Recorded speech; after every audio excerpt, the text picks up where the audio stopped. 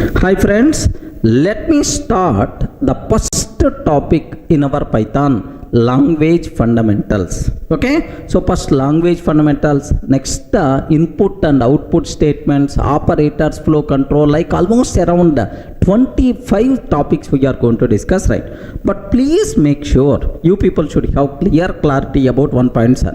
So if you aware the first basic classes very confidently, if you are getting perfection in basic concepts, then the remaining concepts will become very easy for you. That's why first 4 or 5 units, something like language fundamentals, operators, flow control, these kind of things better to have clear clarity. Automatically remaining things will become very easy for you people, right? Okay, so now the first topic, language fundamentals, right? This is the topic what I have to discuss. As a part of language fundamentals, okay, we have to talk about introduction. Array, what is Python? Why the name Python? Why the name Python? Like sir, general syntax related things I will explain. Next, application areas of Python. Sir, where we can use this Python? Okay, next, features of Python. Either Python in the open source or not, platform independent or not, portable or not, like features of Python. Next, limitations of Python. Limitations, sir, where we can't use Python. Okay, like next, flavors of Python. Okay, multiple flavors are available for the Python, sir, as it is the open source, like Jython, Anaconda Python, Iron Python, like multiple flavors are there. I will explain. Next, sir, what are various versions? Python 2x, 2.x, Python 3.x, like we have to discuss about these version related issues, right? Next, identifiers concept we have to discuss, reserved words concept we have to talk, and then data types concept we have to discuss, right? Sir, under data types concept, almost around 14 data types we are going to discuss.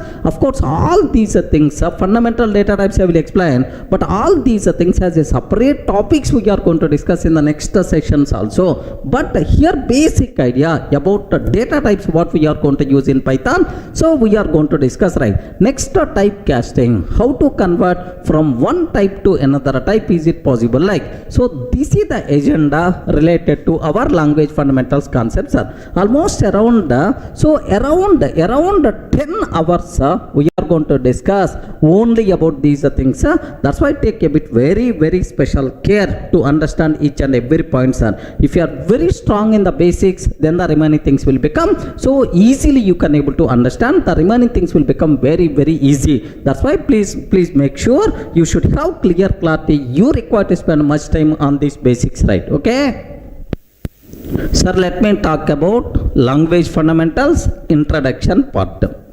Sir, first question I will ask, can you please tell what is a Python? Please respond. What is Python? Python, we are going to discuss Python almost around 2 months, 3 months time we are going to spend on this. What is Python? Please spell out. Can I use the word? It is what is Python? Don't tell, sir, this is one type of snake. Regarding, don't tell it is one type of snake. Sir, in our technical terminology, it is a programming language. Observe that it is a programming language, right? We can develop applications by using this language. It's a programming language. Okay, like small applications, web applications, like we can develop applications by using this Python. Sir, best example, you are using calculator application. I'm sure if you know Python, you can develop that calculator by using our Python language. What we are using, sir? Okay, Gmail application you are using, gmail.com, that Gmail application we can develop by using Python. Remember, so what is Python, sir? Python is a programming language. Okay, well, sir, now I can use the word Python is high level programming language. Are you getting? Python is high level programming language. Then immediately you may ask, what is high level? High level means programmer friendly language.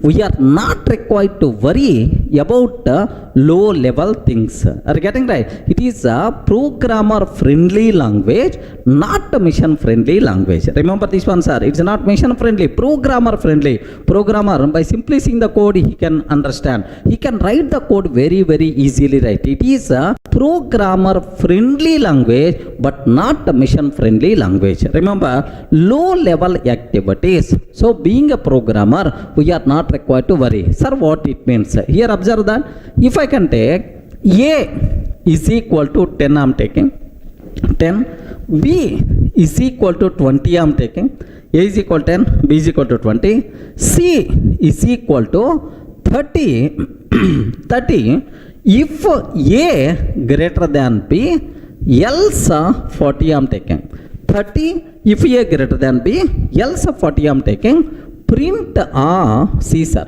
Are you getting print of C? Sir, here, do you know, if I can take this code, are you in the position to understand this code? Okay, you are not required to have any programming knowledge. Remember this one. You are not required to have any programming knowledge. Just observe A is equal to 10. Oh, the value of A is the 10. B is equal to 20. The value of B is the 20. C is equal to 30 if A greater than B. 30 if A greater than B. Else 40, sir. So A, what is the value of A? 10. 10 greater than 20. No. 10 is greater than 20 fails. So if it satisfied 30, otherwise it is 40. Then obviously, what is the value of C, sir? The value of C, we are going to get what? 40. Sir, if you have the kid, can you please show these 4 lines of the code to your kid? Array, can you tell what thing is happening? What thing is happening? Any person without having any programming knowledge, I'm sure, sir, that person can able to understand. Okay, this type of thing is called high level programming language. Remember that. What is the high level programming language? So just a programmer friendly. He can understand very easily. He can write very easily, right? Okay, well, sir, next low level activities are there. Memory management, next destroying objects, next security. These things will take care by my language itself. Being programmer, we are not required to worry. Such a type of languages are by default considered as high level programming languages. C language, C++, Java, next Python, C#, all these are high level programming languages, right? Then immediately you may have the doubt, sir, you are writing just 4 lines of the code. Is really Python code? Is it going to work? Is it going to work? Yes, believe me, it is really Python code, sir. It is going to print 40 the answer. If you want, observe a bit very carefully. Sir, same lines of the code I want to show so that you people can feel more comfortable, right? Sir, what is the code? A is equal to 10. What I am trying to take? B is equal to 20. C is equal to 30. If A greater than B, else, sir, 40 I am taking. Else I am taking 40. Print of C. That's all. Don't worry, sir. All these lines of the code we will explain in the next sessions very clearly. Just better to get the basic idea, sir. Okay, well, now let me run this code. Sir, I have to save this code as test.py. Okay, means that, so it is the Python file. Remember that I saved this code as test.py. I saved, sir. Now let me run this code, sir. Okay, let me go to that location. I saved this file inside d:\Durga classes. Okay, py test.py. Okay, we have to use py or otherwise Python test.py. Hey, Python, can you please execute my test.py? Python, can you please execute my test.py? Like this, right? A is equal to 10, B is equal to 20, C is equal to 30. Like, sir, this is, if I execute this code, what is the answer by default you are going to get, sir? Simple, 40 itself is the answer you are going to get. Take a bit very special care. So means that don't get shocked. It is perfectly valid code only. Okay, this type of code is called high level programming language code. Programmer can understand very easily, programmer can write very easily. Low level things like memory management, security, these kind of things my Python is going to take care. So this type of language is called high level programming language. Are you in the position to understand, right? Okay, one thing. Next, one more, observe that carefully, sir. It is a general purpose. It is the general purpose. It is the general purpose high level programming language. So what is the meaning of programming language? Which can be used to develop programs. Next, high level means programmer friendly. Programmer friendly. General purpose means, do you know, Python is not specific to particular area. Happily you can use for any type of applications, right? Desktop applications, web applications, next data science applications, machine learning applications, like everywhere happily you can use. It is a general purpose high level programming language. Itself is nothing but Python. Everyone can aware? Yes, friends. So only 3 words I covered. What is the first one? What is the first one? General purpose. For any type of application, happily we can use Python. High level means programmer friendly. Low level activities, we are not required to worry, like memory management, security, like. Next, programming language, which can be used to develop programs. This is nothing but Python, sir. Okay, well. Sir, now, who developed Python? Who developed Python, sir? Very simple. Do you know there is who is the father of Python? Okay, who provides food for most of the programmers across worldwide, like me and like you. Now everyone talking about Python means the person who created this Python. Who is the father of Python, sir? That person is here. Just observe. Can you please read this one? Can you please read? Guido Van Rossum. Are you getting? Guido Van Rossum. This person developed Python. So in which year? First, I want to show his face once, because our career, our life is going to be settled with this Python language. Compulsory we have to see and we have to get the salute, man, because that person provided food for us. Okay, have a look once. I saved one image. This person image. Have a look once, man. Okay, the person who introduced Python, who is the creator of the Python? Yes, sir, this person, sir, Guido Van Rossum. Observe that a bit carefully, sir. Great person who developed world the topmost easy simplified programming language. This person only. He is called Guido Van Rossum. Okay, well, sir, when this person developed a Python programming language, sir, here there is one small point is there, sir. Until last year, okay, I learned only Java, C++, Java. We never heard about Python, especially in India. We never heard about Python. Okay, like, but suddenly Python, okay, now the people are start learning. Obviously, Python is the new programming language. Java is the old programming language. Some people are going to feel like this. Remember this one, sir. So, Java came in 1995. Remember this one. Sir, Java came in which year? 1995, sir. 1995, and officially released in 1996, sir. Remember. Next, Python, when this Python came, sir, 1989 only. Remember this one, 1989 only. So here means that it is the old language even than Java also. Remember, Java came in 1995 or 1996, sir, but Python came in 1989. It is the old language, right? Then immediately you may have the doubt, sir, why suddenly it became popular? Yes, I will explain the reason also. Just observe. So who developed Python language? Guido Van Rossum developed Python language. In which year, sir? 1989. Clear, right? Okay. Sir, while working in National Research Institute in Netherlands. So this person Guido Van Rossum worked in Netherlands National Research Institute. While working there, he developed a Python programming language. Sir, in which year this was happened, sir? 1989. Remember that.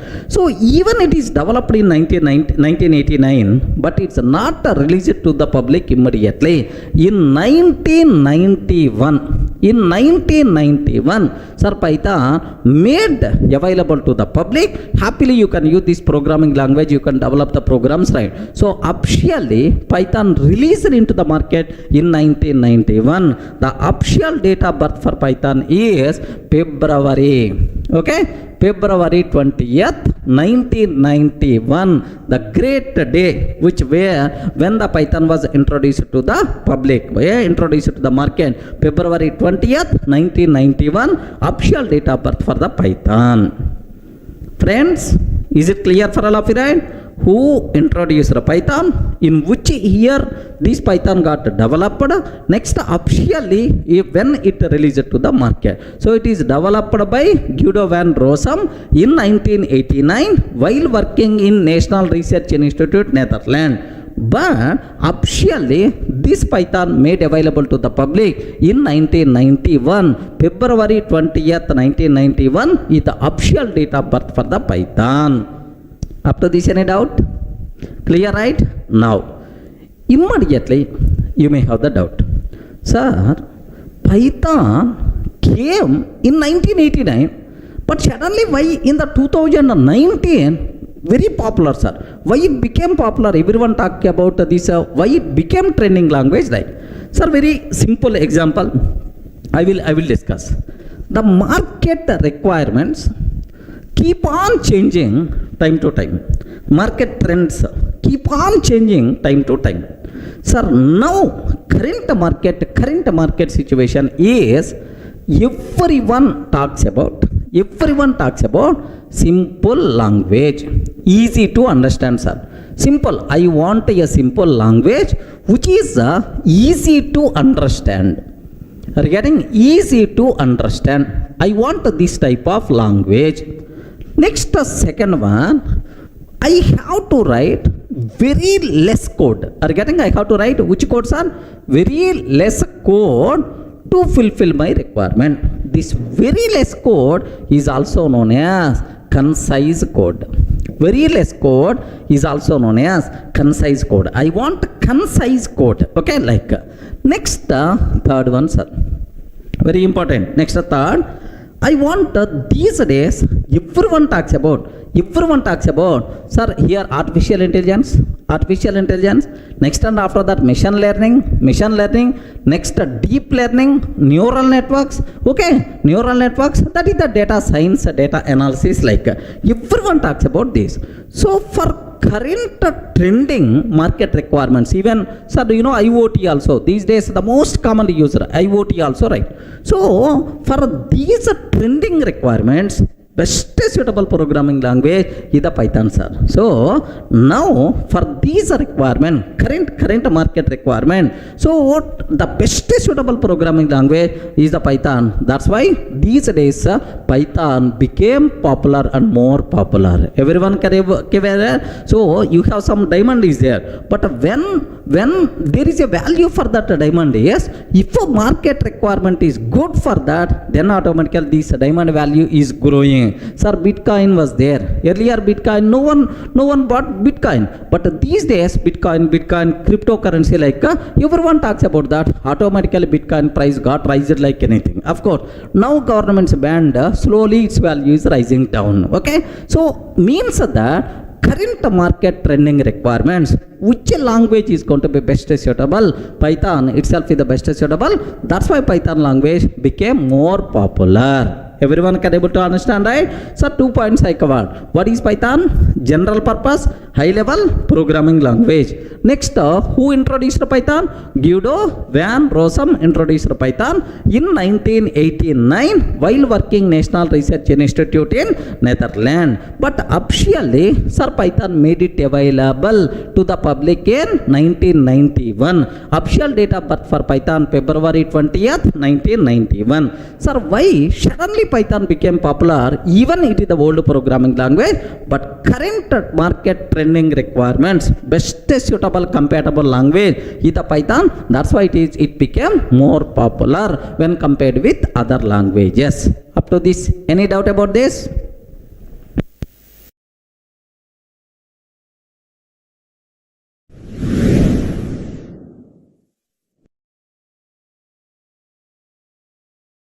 In the last video, we covered clearly what is Python, who introduced Python, what is the official date of birth for Python. Now I will explain. Sir, if you want to learn Python, what are various prerequisites are there? Sir, I don't know anything about programming. Can I learn Python or not? Sir, I know testing. I know manual testing. So can I learn Python or not? Sir, I'm coming from network background. No programming knowledge. Can I learn Python or not? Sir, these type of questions in my offline sessions, online sessions are very, very common, sir. So just aware only one point. If you want to learn Python, what thing is required?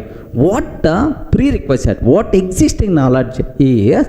Simple, nothing. Remember this one. You are not required to know anything. If you know something, then it may be the problem. Remember that. You are not required to know anything to learn Python.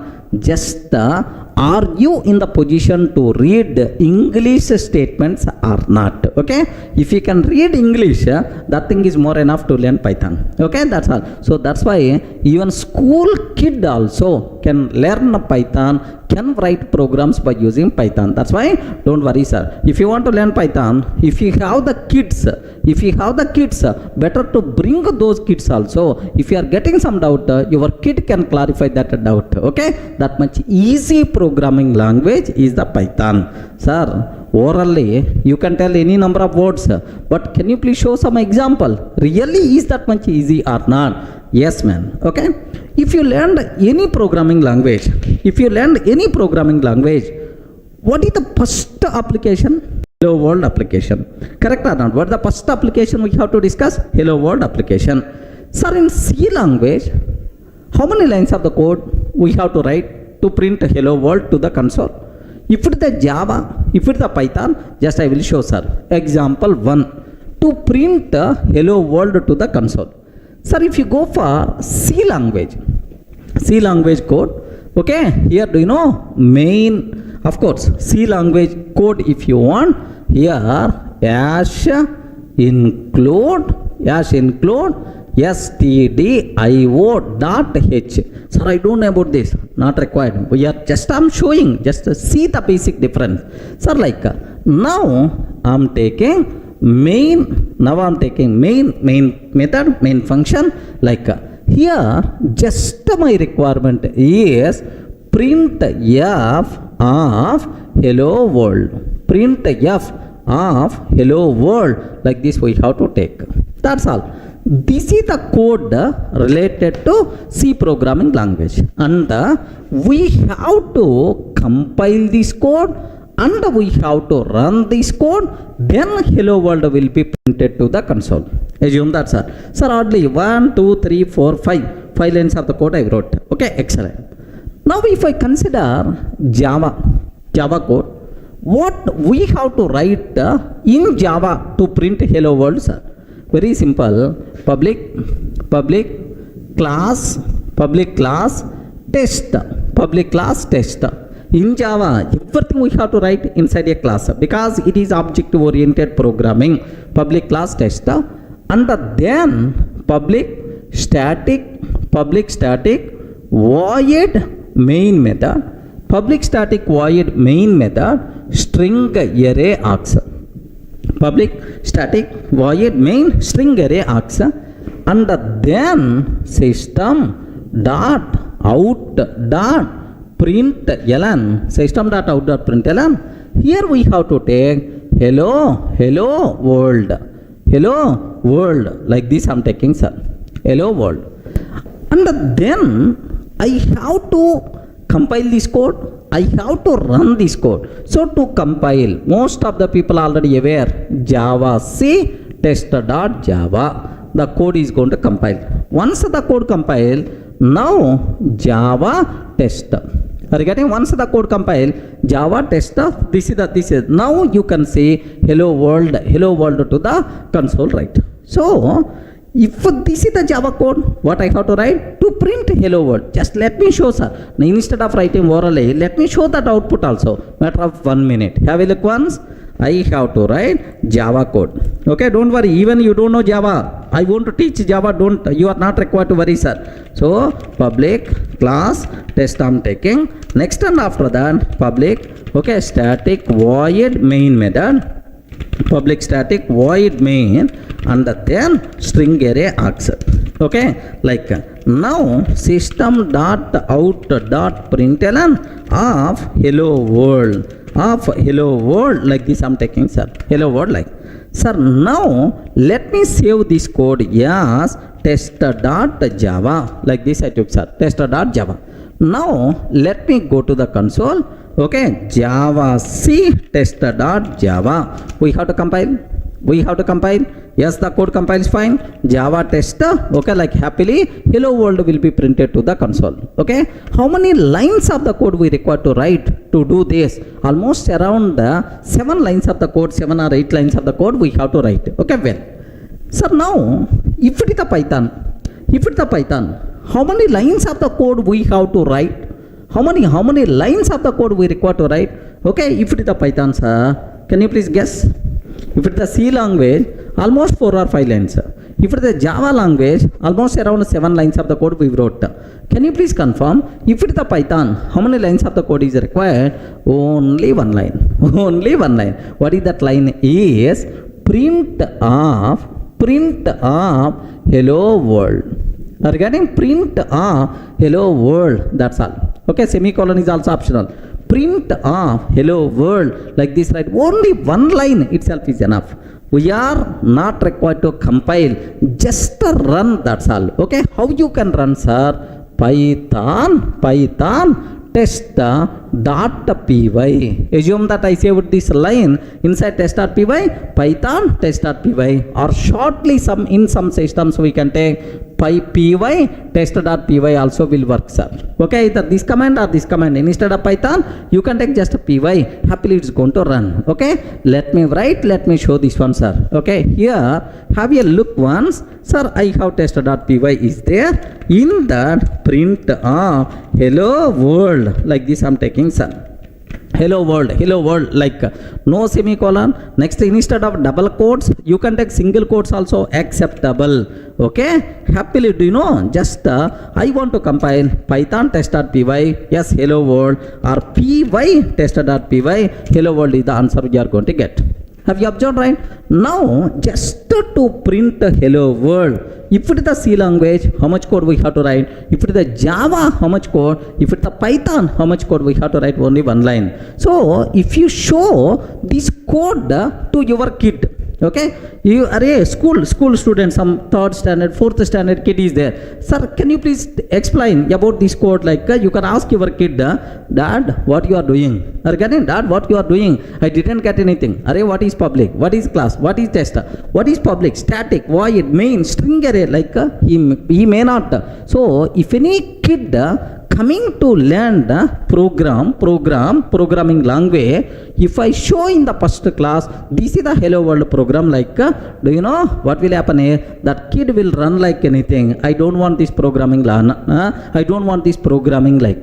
But if you show this line, array, this is the simple, it is the easy way of programming, definitely that kid can be, yes, easily can able to understand, like. So when compared with any other language, either C language or Java language, C++ or your C#.NET, okay, the easiest programming language is the Python language, man. Okay, how many lines of the code we have to write?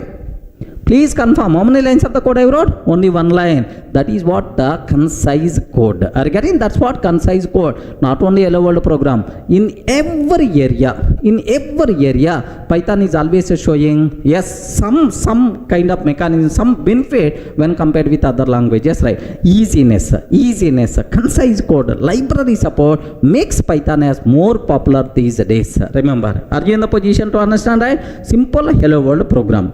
Let me go for one more example. What I want to take is array to print sum of two numbers. That's about my requirement. Are you getting? I have two numbers are there. To print sum of two numbers I require to print. Okay, have a look once, sir. I will go for that. Sir, I want to print the sum of two numbers. This is my next program. If it is the C how we can write the code, Java, what is the code, Python, what is the code. So that is really Python is the beautiful programming language or not, you can able to observe, sir. Observe carefully. In C language, what's my requirement, sir? The sum of two int values I want to print. Okay, well, sir, here I'm taking hash include, okay, stdio.h. stdio.h. Next, main method like.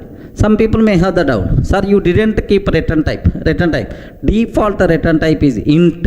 Sir, if you are not writing return 0, automatically is going to take care. We are not required to worry. Main. Sir, in that, I'm declaring int a comma b. How many variables I declare? 2 variables. Both variables are what type? Int type. Int values, right? Now, a is equal to 10. B is equal to 20. What is that, sir? Can you please tell? A is equal to 10, B is equal to 20. Like now, print f. Print f. The sum is percentage d, comma. The sum percentage d, comma. A plus b I have to take, sir. A plus b like I have to take end of the main method. Getting right? This is the code we have to write. If you want to print the sum of two numbers a and b, first we have to declare variables and then assign some values and then try to print, sir. Simple program only. If it is the Java, for the same requirement, how we can write the code? Requirement is the same. How you can write the code, sir? Very simple. If it is the Java based, have a look once, sir. Class test, of course, public class test, public static void main method, public static void main string array args. I have to declare two variables a and b, int a comma b. I have to declare two variables a and b, int a comma b. Next, a is equal to 10, b is equal to 20. Okay, just I declare a is equal to 10, b is equal to 20. Now, system.out.println, okay, the sum is plus, because println is always going to take only one argument. Okay, the sum is a plus b, like this I'm taking. End of this one. Do you know how many lines of the code we wrote? Multiple lines of the code, sir. So we have to declare and we have to initialize and then we are going to take the print sum. Let me execute this code. Matter of 1 minute, right? Observe carefully. I hope already the skeleton is there with me, sir. Public class. Here I'm just declaring two variables a and b. A is equal to 10, b is equal to 20. Next, here the sum. Regarding here, the sum is plus a plus b I'm taking, sir. That's all. This is about my requirement. Let me compile this code. I hope this is the Java code, sir, to print the sum of two numbers. This is the Java code. Let me compile this code. Yes, friends, Java C test.java. And then Java test, what the answer we are going to get, the sum 30 is the answer we are getting, sir. Okay, well, this is the Java code, what we have to write to print the sum of two numbers. How much code we have to write? Compulsory the person should aware what is class, what is main method, and then what is the system.out.println, like all these things must be required. But if it is our Python, our hero is coming, sir.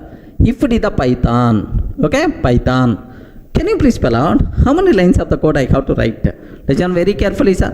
Here, have you observed what is the first line we wrote?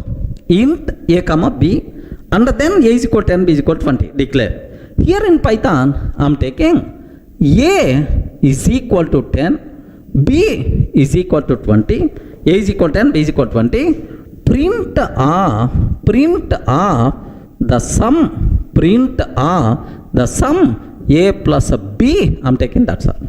A is equal to 10, b is equal to 20, print of the sum a plus b, like this I am taking. That's all. We are not required to write big code. Just only 2 or 3 lines of the code is more enough. Let me execute this one. Have a look once. Here, see this one. Here I am taking A is equal to 10, B is equal to 20. Print off the sum A plus B. Are you getting? Print off the sum A plus B. Let me run this code, sir. Let me run this code. Py test dot py. Are you getting? Py test dot py. Can I get the same output or not? Yes, sir. This is the same output, right? Okay, like so. How many lines of the code we require to write? Only two or three lines, right? Sir, even I can combine these two lines into a single line also. Are you getting? Even we can combine these two lines into a single line also. What is that, sir? A comma B is equal to. Observe carefully. A comma B is equal to 10 comma 20. No other language is going to accept this type of syntax like C or C++ or Java. A comma B is equal to 10 comma 20. So this 10 will become, we are going to get, sir. Are you seeing, right? So this is the biggest advantage of Python programming, sir. How beautiful it is. With very less code, we can do n number of activities. That's what you people should aware. What is the Python? So to learn Python, what prerequisite is there is nothing, sir. You should be in the position to read English statements. That's all. It's not like a program. It is something like reading English statements. Okay, like English statements, but not programming code. Okay, well, sir, by seeing this code, immediately some people may have the bigger doubt. Observe carefully, sir. In C language, do you know, you declare two variables A and B of what type? Respond, man. What type? Integer type. We declare two variables of what type? Integer type. Here also, we declare two variables of what type? Integer type. In Java also we declare. But here, I didn't declare A and B. A and B are what type? We didn't declare. So, sir, in Python, is it not required to declare the type? Type concept is not applicable? Like you may ask. Very, very simple. Type concept applicable in Python. Sir, int, float, these types are there in Python. But we are not required to declare type explicitly. Such a type of headache is not there. So means whenever we are assigning some value based on your provided value, automatically type will be considered. Remember this one, sir. Automatically type will be considered based on your runtime provided value. Such a type of programming language is called dynamically typed programming language. Remember that, sir. So in Python, we are not required to declare the type explicitly. Based on your provided value, automatically type by default will be considered. This type of programming language is called what? Dynamically typed programming language. Dynamically typed programming language. Can you please give an example?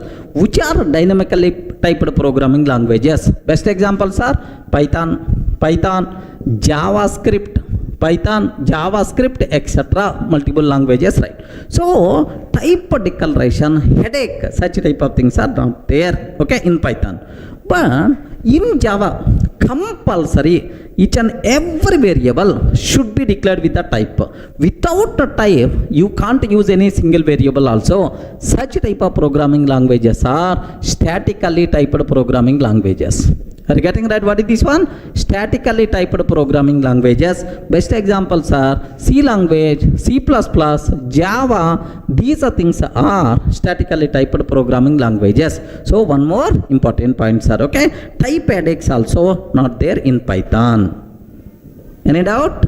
So are you going to learn easy programming language or difficult programming language? Sir, any prerequisite is required to learn Python? Nothing, sir. If you don't know anything, well and good. If you know something, then it may be the problem. Are you getting? Sir, I'm not having any programming knowledge. Can I learn Python? Yes, you are the best person to learn Python, man. Sir, I know Java. Can I learn Python? Yes, you can learn. But every time you are going to compare Python with Java, then obviously you may get confusion. That's why. So don't worry at all. So to learn Python, nothing, no prerequisite is required. Easily you can learn. That's why. So do you know? So for the beginner, yeah, the first programming language, if you want to learn, better to go forward. Yes, friends. Yeah, the best, the first programming language for the beginner. If you want to learn, better to go for Python. That's why in our colleges, first C language, next C++, Java like, but that style got changed.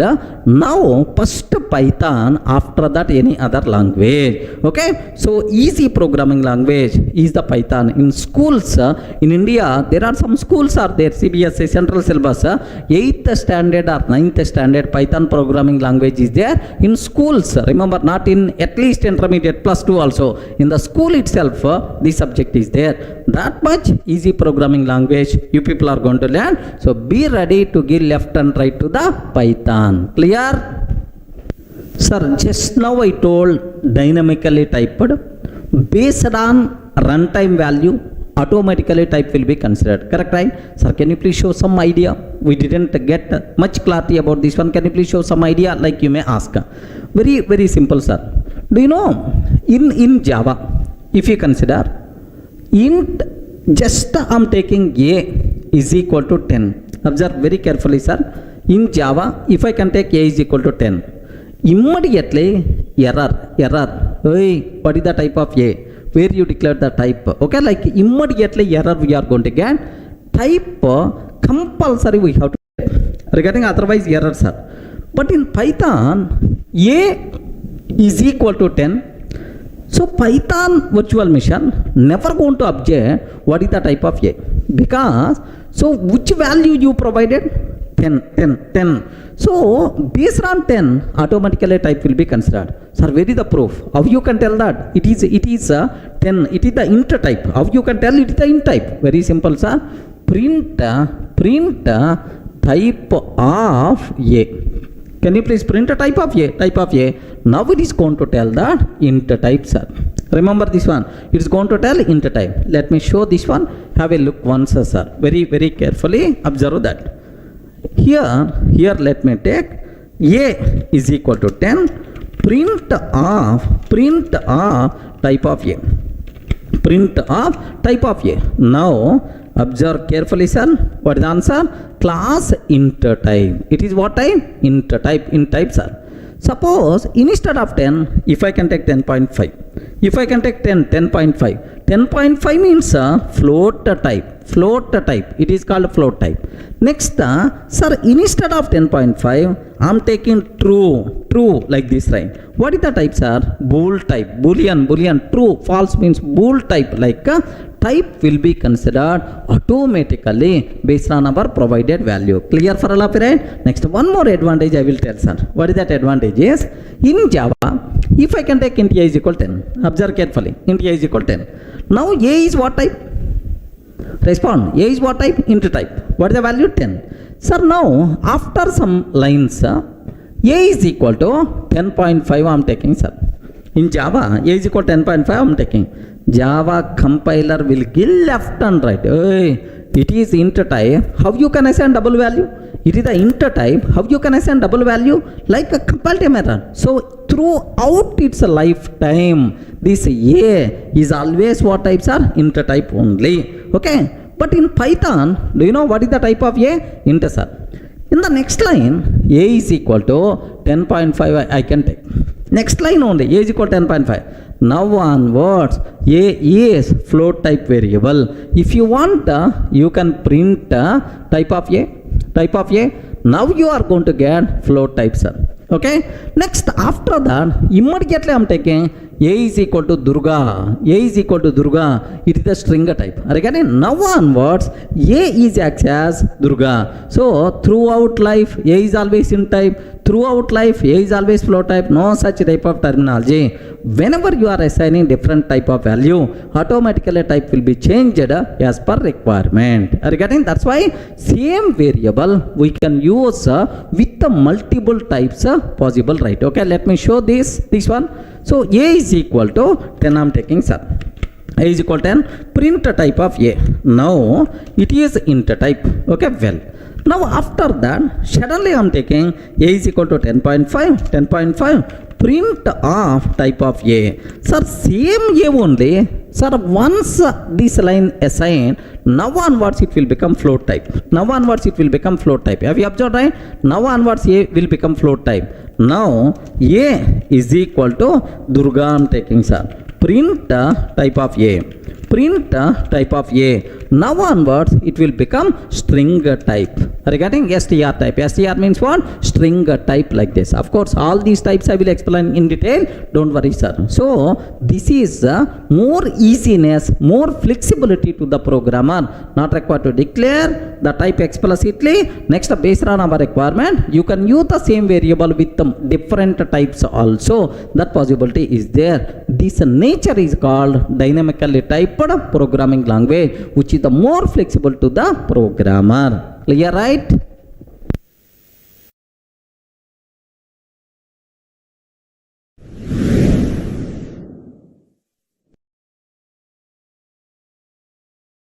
Now I will explain, sir, why Guido van Rossum selected the word Python. Okay, can you please guess why he selected the name Python for his programming language? Okay, you may select Guido language, Van language, or Rossum language, like why he selected Python? Can you please spell out? Sir, very simple. Very simple, sir. If you are fan of Sunny Leone, then automatically for your bike you will keep the name as Sunny. Are you getting something like if you are the fan of okay, just if you are very much impressed, you got impressed like anything, so maybe you are fan of some heroine or hero, so you are trying to use same names in your passwords, in your user IDs. It's a very common, right? The same way this Guido also very much impressed with one fun show, comedy show. Okay, in Telugu we have Jabardasti, Extra Jabardasti, like full comedy shows are there. In India, Coffee with Karan, like there are some programs are there, sir. Comedy shows, fun shows in the TV like. So there was one fun show is there. Okay, sir, the name is the complete Monty Python's circus. The complete Monty Python's circus. Okay, like. So do you know this is the comedy show which was broadcasted in BBC. Okay, 1969 to 1974.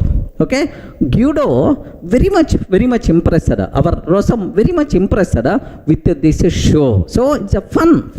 Okay, like a fun show. From this he selected the word Python to our programming language.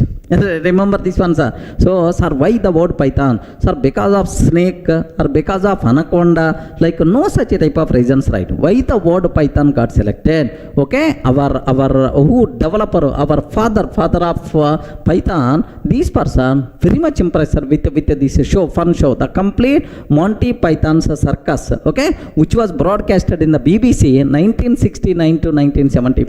From this, the name Python came in the picture. Sir, not only this one, sir, for any name there is some story is there, sir. If you consider Java, sir, just only 2 minutes, I won't take much time. Java, why the name Java came in the picture? Do you know James Gosling, who is the father of Java, sir? Why the name Java came in the picture? He is very simple, sir. Do you know?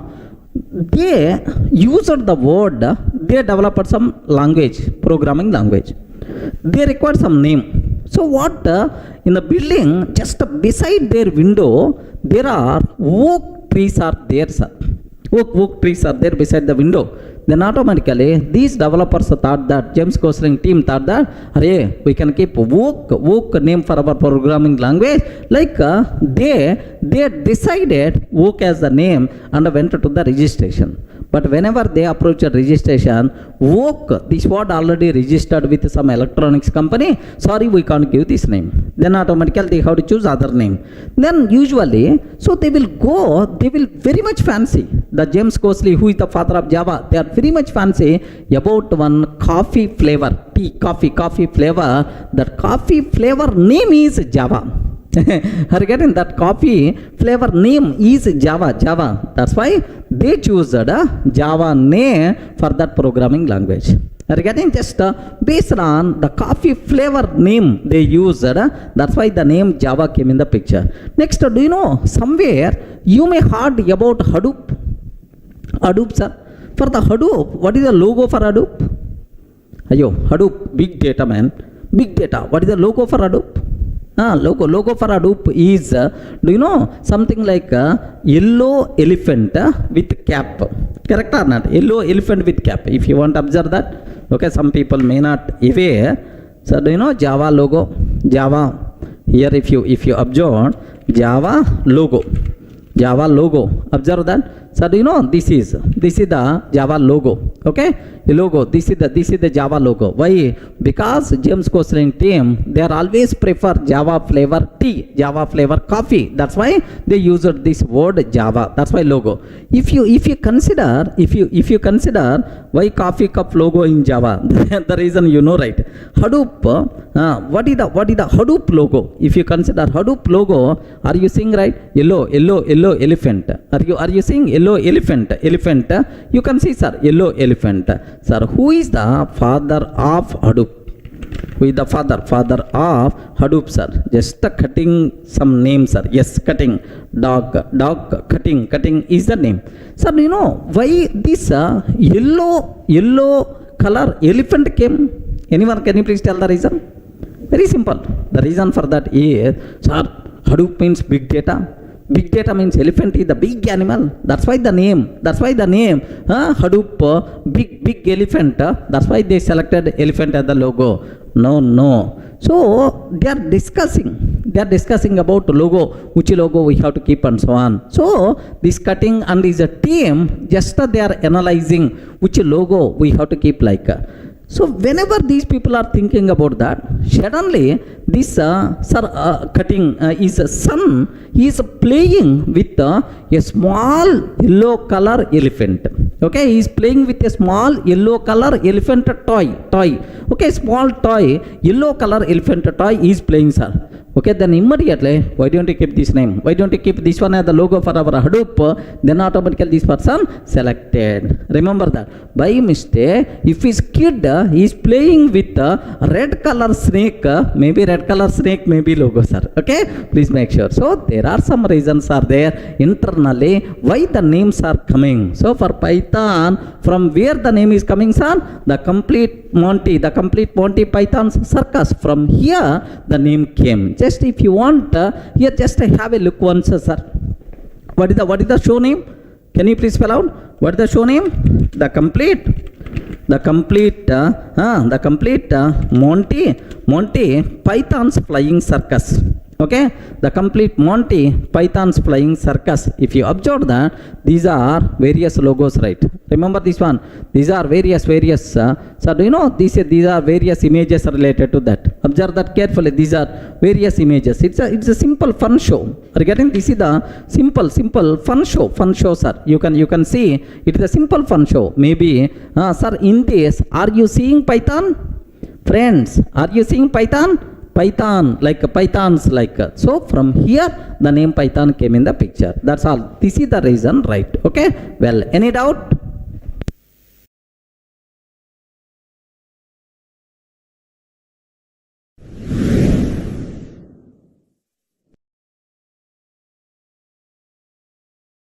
Now I will explain very important special feature of the Python. What is that is? Observe carefully. If you consider C language, if you consider C programming language, can you please tell C is functional programming language? What is this one, sir? Can you please spell out? C is functional programming language. Functional programming language is the C, sir. If you consider C++ and Java, Java, these are object-oriented programming languages, C++ and Java. If you go for Perl, okay, Perl and shell script, if you go for Perl and a shell script, these languages are scripting languages. Are you getting scripting languages, right? These are scripting languages. If you go for modular, okay, like these are scripting languages, right? C missing the benefits of object oriented because it is a functional programming language. Next, so if I can ask C, can you please provide support for inheritance, polymorphism, encapsulation, like C person is going to tell what all these things. I don't know, nonsense, I don't know, like. So because this person is not object oriented, it is missing the benefits of object oriented programming. If I can ask a C++ and Java, C++ person, okay, Java person, immediately, yes, I'm object oriented programming language, so I can provide benefits of reusability, inheritance, code inheritance, next polymorphism, encapsulation, like all the things I can talk, like, array, can you please talk about functional programming, like, if I can ask these people, sorry man, I can't, but slowly Java, slowly lambda expressions, these functional, now these days these people talk, but actually they are not object functional programming languages. Next, scripting languages, these people just a group of lines one by one we have to execute, that's all, like this, right? So every language having its own specific behavior, so that specific paradigm benefits only they are going to get. Sir, what about Python? Is it functional programming, or is it object oriented programming, or is it a scripting language, like you may have the doubt? Okay, sir, very simple. While developing Python, okay, how the Python language, while developing Python, Guido borrowed functional programming features, okay, functional programming features from C language. He borrowed functional programming features from C language. That's fine. So Python is a functional programming language. Okay, well. So next, he borrowed object-oriented programming language features. Object-oriented programming language features from, can you please tell, while developing Python, whoops features, object-oriented features are borrowed from which programming language? Respond, man. Object-oriented programming features are borrowed from which language? Okay, don't tell Java, because at the time of developing Python, Java was not there, remember. So borrowed from C++. Okay, that's why Python is object-oriented programming language. Next, he borrowed scripting language features. Scripting language features from Perl and shell script. That's why Python is a scripting language, remember. Sir, next, he borrowed modular programming features. Sir, you are not required to worry about this one. It's almost we are not using anywhere, sir. Modular programming features from okay, Modular 3. Okay, these days almost outdated, no one is using, don't worry, sir. So he borrowed modular programming features, right? Sir, now can you please tell, either Python, either functional programming language, or object oriented programming language, or scripting language, or modular programming language? What the answer you have to tell, sir? Python is all rounder. Are you getting best word? Python is what? Please read. Python is what? All rounder. Python is everything, sir. It is a functional programming language, object oriented programming language, next a scripting language. Python acts as modular programming language also. Okay, Python is all rounder. Python can enjoy benefits of all these programming paradigms. Okay, like, sir, now theoretically, okay, can you please show at least 2 or 3 minutes, sir, basic idea sake, what it means, right? Sir, anyway, this one is completely outdated, don't worry, remaining 3 things. Sir, what is scripting language? What is the scripting language, right? Scripting language means a group of lines will be there, This group of lines will be executed one by one. No functions concept, no classes concept, just see a group of lines one by one is going to execute. Is nothing but scripting language, right? Now have a look once, sir. I'm taking here just a print Python as a scripting language. Python as a scripting language like this, right? I took this one. So do you know, just a group of statements I'm taking, sir, almost 6 statements I'm taking. Like if I execute this first statement, second statement, third statement, like all these statements will execute one by one. No functions concept, no class concept, no object concept. Happily it is going to run, sir. Have you observed, right? Now this is, have a look once, sir. py tester.py. Yes, Python is scripting language, like happily it's going to run, sir. Okay, well, now my next requirement is, sir, I want to use Python yes, sir, like functional programming. Very simple. Define a function, and write whatever the code you want and call that function based on your requirement. This is the C language approach, right? How you can do in Python. Okay, very simple. Observe carefully, sir. Here I'm taking def f1. I'm writing a function, sir. Print of Python as a functional programming language. Python as a functional programming language, like this I'm taking, sir.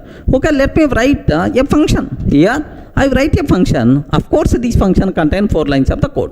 Now you can call this function based on your requirement any number of times. Okay, sir, I want to call this function f1. Now let me execute this code. Sir, observe, this is called declaring a function and this is called calling a function. Okay, now I want to call this function.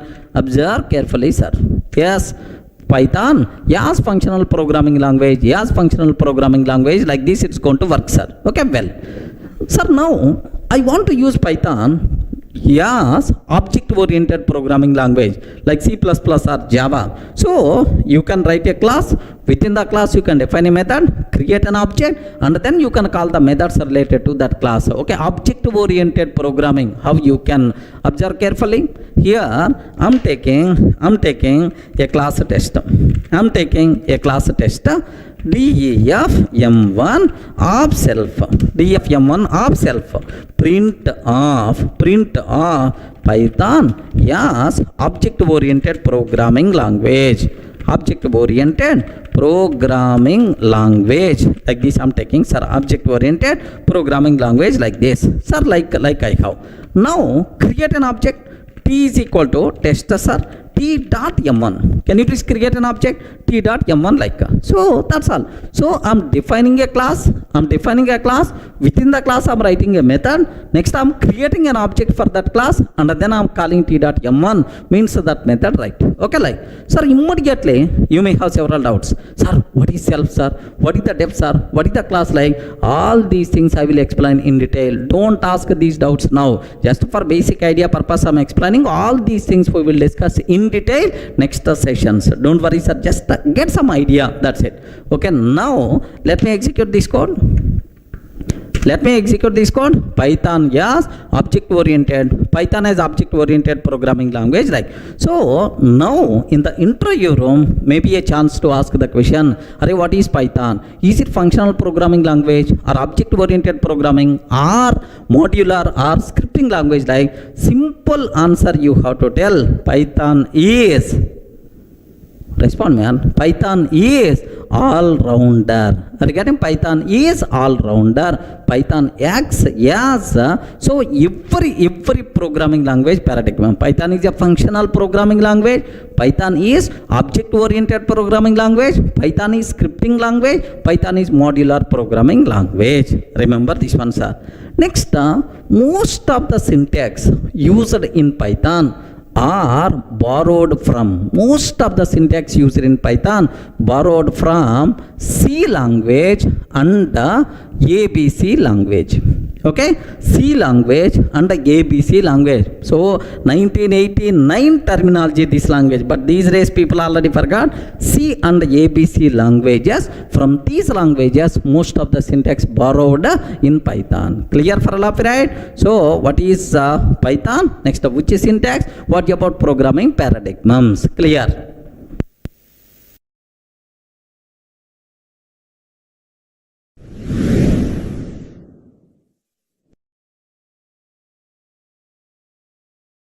Sir, where we can use Python? Okay, I told already Python is the general purpose programming language. In every application area, happily you can use Python, sir. Sir, now we can use Python to develop desktop applications. Are you getting to develop desktop applications, right? Then immediately you must ask, sir, what is the desktop application? The applications which are running in a single system, standalone application, which are running in a single system, desktop applications, right? Best example, calculator is there. If you observe that, calculator is there, sir. So this calculator, sir, to work, this calculator program can run on a single system or not? Yes. 10 plus 20 itself is 30. We are getting. So here to execute, to run calculator, how many systems are required? Only one. Such type of applications happily we can develop by using Python, sir. Do you know? Develop calculator by using Python is a small mini project, a small application, right? Okay, well. Sir, next we can develop web applications, right?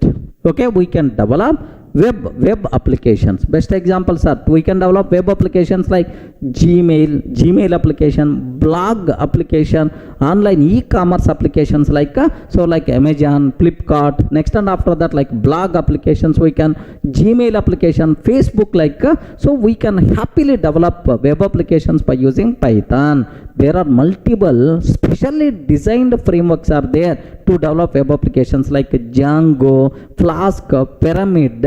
Okay, like multiple frameworks are available, right? Okay, next even network applications also, Python networking, it's a very hot area, sir. Network applications also we can develop by using Python, sir. Okay, like chatting applications, client server applications, like we can do that. Next, do you know, sir, we can develop games also. There are several modules are available. Games development, happily we can use Python programming language. Next, for data analysis applications, right? Next, machine learning applications, deep learning applications, neural networks, artificial intelligence, IoT applications, like everywhere happily we can use Python programming language. So that's why it is a general purpose programming language. Clear for all of you, right? So where we can use Python? So desktop applications we can develop, web applications we can develop, network applications, games development, data analysis, okay, data science, IoT, artificial intelligence, like all these areas happily you can learn. Okay, this happily you can use Python. Sir, do you know in Amirpet somewhere in our regular courses, data science course is there. Data science through Python, data science through R language. Are you getting? By R language, by Python, like Python is the best choice for data science applications also. That's why you should aware. Once you learn Python, yes, everywhere next level, yes, happily n number of opportunities by default will be there for you. You can enter into multiple domains. Okay, like next, which software companies are using Python? Okay, which companies are using Python, sir? Sir, Python used by Google, sir. Google using Python. Next, Yahoo using Python. Okay, Yahoo. Facebook using Python. Facebook using Python. Next, NASA using Python, sir. NASA itself. Next, do you know NASA itself is using? Next, Dropbox using Python. Netflix, okay, like multiple companies are using Python. Okay, so if you want, just have a look once, sir. I'm just searching in the Google. I want to just search in the Google saying top companies using Python. Okay, top companies using Python. Okay, like just I'm clicking this one, just searching for this. Now observe that. Now observe. Okay, yeah, 8 world-class software companies using the Python. 8 world-class software companies that use Python. Have you observed? Just have a look once. Industrial, Light and Magic, Google, Facebook, Instagram, Spotify, Quora, Netflix, Dropbox, like they are using. Sir, if you observe images, like just I'm clicking images, right? Sir, in the images, you can see here.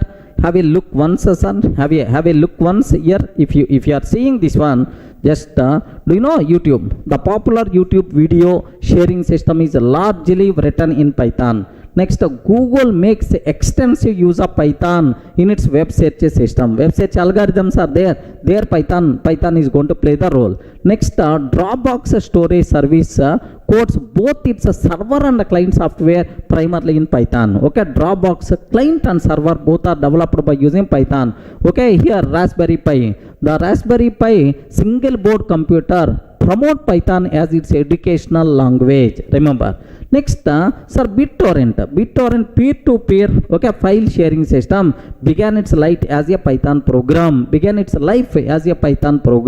Remember, NASA uses Python for specific programming task. NASA. Next, and after that, the NSA uses Python for cryptography and intelligence analysis. Okay, just do you know security, National Security Agency, right? Sir, next, Netflix and Elf, so every company itself is using Python, sir. Next, if you go for another thing, sir, do you know? Sir, can you please have a look once about these things, right?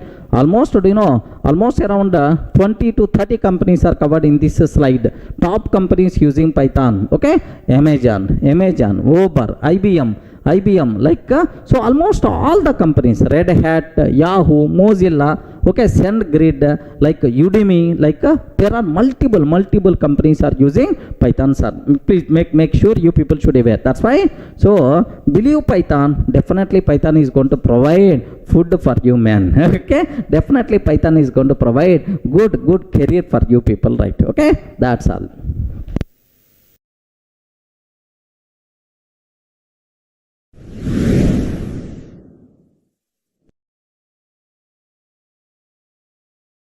Hi friends, in the last videos we covered very clearly the basic introduction to Python. What are various application areas when compared with the other languages, what is the advantage of Python, like we covered, right?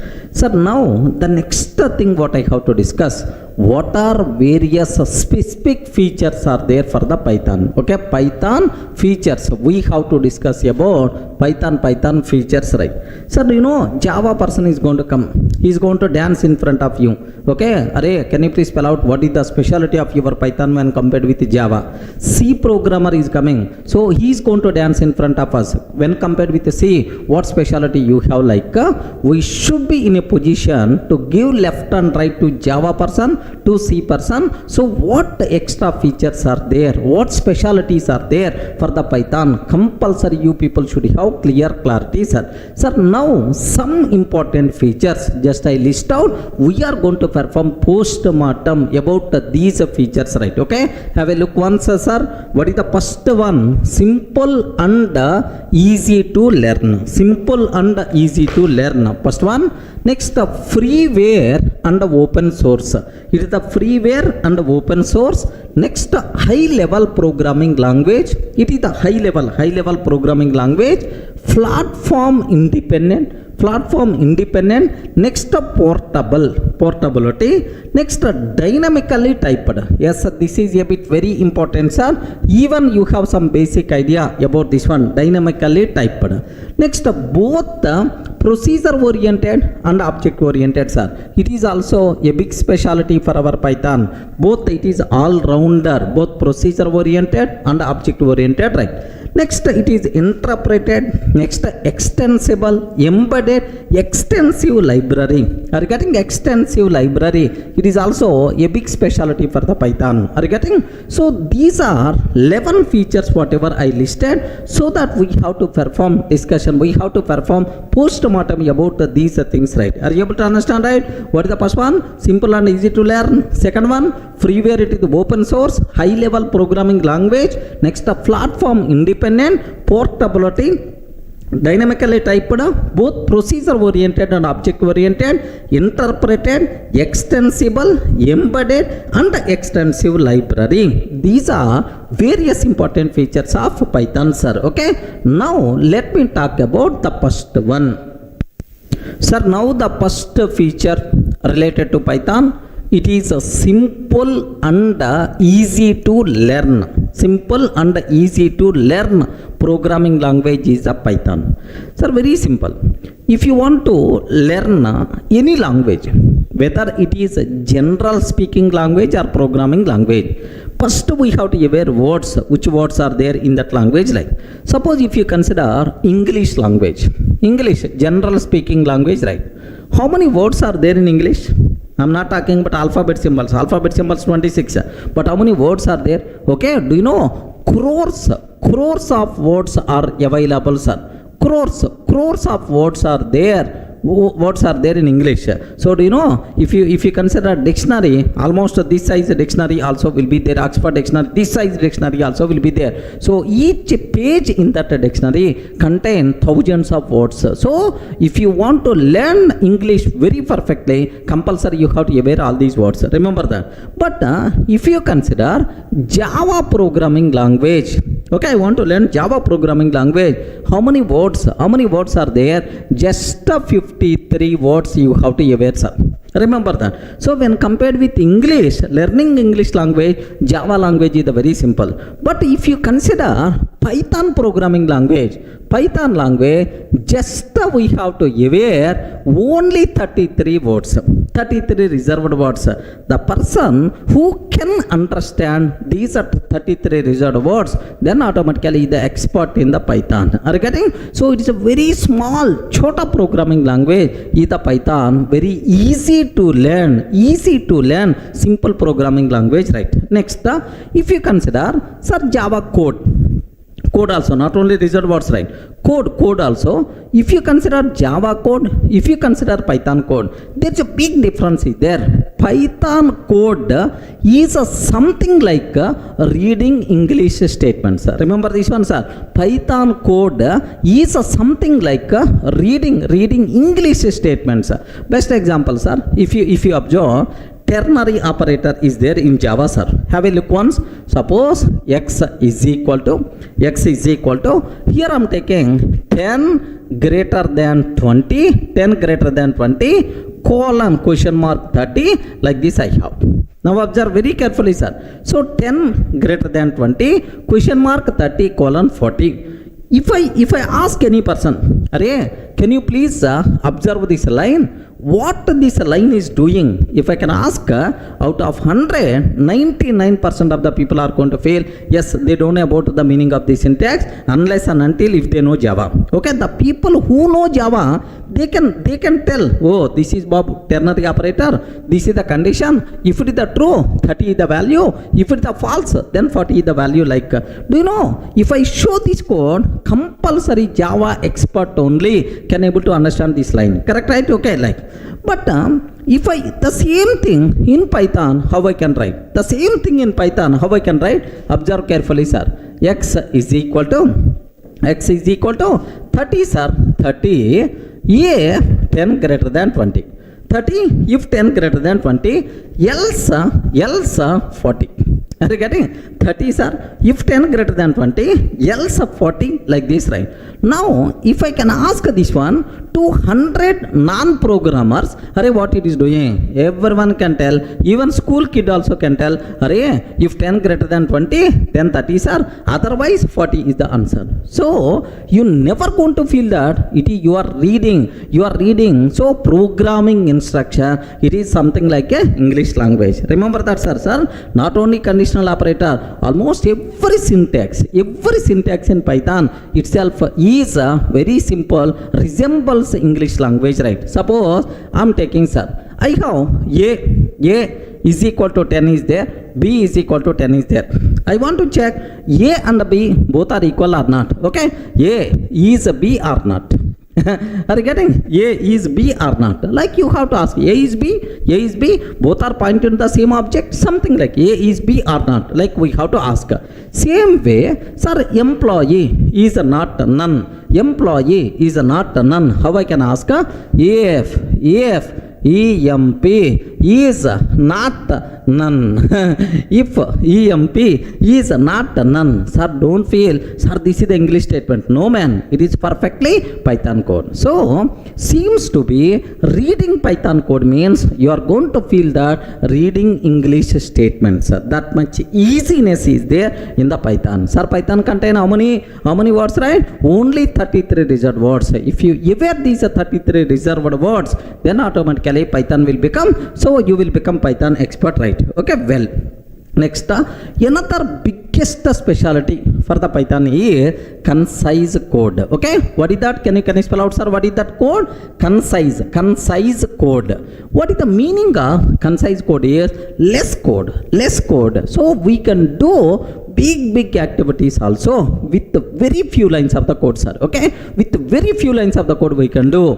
Because of that, the biggest advantage what we are going to get is, do you know, we can reduce development time, we can reduce cost of the application. Remember this one, sir. So obviously development time is going to be reduced, cost of the project development will become down, so which is very critical to the client, sir, very essential to the client. So another specialty for the Python is concise code. So development time is going to be reduced, cost of the project development will be reduced, sir. Okay, like length of the code will be less, obviously readability by default is going to be improved, sir. So this is the easiness will be there in the Python. You can learn very easily. It is a very simple programming language. So just a small example I want to take. Assume that I have one file is available, sir. Assume in my system I have one file is available, sir, abc.txt. Observe, a text file is there, sir. Now this text file contain some data is there. Assume some data is there. Write a Python program to read the data from this text file and print to console. Are you getting? And print to console. This is my requirement. Are you getting, right? Write a program to read the data from this text file and print to console. This is about my requirement, right? Have you observed how much code we have to write? If you go for C language, oh, big code. If you go for Java language, buffer reader, file reader, line by line reading and then printing to the console, a big activity we have to do. But in Python, how many lines of the code is required, sir? How many lines of the code is required? One line. One line is more enough. Remember this one. How many lines of the code is required? One line is more enough. That one line I'm ready to write. Sir, which file data you have to read? abc.txt. Very simple. Open abc.txt. Open abc.txt. Sir, I open abc.txt. Read data. Now, data read. Now you are getting the data. Print this data. Then automatically print. That's it. Are you getting? Open abc.txt and read the data and print that read data to the console. That's all. Single line which is going to read the total data from the file and print to the console. How beautiful this code. Observe that, sir. Let me show, sir. I'm not telling just orally. I want to execute this code. Have a look once. Sir, in my system, there is a file is available named with abc.txt. Observe very carefully, sir. Named with abc.txt is there, sir. Okay, welcome to Durga Soft Python course. Sir, it is like I have some code is there, sir. It's a very easy course. Even kids also can learn like this. I'm taking, sir. Now my requirement is, observe that I want to write a Python program. First, what I have to take? Open. Which files are? abc.txt. Okay. Dot read the data. Yes, you completed reading. And this total data I have to print. That's why print off like this, right? Okay. So this total, open this file. Have you observed? Just observe. I open abc.txt file and then read the data. After reading data, can you please print that data? Okay, like only one line. Now let me execute that code, sir.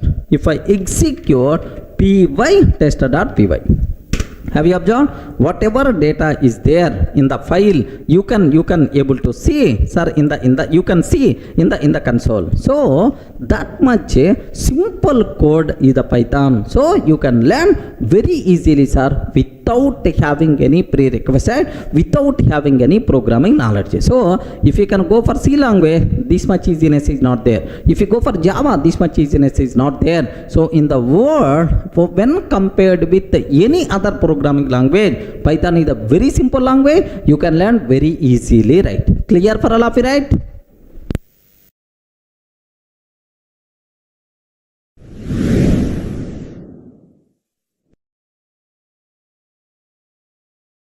Sir, the second important feature of the Python is it is freeware and open source. Remember this. Sir, most of the people are having confusion. Freeware, open source, both are same or not? No, both are not same, sir. So to use a Python, how much license fee? How much fees we require to pay? Yeah, the license cost. What is the license cost to use Python? Sir, very simple. We are not required to provide. We are not required to pay single paisa also to use Python. Remember that it is a freeware. Any person can use even for business sake also. Do you know? If you go for Java, okay, Java is who is the vendor for Java? Currently, Oracle, sir. Oracle, it is the commercial business organization, right? Sir, if you go for C#.net, C#.net, sir.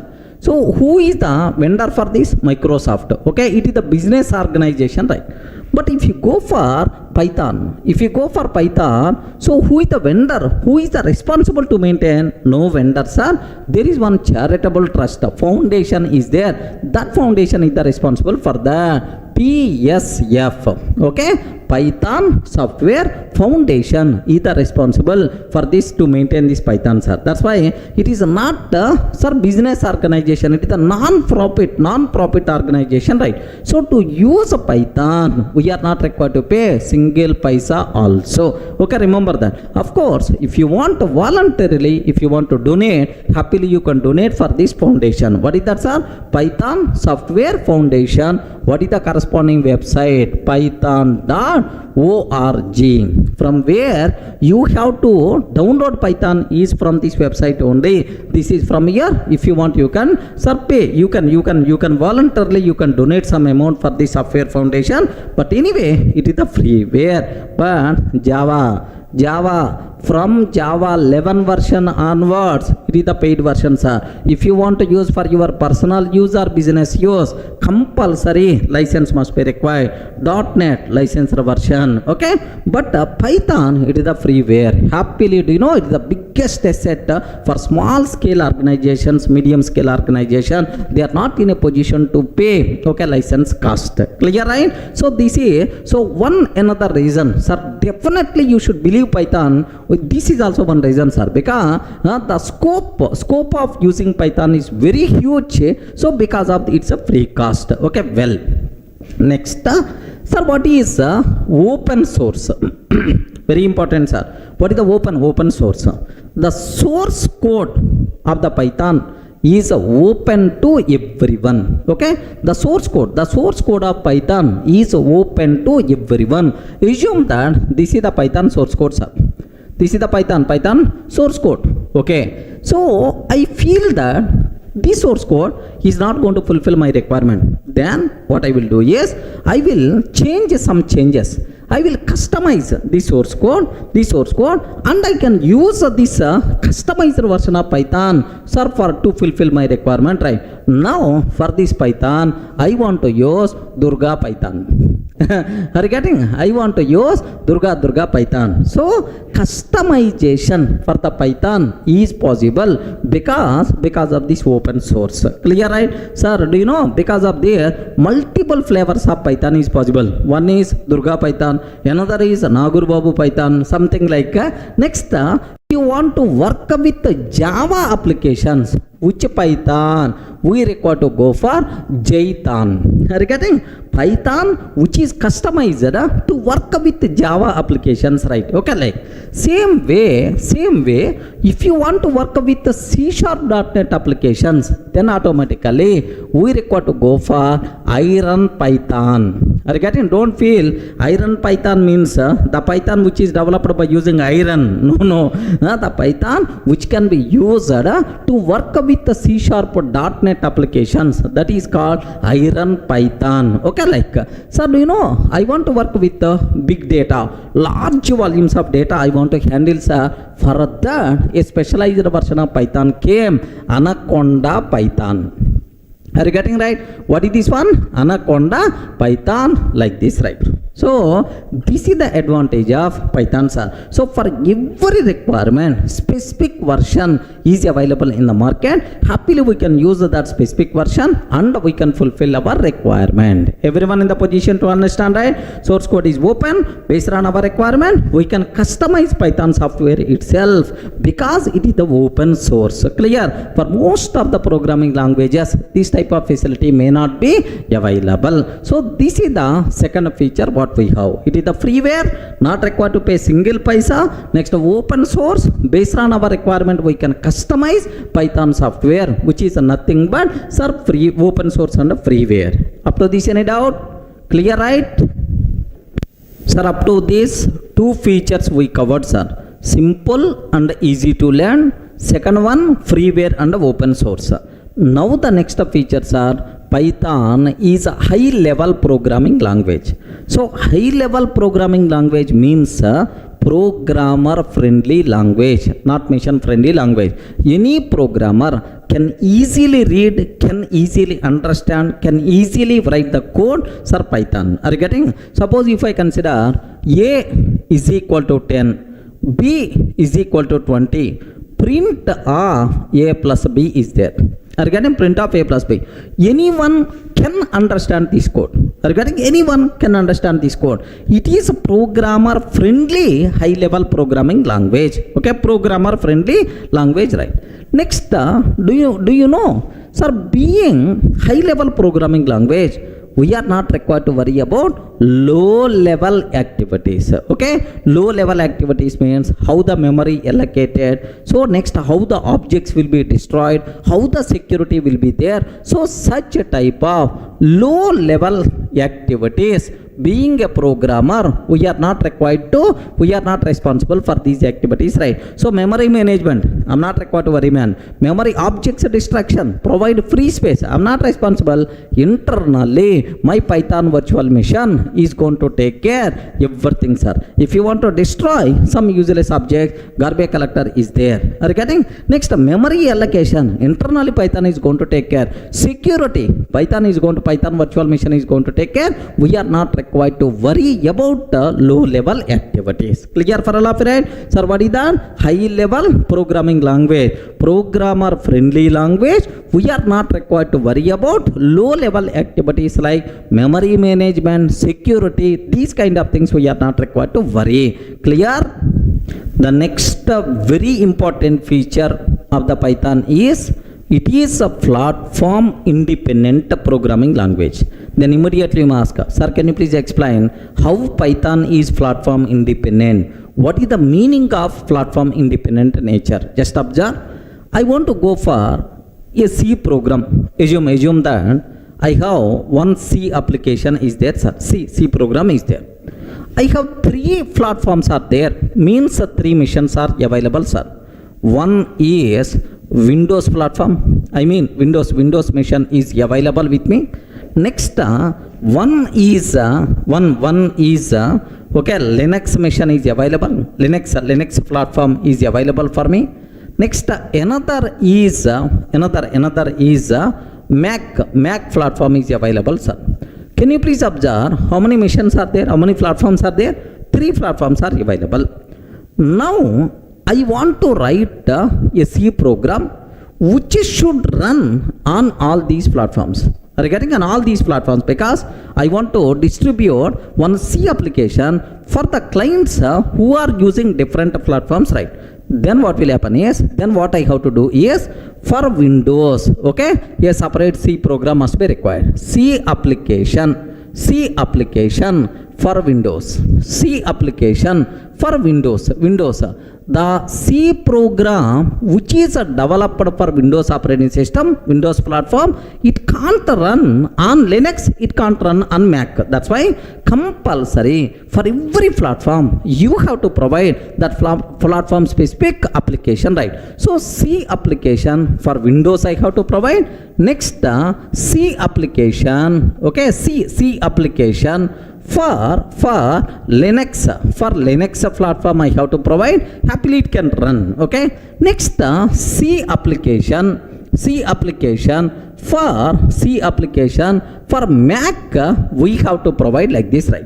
Sir, now can you please tell how many applications are there? So 3 applications. How many platforms are available, sir? 3 platforms are available. So now, sir, C programming language is the platform dependent programming language. Remember this one, sir. So for every platform, we require to maintain separate application, separate C application. That's why this behavior is called platform dependent, right? Okay, well, sir, when compared with this approach, what is the specialty for the Python? Sir, same terminology, same cinema, we have to discuss a bit different style. Observe that, sir. I have how many platforms are there, sir? Okay, here assume that C Windows platform is there. Windows platform is there, sir. Observe a bit very carefully. Next, Linux platform is there. Linux platform is there, sir. Next, Mac platform is also there. Mac platform is also there, sir. Okay, like 3 platforms are there. Now, I want to write a Python application. Sir, assume this is the Python application, right? So, can you please spell out how many platforms are available? 3 platforms. How many Python applications are there? Only 1. So, write the Python application once, run anywhere on any platform, sir. We are not required to provide this is the Python application for Windows, this is the Python application for Linux, this is the Python application for Mac. Such type of stories are not required for Python. Write the Python program once and run anywhere. This concept is nothing but what, sir? Platform independent nature. Sir, how platform independent nature is coming? Very simple, sir. Do you know, if you want to run this Python application, sir, on the Windows platform, what must be required is Python virtual machine, PVM. Remember, PVM, Python virtual machine for Windows is required.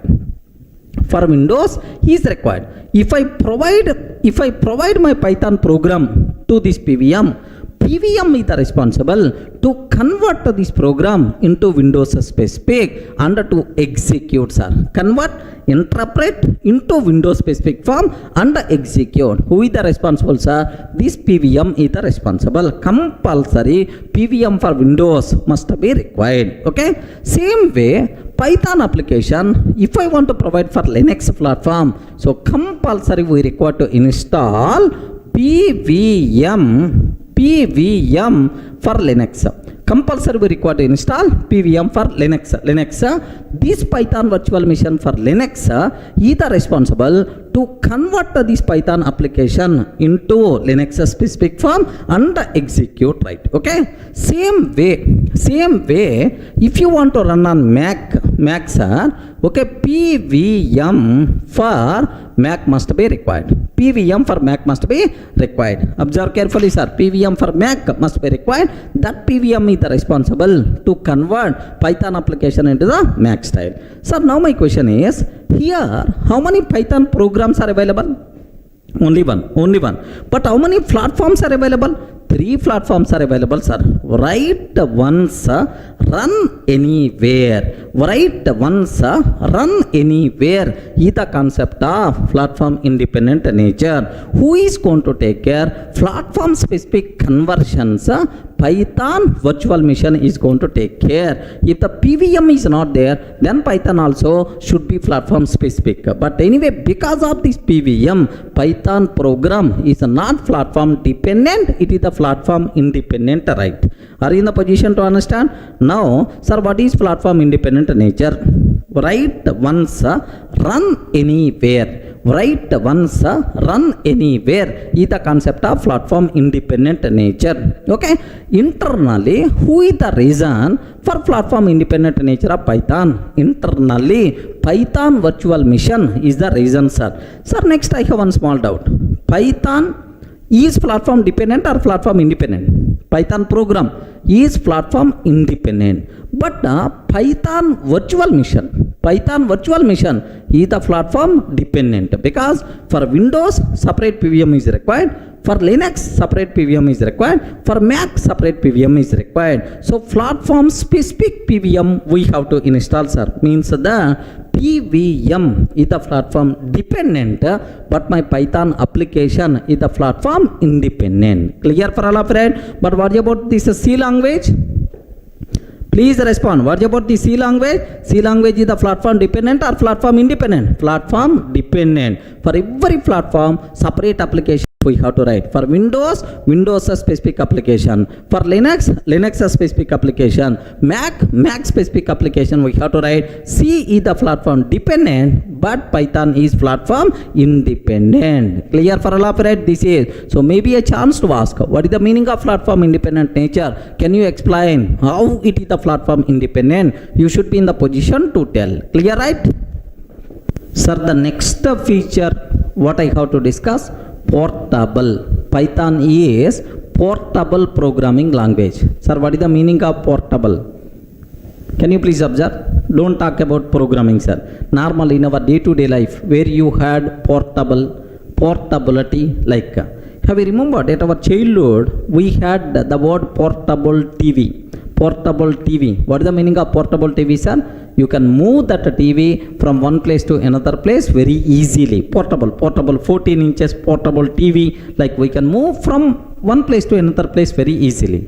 Next, these days, especially in India, of course most of the countries already adapted. In India, do you know mobile number portability? Have you heard about this one, sir? Mobile number portability. Suppose currently I'm using Airtel service, right? Okay, currently I'm using Airtel mobile service I'm using, sir. My mobile number is, okay, this is my mobile number. Okay, like I'm using currently Airtel service. But assume Airtel service is not good. I want to change a service provider from Airtel to Idea. Are you getting? I want to change my service provider from Airtel to Idea, sir. Idea. So now, sir, can I get the same number or not? Yes. Can I get the same number or not? Without affecting your number.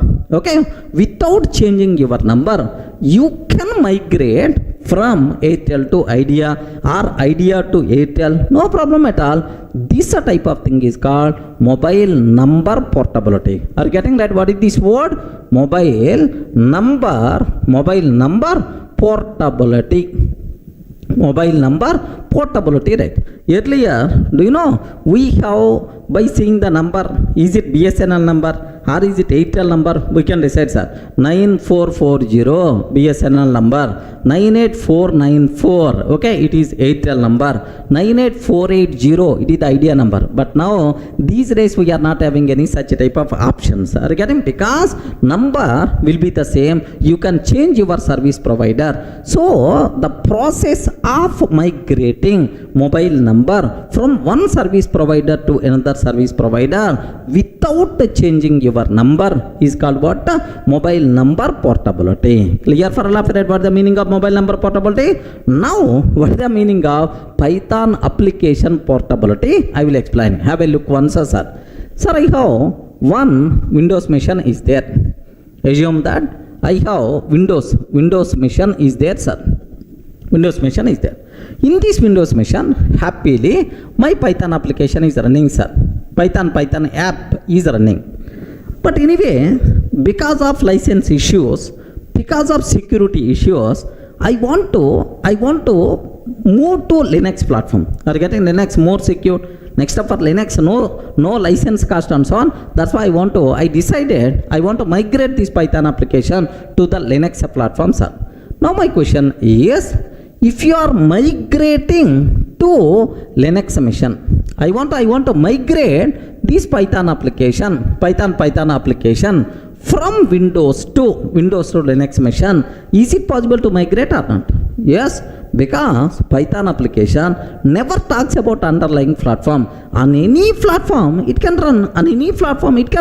So without performing any changes in our application or with minimum changes, you can migrate our Python programs from one platform to another platform. This is called portability. Are you getting the process of migrating application from one platform to another platform very easily? This is called what? Portability. So Python applications are portable or not? Yes, obviously this is what, right? Of course, internally platform independent nature is also one reason, right? But migrating from one platform to another platform very easy, sir. You are not required to perform any changes in your application, which is nothing but portability concept. Any doubt? Clear?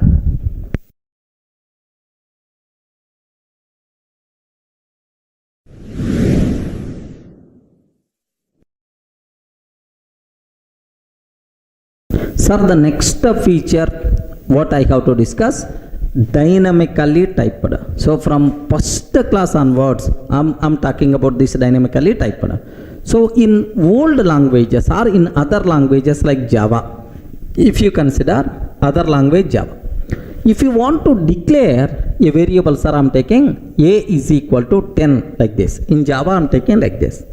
Immediately, Java compiler will give left and right. Array, you are taking a, where you declare this a, cannot find a symbol variable a, like you are going to get the error, sir. If you want to observe a bit carefully, here I'm taking a simple example, sir. Here just the Java code I'm taking.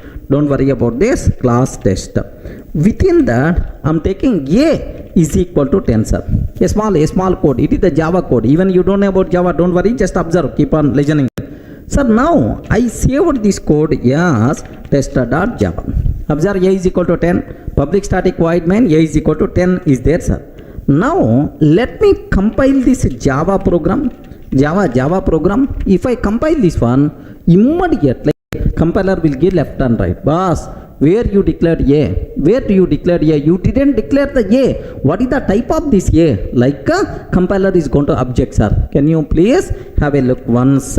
Cannot find the symbol. Are you getting? Cannot find the symbol. Which symbols are variable a? I'm unable to see this variable a. Like that, compile time error you are going to get. So means that each and every variable you have to declare with the type, then only it is going to be accepted. So compulsory we have to take int a is equal to 10. Remember this one, we should do that. Int a is equal to 10, then only it will be acceptable in Java. Have a look once. So if I can take int, here just int a is equal to 10. Int a is equal to 10 like this, right? Now it will be accepted, no problem at all. It is accepted, sir.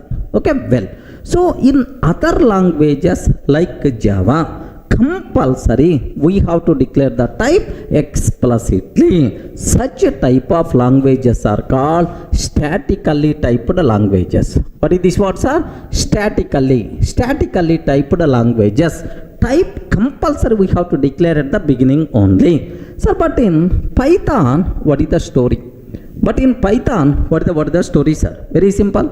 Sir, I'm taking a is equal to 10, sir. So is it accepted or not? Perfectly it is accepted. Array, I didn't declare the type. I didn't declare the type. Still it is going to be accepted. In Python, we are not required to declare type explicitly. Of course, we can't declare. We are not required to declare type explicitly. Based on your provided value, automatically the type will be considered. Based on your provided value, automatically the type will be considered.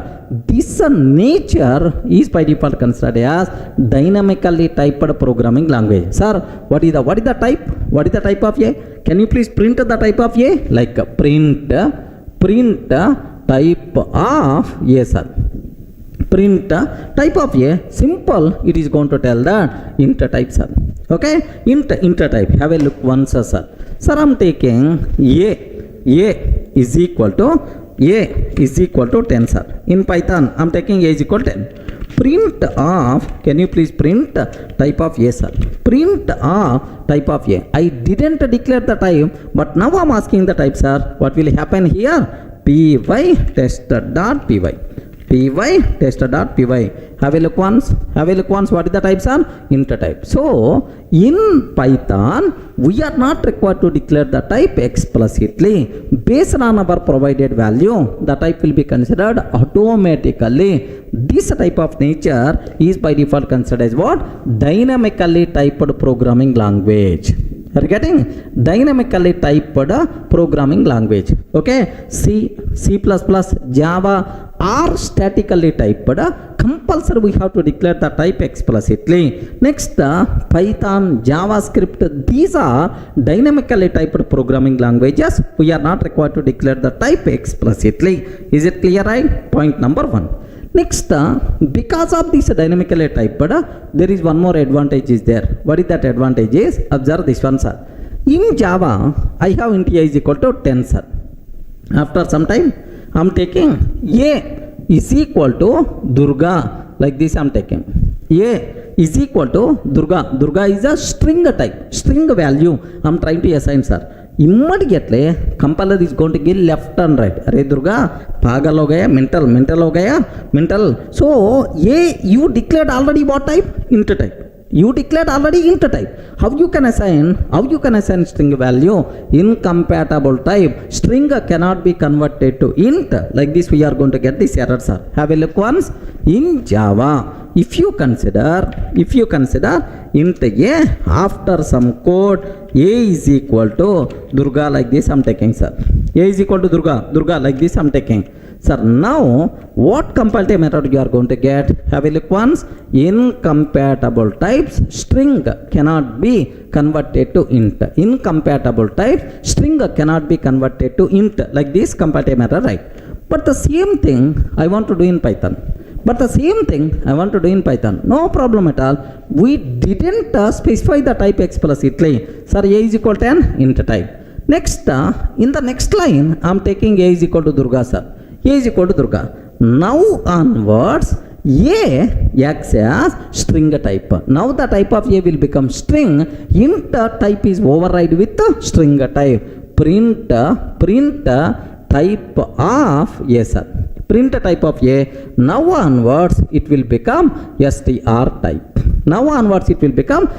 type. So a variable in its life, we can use the same variable for multiple types in Python, but once we decided the type, throughout its life, this variable is always int type only. Are you seeing the difference, right? So this is which is the more flexible to the programmer, more useful to the programmer. Okay, more flexibility to the programmer is this type of thing, right? So for int type, one variable; for string type, another variable; for float type, another variable. We are not required to declare. Same variable we can use for multiple types also acceptable, sir. Let me show this one. Have a look once, sir. In Python, in Python here, A is equal to Durga I'm taking. Now onwards, what is the type of A, sir? Print type of A. Print type of A. Have you observed that? Sorry. This is the Java code. Have you observed, right? Sir, observe. So at the beginning it is the int type, but now it became string str type, sir. Sir, now I'm taking a is equal to true, sir. A is equal to true. Print of type of a. Print of type of a, like this I'm taking. Have you observed what the answer we are going to get? Now onwards it is the bool type. So means that the same variable we can use for multiple types based on our requirement. Okay, the type is not fixed in Python, so more flexibility to the programmer. Sir, how many variables I declared? How many variables I'm using? Only one variable. But what is the type of this variable? Sometimes I'm using for int type, sometimes I'm using for string type, sometimes I'm using for Boolean type. This type of thing is not possible in other languages like Java. Are you in the position to understand that? So what is the advantage of dynamically typed? What is the meaning of dynamically typed? Very, very simple, sir. In Python, we are not required to declare type explicitly. Based on provided value, automatically type will be considered. This type of thing is called dynamically typed language. Same variable in its life we can use for multiple types, more flexibility to the programmer. Any doubt? Clear, right? Sir, the next feature what I have to discuss, both the procedure oriented and the object oriented, right? Sir, what it means? Observe carefully. If I go for C language, array, C, you are which type of programming language? Then immediately C person is going to tell, procedure oriented programming language. Okay, don't worry, sir. Maybe in the next sessions, if it is required, I will explain what is the meaning of procedure oriented. Next, if I can ask Java, array, you are which type of programming language? Immediately Java person is going to tell object oriented programming language, like. Sir, now observe, C language missing the benefits of whoops. Are you getting? In the whoops, beautiful concepts are there, like do you know inheritance, polymorphism, inheritance, encapsulation, these kind of things, right? So C missing the benefits of whoops. Next, Java missing the benefits of procedure oriented. Okay, this is code, more what we call code, less code, concise code. Such type of beautiful procedure oriented features we are going to miss in Java, sir. Of course, slowly Java people also starts thinking about that these days, right? Okay, sir. Now, if I can ask Python, array, what about you? Array, what about you? If I can ask Python is going to tell, very simple, man, I am all-rounder. Are you getting? Python is what? All-rounder. Yes, myself is procedure-oriented language. Procedure-oriented programming language. Myself is object-oriented programming language. Myself is scripting language. Are you getting? Myself is scripting language. So Python acts as modular programming language. Are you getting? Modular programming language.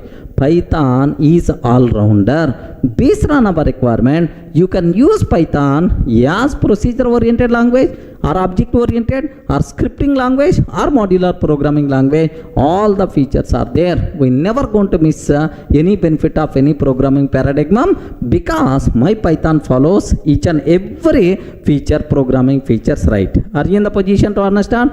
Beautiful facility, man. Other languages won't provide this type of support. If you want class and object oriented, you can use Python. If you want just write functions, call that function. Write functions, calls that procedure oriented, right? So just a group of lines, line by line I want to execute, scripting. All facilities are there. If based on your programming requirement, you can use Python in any style, so it's more flexible to use. Clear, right? This is Python is what? Python is what? All-rounder. Python is all-rounder. All benefits we are going to get in Python. Remember. Sir, now the next feature what I have to discuss, interpreted. Python is interpreted. Sir, do you know we are not required to compile Python program? Remember this one, sir. It is the interpreted programming language. We are not required to compile Python program. Sir, if you consider C program, if you consider C program, we have to compile and execute. we require to compile and execute. If you consider Java application, we have to compile and run or execute, both are the same. But if you are considering Python, we have to run, that's all. We are not required to compile. Internally, interpreter is responsible to compile. Programmer, we are not required to compile explicitly. Inside Python virtual machine, interpreter is there. That interpreter is responsible for performing compilation, right? If any syntactical mistakes are there, then immediately interpreter is going to raise syntax errors, right? But all syntactical mistakes got cleared, then only Python virtual machine starts its execution. So more flexibility to the programmer. We are not required to compile. We are not required to compile explicitly. Remember this one, sir. Okay. So just it is the interpreted. Okay. Like so, programmer will get more flexibility, right?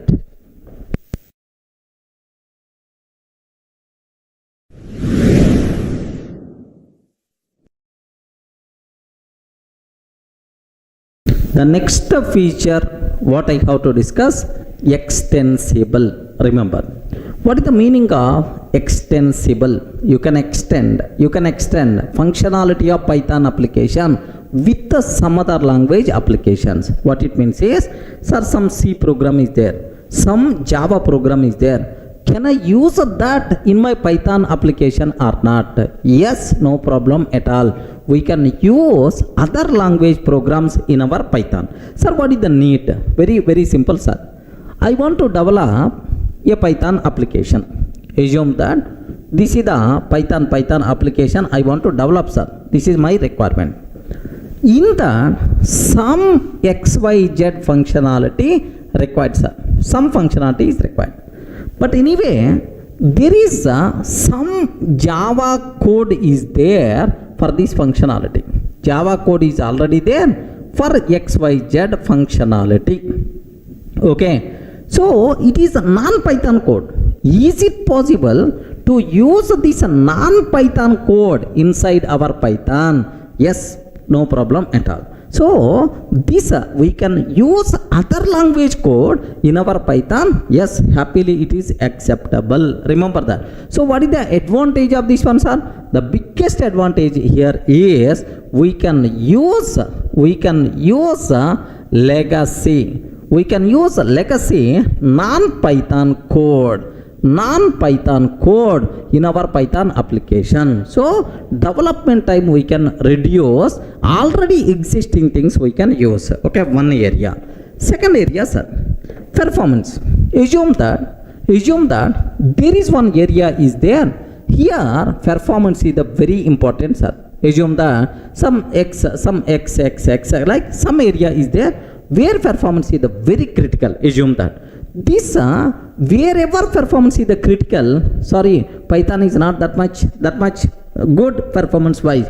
What I have to do is I will develop that functionality by using C code. I will write C code and I can start using that C code in my Python. Are you getting that? I can write C code so that the biggest advantage of this approach is performance of the application. Overall performance of the application will be improved, sir. Overall performance of the application will be improved. Remember that. I hope everyone in the position to understand, right? So the main important point, we can use other language applications in our Python code. What advantages are there? Legacy, already existing, non-Python code, happily we can use. Second thing is, so performance gaps are there. Those performance gaps also, happily we can able to fill with other language code. Clear for all of it? What is the meaning of extensible? Okay, like next embedded. Next feature I have to discuss, right? Sir, 10th one, embedded, sir. Okay, embedded. What is the meaning of embedded? Same thing, extensible in reverse. Means we can use a Python code in any other language applications, right? Sir, I have Java application is there. Okay, for a particular task, Python I want to use, sir. So Python code to can work with Java application. Jython version of Python we require to use. So Python code inside Java application happily we can use. Happily it can use, right? Similarly, I want to develop one C#.NET application. C#.NET application. In that, can I use Python or not?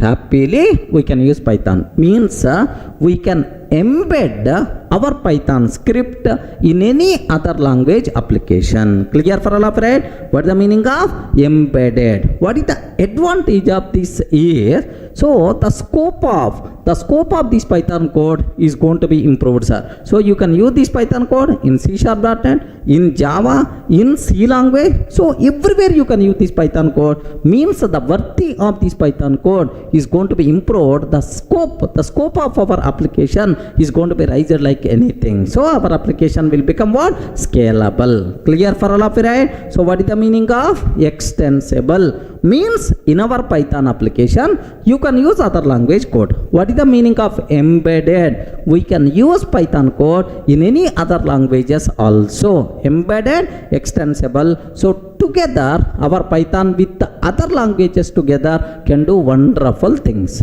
Any doubt? Sir, the next feature what I have to discuss related to Python, extensive library. Observe very carefully, sir. In Python, for every requirement, ready-made library is available, sir. For every requirement, ready-made library. Lakhs of libraries are there in Python. No other programming language has this much library support. Do you know? So that's why some people may use Python has batteries. Each battery itself is nothing but library. Huge library support is there. Being programmer, we can use these libraries directly. We are not required to implement functionality, right? Okay. So because of this rich library, we can write Python code very easily with the concise code. Remember this one, sir. So Python has, sir, libraries. Python has batteries. A rich library support is available for the Python. Okay, well. Sir, now if you want just a small chota example I want to tell. Do you know OTP, one-time password? Bank applications, bank transactions, if you want to do, OTP must be required. Okay, well. Sir, write a Python program to generate 6-digit OTP is my requirement, right? Okay, write a program to generate 6-digit OTP. This is my requirement, right? Do you know, if I can ask a C programmer, if I can ask a Java programmer, boss, you may take minimum 10 minutes time. Regarding a big code is going to write. But if you can ask Python programmer, just a matter of 1 minute is more enough. Regarding 1 minute is more enough. 2 or 3 lines of the code is more enough. How, sir? How we can do that? Because to generate random numbers, already one battery is available, already one library is available. That library is called random library. Are you getting right? What is this library, sir? Random library. This library contain randint function. So if you provide 0, 9, it is responsible to generate a random number from 0 to 9. Automatically it will generate some random number. We can't guess which random number we are going to get, sir. So import this library, call this function, automatically a random digit we are going to get. But our requirement is 6-digit OTP, right? Call this function 6 times. Call this function 6 times. Automatically 6-digit OTP is going to come. Are you getting right? Do you want me to show? Here, observe carefully, right? What I'm trying to take is, just I want to write a small Python program. Okay? From random. So random is Python inbuilt module, sir. Random is the Python inbuilt module. From random, import import rand int. Again, rand int. Can you please import? Sir, print rand int of 0, 9, sir. Rand int of 0, 9. Sir, in between 0 to 9, can you please print some random int value? Let me run this code. Have a look once. Up to this, what we are going to get. So it's a very, very simple, sir. Now here, do you know? Now this time I am getting 5, sir. Let me run again. This time 3. Let me run again 4. Let me run again 0. Let me run again 7. Let me run again 1. Sir, are you getting? Are you seeing right? So random int value we are getting. But sir, how many digits are required? Can you please spell out how many digits? 6 digits are required. So what I have to take? You have to call this function 6 times. Next, one biggest specialty for the Python print statement is you can pass any number of arguments. You can pass any number of arguments. That's why. So just if you print like A space B space C space D space E space F, like this it's going to print the corresponding ABCD value. So you can pass 6 times the same for the print argument. Like, sir, what is the way? Okay, so rand int, this is the function, just with comma separation, take 6 times. Second time, comma third time, comma fourth time, comma fifth time, comma sixth time. That's all, sir. Comma sixth time. So total how many times I considered, sir? 6 times I considered. Now your 6-digit random OTP is ready. Are you getting? 666602. Don't feel, sir, this one is always going to generate 6. No guarantee. Now if you observe 813405, if you observe 455294, if you observe 309841, okay, 3600135, 608, okay, like it's going to generate from 0 to 9 some random number, okay, like 6-digit random number. Then immediately you may ask, sir, I don't want space. I don't want space in the middle, sir. So can you please remove the space? Just one small argument I have to take. What is that argument is? So A comma B comma C comma D, A space B space and so on, comma last SEP is equal to empty. Array, I don't want any separator. Like I have to pass SEP is equal to empty. Of course, we will discuss in detail. Don't worry, sir. Have a look once. SEP is equal to at last comma SEP is equal to empty. Separator is equal to empty. Empty means no space. No space in the middle. Have you observed? 503157. Next 738857. 104 like this. Have you observed, right? Like it's going to come, sir. This is the way how to print, how to generate a random 6-digit random number. How many lines of the code is required? How many lines of the code is required? 2 lines. If you can ask a Java person, C language person, oh, they are going to write this much lengthy code. Remember that. So that is the biggest advantage of Python concise code. Suppose, sir, I don't want 1 OTP. I want 10 OTPs. I want 10 OTPs. Just use a small for loop. Have a look once. How easy to use for loop. So for I in range of 10, sir. For I in range of 10. That's all. For I in range of 10, sir, print, so means this for loop is going to execute 10 times, 10 OTPs will be generated. Have a look once. Yes, friend, 10 OTPs are generated. No 2 OTPs are the same. Can you please observe that? Okay. Now let me execute again. Let me execute again. This is that much simple. So even big lengthy requirements also, complex requirements also, because of library support, we can write very easily with the Python batteries, Python libraries. Clear for all of you, right? These are various important features related to Python.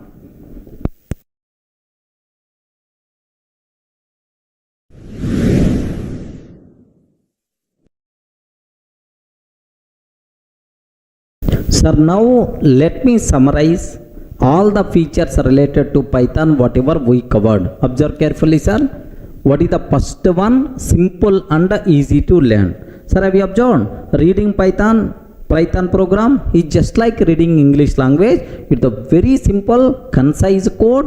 Concise code is the biggest advantage. We can reduce development time and we can reduce project cost also. Okay, everyone can able to learn very easily, sir. Just only 33 keywords are available. If you understand those 33 keywords, you will become Python expert. Remember, what is the next one, sir? It is the freeware and open source.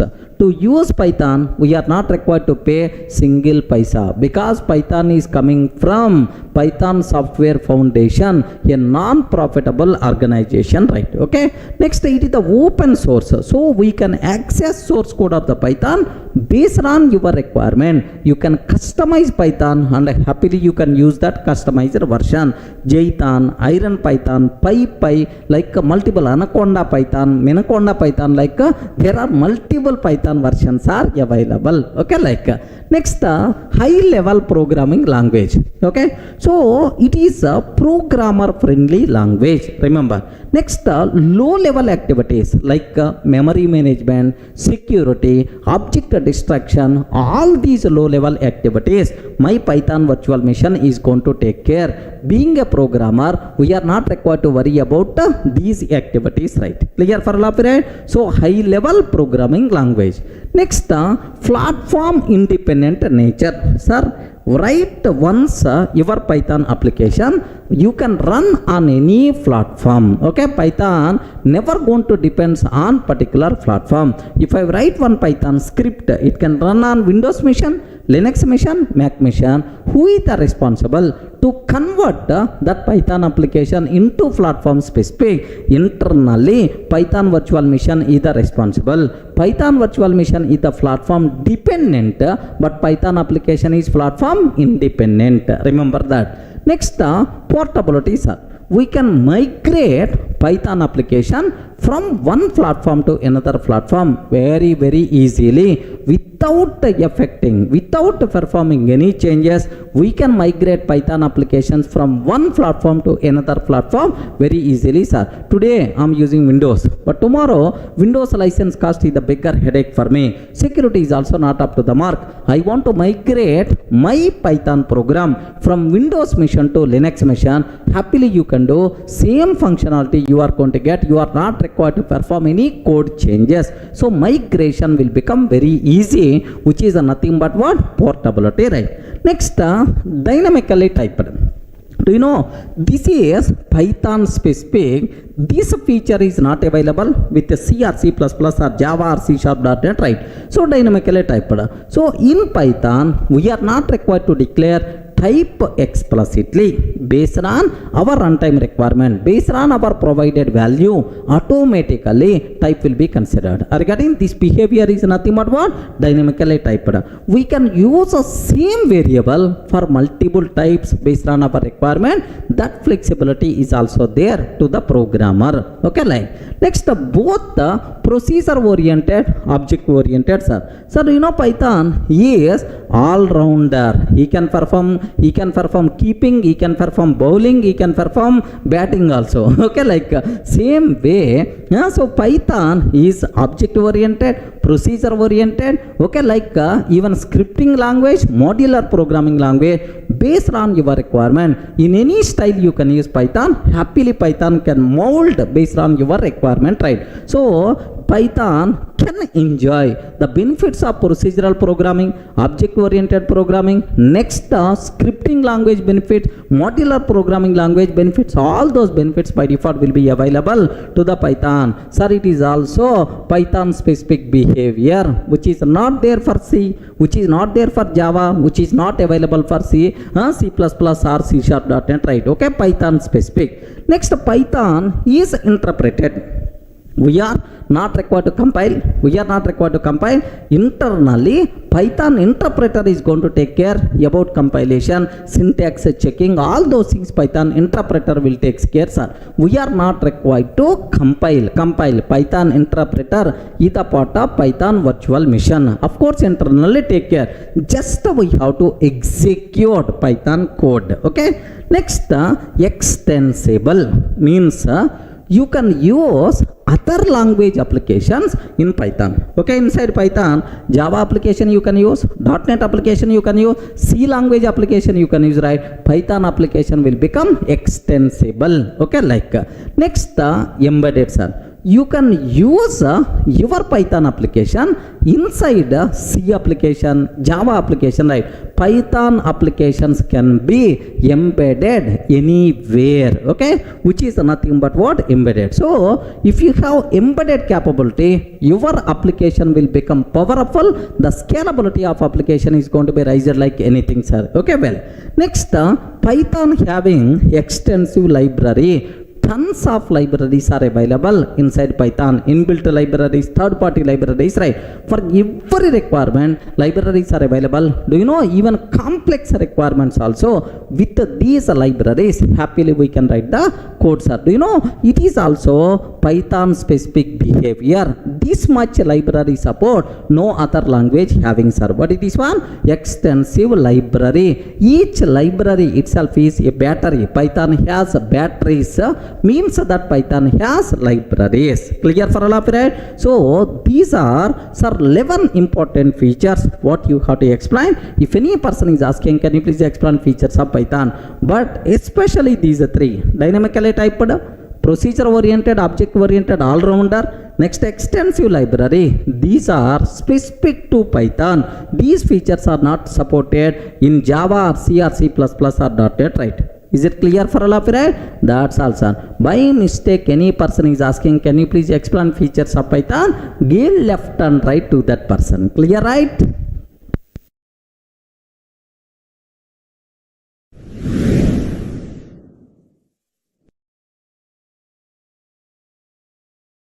Hi friends, in the last videos we covered very clearly what are various features of Python. Okay, Python is dynamically typed, platform independent, portable, like multiple features we covered, sir.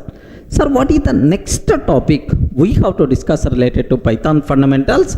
Okay, limitations of Python. Sir, what are various major limitations are there for the Python? Sir, I know Python is the king, Python is a hero, but there are some areas Python is not up to the mark.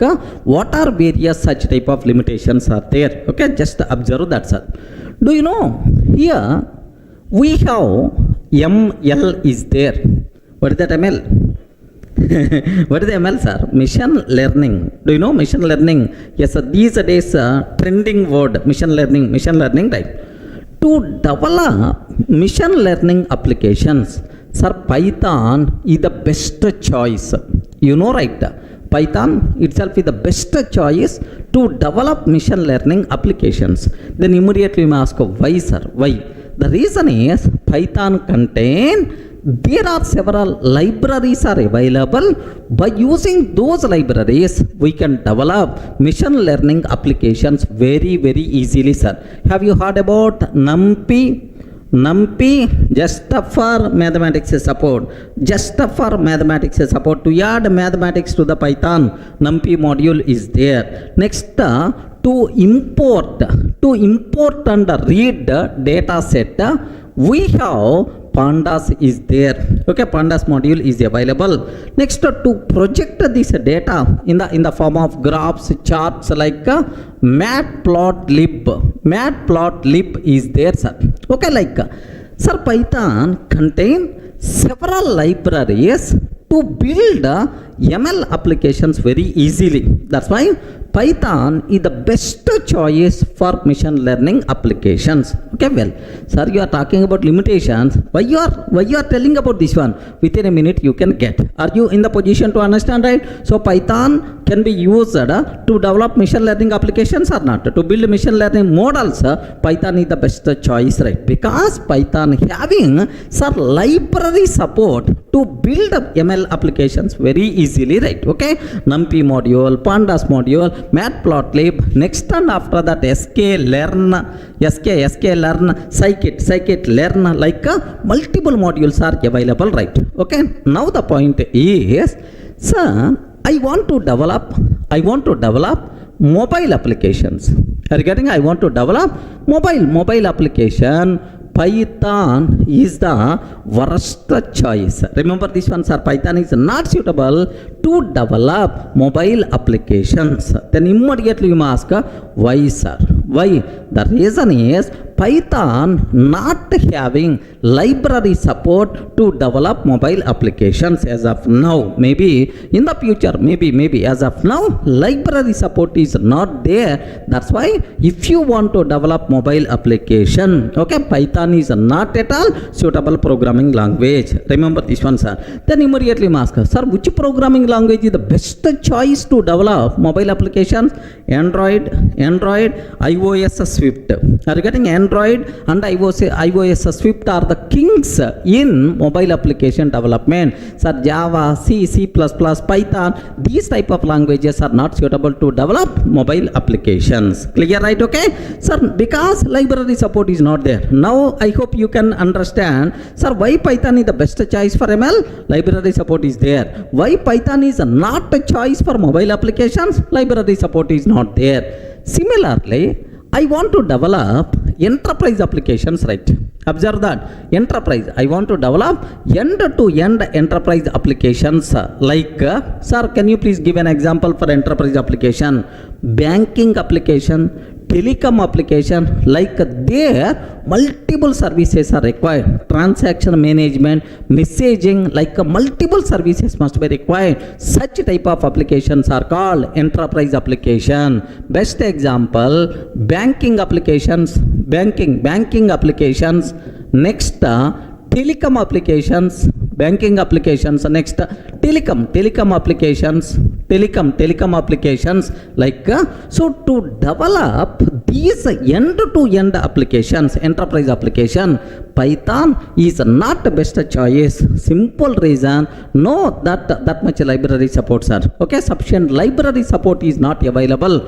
Everything we have to do is kilometers code we have to write. That's why not at all suitable for enterprise applications over Python. Remember that. So if any person is asking what are various limitations where Python we can't use, one is mobile application area, second ones are enterprise application area. Can you please give an example for enterprise application, banking application, telecom application? Like it is going to expect huge number of services like transaction management, security, next messaging services, like multiple things are required. Here library support is not there. That's why Python is not the best choice, right? Next, one more important thing. Have you remembered Python is interpreted programming language. Somewhere we covered in the features, right? Python is interpreted programming language. The execution should be happen line by line. Sir, first line, and then second line, and then third line, and then fourth line, like line by line execution is going to be happen. That's why performance wise Python is not good because it is interpreted programming language. Usually interpreted programming languages performance wise not up to the mark. That's why so performance is low. Performance is low when compared with other languages because of it's interpreted in nature. C++ and Python. C and C++ too good performance wise, but Python is not that much good. Remember that. Sir, next to improve performance, now the people added JIT compiler concept to the Python virtual machine. Okay, so JIT compiler concept to the Python virtual machine. Instead of interpreting one by one, line by line every time, a group of lines will be interpreted only once, and every time that interpreted code it's going to use directly. Something like JIT compiler concept is there, which is responsible to do that. So JIT compiler added to the Python virtual machine, that flavor is called PyPy. Okay, if you want performance, then obviously better to go for Py version, which is also known as Python for speed. Remember this one, Python for speed. This version is available, but still performance wise not up to the mark of this Python, right? So these are various important limitations are there for the Python. Can you please spell out, sir, what limitations are there? First limitation, for mobile applications Python is not suitable, not choice. Next, for enterprise applications like banking application, telecom application, end-to-end services are required, Python is not best choice because library support is not there. Next, Python is the interpreted programming language. Interpreted programming languages are lack of performance rate. That's why performance is low relatively. But to improve performance, JIT compiler concept came in the picture. JIT compiler concept with the Python, which is also known as PyPy, to improve performance, but still not up to the mark. Remember, these are various limitations related to our Python. Clear for all of you, right? Sir, up to this it is very clear about limitations of Python. Next, I have to discuss about flavors of Python. Flavors of Python, right? So do you know, in the last videos I covered, Python is freeware and open source. Somewhere we discussed freeware and open source. Freeware means we are not required to pay single paisa. It is provided by non-profitable organization, Python Software Foundation. Okay, something like trust they are providing. That's why we are not required to pay single paisa, right? Sir, what is the meaning of open source? Anyone, can you please tell what it means? Open source. Python is open source. What it means? The source code is open. Any person can access source code of the Python. Okay, assume that the standard Python may not fulfill my requirement, right? Assume I have some programming requirement is there. The standard Python may not provide much support for that. Okay, so what I have to do? I have access to source code. I want to do some modifications, some extra libraries I want to add, and that customized Python version. Okay, so can fulfill my requirement, right? So if source code is open means any person can access, any person can allow to access the source code. Based on our requirement we can modify. Are you getting right? So then the customized Python version is possible. Assume that, sir, I customized something. Now I'm going to keep the name for this customized version is dpython or Durga Python. Are you getting? dpython or Durga Python. If you are performing modification, then you can keep your name XYZ Python like this, right? So for Python, multiple flavors are available. Remember that, sir. For Python, how many flavors are? Multiple flavors are available. Each flavor itself is a customized version of Python to fulfill a particular specific requirement. Regarding, so same rule is applicable for Unix also. In the case of Unix, sir, Ubuntu is there, Linux is there, Red Hat Linux is there, multiple flavors of Unix is there. Same terminology for multiple flavors of Python is also possible because it's the open source. Okay, now what are various flavors of Python, sir? Sir, the first Python, the standard version of Python is C Python. Observe this, the standard version of Python is the C Python, which is provided by Python Software Foundation. It is the C Python. It is the standard version, best suitable to work with the C language applications. Best suitable to work with the C language applications, right? It is the standard flavor because Python came in which year? 1991. At that time, C language is the best more popular programming language. That's why to work with the C, which version of Python we are going to use? This is standard version C Python, right? Suppose I want to work with the Java language. A customized Python version must be required. That customized Python version is JPython or Jython. Regarding JPython or Jython, this is the customized version of Python to to work with Java applications, man. To work with Java applications, this is the customized version of Python. Do you know this Jython code can run on Java virtual machine? Just like our PVM, for Java to execute Java code, some mission must be required. Java virtual machine can understand our Jython code. Remember this one, sir. Next, after that, okay, have you ever heard about Iron Python? Have you heard about Iron Python? Don't tell the Python which is developed by using iron. Okay, no. Iron Python means a customized version of Python to work with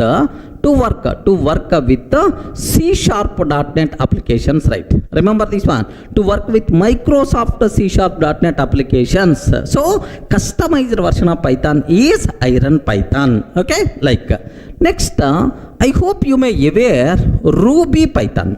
Regarding what is this one, sir? Ruby Python to work with Ruby applications, right? Ruby platform to work with the Ruby platform. So which version of Python came? Ruby Python came in the picture. Okay, like similarly, have you heard about Anaconda Python?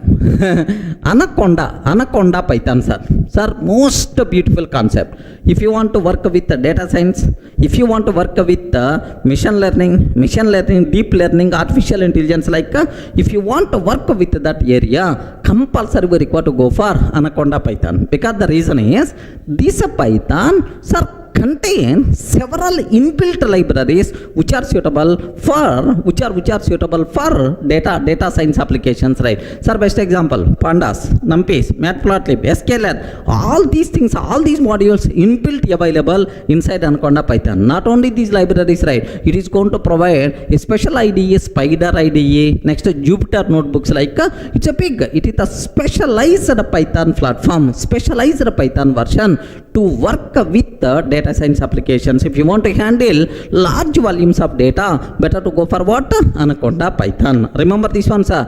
To work with large volumes of data, large volume of data, tons of data I want to work, then obviously we require to go for what? Anaconda Python. Next, just now I explain one thing, sir. Here stackless. Observe a bit very carefully, sir. Stackless. If you want to work with concurrent applications, concurrent execution, multi-threading, have you remembered, right? If you want to work concurrency, if you want to work to develop concurrent application, then obviously we should go for stackless. Okay, Python for concurrency, Python for concurrency, like this, right? Python for concurrency, like. Sir, next, very important point, sir. Have you remembered PyPy? Somewhere just now I covered Python for speed. Python for speed, like this, right? Do you know internally, sir, Python virtual machine contain JIT compiler, just in-time compiler. Python virtual machine internally contain what? JIT compiler, just in-time compiler. Automatically performance by default is going to be improved, sir. Okay, please make sure these are various flavors of Python. There are multiple, sir. These are some important standard flavors. Okay, so why these many flavors are possible for the Python? Simple reason why these many flavors are possible for the Python, because Python is open source. Sir, because of these many flavors, based on your programming requirement, happily we can go for the corresponding customized version. Sir, I want to develop one Python application which is required to communicate with the Java applications, right? Then better to go for Jython version. Or again, better to go for Jython version, sir. Sir, I want to develop Python application where performance is the very important, sir. Better to go for PyPy. I want to develop machine learning models, ML, I'm ML engineer. I want to develop machine learning models, then better to go for what? Anaconda anakonda Python. Like based on your programming requirement, you can choose the corresponding flavor. So more easiness to the developers, more flexibility to the developers, right? Next, why these many flavors are possible? Because of only one reason: Python is open source. Based on our requirement, you can customize, you can create your own customized version of Python, which is nothing but flavor. Any doubt? Are you in the position to understand? So how many flavors are there? Multiple flavors are available. Sir, which flavor we are going to use in our training? Sir, usually we will go for C Python. Remember this one. Tomorrow, if I'm going to start machine learning, then obviously which flavor of Python I require to use, sir? Anaconda Python. Clear for all of you, right? But standard version C Python we are going to use in our Python classes, right? Clear?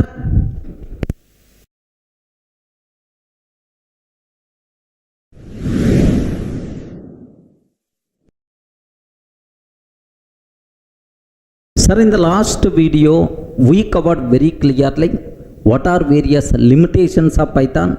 Next, what flavors are there, sir? Sir, now I have to explain which versions are there related to Python. Version history. Observe that.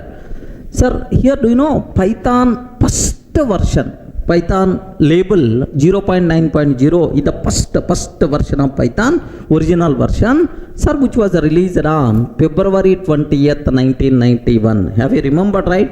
Okay, this is official date of birth for Python, February 20th, 1991. And then there are several subversions came, sir.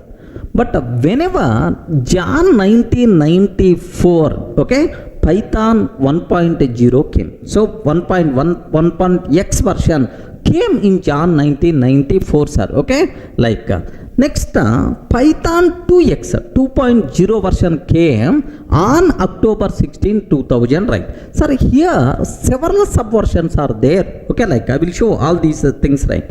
Next, Python 2.0 October 16, 2000 year. Sir, PY2K. The people are going to use this version is called Py2K. Py2K like this, right? Sir, now do you know multiple subversions came? Next, Python 3.0 came December 3rd, 2008. Py3K. The people are going to use, right? Py3K. These versions are December 3, 2008. Okay. So these are major versions which was released.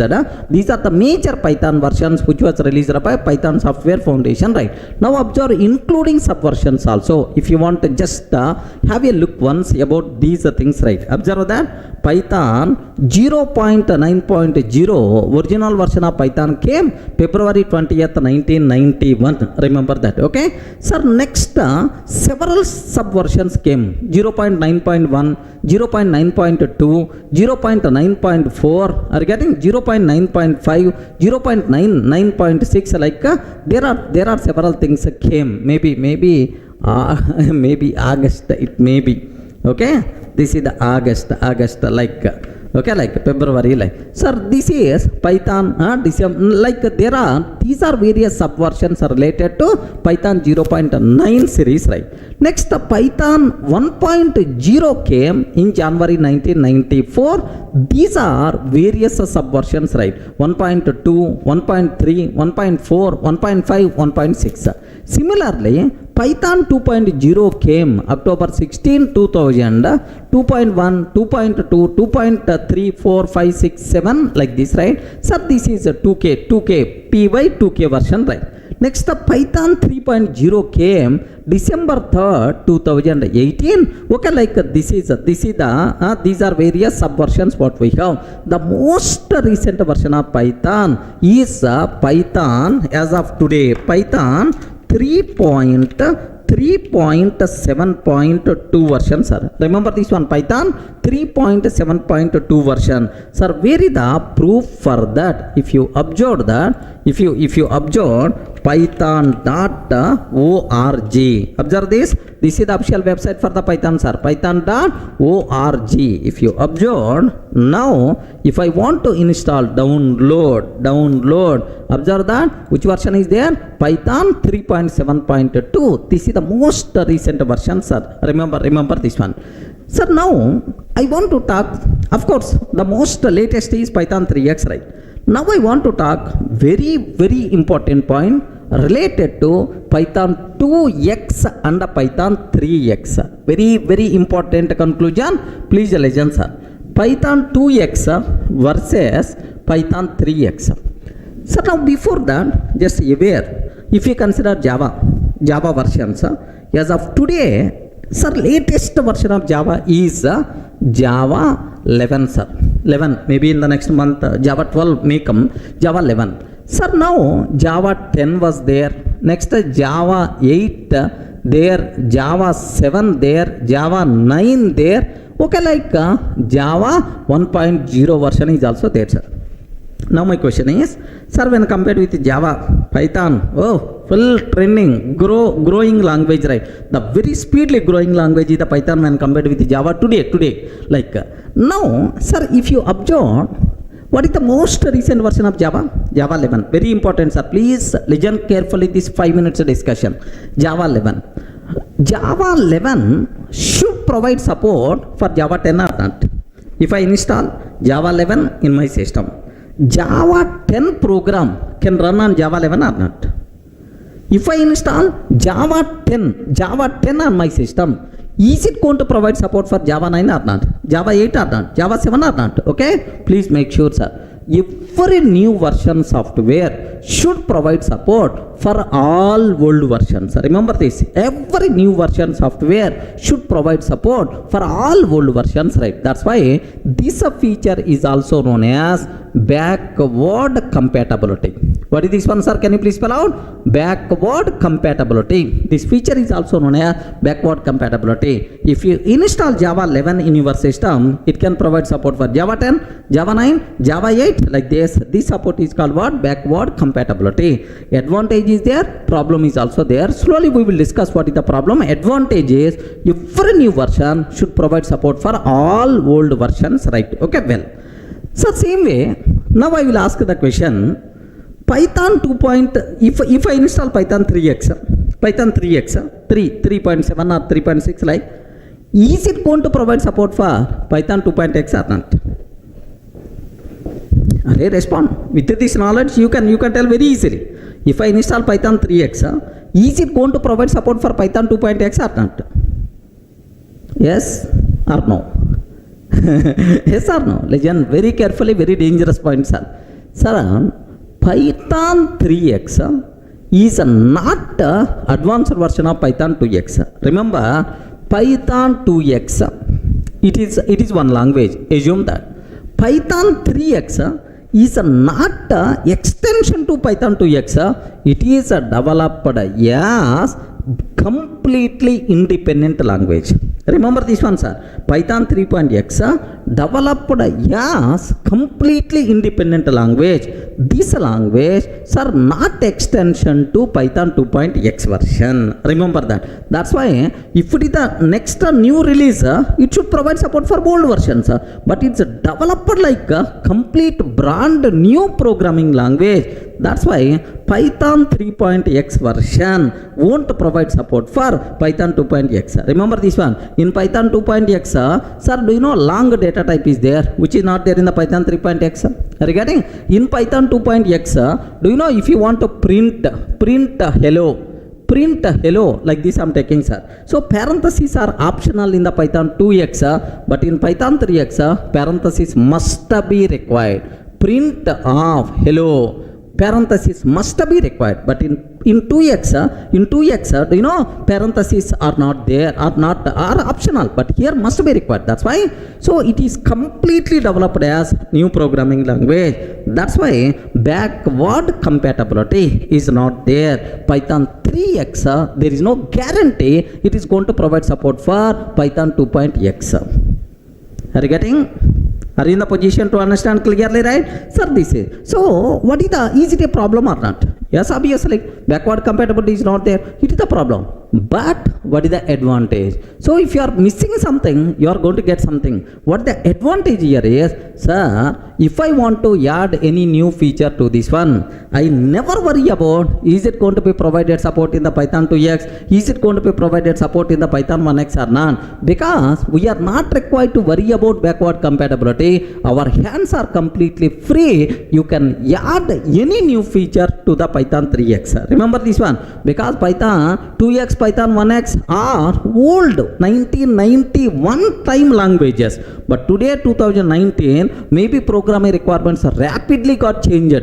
Then if I want to use old version only, it is a bigger problem. That's why, so it is the brand new. You can add any type of libraries as per current trending requirement. That's why, so advantage here is you can add the new features very freely, very easily, because backward compatibility is not there. That is the biggest advantage, right? So because if it is implemented as the language, separate language, advantage, what is the advantage? So it will become more powerful as per current market requirement, but the problem, backward compatibility is not there. Is it clear for all of you, right? Sir, but in Java 11 or Java 12, if I want to add one small new feature, I have to think about 1.0 supported, 1.1 supported, 1.2 supported. By considering all these things, okay, this feature not recommended to add because Java 7 may not provide support. So it's a bigger problem, sir. That's why, because of this backward compatibility, Java people hands are very tight. They are not in a position to add new features that much freely, right? Okay,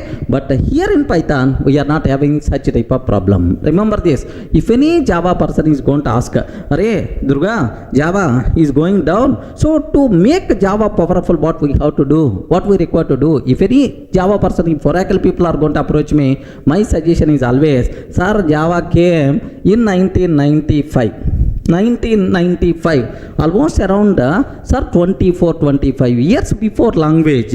You are keep on adding that feature, this feature, that modification, this modification, and so on. So there the programming requirements are different, current programming requirements are different, current day-to-day programming requirements are different. Better to release a brand new Java, then definitely you are going to succeed. If you are keep on adding that modification, that feature, this feature, definitely it will be graph going down only. Remember that. That's why, so compulsory recommended brand new programming language as per current market trending requirements. That's why, so are you able to understand, right? Python 2x, Python 3x, both are different, both are developed as independent languages, or it is extension to Python 2x. No, independent language. The advantage is you can add new features very easily. The problem is backward compatibility is not there, sir. Clear for all of you, right? Next, sir, do you know a small analogy? Okay, your grandfather, so almost around 30 years before, constructed a small house, sir. Assume that a small house your grandfather constructed. Assume that. Then you have to do modifications for the same house. Okay, do that modification, do this modification, do this modification, and so on. What will happen? What will happen? How many modifications you can do for that for that old house? If you are keep on modifying, adding some new feature, at certain day, this one is going to be down, this one is going to be collapsed. Are you getting? That's why what you have to do after 20 years or after 25 years, instead of performing modifications to the old one, better to construct a new house. Again, better to construct a new house. If I construct a new house today as per market requirement, I can add the required features. Are you getting? So in Python people did constructing the new house, but Java people are doing, what is that? For the same old house only, they are doing that modification, this modification. That is the reason why Java is slowly going down. I hope everyone in the position to understand, right? Okay, well, next 2x, 3x, which one is the recommended? As per current market requirement trends, compulsory we should go for Python 3x. We are not required to learn Python 2x, sir. Sir, next, make sure from 2020 onwards, Python people updated no support for Python 2x. Okay, only support is available for Python 3x. That's why if you want to learn Python, our hand should go for what? Python 3x version. Any doubt? Are you in the position to understand, right? What are various Python versions? Which version is the recommended? When compared with Java, what facilities are there in the Python 3x? Backward compatibility, what is the story? Like this, right? Clear for all of you?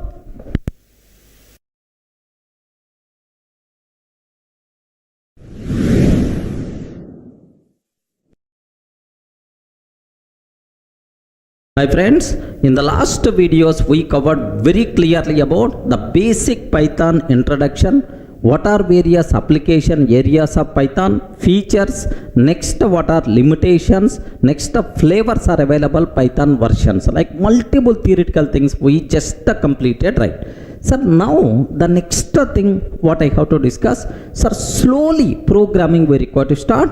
Before starting, the next basic things are identifiers and reserved words we have to discuss. Sir, the next, let me talk first Python identifiers. Okay, this is the topic what we are going to start, sir. So now can you please tell what is identifier? Yes, friends, identifier, what it means? Suppose in my class, almost around 10 students are there. Assume that. How I can identify each person? Is Ravi, Shiva, Pavan. Okay, like by name I can identify each person. A name in Python program is called identifier. Sir, here human names. We are using student names to identify the student. Same way, we have to use a name to identify variable, to identify class, to identify method. That the name itself is considered as identifier. So a name in Python program, are you getting name in Python program is called identifier. Okay, like sir, it can be a variable name, it can be a variable name, or it can be class name, or it can be method name, like any name. A name in Python program is called identifier, which can be used for identification purpose. Okay, like sir, I'm taking A is equal to 10, sir. Are you getting? A is equal to 10. Sir, what is A? A is name of variable which can be used to represent 10. This A itself is nothing but identifier, right? Are you getting? What is the meaning of identifier? The name itself is identifier. Okay, similarly, sir, I'm taking class test. Okay, some code I'm going to write, sir. Okay, anyway, in object oriented programming I will discuss in detail. Class test colon, just like this, sir. Sir, what is a test? Test is name of the class. This name itself is nothing but identifier. Are you in a position to understand, right? What is identifier? Identifier is a name. It can be a method name, variable name, class name, which can be used for identification purpose. If 10 variables are there, how I can identify each variable? By using its name. If 10 classes are there, how I can differentiate each class? By using its name. So same for methods and modules also. Okay, well, so now just assume you have one kid is there. Do you have the kids? Hey, respond, man. Do you have the kids? Yes or no? Do you have the kids? Okay, don't tell no. Even you are not having the kids, don't tell no. You have to tell soon. Okay, the reason is you are learning very trending programming language Python. After completing Python learning, you will get the job. Once you got the job, obviously you will get the marriage. Once you are getting the marriage, obviously blessed with the kids. Don't worry, sir, just soon you are going to get the kids. Okay, well, now assume you have one kid is there. You have to name your kid. You have to create name for your kid. Okay, like so you compulsory you have to choose. Do you know something like a naming ceremony in our families? It's a big festival. Okay, it's going to celebrate like anything, man. Naming ceremony for the kid. It's a great ceremony in the houses. Okay, like assume you have to create name for your kid. Okay, compulsory the name is going to reflect either God name or goddess name, or otherwise your ancestor name, like your grandfather name or grandmother name, something like it's going to reflect.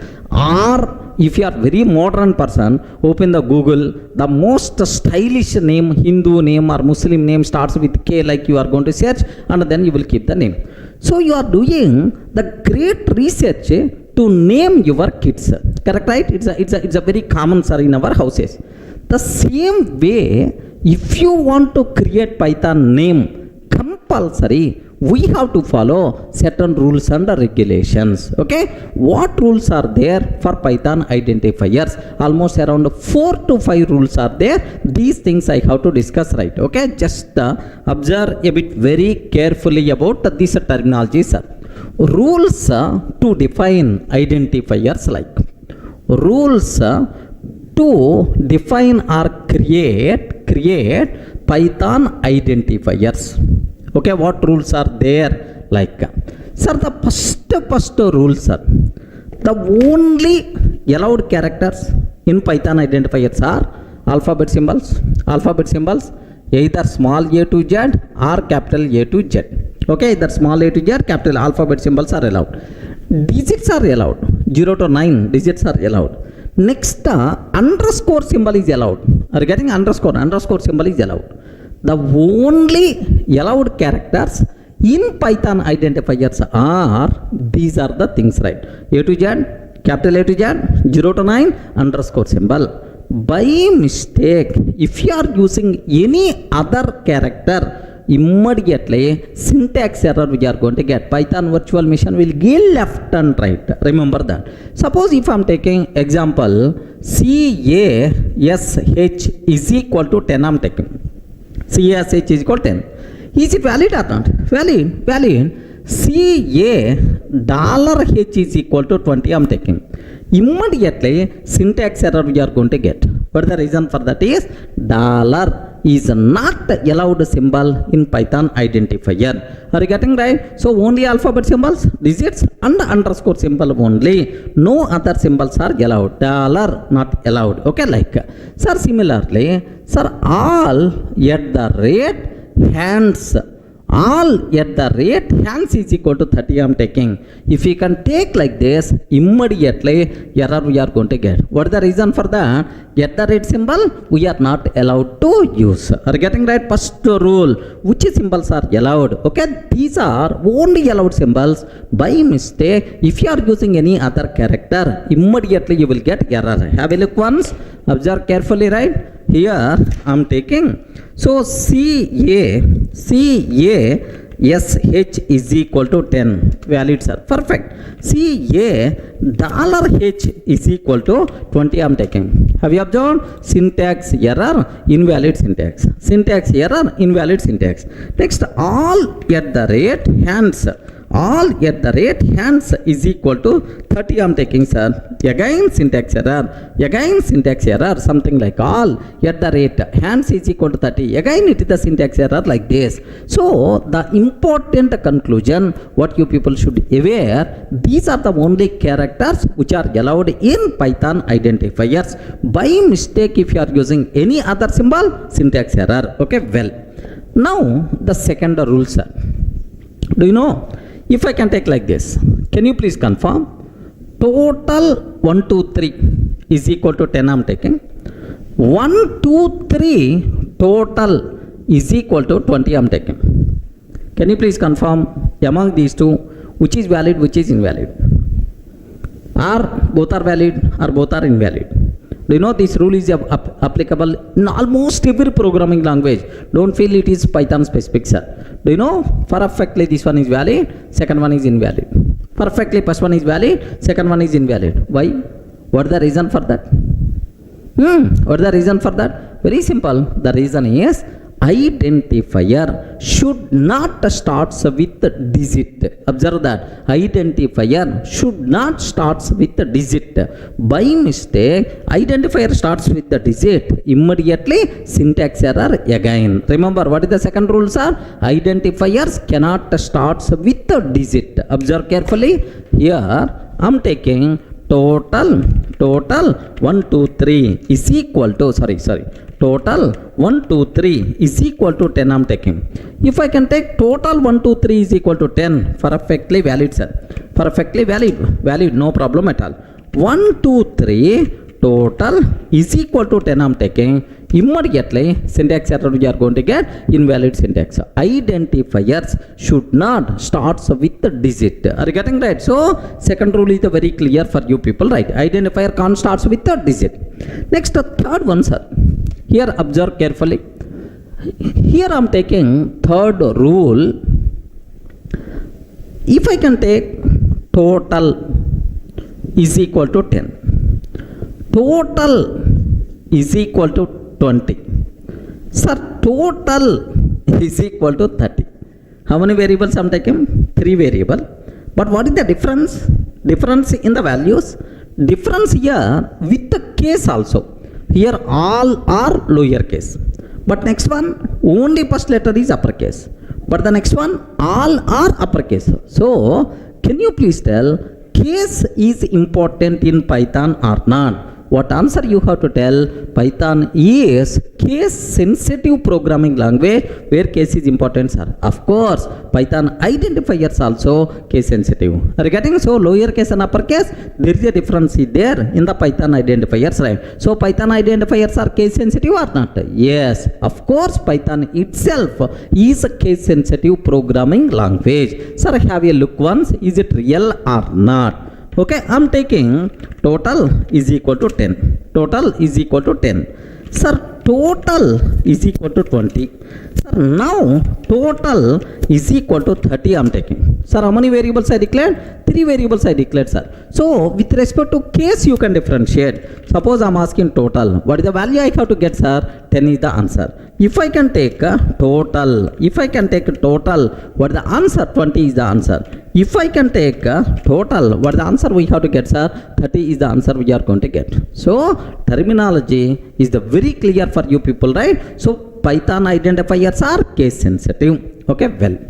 Sir, now, fourth rule, very important rule, sir. Of course, this rule is applicable everywhere. Do you know, is there any length limit for Python identifier?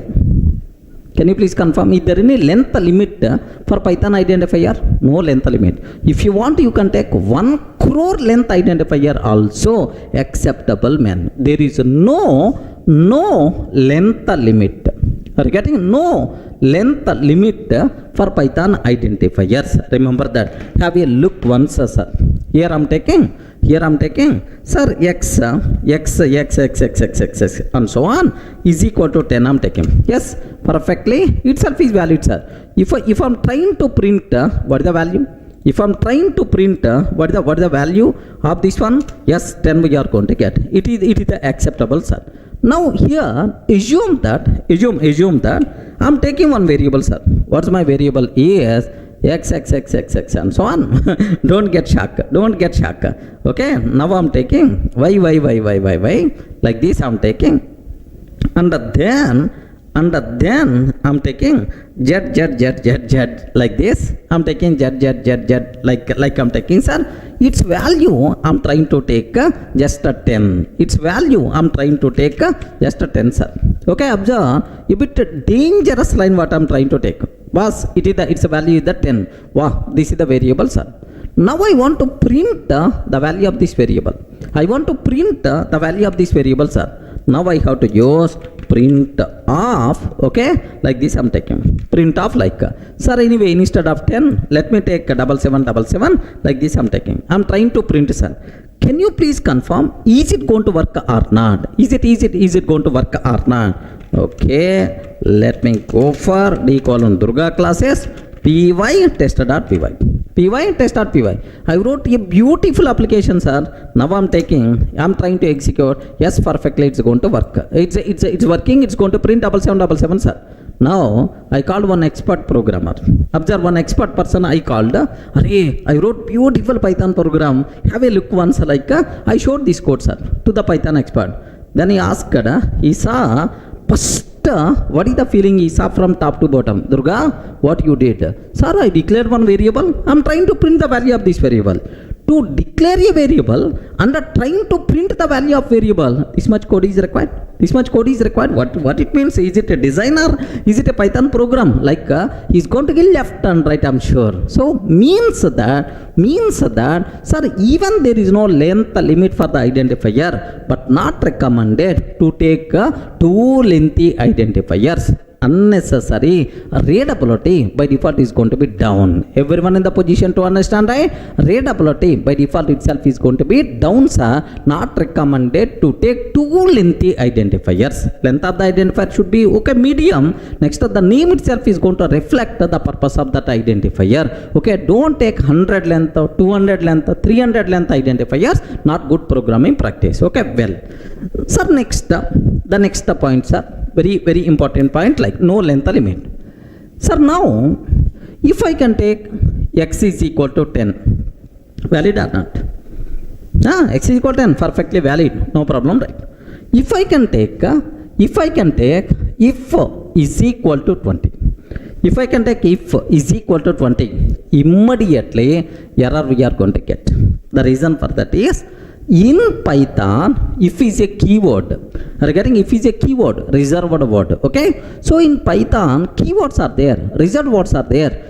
These keywords are reserved words having some special meaning or functionality. We can't use these keywords are reserved words as identifiers. By mistake, if you are trying to use, immediately error you are going to get. Any doubt about this terminology, sir? Okay, this is another important point. Have a look once. Sir, I'm trying to take, if x is equal to 10, valid, no issue at all.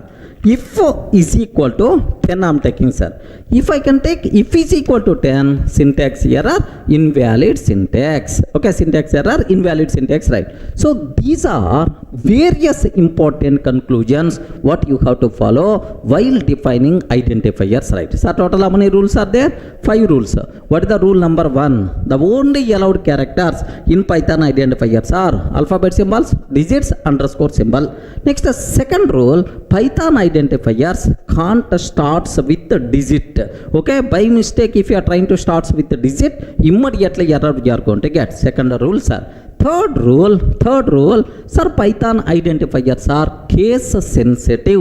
Lowercase and uppercase, there is a difference there. Of course, Python language itself is case sensitive programming language. Okay, well, next, there is no length limit for Python identifiers. No length limit for Python identifiers, but not recommended to take too lengthy identifiers, right? Next, reserved words or keywords are there.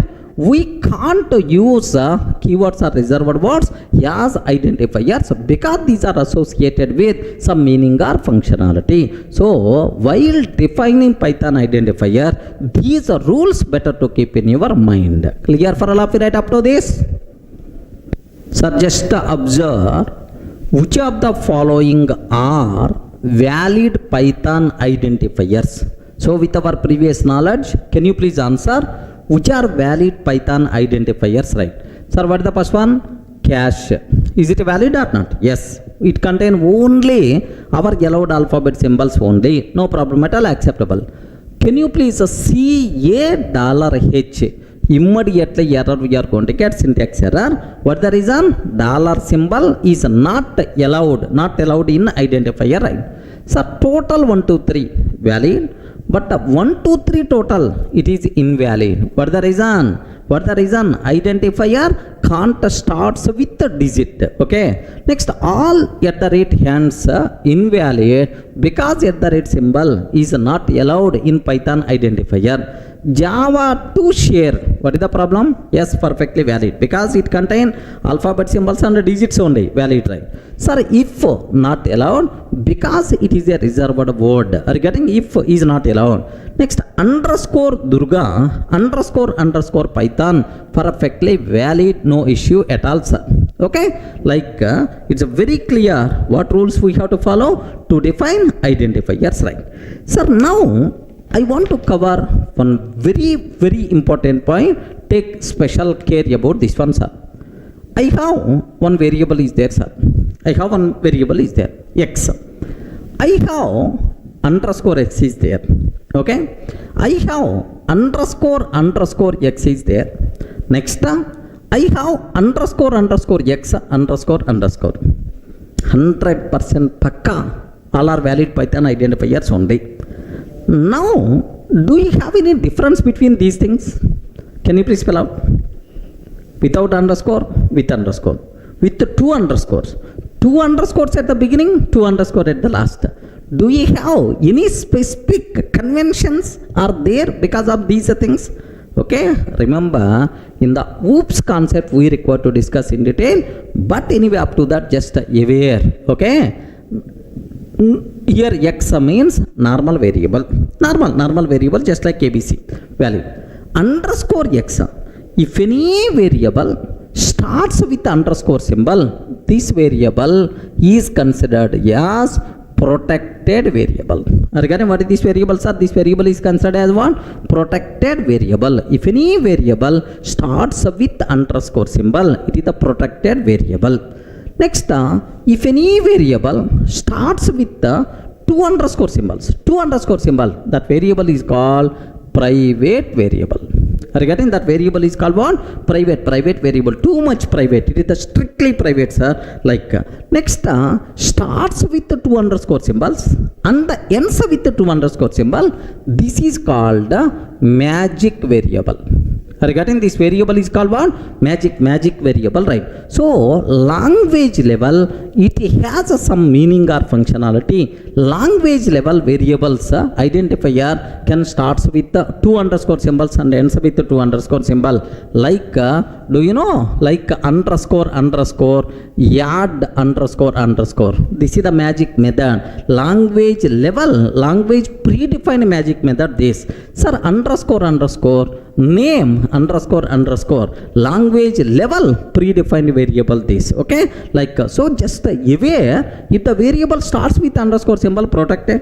If the variable starts with two underscore symbols, private. If the variable starts with two underscore symbols and ends with two underscore symbol, okay, this is such type of identifiers are language specific predefined identifier, which are also known as magic variables, right? Of course, in the next sessions we will talk about these things in detail. Remember, just aware there is some difference there with underscore symbols, right? Clear for all of you, right? What is identifier? A name in Python program is called identifier. What rules are there to define Python identifiers? Next, sir, if a variable starts with underscore, starts with two underscore, ends with two underscore, what will happen? Is there any specialty? Is there? Like these are the various things you should aware about identifiers concept. Clear?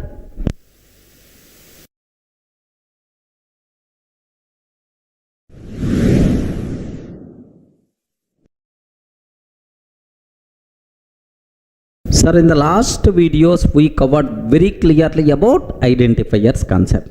Sir, now the next thing what I have to discuss, reserved words or keywords. Sometimes we may use the word keywords. Reserved words or keywords, right? Now, do you know, if you observe your school days, golden days in our life, we never having any worries in our life. Those days are school days, right? Do you know, no one is going to ask when you will get the job, no one will ask when you will get marriage, okay? No such type of commitments, right? Okay, but these days everywhere everyone is going to question when you will get the job, when you will get the marriage, and so on, right? Okay, well, if you remember the school days, first in the school, what things you learned? Have you remembered, right? Alphabet symbols, A, B, C, D, like alphabet symbols we learn. Next, after completing alphabet symbols, what we learned next? Have you remembered? Words, A for, A for apple, B for banana, C for, C for cat, like some words we covered, right? We learned in the school. Do you know, like, so these words, what we learn in English, these words are called reserved words related to English. Remember this one, sir. In any language, it may be general speaking language like English or programming language like Python or Java.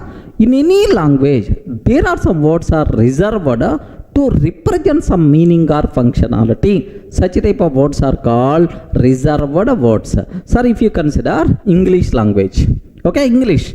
In the English language, apple, okay, apple, this what is reserved to represent one type of fruit. Are you getting? Next, banana, this word is also reserved to represent one type of fruit only, right?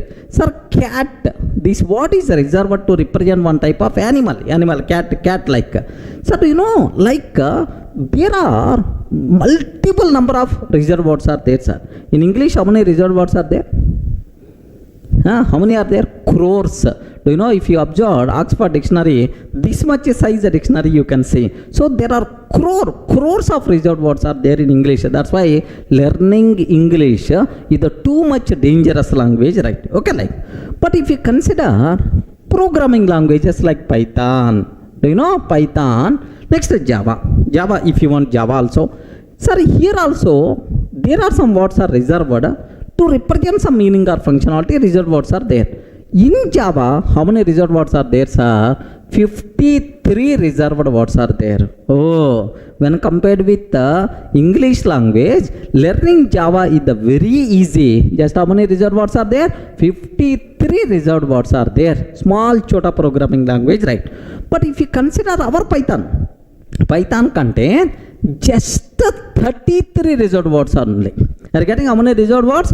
33 reserved words only. If you understand these 33 reserved words, you will become Python expert. Remember this one. So that's why when compared with Java, when compared with English, Python is very small chota programming language. We can learn very easily, right? Okay. So now I will list out all 33 reserved words which are available in Python. Okay. First you have to tell what is a reserved word.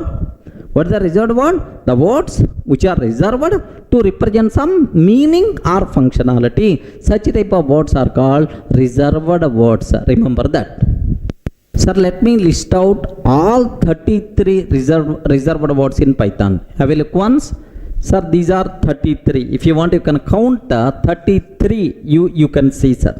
Sir, first true, false, none. Are you getting? Just these are true, false, none like. Next, and, are, not, is operators like. Next, if, elif, else. If, elif, else. Okay. Else, if. Elif, else. Okay. Like if, else related. Next, while, for, break, continue, return, in, yield. Yield is a keyword in Python. Yield. Next, try, except finally. Sir, the people who are coming from Java, try, catch finally. Instead of catch, here we have to use except finally. Rise, assert. Okay, import from as, class, def, pass, global, non-local, lambda, del, with. Okay, like total, how many reserved words are there? How many keywords are there? 33 keywords are there. Okay, in Python. Remember, this is the list, sir. Sir, the first question, if you are going to ask, sir, what is the purpose of yield? What is the purpose of global? Or what is lambda? Or what is the pass? Can you please explain? Like, I will give left and right. Because, so discussing Python, learning Python language itself is learning all these things. At last, you will get much clarity about these. Don't try to understand what the meaning of all these things. Okay, we have to spend some time to get the meaning, functionality of each and everything. But general doubts you may have, sir. So first, here have you observed, right? Sir, all these 33 keywords in Python contain only alphabet symbols. Are you getting? You never going to see any underscore symbol. You never going to see any digits. So all 33 contains only alphabet symbols. Contains only alphabet symbols. Okay, like. Next, one more speciality is there. In these alphabet symbols also, everywhere you are seeing lowercase alphabet symbols only, but only 3, sir, uppercase you are going to see. Sir, true, false, none. Have you observed, right? What is the first letter? T uppercase, F uppercase, none uppercase, N uppercase, right? The only except these 3, All the remaining contain only lowercase alphabet symbols only. Remember that's a true, false, none. Compulsory T should be uppercase, F should be uppercase. By mistake small t, small f you are using, Python will give left and right. Observe, I will show sir. So second point, except the following three, all contains only lowercase alphabet symbols. All contains only lowercase alphabet symbols. Except sir, the following three, all contains only lowercase alphabet symbol. Which three sir? True, next false, next none. So for Boolean values, true and false compulsory should be in uppercase, T upper, F upper, and then N uppercase, right? Sir, I have a look once by mistake. If I'm trying to take like this, okay, here I'm taking, sir, A is equal to true, I'm taking, sir. Sir, am I using small true or capital true? Small t or capital T? Small t I'm using. What will happen, sir? Immediately name error, name true is not defined. Sir, I'm unable to see name true, like we are going to get the problem. A is equal to capital true, I'm taking, sir. Capital T is the capital. Perfect, it is going to be accepted. What is the values on? True itself is the answer we are going to get. Okay, please make sure if you are using small a, immediately error, small t, immediately you are going to get error. So for Boolean values, compulsory you require to take care capital T in the true, capital F in the false, and none means in N should be capital. What the meaning we will discuss in detail, right? Sir, next thing, very important point. Observe a bit carefully, sir. Do you know, by seeing these things, you may have some doubt.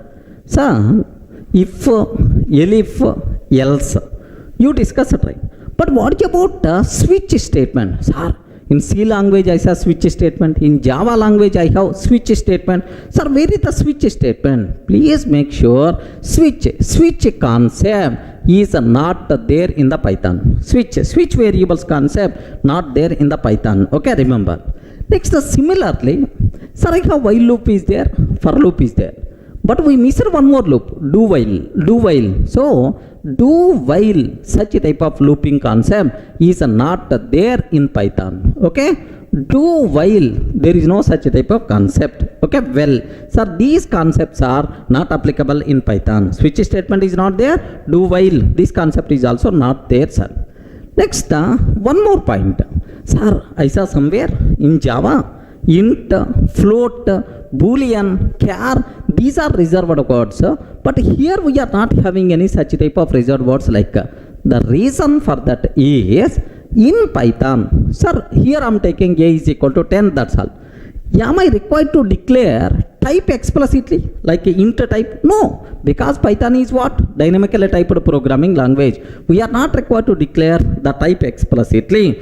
Based on value, automatically type will be considered. So being programmer, you never going to use type explicitly, right? That's why int, float, Boolean, such type of reserved words or keywords are not required. Remember, int, float, complex, such type of keywords are not required in Python. So what are various reserved words are there or keywords are there?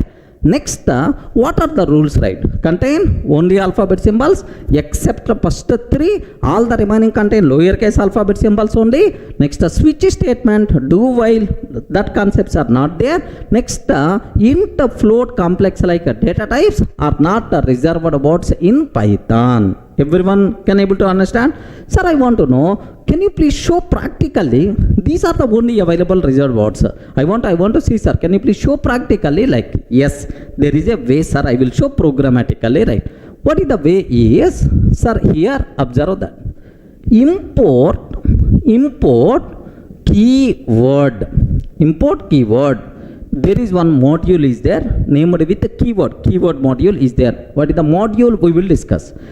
Sir, keyword data KW list, keyword list. If you can ask keyword module KW list, it is going to list down all 33 reserved words or keywords present inside Python. Shall we check this one, sir?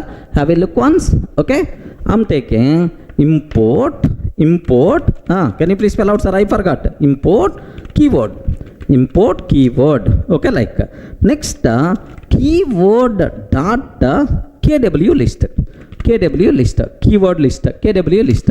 Now have a look once, sir. These are the keywords what we have in Python, sir. These are various keywords whatever there in Python. Let me copy paste these things, right?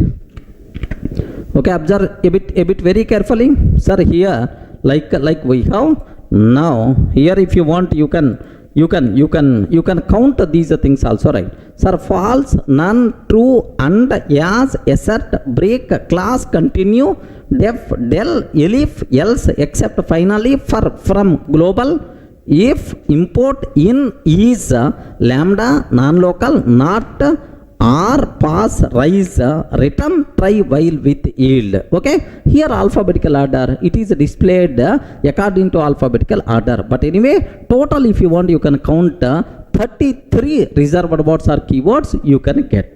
That's all, sir. These are various important things related to keywords, reserved words, right? Now I will explain data types concept in the next video. Clear for all of you, right?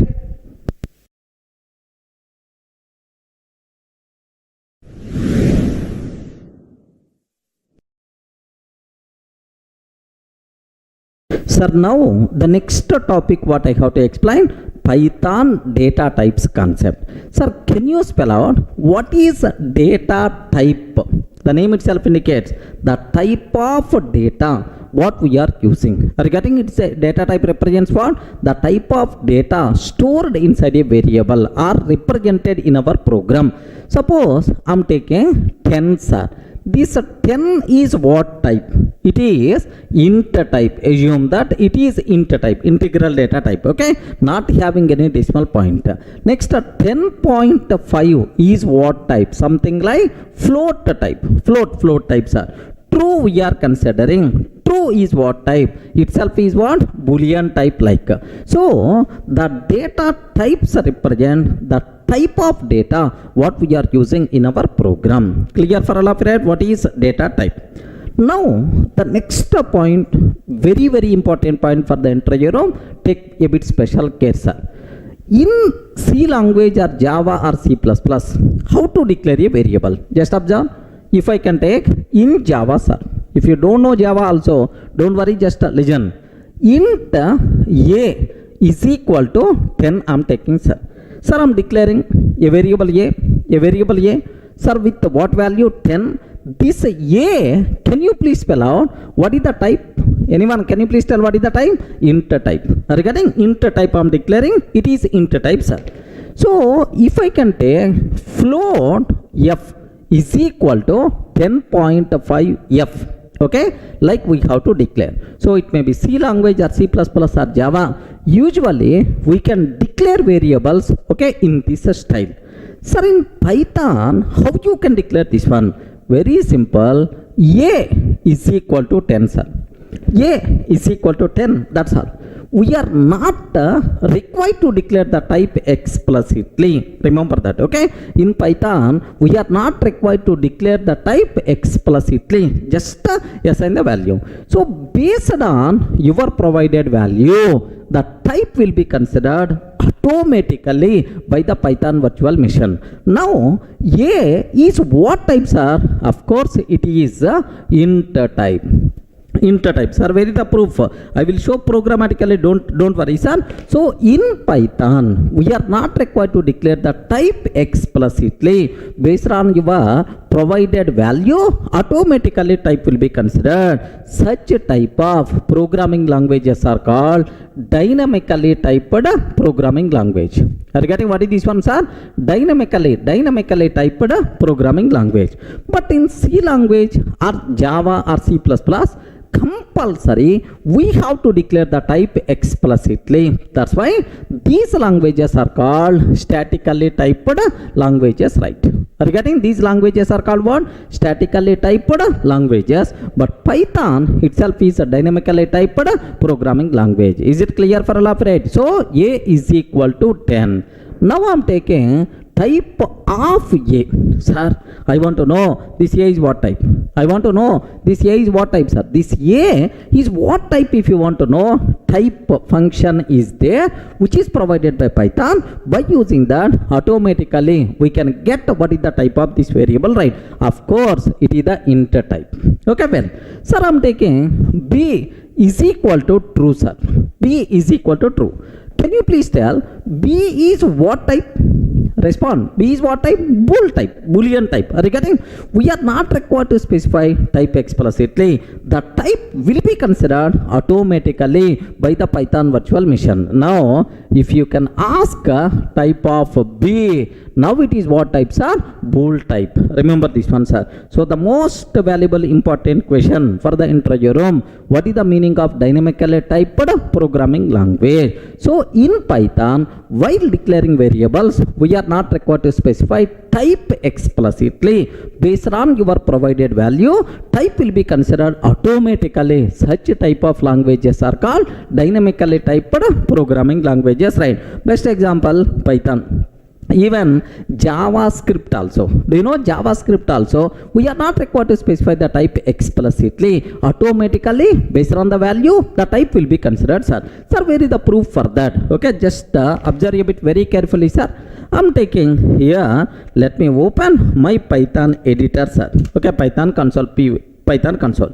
Now, A is equal to 10, I'm taking. A is equal to 10. Sir, can you please observe type of A? A is equal to 10. What is the type of A? Sir, can you please observe that? What is the type of A, sir? Int type. Or again, type of A is int type. B is equal to 10.5. 10.5. Can you please spell out what is the type of B? Yes, what is the type of B, sir? Float type. Remember that. Next, sir, C is equal to true. I'm taking, sir. What is the type of C? If you consider Bool type, right? Okay, that's all. So, is it clear for all of you, right? What is the meaning of dynamically typed programming language? We are not required to declare the type explicitly. Based on our provided value, type will be considered automatically. This type of nature is called dynamically typed programming language. What about C language? C++, Java. These languages are statically typed. Compulsory. We have to specify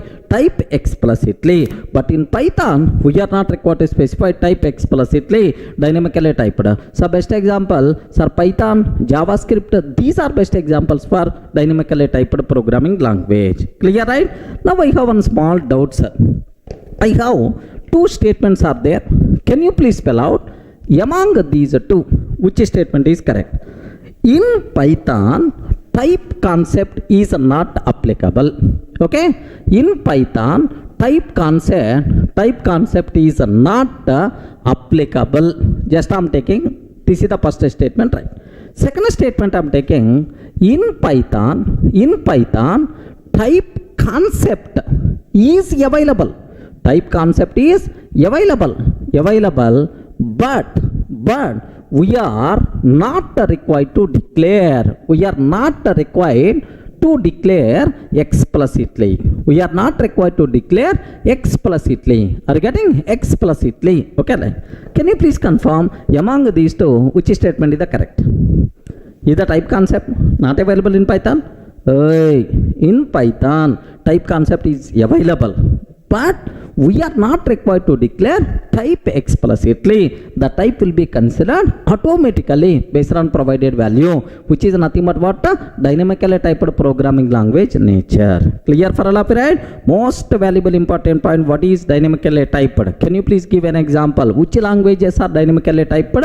You should be in a position to answer. Okay, well, now I will explain what are various available data types in Python, inbuilt data types present inside Python. So do you know, can you spell out some data types, whatever you know? Yes, friends, whatever you know in other languages like C language or C++, Java, can you spell out some data types? Int, float, Boolean, double, long, char, string type. Are you getting string type like?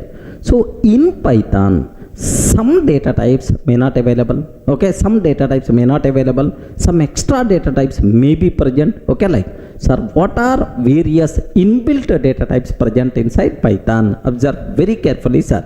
So int is available.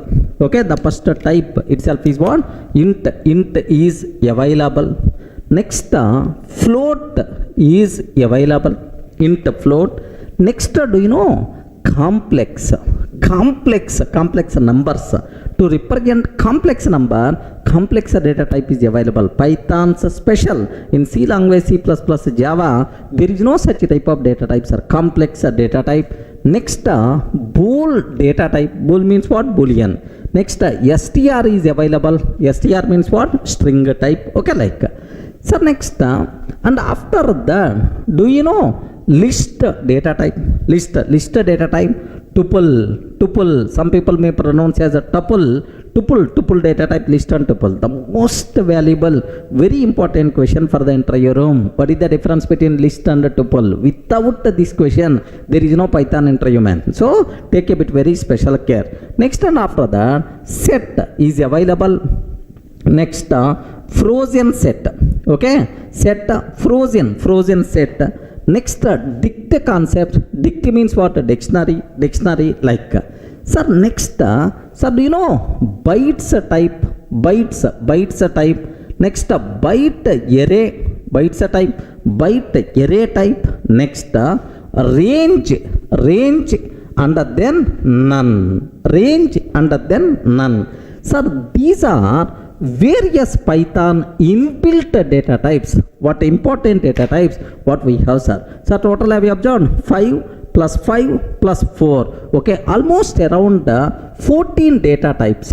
We have to discuss a bit in detail. Okay, almost around a few hours I will spend, sir, on these data types. First basic idea, so that you people can get much clarity, sir. Sir, can you please spell out what are various data types present inside Python? Okay, int, float, complex, bool and string, boolean, string type. Next, list, tuple, set, frozen set, dictionary. Dict means what? Dictionary. Next, bytes, bytearray, range, none. These are the things. Don't ask any question about these data types. We are going to spend a huge time on this. We will perform post-mortem like anything about these data types, right? Okay, well. Next, before talking about these data types, one very important point I have to tell, sir. Please inject this point in your mind very strongly. Okay, here everything in Python, sir, observe very carefully, sir.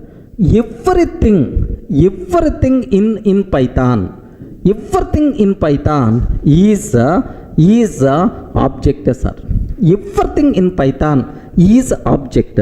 Do you know the people who are coming from other languages like Java, we have primitive types, object types, like there is some difference there. But in Python, everything is considered as object only. Okay, so if I can take A is equal to 10, sir. A is equal to 10. Do you know this 10 is an object? This 10 itself is an object. Do you know here you have to keep in your mind A is the reference variable pointing to this int object. Sir, what is the value represented by this int object? Is 10, sir. What the value represented by this int object itself is 10. Remember this one. So A is equal to 10 means, sir, A is internally itself is an object. Sir, not only this one, Boolean value, string value, everything in Python itself is an object only. Remember, please inject this point in your mind very strongly. Okay, well. Next, sir, A is 10. What is the type of A? How you can find the type of A? We covered already. Can you please spell out which inbuilt function we have to use? Type itself is inbuilt function, Python's inbuilt function to know the type of A. Okay, well.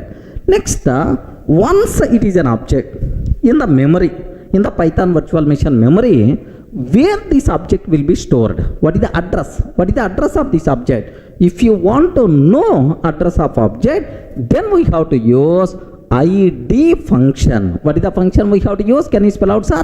ID function, ID of A. What is the address of this object, right? Next, I want to print the value of A. Can you please spell out what is the value of A? 10. Can you please print the value of A? Then we require to go for print of A. So the most commonly used Python inbuilt functions are type function, ID function, and then what? Print function. To know the type of a variable, type functions are. To know address of the object represented by a variable, sir, ID is the function. To print the value of a variable, then we require to go for what? Print function. These are the three inbuilt functions most commonly we are going to use in Python. Just have a look once, sir. Sir, I'm taking here A is equal to 10. I'm taking, sir. Have a look once. Can you please observe? A is equal to 10. 10 I'm taking. Can you please tell what is the type of A, sir? What is the type of A? Sir, it is int type. It is class int type, sir. Okay, well, int type. Sir, what is the address of this? ID of A. What is the function? Please spell out ID of A. Here are you seeing, right? Yes, sir, this is the address. ID of A means this is the address, right? Similarly, okay, what is the print of A, sir? What is the value of A? What is the value of A, sir? 10. So these three are Python's inbuilt functions most commonly used. So before starting our data types concept, if you have clarity about this, I can use repeatedly this in our next discussions, right? Clear up to this?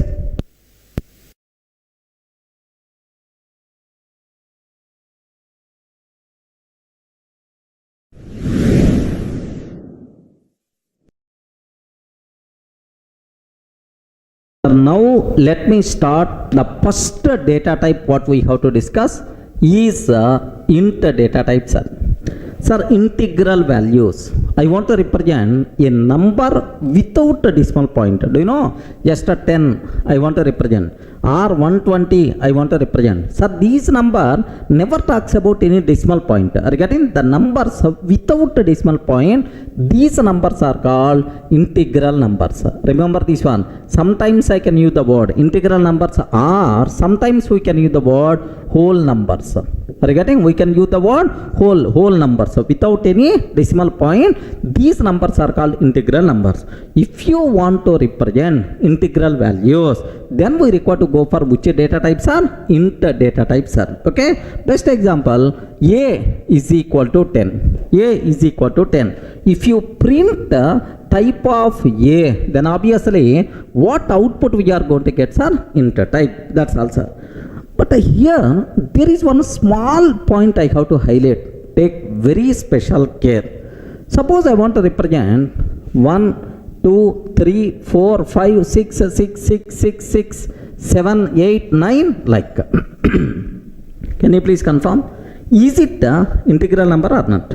Yes, because I am not taking anywhere decimal point. It's always integral number only. So do you know, is it small number or long number? Respond, man. Is it small number or long number? Long number, sir. 1, 2, 3, 4. There are multiple digits are there. It's a bigger number, long number. So to represent very long integral values, we have long data type is there. Remember this one, sir. What is that? Long integral values, long type is there. Sir, small integral values, int type is there. Remember that. If you consider Java, byte, short, int, long, like 4 types are there just to represent integral values. But make sure in Python we have only 2 data types we have. What is the first one, sir? Int, second one, sir? Long. Small int values, small integral numbers, int type. Sir, long integral numbers, long types, sir. But take very special care. This long type is applicable only in Python 2. Are you getting? Only in the Python 2, but not in Python 3. Remember this one, sir. It's available only in Python 2, but not in Python 3. So which version we are discussing? Python 3 version. That's why in Python 3 long data type is not there. Even long values also we can represent by using which data types are int type only. I hope is clear for all of you, right? So maybe a chance to ask in the interview room, Hare, in Python long data type is available or not? Yes sir, long data type is available to represent long integral values, but this long data type concept is applicable only in Python 2 but not in Python 3. Even long values also happily we can represent by using int type only in the Python 3. Everyone can able to understand? Sir, have a look once. Suppose I am taking a is equal to sir 1 2 3 4 5 6 6 6 and so on, 7 like 8 like I'm taking 9 sir. Wow, how big it is, man. So it is a long value. Have you observed, right? It is a long value, sir.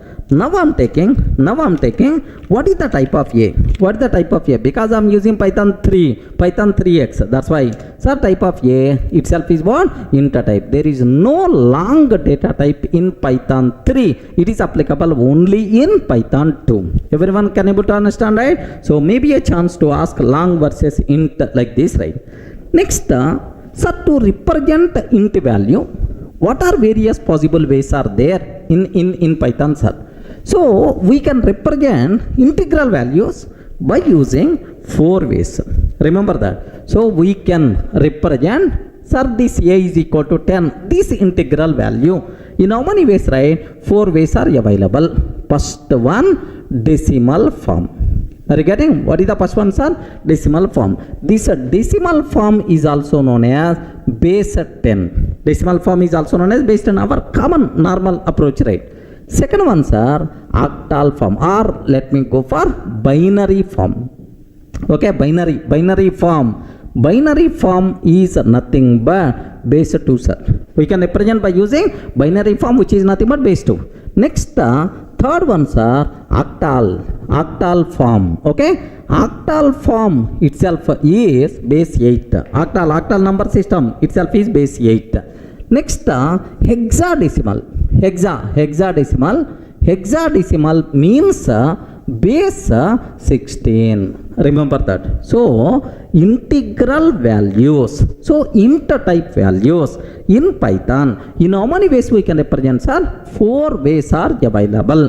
What is the first way, sir? Decimal form. Second way, binary form. Third one, octal form, and then hexadecimal form. Sir, let me talk about these are types in detail, sir, these forms in detail. Sir, first one, decimal form. Okay, assume decimal form means base 10, sir. In base 10, do you know this is the default number system what we are using? We are always going to talk about numbers with respect to base 10 only. Okay, base 10 is the default number system, right? Sir, which digits are allowed? Allowed digits are 0 to 9. Allowed digits are what? 0 to 9. Suppose I am taking a is equal to 123. Acceptable. A is equal to 986. Acceptable. Like this, right? Okay. 0 to 9. Any digit is allowed. This is the default number system. Not required to discuss much more about this one, sir. Sir, now the same integral value you can represent by using binary form also. Are you getting? By using binary form also we can represent, sir. Binary means what? Base 2. Sir, in base 2, what are the allowed values? Can you please spell out in base 2 what are the allowed values? Zeros and ones. Are you getting? What are the allowed values, right? Zeros and ones. That's why, do you know? So allowed digits are 0 and 1.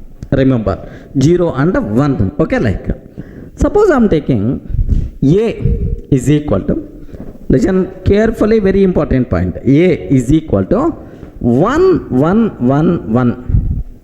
I am taking a number. Can you please confirm, is it a binary number or not? Respond, friends. Is it binary number or not? Yes, sir, it's a binary number only because you are using zeros and ones. Only ones binary number.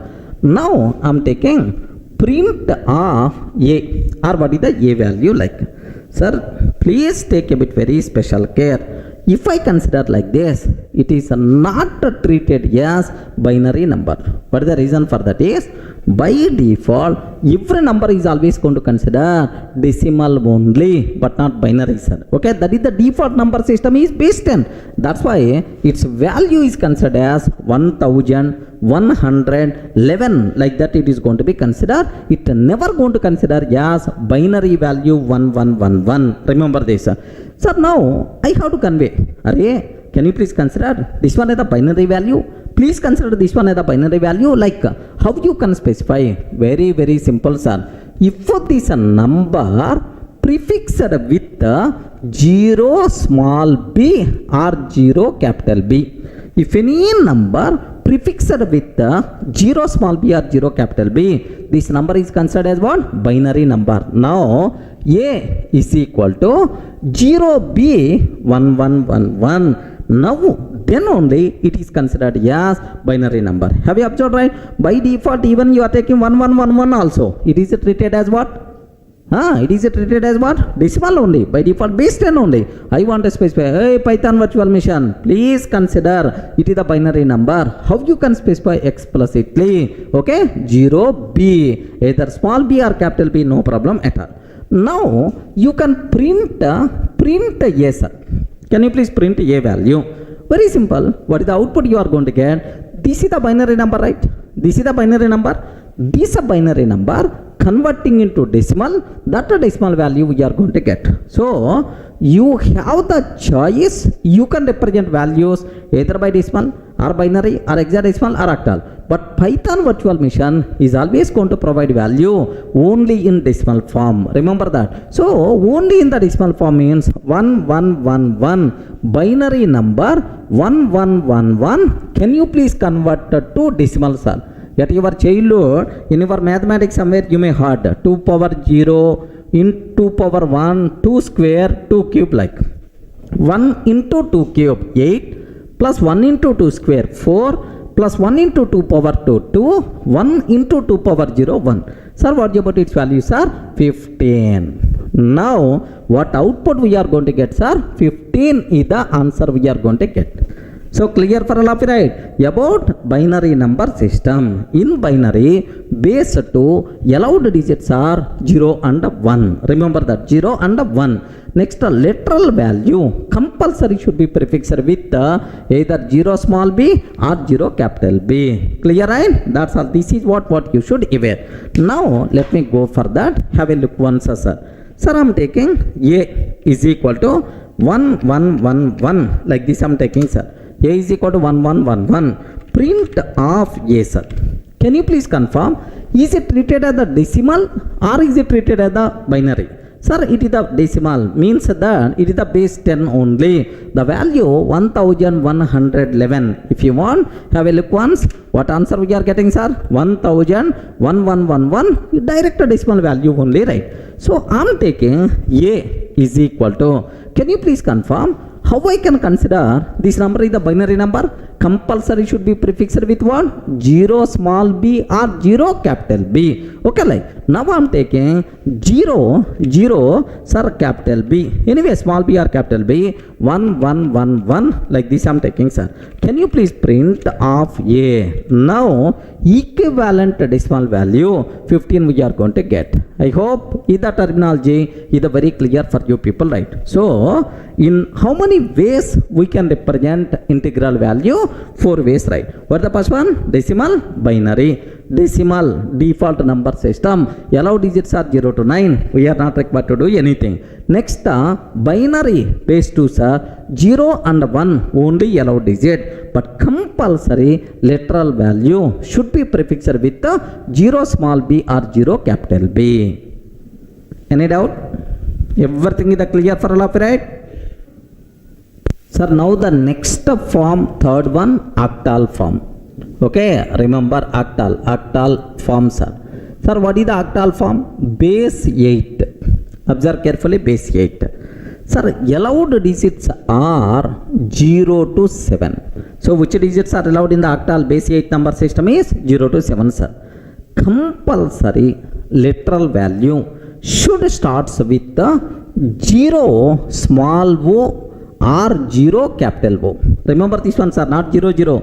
0 small o or 0 capital O. If the number starts with 0 small o or 0 capital O, this number is always treated as octal number. Remember, suppose a is equal to 0 small o, 0 small o or capital O, anything you can take. Sir, now 1 2 3 I'm taking. Yes, perfectly it is octal number. If I print the value of a, what is the answer we are going to get? I told already, Python virtual machine always provide in which formats are decimal only. Convert this octal number into decimal, sir. How to convert octal to decimal? At our childhood we covered already, we discussed already, right, in our school days. Okay, now 3 8 power 0, 8 power 1, 8 square. So 1 into 8 square means 64. 2 into 8 means sir 16. 3 into 8 power 0 means 8 power 0 is 1. 3 into 1 means 3. Okay, 64 plus 16, 80. 80 plus 3, its value will become 83. That's all. Perfectly, sir, it is treated as octal number. If I print the value we are going to get is 83. Have a look once. Can you please consider? A is equal to 0 0 O. It may be small o or capital O. 1 2 3 I'm taking, sir. Perfect. Now can you please print off A? If I take print of A, what the answer we are getting, sir? 83. Okay, well, sir, now I'm taking A is equal to 0 0. Here A is equal to 0 small o 786 I'm taking. Can you please tell, is it valid or invalid? 0 sir, O small o or capital O 786 I'm taking. Can you please tell, is it valid or invalid? Immediately Python virtual machine will give left and right. Array 0 followed by O means it is octal. Octal number 0 to 7 only allowed digits. How you can take digit 8? How you can take digit 8? Immediately syntax error we are going to get. Can you please have a look once? Let me keep enter. Now syntax error, invalid syntax. I hope everyone in the position to understand clearly, right? Are you getting? So this is about octal number system, sir. Allowed digits are what? 0 to 7, and compulsory literal should be starts with 0 small o or 0 capital O. That's it, right? Okay, well, sir, now what is the next thing we have to discuss, right? Hexadecimal. Observe very very carefully about this one, sir. So now hexadecimal. Can you please spell out hexadecimal? Hexadecimal means which base? Please respond. Hexadecimal means which base, right? Base 16. Base 16. Allowed digits are 0 to 9. 0 to 9, comma, A to F. Okay, A means 10. A means 10, sir. B means 11. C means 12. Okay, D means 13. E means 14. F means 15. Okay, 10 to 15. So 0 to 15 are the allowed, but 0 to 9 and then A to F. First thing, sir, this A to F, is it lowercase or uppercase? Ayo, please respond. Can I take either lowercase or uppercase?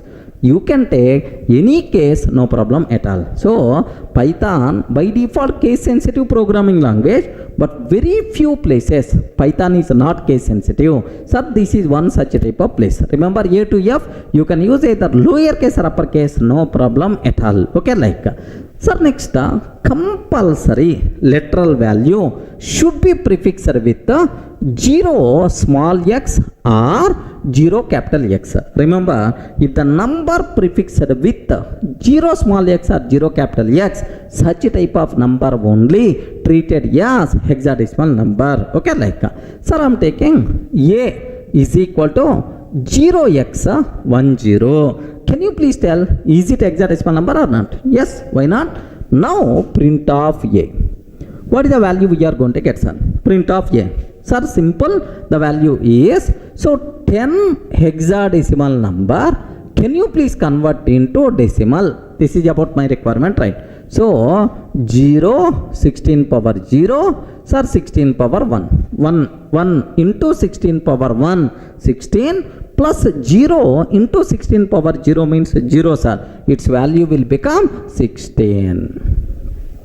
Regarding what is the output we are going to get, sir? 16. So 0x10 means 16 is the answer we have to get. Let me cross check, sir. A is equal to 0x10. Yes, perfect. Now let me print off A, sir. Let me print off A. What the answers are? 16 itself is the answer. This is, sir, the way how you can represent what? Hexadecimal numbers. But here let me go for a small another example. Can you please tell, is it valid or not? A is equal to 0x of face. 0x of face. Is it valid or not?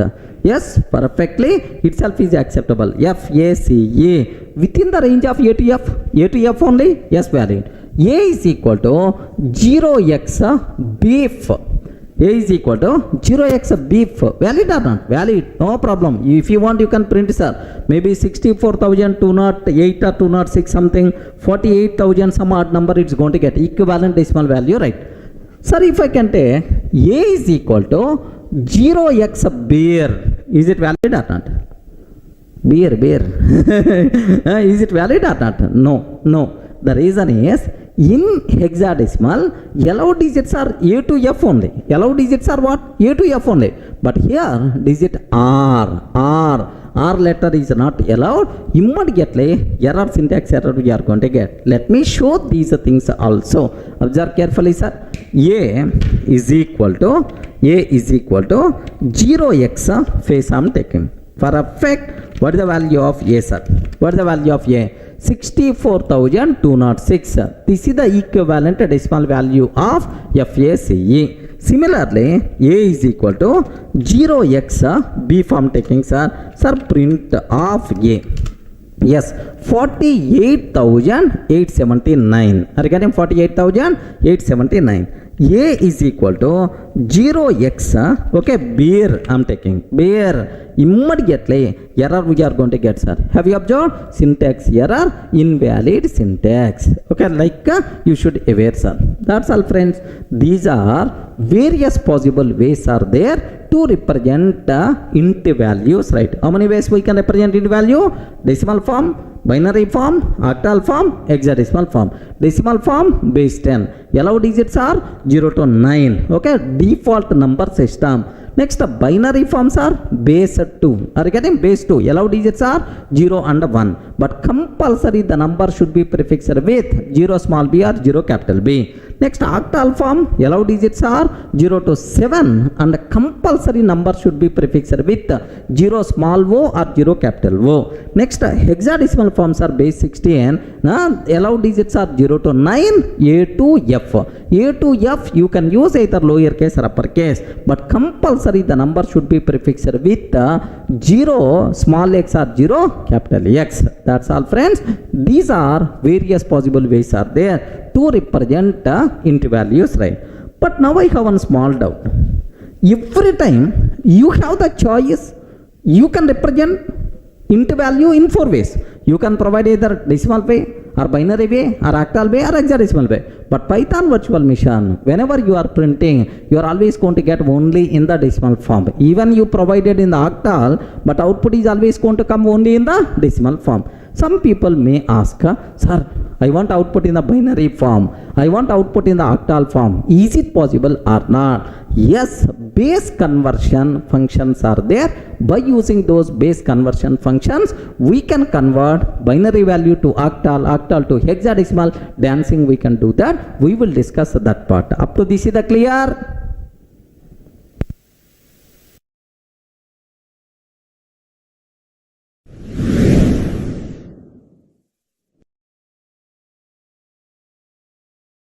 Hi friends, in the last videos we covered very clearly the basic introduction to data types and the first data type int.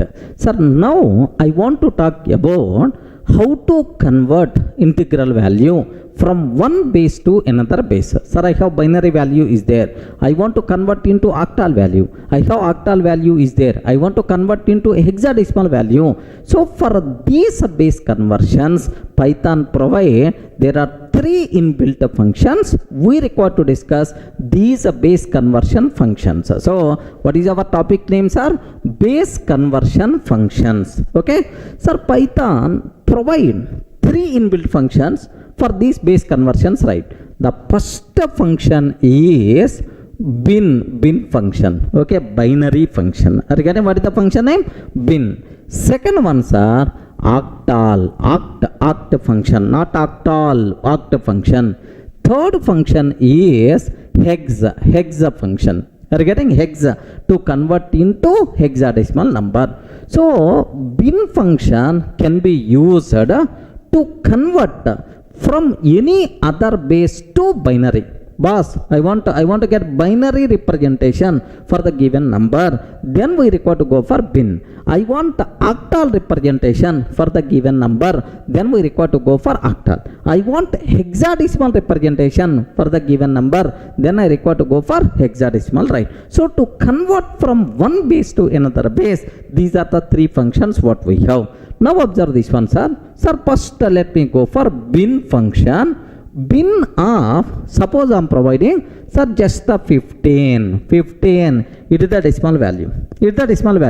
Now the corresponding binary representation we will get. Sir, what is the binary string for this? 0b, of course it's the binary, 0b 1111. Okay, like, sir, how to convert 15 to binary? You know at your childhood, I hope we discussed it, right? 15, can you please convert into binary? Means 2 7 jar 1.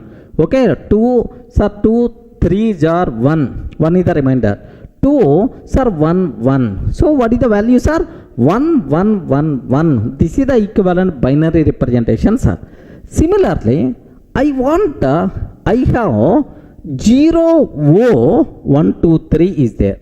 Can you please spell out 0 O 1 2 3? What is this one? I respond.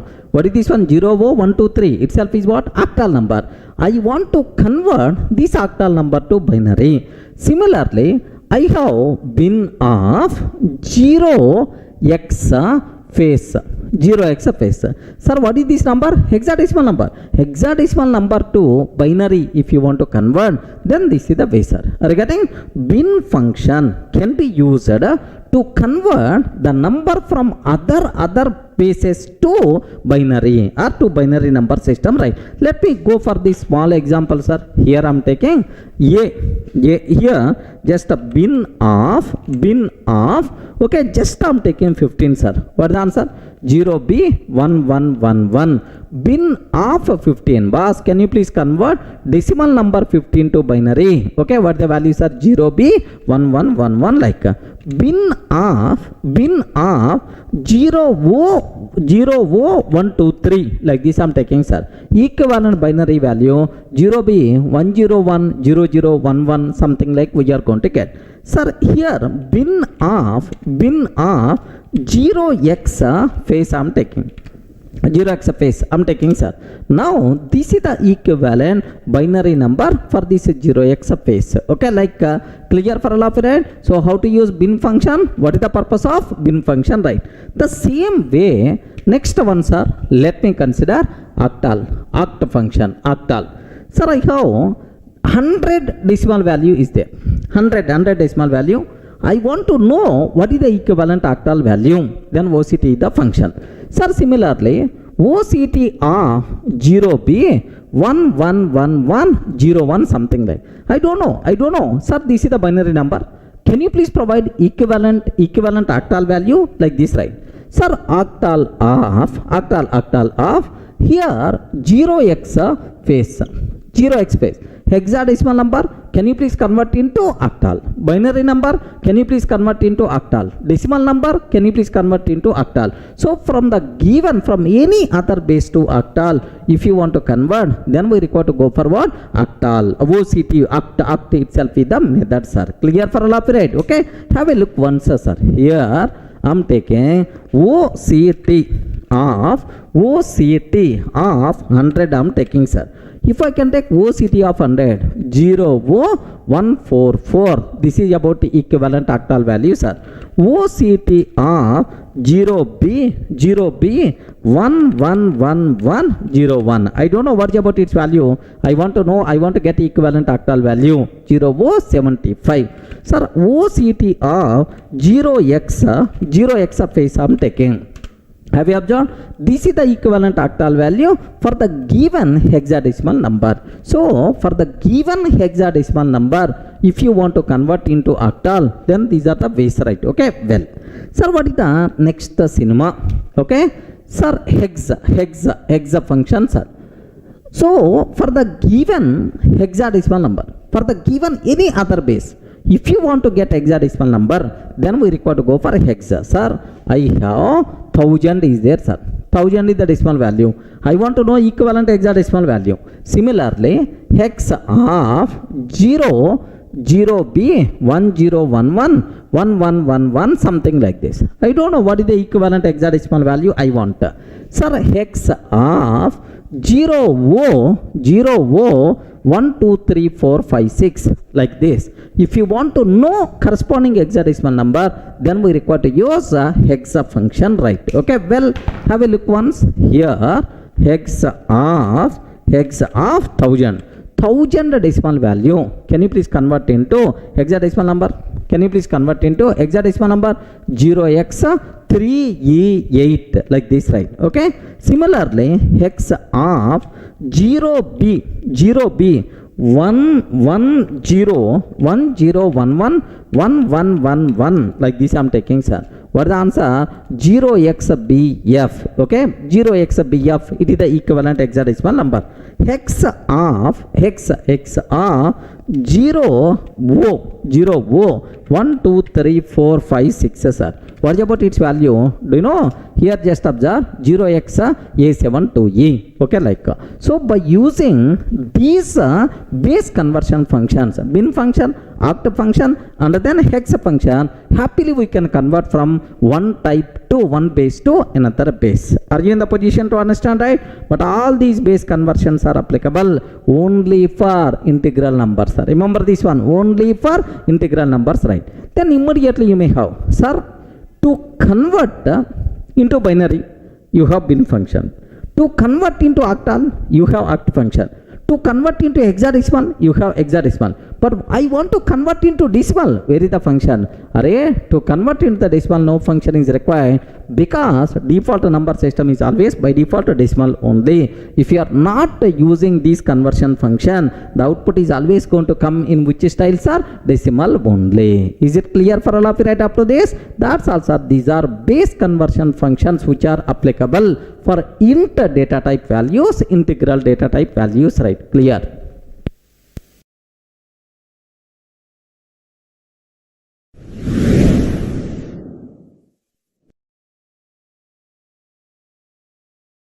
Hi friends, in the last videos we covered very clearly what is int data type, how you can represent integral values, what are various possible representations are there. Next, how to convert from one base to another base. Up to that it's very clear.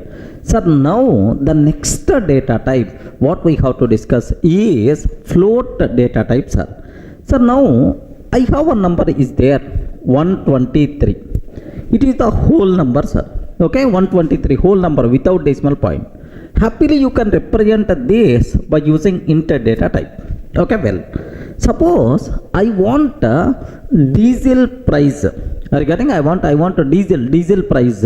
Assume that 78.43, 78 rupees 43 paisa. Assume that, sir. Sir, next dollar value in rupees. Assume 70.12. Assume that 70 rupees 12 paisa, 12 paisa, like. Sir, how you can represent these values, the numbers with the decimal point, these numbers are by default considered as floating point values. Are you getting? Don't feel in our program you are always going to represent only whole numbers, integral numbers. No, sometimes we may require to provide, we may require to do this type of values also. How you can do that? Okay, to represent these floating point values, these floating point values, we have which data types are float data type we have to use. Remember this one, sir. Okay, sir, now I'm taking f is equal to sir 112.456 like this I'm taking, sir. Can you please spell out what is the type of f? If I print type of f, now I will get what? Float. Observe, this is what types are? It is the float type like this, right? So what is the floating point number? A number with a decimal point is called floating point number. So to represent the floating point numbers, which data type we have in Python is the float data type, sir. Okay, have a look once, sir. Observe carefully here. If you are seeing, sir, f is equal to 1.234 like this I'm taking. Sir, what is the type of f? What the type of f? If I can ask a type of f is what types are? Float type. Just observe 1.234 float types are. To represent floating point values, we require to go for what? Float type. Okay, well, sir, here there is one very important point is there. Take a bit special care about this one, sir. Sir, do you know in the integral types, in the last video we covered very clearly in the integral types. Suppose I have a number is there, sir. 1, 2, 3 is there. By default it's the decimal. Similarly, if I can take 0B1111, it is a binary number. Binary. 0O123 octal number. 0x123 hexadecimal number. Sir, all these things are integral values. Remember this one. All these things are what? Integral values, right? Same way, I want to take like this. Just observe carefully, sir, about this one. F is equal to, sir, 1.234. Okay, one style. F is equal to 0B1.1011. I'm taking, sir. Next, f is equal to 0 small o, sir, like 123.456 I'm taking. Sir, f is equal to 0x 123.57 something like this. Can you please observe? This is the decimal float value. This is the decimal float value. Can you please tell what about this one? Respond. What is about this one? Float value represented in binary form. Next, the float value represented in octal form. Float value represented in hexadecimal form. I hope everyone can able to understand, right? So, respond. Everyone can able to understand, right?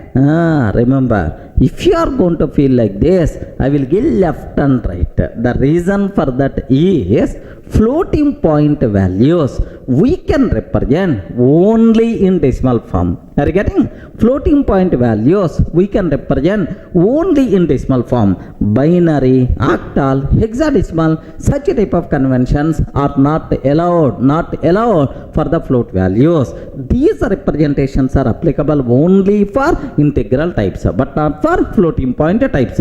In all these cases, we are going to get syntax error. Okay, error by default we are going to get. Sir, very important point. Integral values you can represent 4 ways: either decimal, binary, octal, hexadecimal. But floating point values you should represent only in the decimal form. Okay, binary, octal, hexadecimal, such type of conventions are not applicable. Everyone can ever write. Sir, let me show this one. Have a look once, sir. Suppose I am taking f is equal to 1.234. Perfect, no problem at all. It is the decimal value, sir. It itself is the decimal value. F is equal to 0b 1.1011. I'm taking 0b 1.1011. immediately Python virtual machine is going to give left and right. Hey Durga, 0b means binary, but 1.1011 float in binary, no such type of thing. What it means, like Python virtual machine will give left and right. Observe carefully, sir.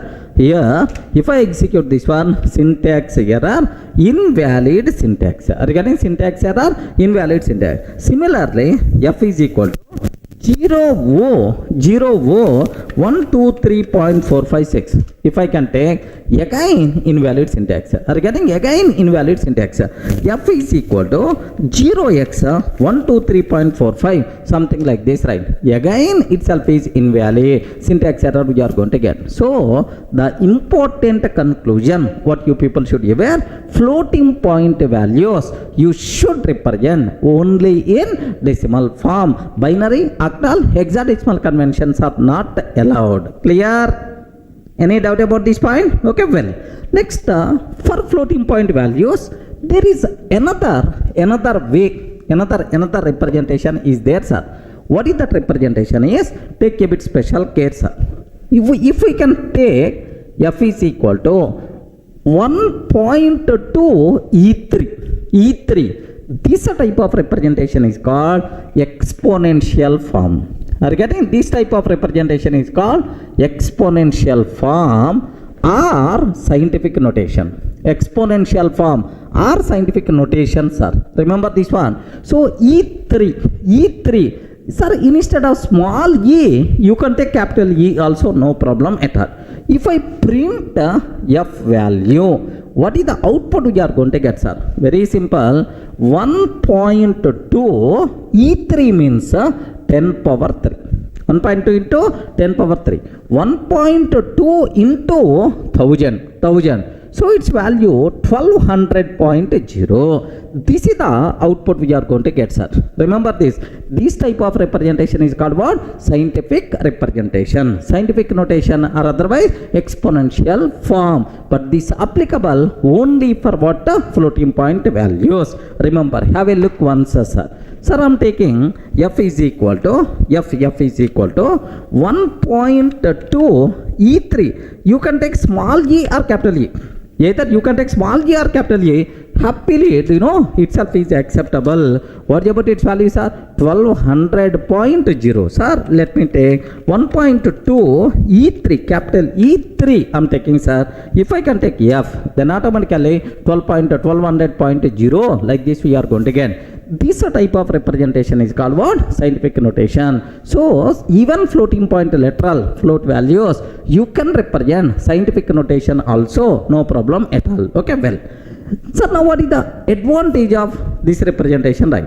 The biggest advantage is even big values also within the lesser space you can represent, sir. Bigger values within the lesser space you can represent. Suppose I have a number is there. Assume that 12, after 12 there are 10 zeros are there, sir. Okay, 10 zeros are there. Okay, like 10 zeros, 15 zeros are there, sir. 15 zeros are there. Wow, how bigger value this one? 0.0 is there, sir. Assume this is the 0.0 is there. After 12, 15 zeros are there, 0.0. Sir, once 0.0 is there, it is the float value. It is the float value, right? Now, what is the, I can represent in scientific notation very easily. Sir, very simple. 1.2 E, how many zeros are there? 15. 1.2, 2 also I moved after decimal point, that's why 1.2 is 16. So, this bigger value also we can represent 1.2 is 16. That is the advantage of this scientific notation or exponential form. Everyone can aware within the lesser space you can represent big values also. That thing is applicable, sir. Sir, even in our calculators, if the value is too much lengthy but the display size is very small, in that small space how you can represent bigger values? Very simple, sir. We require to go for which one? Exponential representation. Observe our normal calculator. Have a look once, sir. Just a basic idea sake. Observe that this is the normal calculator what we have. Sir, here I am taking 25,000 into 25,000 I am taking. Okay, Like now, have you observed, right? Some 625 followed by some 6 zeros like we have. Okay, well.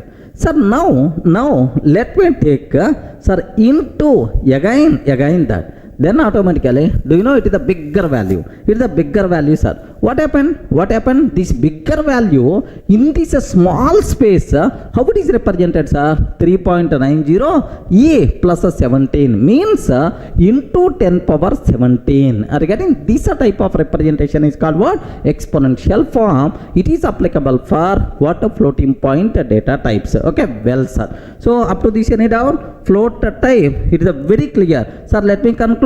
If you want to represent floating point values, then we require to go for what? Float data type. Float values compulsory having decimal point. A number with a decimal point is called float number. Floating point values you should represent only in decimal form. Binary, octal, hexadecimal, such type of things are not allowed. Floating point values we can also represent in exponential form or scientific notation. What the advantage of this one is, within the lesser space you can represent bigger values. That is the advantage, sir, of this floating point, I mean exponential representation. Clear for you?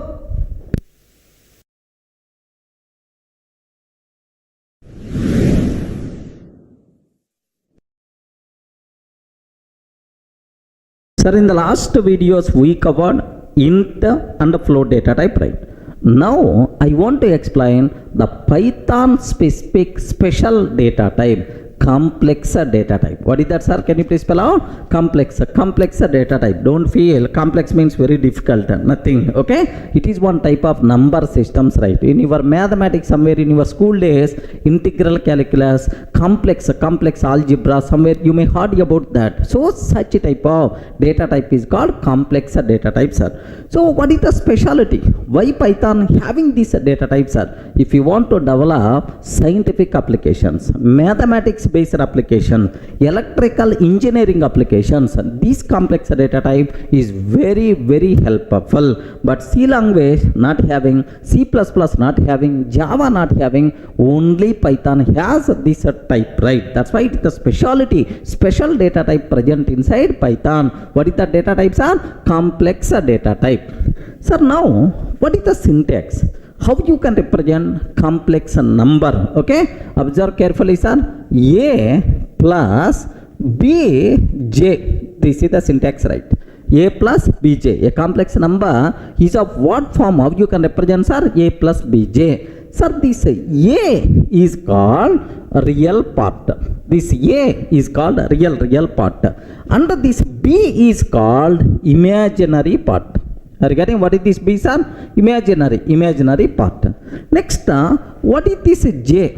J value is J square. J square is equal to -1. Regarding J square is equal to -1, J is equal to square root of -1. Remember that this type of representation is called complex number, right? So what is the J? J square, its value is -1. J is equal to square root of -1. Now you may have the small doubt, sir. Sir, is it compulsory J? In my mathematics somewhere I symbol I used. Remember I symbol I used. Is it compulsory J I have to use, right? Okay, mandatory, it should be J only. By mistake, if you are using any other symbol like I, immediately syntax error. Remember compulsory J. Sir, can I use uppercase J or lowercase J? No problem, any case you can use, but the symbol should be J only. Okay, like. So now let me take x is equal to 10 plus 20j. I'm taking, sir. Yes, it is a complex number. Let me print type of x. Can you spell out what is this type? Obviously, what is the types are? Complex type. The type itself is complex type, sir. Now have a look once. Here I'm taking x is equal to 10 plus 20 j. Either small j you can take or capital J you can take, no problem at all, sir. Certain. Now let me print type of x. Are you getting? Type of x like this. Sir, can you please spell out what is this type, sir? It is the complex type, sir. X is equal to 10 plus 20j. What the type of x itself is, sir, class complex. Okay, like we can take, sir. Sir, what is the x value? What is the x value? 10 plus 20j like this, right? Sir, can I use capital J? Okay, x is equal to 10 plus 20 capital J I'm taking, sir. Yes, acceptable. What about its value, sir? 10 plus 20j. Of course, it is printing always in lower case, but if you want, you can use capital J also, no problem. Now x is equal to 10 plus 20 I am taking. Please confirm, is it valid or invalid? 10 plus 20 I. Immediately syntax error because Python virtual machine unable to understand what is the meaning of this one. Are you getting right now? Have a look once. What is that error? Syntax error, invalid syntax. Like this we are going to get. Now I hope it's very clear what is complex number, what is the syntax of complex number. Next and after that how you can represent complex number like this, right? So next this A is called what form? Respond. What is this A? A is called what? Real part. What is this B? B is called what? Imaginary part. Suppose assume that I have one complex number x is there, sir. X is 10 plus 20j. I want to know what is the real part. I want to know what is the real part. Very simple. Print of x dot real. If you want to know real part of complex number, then dot real is a variable, x dot real. Now you are going to get 10.0. Remember, of course, it's always going to provide in the form of floating point value 10.0. Similarly, I want to know x dot imaginary number. Hey, what is the imaginary value, sir? IMAG.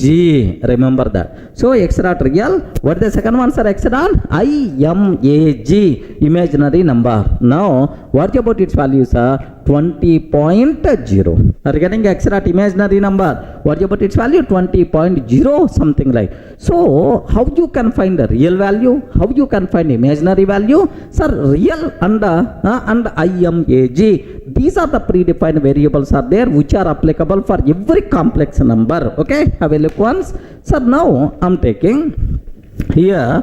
Let me take, sir. X is equal to 10 plus 20 j I'm taking. Okay, well, sir, x dot real. What the value, sir? X dot real. What the answer? 10.0. X dot IMAG. Remember, don't tell imaginary. IMAG, image. Okay, like 20.0 we are going to get. That's all.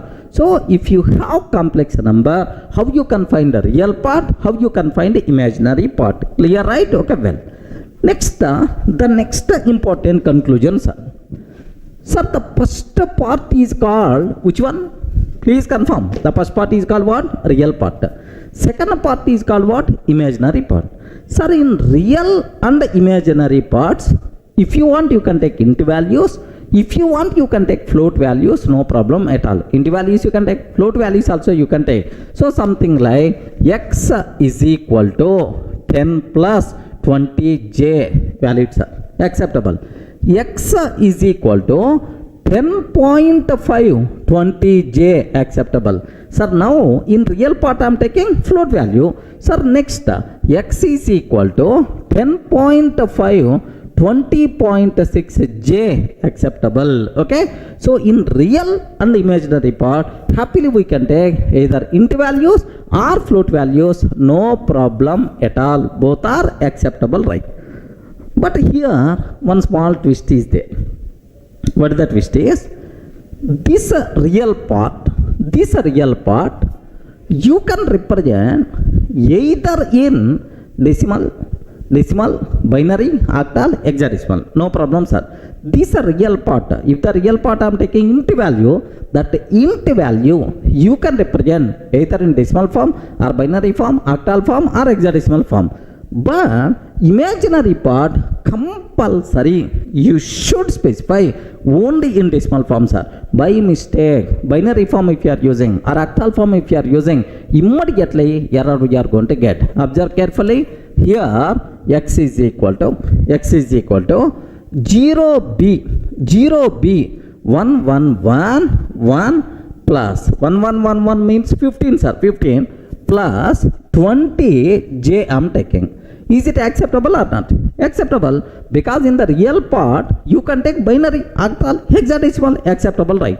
But if I can take x is equal to 15 plus 0b1111 j I'm taking. Immediately error we are going to get, sir, because imaginary part compulsory the value we have to specify only in decimal form, but the real part you can specify either in decimal or octal or hexadecimal, acceptable. Observe this important conclusion. Have a look once, sir. Have a look. My requirement is, now observe this, x is equal to here I'm taking, here just observe 10.5 plus 20.6 j. So real values, I mean both real and imaginary part can be either float values or can be either int values, no problem at all, acceptable, sir. Now if I print 10.5 plus 20.6 j, acceptable. X is equal to 0b1111 plus 20j I'm taking. X is equal to 0b1111 plus 20j I'm taking, sir. Sir, now real part, if you want you can represent either binary, octal, hexadecimal, but imaginary part should be only in the decimal form. Correct, right? Have a look once, sir. Here, observe it is acceptable. What is the x value, sir? 0b1111 means 15 plus 20j, acceptable. Now I'm taking x is equal to 15 plus 0b1111 j I'm taking. Immediately error we are going to get, because imaginary part we should not use sir any other form except decimal. Remember that compulsory we have to use only decimal form. So immediately we are getting what? Syntax error, invalid syntax. Any doubt about this one? I hope everyone in the position to understand clearly, right? What is the meaning of, sir, like how you can represent? Okay, like, sir, next one more point, sir. Assume that I have two imaginary numbers are there, something like x is equal to 10 plus 20j, y is equal to, sir, 20 plus 30j is there, sir. Two imaginary numbers are there. No, I mean two complex numbers are there. Now my requirement is, can I perform arithmetic operations between these complex numbers or not? Yes, we can perform, no problem at all. So if you want, you can ask x plus y. If you want, you can ask x into y. If you want, you can ask x by y. No problem, x minus y. All those things are perfectly acceptable. Even we can perform arithmetic operations between two complex numbers also. Okay, have a look once, sir. Suppose I am taking x is equal to 10 plus 20j. Next, y is equal to 20 plus 30j is there, sir. 30j is there. Now x plus y. What is the value of x plus y? 30 plus 50j. Okay, like this we are getting x into y. X into y minus 400 plus 700j. X by y. Okay, x by y. Some value we are going to get 0.6 and plus 0.07, something like we are going to get. So what about internal values? How these operations are going to work? We are not required to worry, sir. Just we can perform mathematical operations, sir, for complex numbers also. Just aware this one. Okay, this is about basic introduction about complex data type. But anyway, it is not that much frequently used data type in our Python. Okay, very specific scientific applications, mathematics applications, next electrical engineering applications, there this complex data type is going to play the role. That's why it is highly recommended to discuss as less as possible about this complex number systems, right? Any doubt? Are you in the position to understand what is complex number, where you can use complex number, what is the syntax, next which is called real part, which is called imaginary part? In real and imaginary, can I take int values or not, float values or not? Next, can I perform arithmetic operations or not? Next, can I use any base or only decimal? For real part you can use any base, but imaginary part only decimal form. Binary, octal, hexadecimal not allowed. That's all, friends. Clear, right?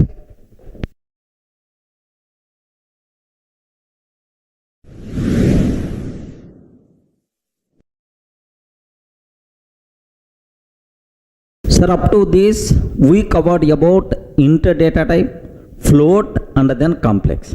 The next easy data type what we have to discuss is Bool data types are. Bool means what? Boolean data type. Okay, I want to represent logical values, true, false, yes, no. Is this list is empty or not? So is employee salary is 0 or not, or is it 10,000 or not, something like. I want to check yes or no, true or false to represent logical values. Then we require to go for what? Bool data type. Remember this.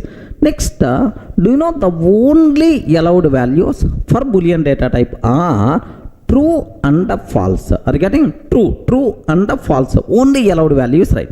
Best example, here also there is a small twist is there. Can you please tell, is it allowed value for Boolean data type or not?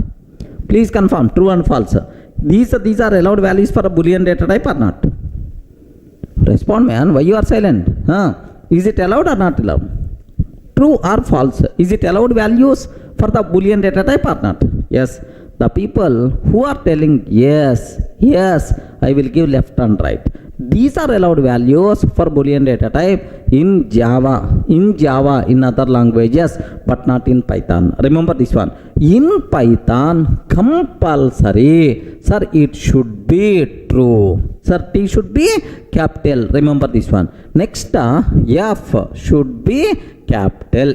Okay, these are only allowed values for the Boolean data type in Python, sir. T should be uppercase, F should be uppercase. By mistake, small true, small false, immediately error we are going to get. What is this true? Name error. I'm not finding this name, like it's going to raise the error, sir. Just observe carefully, right? So now, sir, here B is equal to true, I'm taking. Yes, acceptable because capital, acceptable. Now, what is the type of B? Now, what is the type we are going to get, sir? Boolean. Okay, like just have a look once, sir. Sir, now I'm taking B is equal to small true, I'm taking. B is equal to small true, I'm taking. Can you please tell, is it valid or invalid? Invalid. Small t is not allowed. Compulsory in Python. True means capital T. False means capital F. Okay, have a look once. What is that error I'm getting? Name error. Name true is not defined. My Python virtual machine unable to identify this name true. Name true is not defined. Like that we are going to get the error, sir. Okay, well, sir, now B is equal to capital true, I'm taking. Yes, perfectly valid. What is the type of B, sir? What the type of B? It's always what types are? Bool type. So terminology is very clear for you people, right? Okay, well, sir, now I have A is equal to 10 is there, B is equal to 20 is there. Now, sir, C is equal to A greater than B. So can you please check, is A greater than B or not? Is A greater than B or not? 10 greater than 20 or not? No. That's why what is the output we are going to get? What is the value stored inside C? False. Let me print C value. Let me print a C value. Okay. What is the answer we are going to get, sir? False. Let me print type of C. Type of C. It is the Boolean type. So the value is the false. It is what type, sir? Boolean type. Any doubt? Are you in the position to understand, right? So just observe carefully, right? Now A is equal to 10, I'm taking. B is equal to 20, I'm taking. C is equal to A greater than B. A greater than B. Now, sir, let me print the value of C, sir. What is the value of C? False. F should be capital, of course.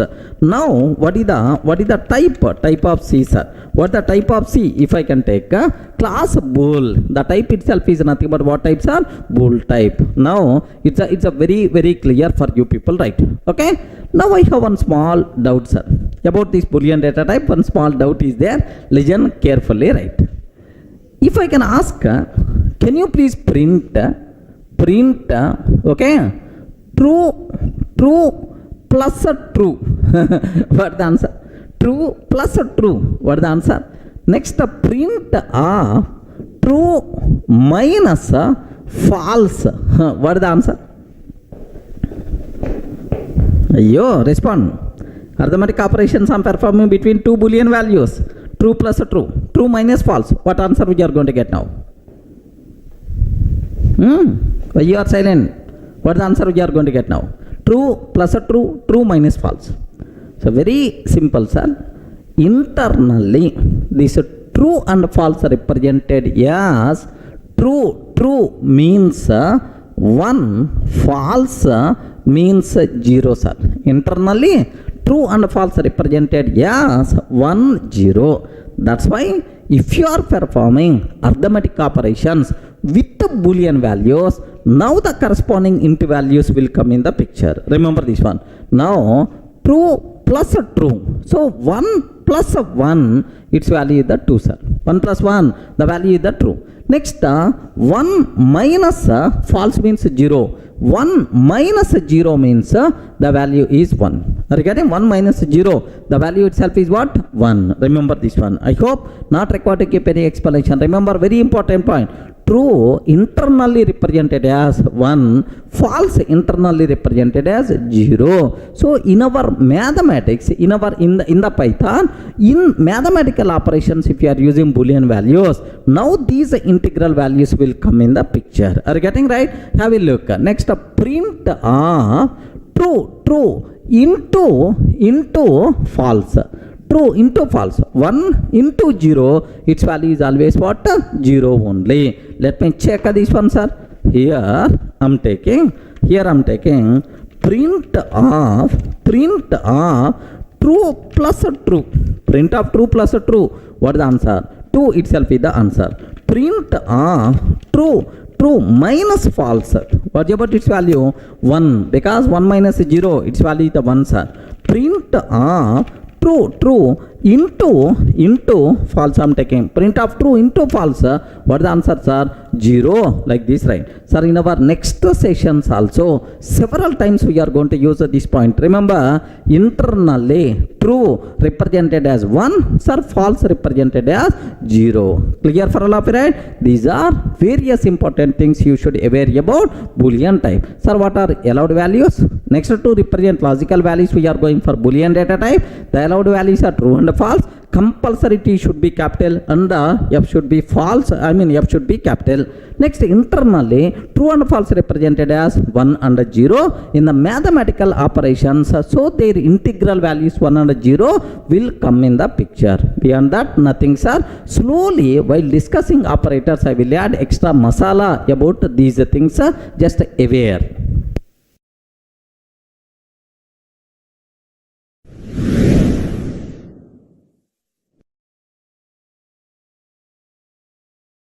Sir, up to this we covered 4 data types. One is int, float, complex, bool. Now the next data type, the most commonly used data type in Python, sir, not only in Python, in any programming language, string data type. Regarding what is that, sir? str itself is the string data type. So first one small point you should aware. Almost this string data type we are going to discuss around 3 to 4 hours as a separate topic in the next videos, right? But here the basic introduction about the string I want to discuss. Of course, as a separate topic we are going to discuss this. Don't worry, sir. Just let me go for plain, just a taste of string concept I want to introduce. Like, sir, now what is string? Can you please spell out what is the string, sir? String itself is any sequence of characters. Any sequence of characters itself is treated as a string. Okay? Assume Durga is there, sir. It is a sequence of characters. A sequence of characters itself is a string. In Python, how you can represent a string? So, can I use single quotes or double quotes? Anyone, can you please tell? The people who are coming from Java background, sir, we should use double quotes only. Sir, we should use double quotes only because multiple characters are there. Okay? Can I use a single quotes or double quotes? Respond. Can I use single quotes or double quotes? Okay? Take very special care. We can use either single quotes or double quotes, no problem at all. Even triple quotes also. That part we are going to discuss next. So any sequence of characters within single quotes or within double quotes is considered as string, sir. Remember that. Now here I am taking S is equal to Durga, like this I am taking. Sir, yes, now print type of S. Print type of S. Obviously, what is the answer, sir? str type. Okay.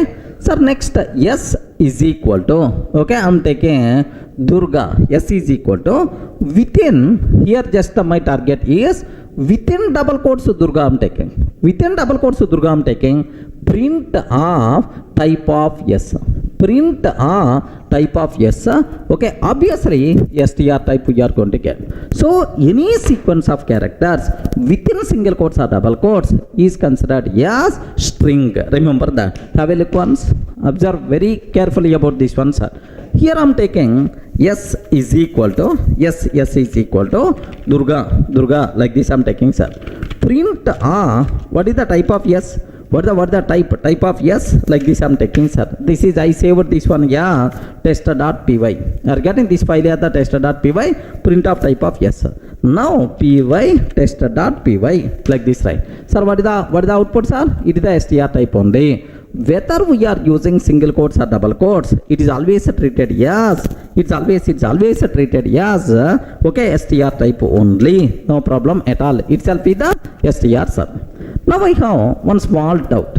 What's my doubt is, which one is the recommended? Single quotes are recommended or double quotes are recommended? Sir, based on your comfort, anything you can use.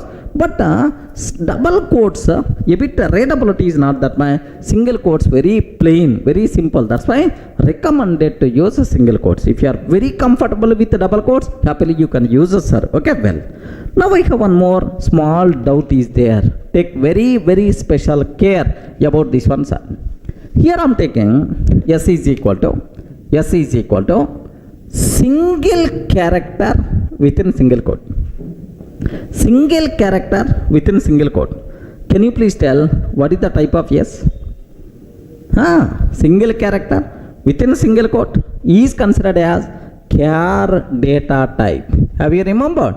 Is considered as char data type, character data type.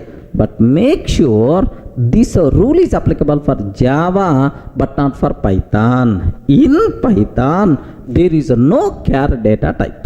Are you getting the point, right? So in Python, there is no char data type. Even single character within single quote also, sir, it is treated as str only. So no character data type, character values also we can represent in by using string type only in Python. Now if you want to print of type of S, print type of S, what the answers are? Again str you are going to get. Okay, have a look once. Now I am taking, sir, it is the single character within single quote. Are you getting single character within single quote? Sir, can you please print what is the value of S?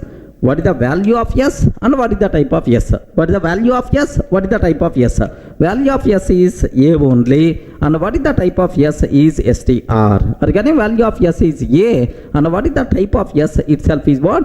str. Okay, remember that. There is no char data type in Python. We have only str type. Even char values also we can represent by using str only. Okay, well. So single quote, double quote, any quote you can use, no problem, right? Sir, what's about triple quotes? Remember this one. Sir, in Python, there is a big specialty is there. We can use triple quote symbols also. Okay? What is the story about these triple quotes? Let me explain, sir.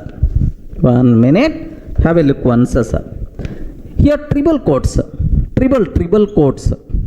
Sir, triple quotes means triple single quotes or triple double quotes. Okay, like you can take triple single quotes, sir. Okay, open and end. Or we can take triple double quotes.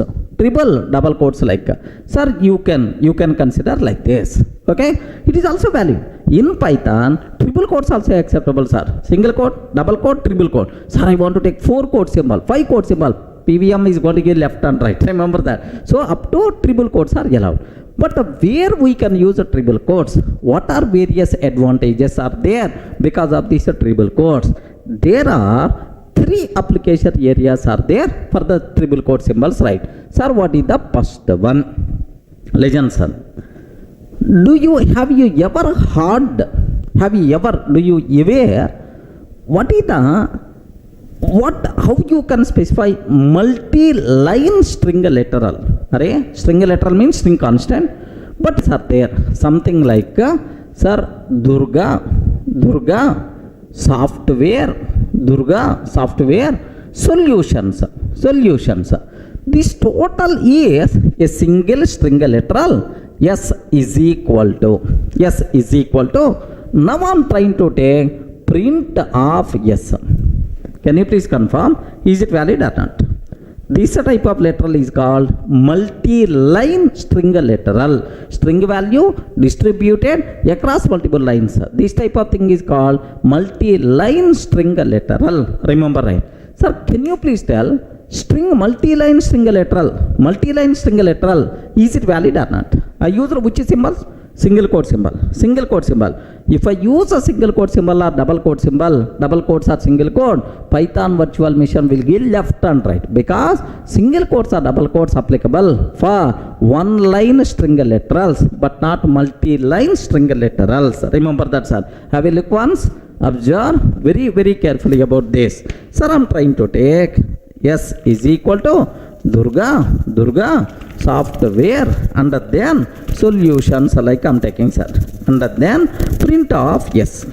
Okay, I'm trying to take print of S. If I can take like, print of S, if I can take like this, immediately error we are going to get. Sir, syntax error. While scanning string literal, array, single quote you open and Durga completed, but where you close, like it's always expecting the same line. Sir, instead of single quote, let me use a double quote symbol.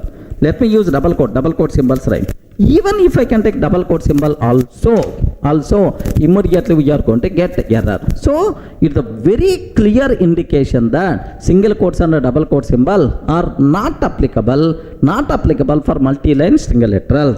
So then how you can handle? Very simple, sir. Better to use triple quotes, triple single quotes or triple double quotes. Observe carefully, right? Now I don't want to use single quote, triple single quotes I'm taking. That's all. Print of yes, sir. What answer, sir? Have a look once. Durga, software, solutions. Perfectly, it's going to work, no problem at all. Next, triple double quotes I want to take, sir. Triple double quotes. 3 times double quotes. Perfect. It's going to work, no issue at all. Durga, software, solutions, like this. Any doubt about this one? So the first important conclusion what you should aware, where you can use a triple quote symbol to define multi-line string literals. For that purpose we can use triple quote symbols, right? Okay, well. Next, what is the next thing I have to discuss? What is the next use of triple quotes, right? Very simple, sir. Listen a bit carefully about this one. Suppose I have one string is there, sir. Class by Durga is very good. Like this I'm taking, sir. Class by Durga is very good. This is the string literal I have. So happily you can take S is equal to, like this you can take, no problem at all. Print of yes, valid, sir. But my requirement is this Durga should come in the output within single quotes. Are you getting? This Durga should come within single quote.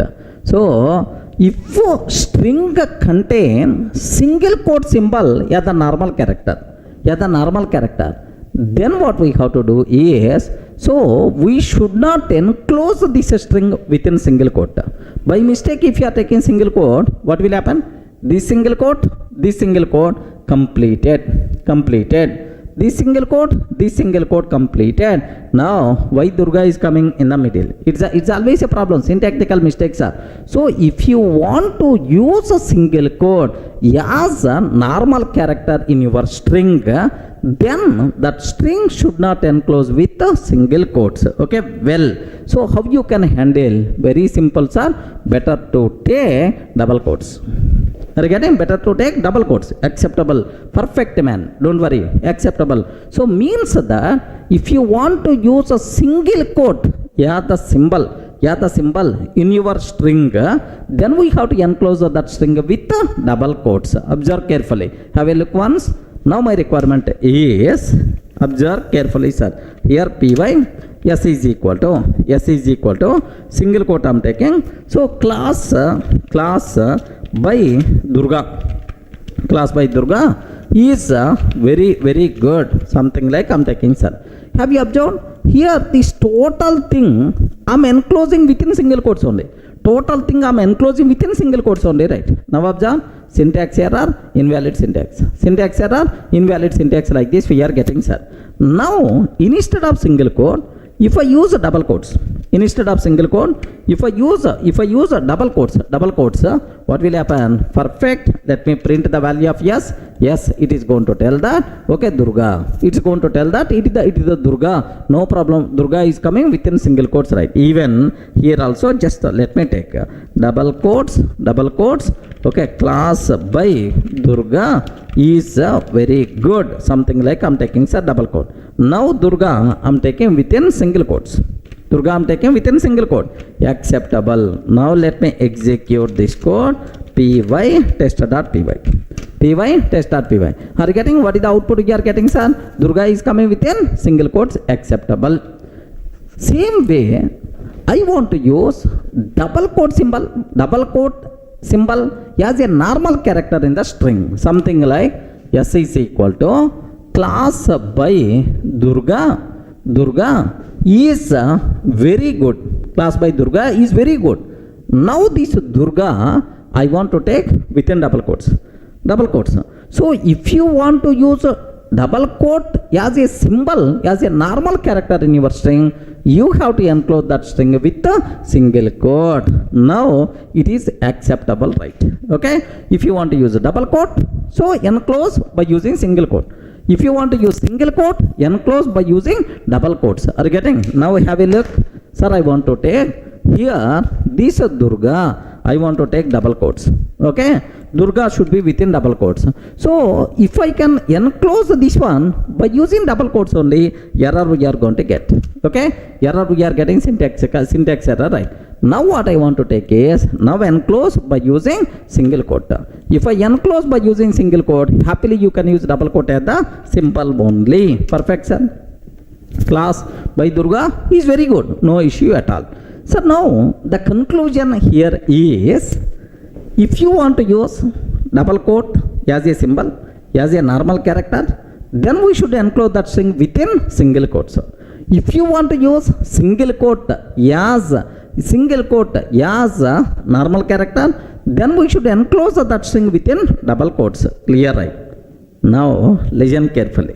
The next scenario, in my string, I want to use both the single quote and double quote as the normal character. Okay, so something like my string is so classes, here just observe classes by Durga for Python are very good. Assume that, sir. This is my string. But Durga should come within single quote. Python should come within double quotes. Array, you are using single quote symbol, double quote symbol, both as a normal character in your. Then how you can handle this type of requirement? For that, triple quote symbols came in the picture. Are you getting right? Now, this total string you have to enclose in triple quotes. Either triple single quotes you can use, triple double quotes we can use. No problem at all. Now, have a look once, sir. Sir, I'm taking classes by here, classes by Durga, classes by Durga for Python are very good. Like this I'm taking, sir. Okay, well, sir, now in this, Durga should be within single quote, Python should be within double quotes, Python should be within double quotes like. Next, here single quote, by mistake if you are using single quote, if you enclose this total by using single quote, immediately error we are going to get. Have you observed, right? Syntax. Hurry, enclose this total by using double quotes, yes, now you are going to get again error. Okay, but enclose this one by using triple quote symbol, either triple single quotes or triple double quotes, 100% pakka this one is valid, sir. Have you observed? Classes by Durga is coming within single quote, Python is coming within double quotes like. So the important conclusion what you people should aware where you can use this triple quote symbols is in your string. If you want to use single quotes and double quotes as normal characters, then we should enclose that string within triple quotes. Okay, so what is the first use of triple quote? To define multi-line string literals. What is the second use, sir? To use single quote and double quote as normal characters, in our string. Any doubt about this one? Okay, that's all. This is the second use of triple quote symbols, right? Next, one more use is also there, but as of now, so just aware the word, there is one concept is there named with documentation string. Okay, documentation doc string we can use to define doc string.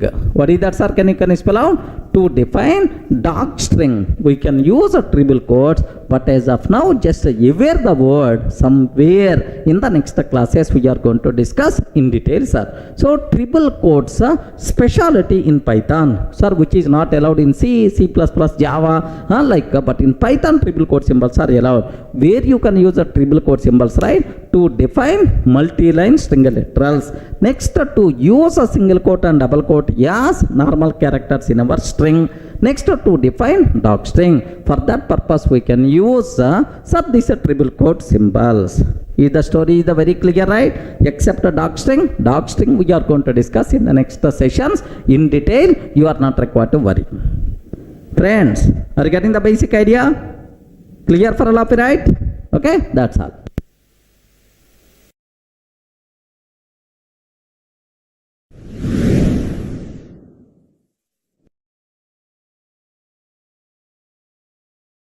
Sir, in the last video we covered what is a string, how you can represent a string by using single quotes, double quotes. There is a special story we covered about triple quote symbols, right? Clear up to that. Next, index. Okay, index. Sir, there is one speciality is there in Python, index. Very important point, sir. Listen carefully, which is not applicable for C or C++ or Java. Here there is one speciality is there. Sir, I am taking S is equal to Durga. This is my string. How you can access characters of the string? I want to access first character, second character, third character, like how you can? Okay, very, very simple, sir. Okay, assume that Durga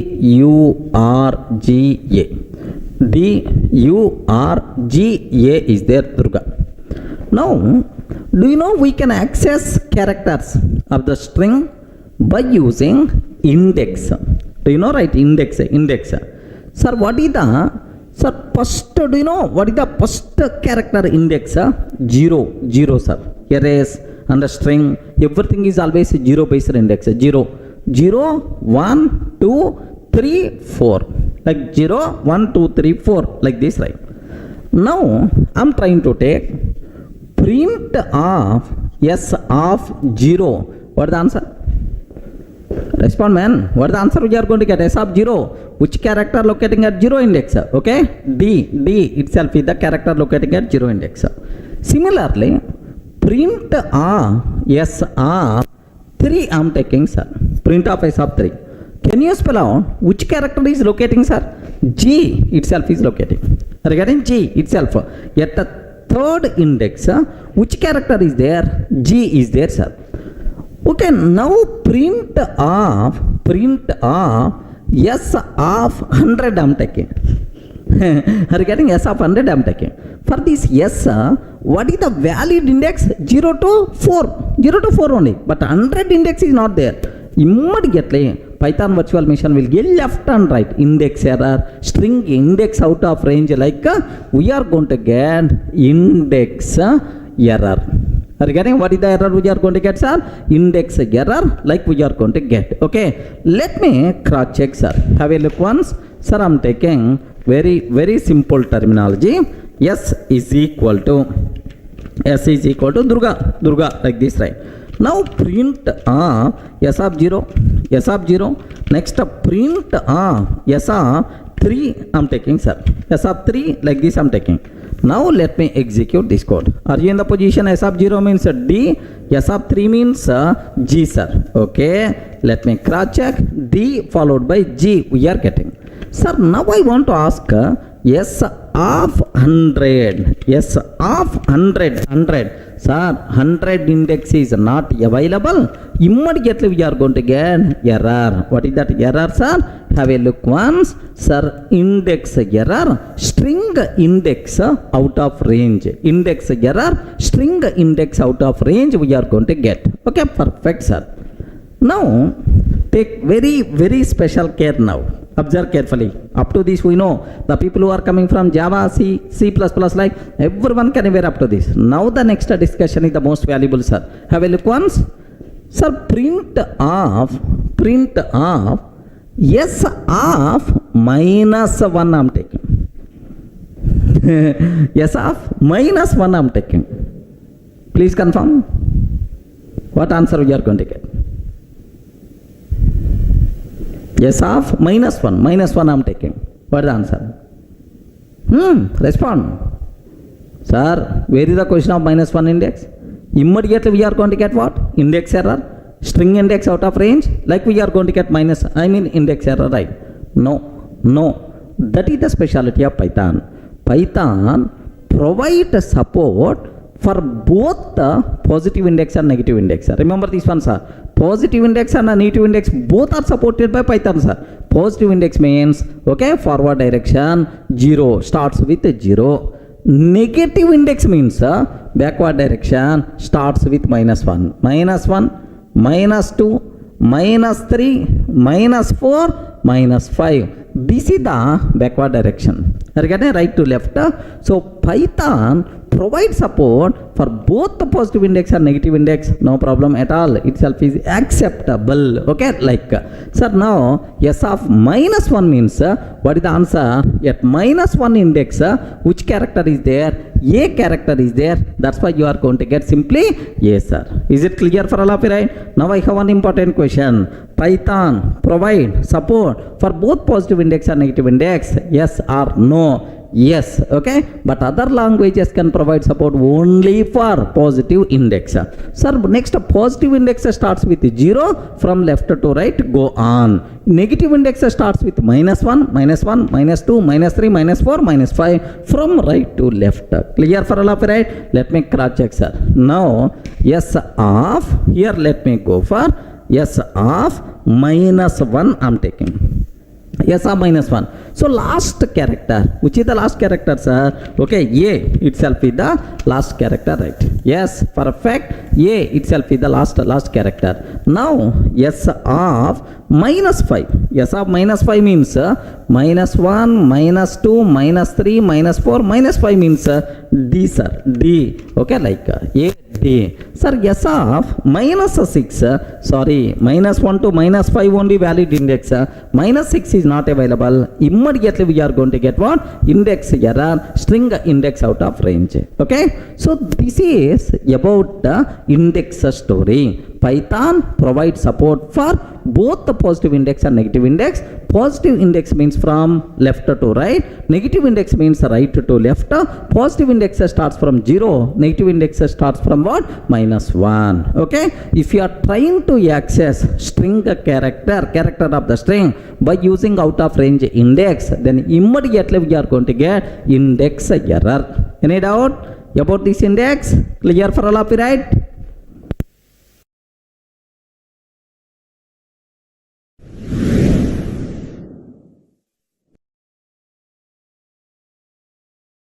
Sir, now I want to discuss very important special operator, Python specific special operator, slice operator. Just aware. What is this one, sir? Can you please spell out? Slice operator. Okay, like.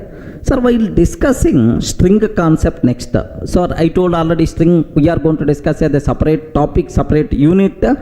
There we will discuss much about slice operator. Almost 1 hour we require to spend only on the slice operator, right? But now you people should aware just the basic touch. Array, I know basic idea about slice operator. That feeling you have to get. For that, let me explain. Sir, first question. What is slice? Slice. What is the meaning of slice? Have you ever heard about slice? Suppose apple is there.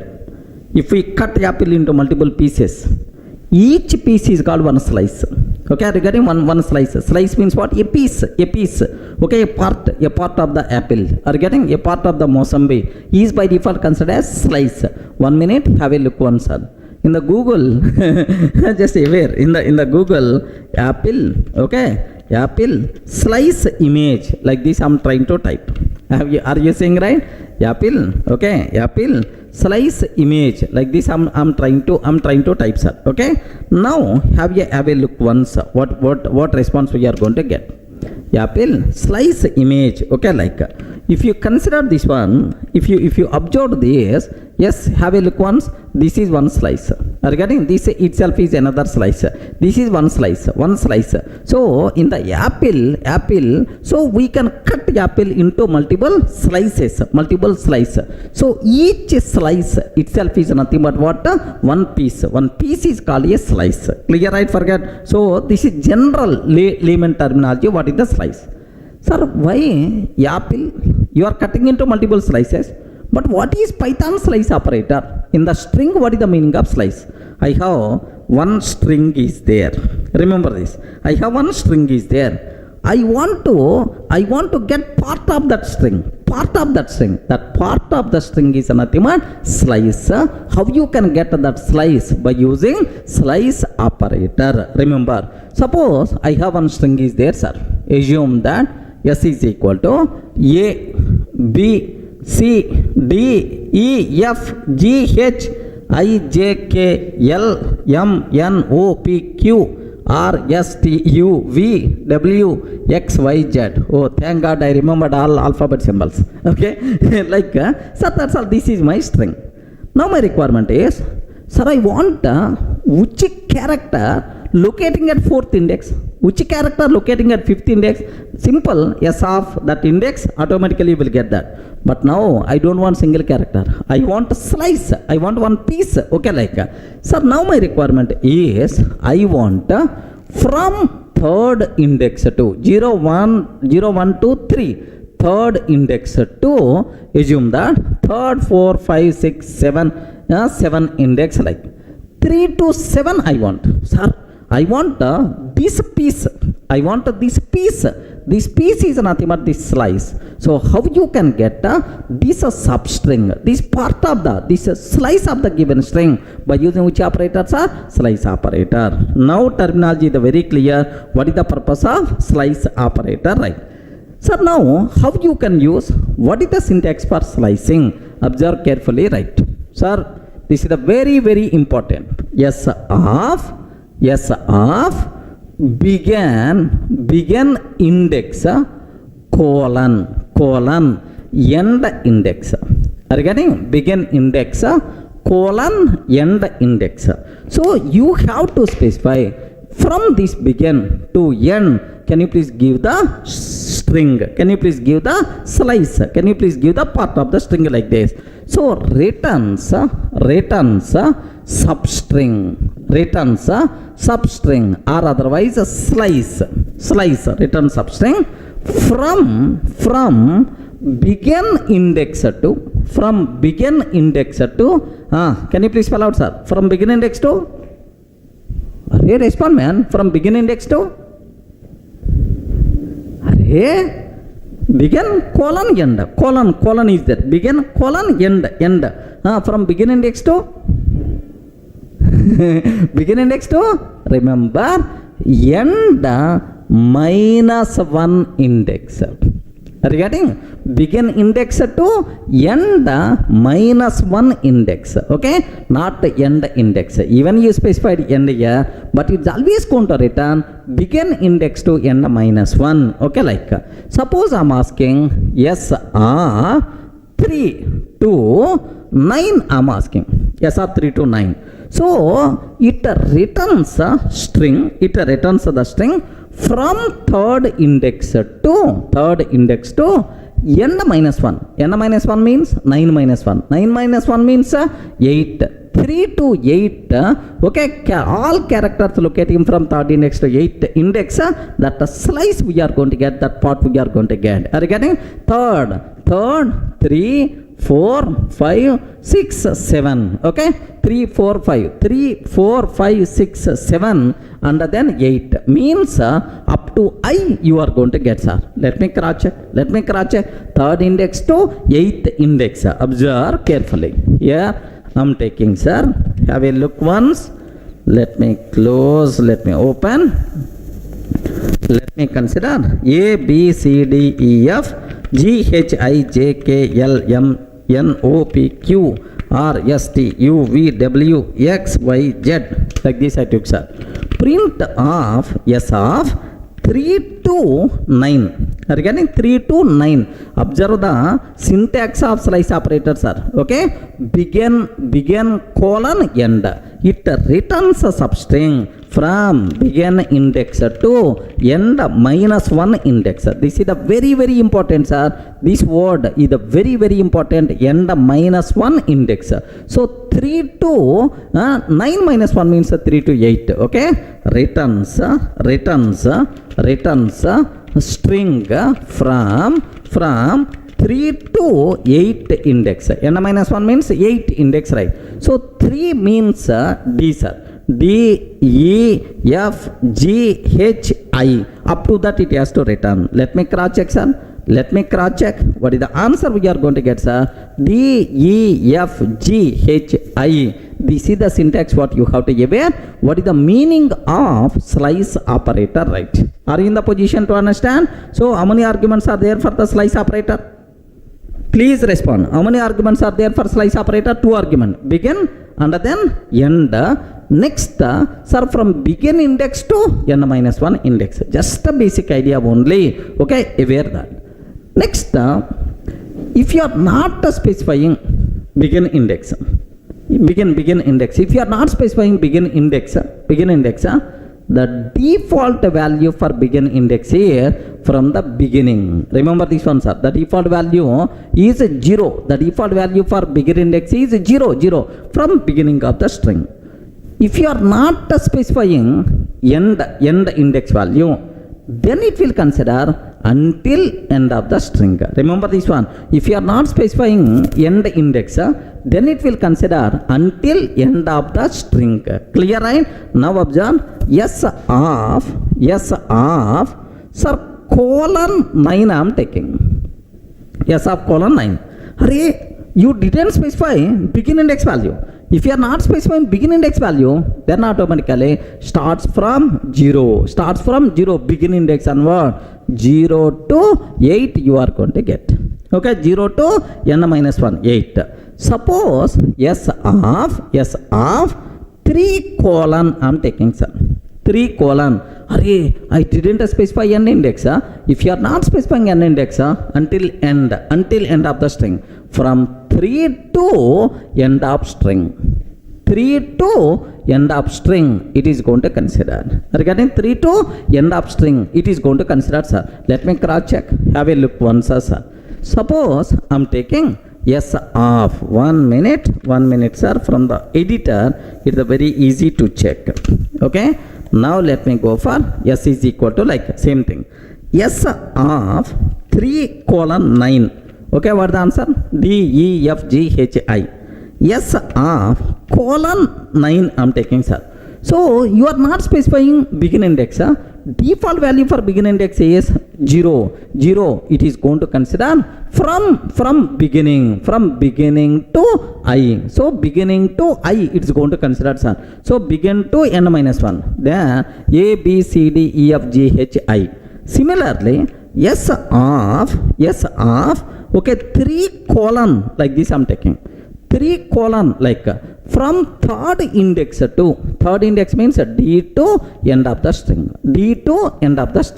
Remember this one? What the answer we are going to get, sir? D, E, F, G, H, I, like D to end of the string, it is going to consider. Remember. Sir, now immediately you may have the doubt. Okay. Sir, what is the default value for begin index? Respond. If you are not specifying begin index, what it's going to take? Starts from 0. If you are not specifying n index, what it's going to return? It's going to return last. Okay, well. Now my question is, I'm not specifying begin index and the end index. I'm not specifying begin index, end index. What will happen? I'm not specifying begin index and end index. What will happen? Very, very simple, sir. Okay, default value 0 means starts from begin.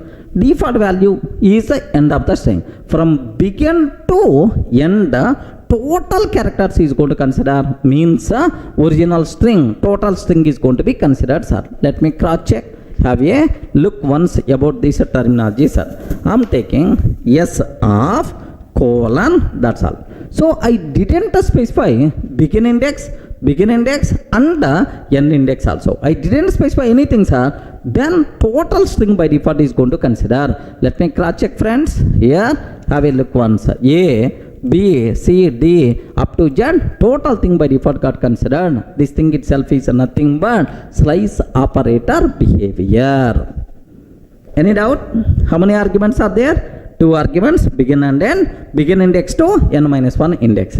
Just this is only taste, that's all. There are n number of doubts are there in your mind. Sir, there is a third argument is also there named with a step.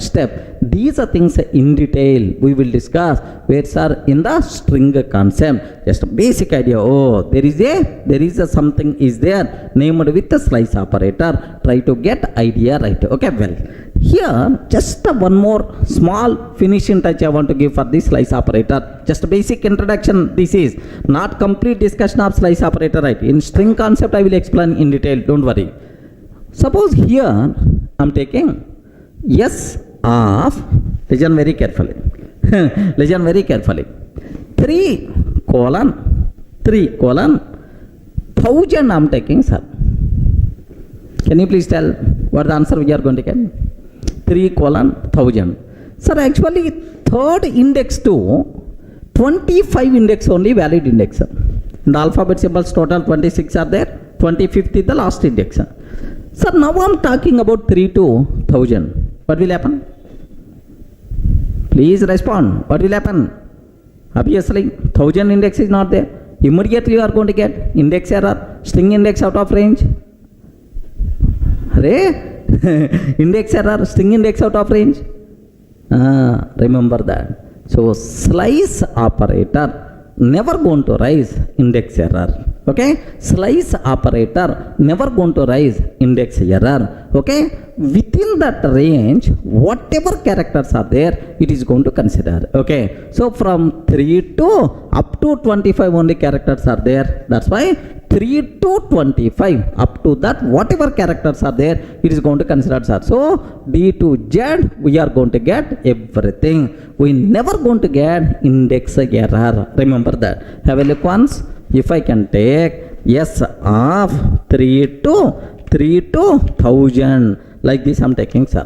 3 to 1000, like, what is the answer? D to Z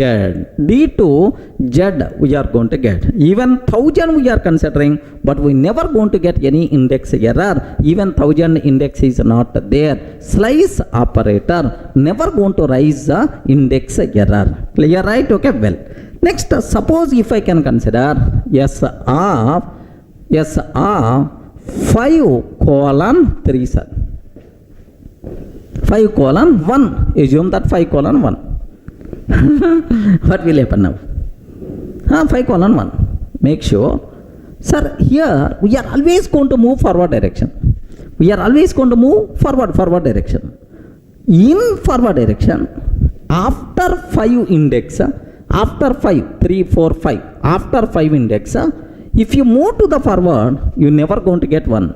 You never going to get 1. That's why from 5, if you move forward, you never going to get 1. Means that nothing. There is no slice. Okay? Empty string by default you are going to get. What the results are? Empty. Nothing is there. So this slice is not possible. Empty only we are going to get. So now have a look once, sir. S of 5:1 I'm taking. 5:1. What is the answer, sir? Empty. Again, what is the answer we are going to get? Just empty string we are going to get. Okay, that's all. So in that slice, if the content is not there, a simple empty, even out of range also, we never going to get index error. Sir, just up to whatever characters are there, it is going to consider. Sir, this is basic idea about the slice operator. Okay, it doesn't mean it is a complete discussion of slice operator. Minimum 1 hour I will spend on this slice operator while discussing string concept. There your doubts by default will be clarified. After completing that slice operator, you never going to ask any doubt at all, I'm sure. But here you may have some doubts. Please keep these doubts with you until covering this string concept. Clear? Any doubt about this terminology? Okay?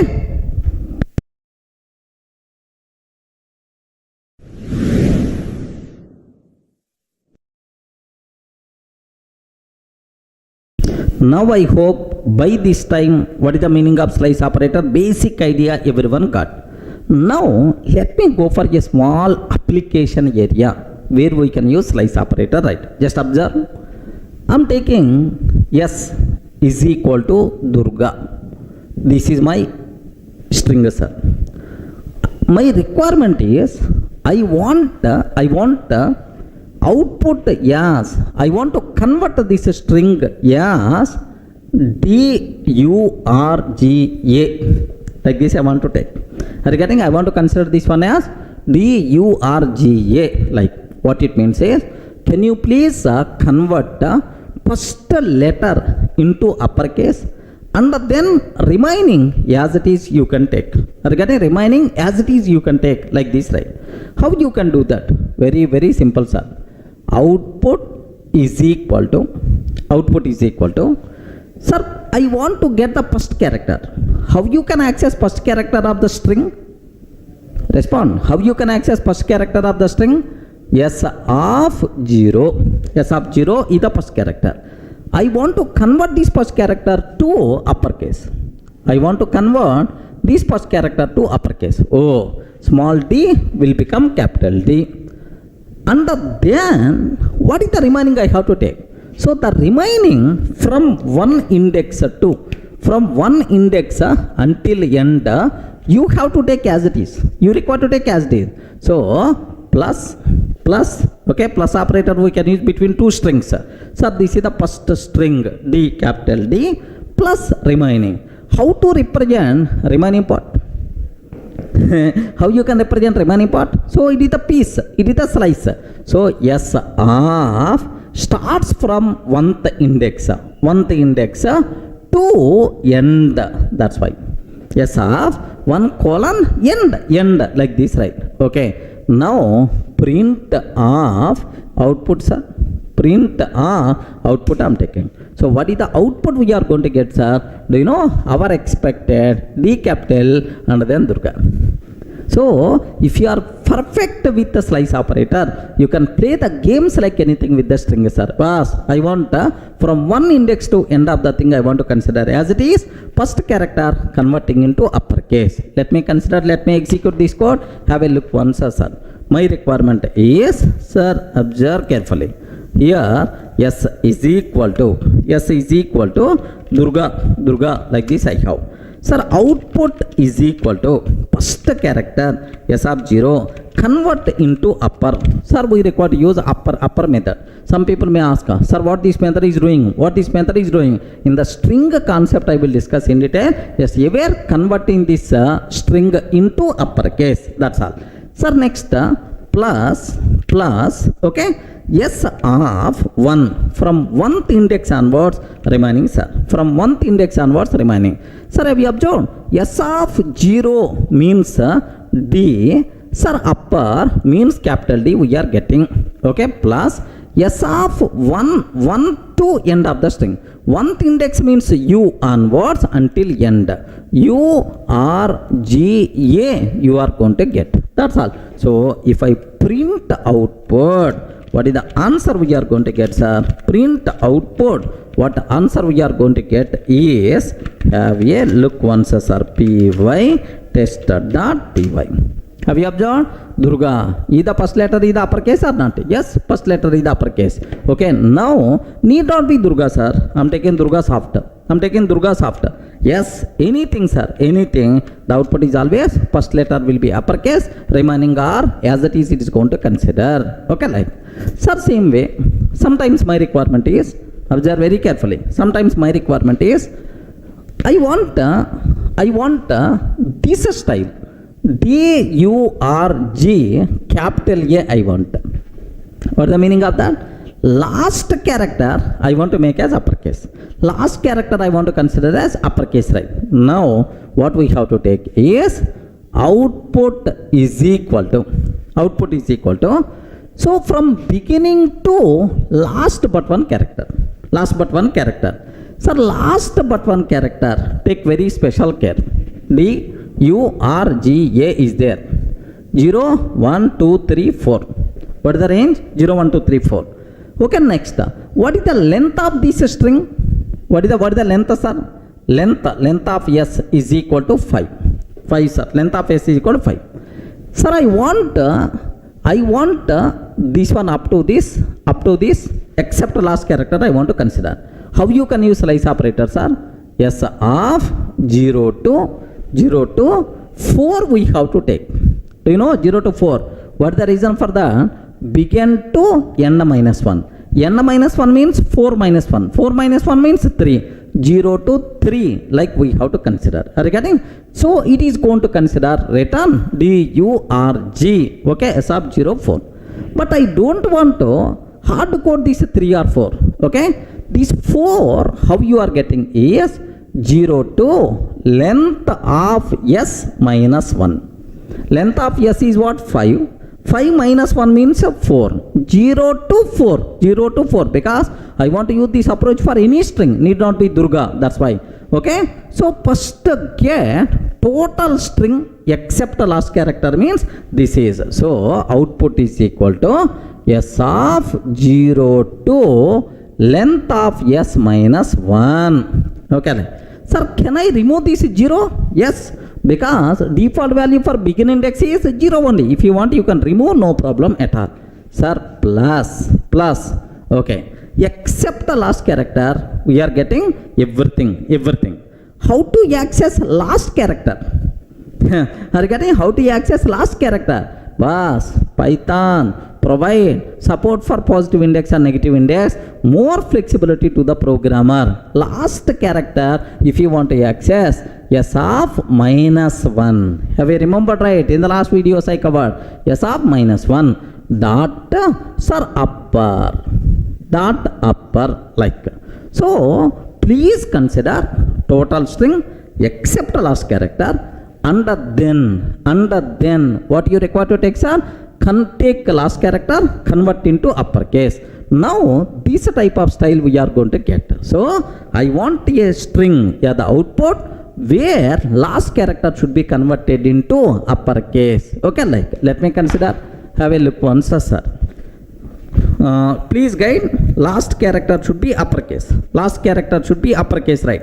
Durga, what I'm trying to take? So s of 0 to length of s minus 1. Length of s minus 1. Okay, so every character we are going to get except last character plus s of minus 1 last character, s of minus 1 last character, convert into upper, print of output. What output you are going to get, sir? Can you please observe? DURG followed by a we are going to get. DURG followed by a we are getting, sir. Okay, well, now I have one small doubt. Need not be Durga, sir. Yes, you can take Durga software solutions like. No issue at all. Acceptable. Same output we are going to get or not? Can you please observe? Total is as usual, but last character should be converted into uppercase. Yeah. How beautiful this is. Are you able to understand, right? Small application with the slice operator with the native index, we can able to do that. Now, my next question. Listen carefully, sir. My next requirement is, observe that. Sir, the given string is Durga. Now, first character, can you please convert into uppercase? URG, okay? Last character, can you please convert into uppercase? Are you getting? First character, we require to convert into uppercase. Last character, we have to convert into uppercase. What is the way, sir? Very simple. Output is equal to read the first character, convert into uppercase. S of 0 dot upper. Okay. Read first character, convert into uppercase. Okay. Next, from 1, so DURGA. Now, from 1th to last but 1. From 1th index to last but 1, can you please read as it is? Okay, plus, what I have to take here is s of 1th index to last but 1, length of s minus 1. So, only first character, second character, one index character to last but 1. Okay, well, second one, last. Now I have to consider last character. How you can read last character? Just how I told. Have you remembered, right? S of minus 1 dot upper, like. Observe this. This is the first character. This is the last character. Okay. Now the remaining characters we can read by using this slice operator. Okay. Well. Now print of output. Yes. First character should be in the uppercase. Last character should be in the uppercase. Remaining characters are as it is we are going to get. Have a look once. Observe carefully, sir. Here I want to write again. Sir, here just the Durga only I am taking, sir.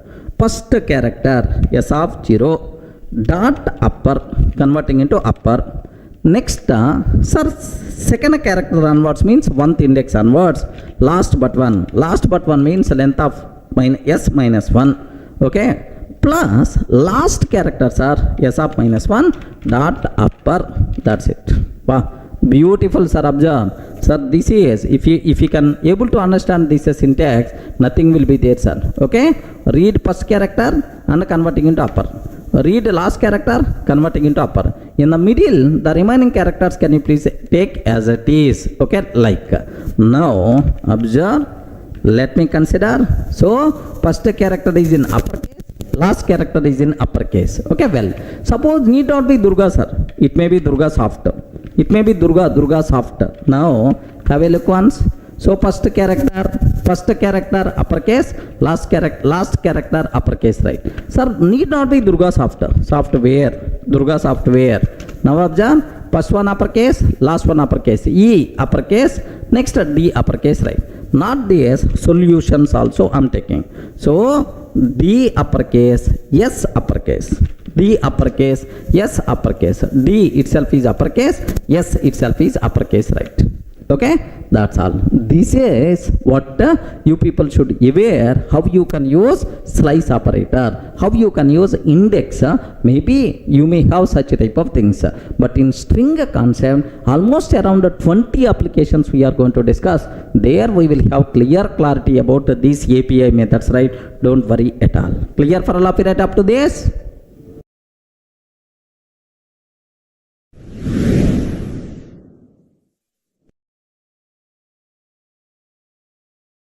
Sir, up to this it's very clear how you can use slice operator. Small applications how you can develop by using slice operator, negative index, positive index, right?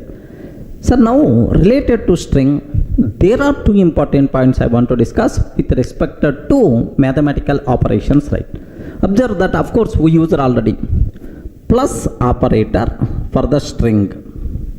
Observe very carefully, sir. Plus operator for the string. Suppose if I am taking Durga plus a soft, Durga plus a soft. If I print yes, what is the answer we are going to get? What is the answer we are going to get? Can you please confirm? Very simple. Durga soft is the answer we are going to get. Durga soft, like. Now the point here is, observe very carefully. Plus operator applicable, sir, for the strings.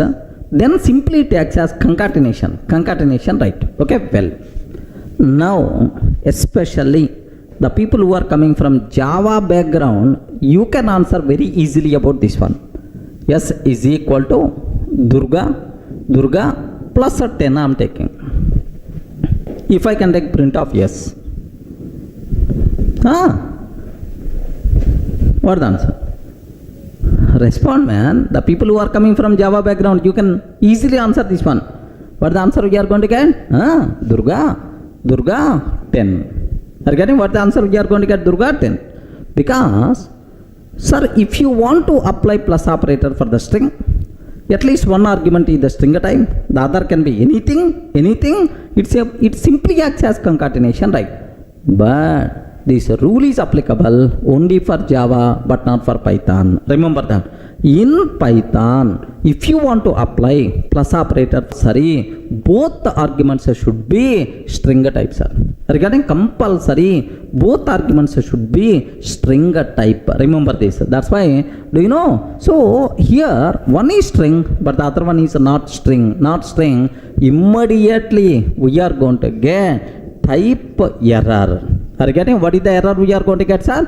Type error. If you want to apply plus operator between two string values, compulsory both arguments should be string type. One is string, the other one is non-string. Immediately we will get error. Clear, right? Let me show this one. Here observe a bit very carefully about this one, sir. Sir, I'm taking just here, forget about all this nonsense. S is equal to Durga plus soft. Durga plus a soft. Sir, print of yes. Perfect. Okay, Durga soft we are getting, sir. Now S is equal to Durga plus a 10. Immediately we will get error. Type error must be str but not int. Type error must be str but not int. Remember this. So it's very clear. First conclusion, sir. So plus operator applicable for the string or not? What is the answer? Respond. Plus operator applicable for the string or not? Yes, applicable for the string. Next, sir, if you want to apply plus operator for the string, what is the rule? The rule is both the arguments must be string type. Remember, one is a string, the other one is a non-string. Immediately error we are going to get. Okay, well. Next, about the star operator also. There is one very important, sir. So this specialty is not there for the remaining languages, right? Star operator, multiplication operator, right? Now I'm taking S is equal to Durga into 3. Durga into 3. Can you please tell what the answer we are going to get? Respond. What answer? S is equal to Durga into 3. What answer you are going to get now? Hey, your answer may be correct or not. Don't worry. You can tell. I will explain anyway. You can cross check. Compulsory everyone should have some answer in your mind. Durga into 3. What the answer you are going to get? Sir, I'm feeling it is error because multiplication for the string how you can apply, sir. Okay, like in Python, this one perfectly acceptable, no problem at all. In Python, perfectly, this one is acceptable. The reason for that is, so this is called string repetition operator. Sir, Durga, can you please consider Durga 3 times? If I print yes, yes, what the answer? Durga, like we are going to get. You are getting Durga, like we are going to get, sir. So this is called string repetition operator. So multiplication operator, star operator, is it applicable for the string or not? Yes, friends, it is applicable for the string. Okay, it is considered as string repetition operator. Let me cross check, sir. Have a look once. I am taking yes is equal to Durga into 3. I am taking print of yes. S is equal to Durga into 3, print of yes. What is the answer we are going to get, sir? Okay, Durga, like 3 times, right? Okay, this is string repetition operator. Okay, like. Now I have one small doubt. Think a bit very carefully and then tell answer. I am taking yes is equal to 3 into Durga. S is equal to 3 into Durga. Is it valid or not? Ayo, respond. 3 into Durga. Is it valid or not? Okay. Take very special care about this one. So, sir, Durga into 3 is valid. But what about 3 into Durga? Okay. No issue at all. Multiplication operator we can apply for the string. If you are applying for the string, compulsory one argument should be string type, the other one should be int type only. This order, first you are taking string under then int, or first int under then string, no problem at all. In any order you can take, but make sure whenever we are using star, one argument should be string type, the other argument should be int type. Okay, acceptable, right? So print of yes. Now same Durga, like 3 times you are going to get, no problem, right? Okay, let me cross check, sir. Here I am taking, so here instead of, let me take, sir, 3 into Durga. Like this I am taking, sir. 3 into Durga. Perfect, acceptable. Durga, like. You people may feel, sorry, showing old output only second time, like. Hey, let me change something. Okay, 5 times I am taking, sir. 5, Durga, like this, right? Perfect, acceptable. Durga. 5 times it is going to come, sir. Clear for all of you, right? Next. Sir, can I take like this? Can you please tell, is it acceptable or not? Okay, I want to take like yes is equal to Durga into soft. Immediately error we are going to get. Because the reason is type error. Because the reason is whenever we are applying star operator for the string, compulsory one argument should be string, the other argument should be int type. But you are taking again string. That's why we are going to get. Can't multiply string with non-string like you are going to get, sir. Have a look once. Here Durga. Here I am taking. So S is equal to Durga into soft I am taking. Durga into soft I am taking, sir. Now observe, sir, type error. Can't multiply sequence by non-int type of str. Can't multiply sequence by non-int type of str. Like this we are going to get. Okay, everyone in the position to understand clearly, right? Okay, well, so is it applicable, star operator applicable for the string or not? Yes, if you are applying star operator for the string, one argument should be string type, the other argument should be int type. In any order you can take string int string, acceptable, no issue at all, right? Okay, well, Sir, now sometimes I may write like this, where exactly these type of requirements are there. For beautiful printing sake, I can use print, okay, hash symbol, print hash symbol, okay, 30 times or 10 times. Observe, print hash symbol 10 times, okay. Next, print of Durga soft, print of Durga soft.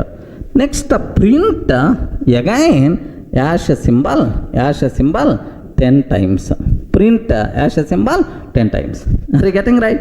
Now hash like 10 times, and then Durga soft in the next line, and then hash like 10 times. Now observe the output what you are going to get. If I print more meaningful print statements, right? Okay, here print of hash symbol, okay, 10 times, hash symbol 10 times, like in the middle I'm taking print of Durga soft, okay, like I'm taking sir. Observe the output, observe the output, how beautiful it is. Are you getting? So this is, I hope you people can see where you can use star operator for the string concept. Clear for all of you, right? These are various important things what you should aware, but it is the basic idea about the string concept. There is a separate topic we are going to discuss, a string, almost around 3 to 4 hours. There we are going to discuss in detail. Don't worry, sir. This is about string data type. Sir, up to this we covered 5 data types: int type, float type, complex type, bool type, str type. 5 data types we covered. These 5 data types are considered as fundamental data types of Python. Remember this one, sir. These are fundamental data types of Python. Next, long data type available only in Python 2 but not in Python 3. Okay, long is applicable in the old version but not in the Python 3 version, right? Next, char data type. Sir, in other languages like C, C++, Java, char data type, separate data type is there, but in Python there is no char data type. Even char values also we can represent by using string type only. Remember these important conclusions, right? Have a look once, just I documented these conclusions also. Observe that. So important conclusions. The following data types are considered as fundamental data types of Python: int, float, complex, bool, str. Next, long data type available only in Python 2 but not in Python 3, sir. Sir, by that. So long values also you can represent by using int type only in Python 3. Remember, right? Next, there is no char data type in Python. Char data type is not available in Python. Char values also we can represent by using what? str type only. That's all. This is the discussion about fundamental data types present inside Python. Clear for all of you, right?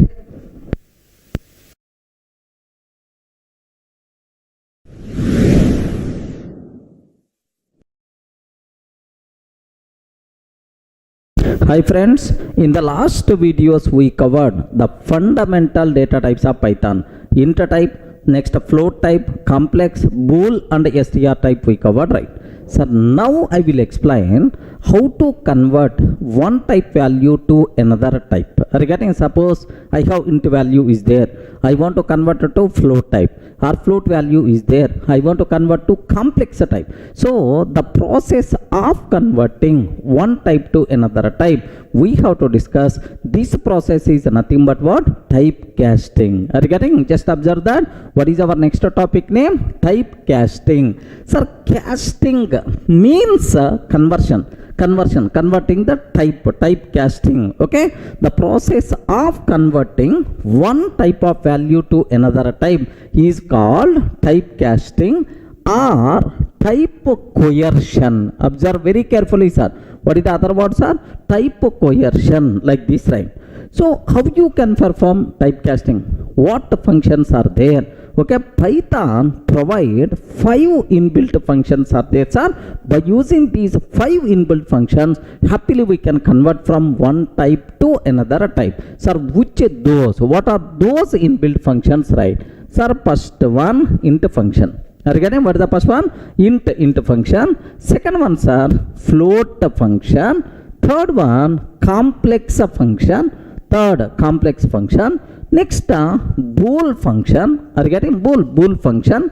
Next, sir, str function. Are you getting? These are the 5 typecasting functions what we can use, okay, to convert one type value to another type. Now we have to perform postmortem about all these functions, right? Okay, multiple examples we require to discuss, internal loopholes we have to aware so that you people can get much clarity, right? Okay, so can I start the cinema? Is it clear for all of it? So total how many typecasting functions are there? We can perform typecasting in Python by using which functions? Int function, float function, complex function, bool function, and then str function, right? So now the first thing what we have, int function, sir. Have you observed the first one? Int function. Can you spell out what is the purpose of int function, sir? To convert from other types to int type, okay?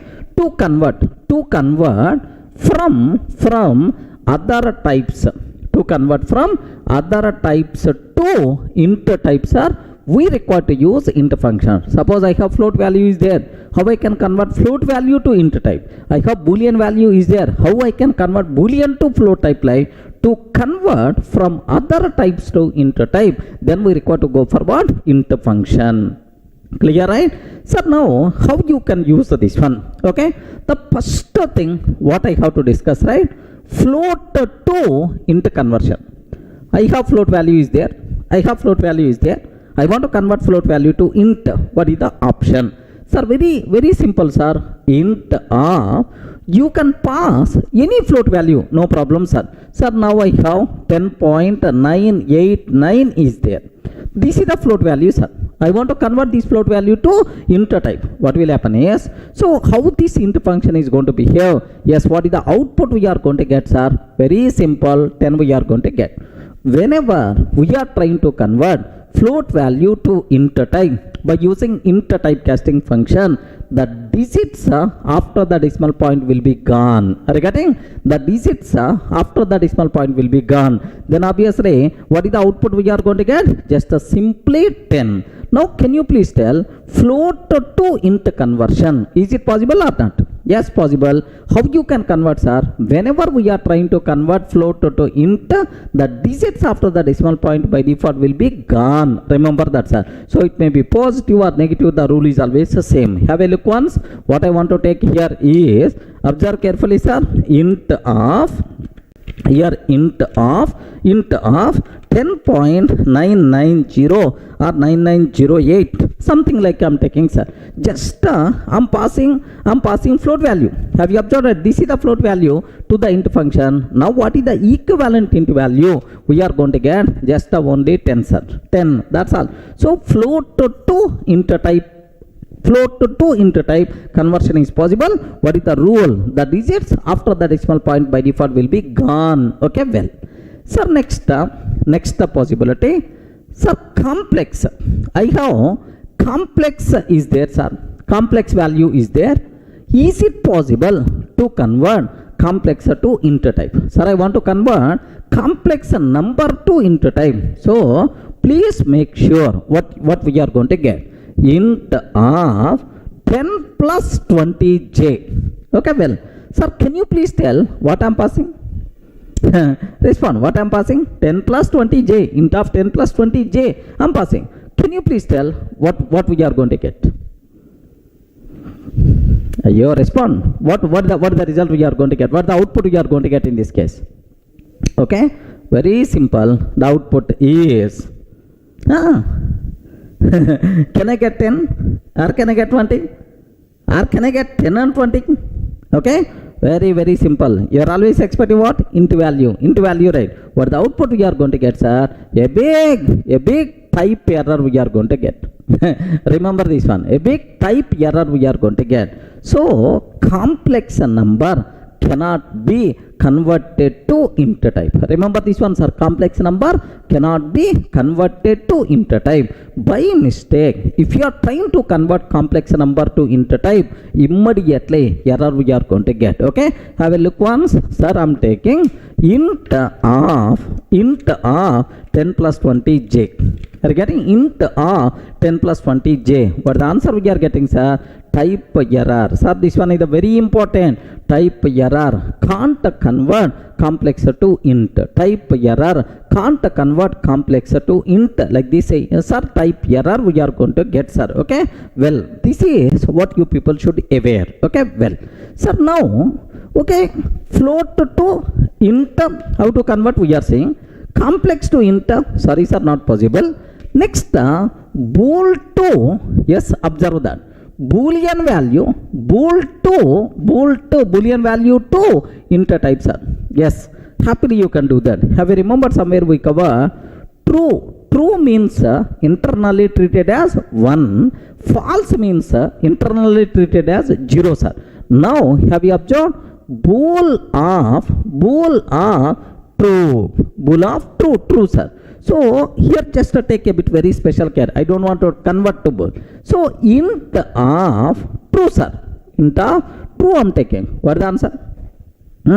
Can you please convert Boolean value true to int type? Very simple, sir. 1 we are going to get. Convert, sir, Boolean value false to int type, sir. 0 we are going to get. So bool to int type conversion is possible or not? Yes, perfectly itself is acceptable. No problem at all. Okay, let me show this approach, right? Have a look once. Int of true I'm taking, sir. Int of true I'm taking. Then its value is treated as 1. Similarly, int false I'm taking, sir. Its value is internally treated as 0, sir. I hope everyone can able to understand, right? So how to convert Boolean value to int type? Is that clear?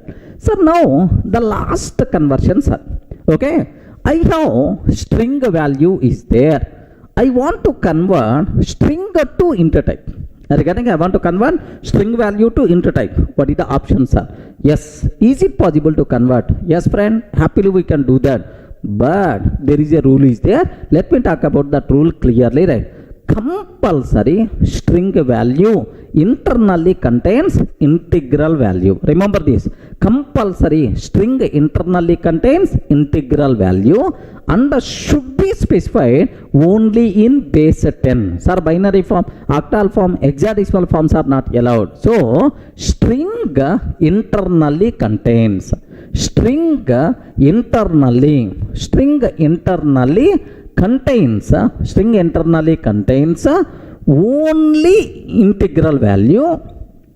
only integral value that should be specified in base 10 only, decimal form only, like this, right? Okay, well, sir, int of sir, 15 I'm taking. 100% pakka valid. Even it is a string, internally it contain what? Sir, integral value, sir, which is in base 10 only. Now what is the value, sir? 15 is the answer. Suppose if I can take int of 0b 1111, like this I'm taking.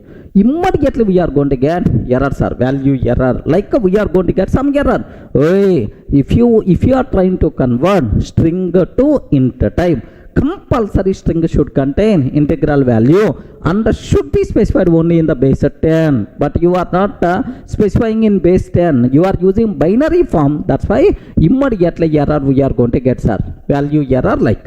Sir, now int of 10.5 I'm taking in string form.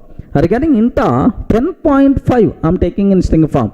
Can you please tell 10.5? It is not integral value. It is a float value, sir. Sorry, this conversion fails, sir. It is also we are going to get error, sir. Okay. So is it possible to convert string to int type or not? Yes, possible. But string should contain only integral value and it should be in the base 10. Okay. Let me show this conversion also. Have a look once. If I'm taking, sir, int of, okay, within Here 15 I'm taking, sir. Yes, valid, no problem at all. Now 15 is the answer. Int of 0b1111, like this I'm taking, sir. So you can pass a string, should be integral value, and you have to specify in base 10, but here it is the integral value, but you are specifying in the binary form. That's why immediately error, value error, invalid literal for int with the base 10, invalid literal for int with the base 10. Like this we are going to get the error, sir. I hope everyone in the position to understand clearly, right? Okay, well, sir, now I'm taking int of sir, just a 10.5, int of 10.5. So you are trying to convert string to int, but the string is not containing integral value, it contains floating point value. Now observe that what will happen, value error, invalid literal for int with the base 10.5. That's all. This is what you people should aware about int functions, right? Clear for all of you, right? So how to convert other types to int type? What are various possibilities are there, sir? Int is the typecasting function we have to use. Float to int, possible conversion is possible or not? Yes. But whenever we are trying to convert float to int, the digits after the decimal point will be gone. Next, a complex number to int type conversion is not possible. Next, whenever you are trying to convert Boolean to int type, if the Boolean value is the true, now int value is 1. If it is the false, now int value is the 0. Next, string to int type, is it possible to convert or not? Yes, possible, but compulsory string should contain only integral value and we should use base 10 only. That's all, sir. These are various important rules related to int function to convert other types to int type. Any doubt about this? Clear, right?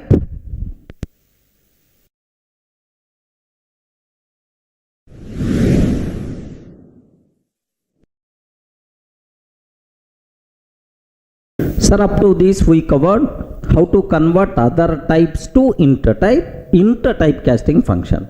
Sir, now I have to explain. I want to convert other types to float type. Regarding I want to convert other types to float type. How you can use a typecasting function. Okay. Sir, float.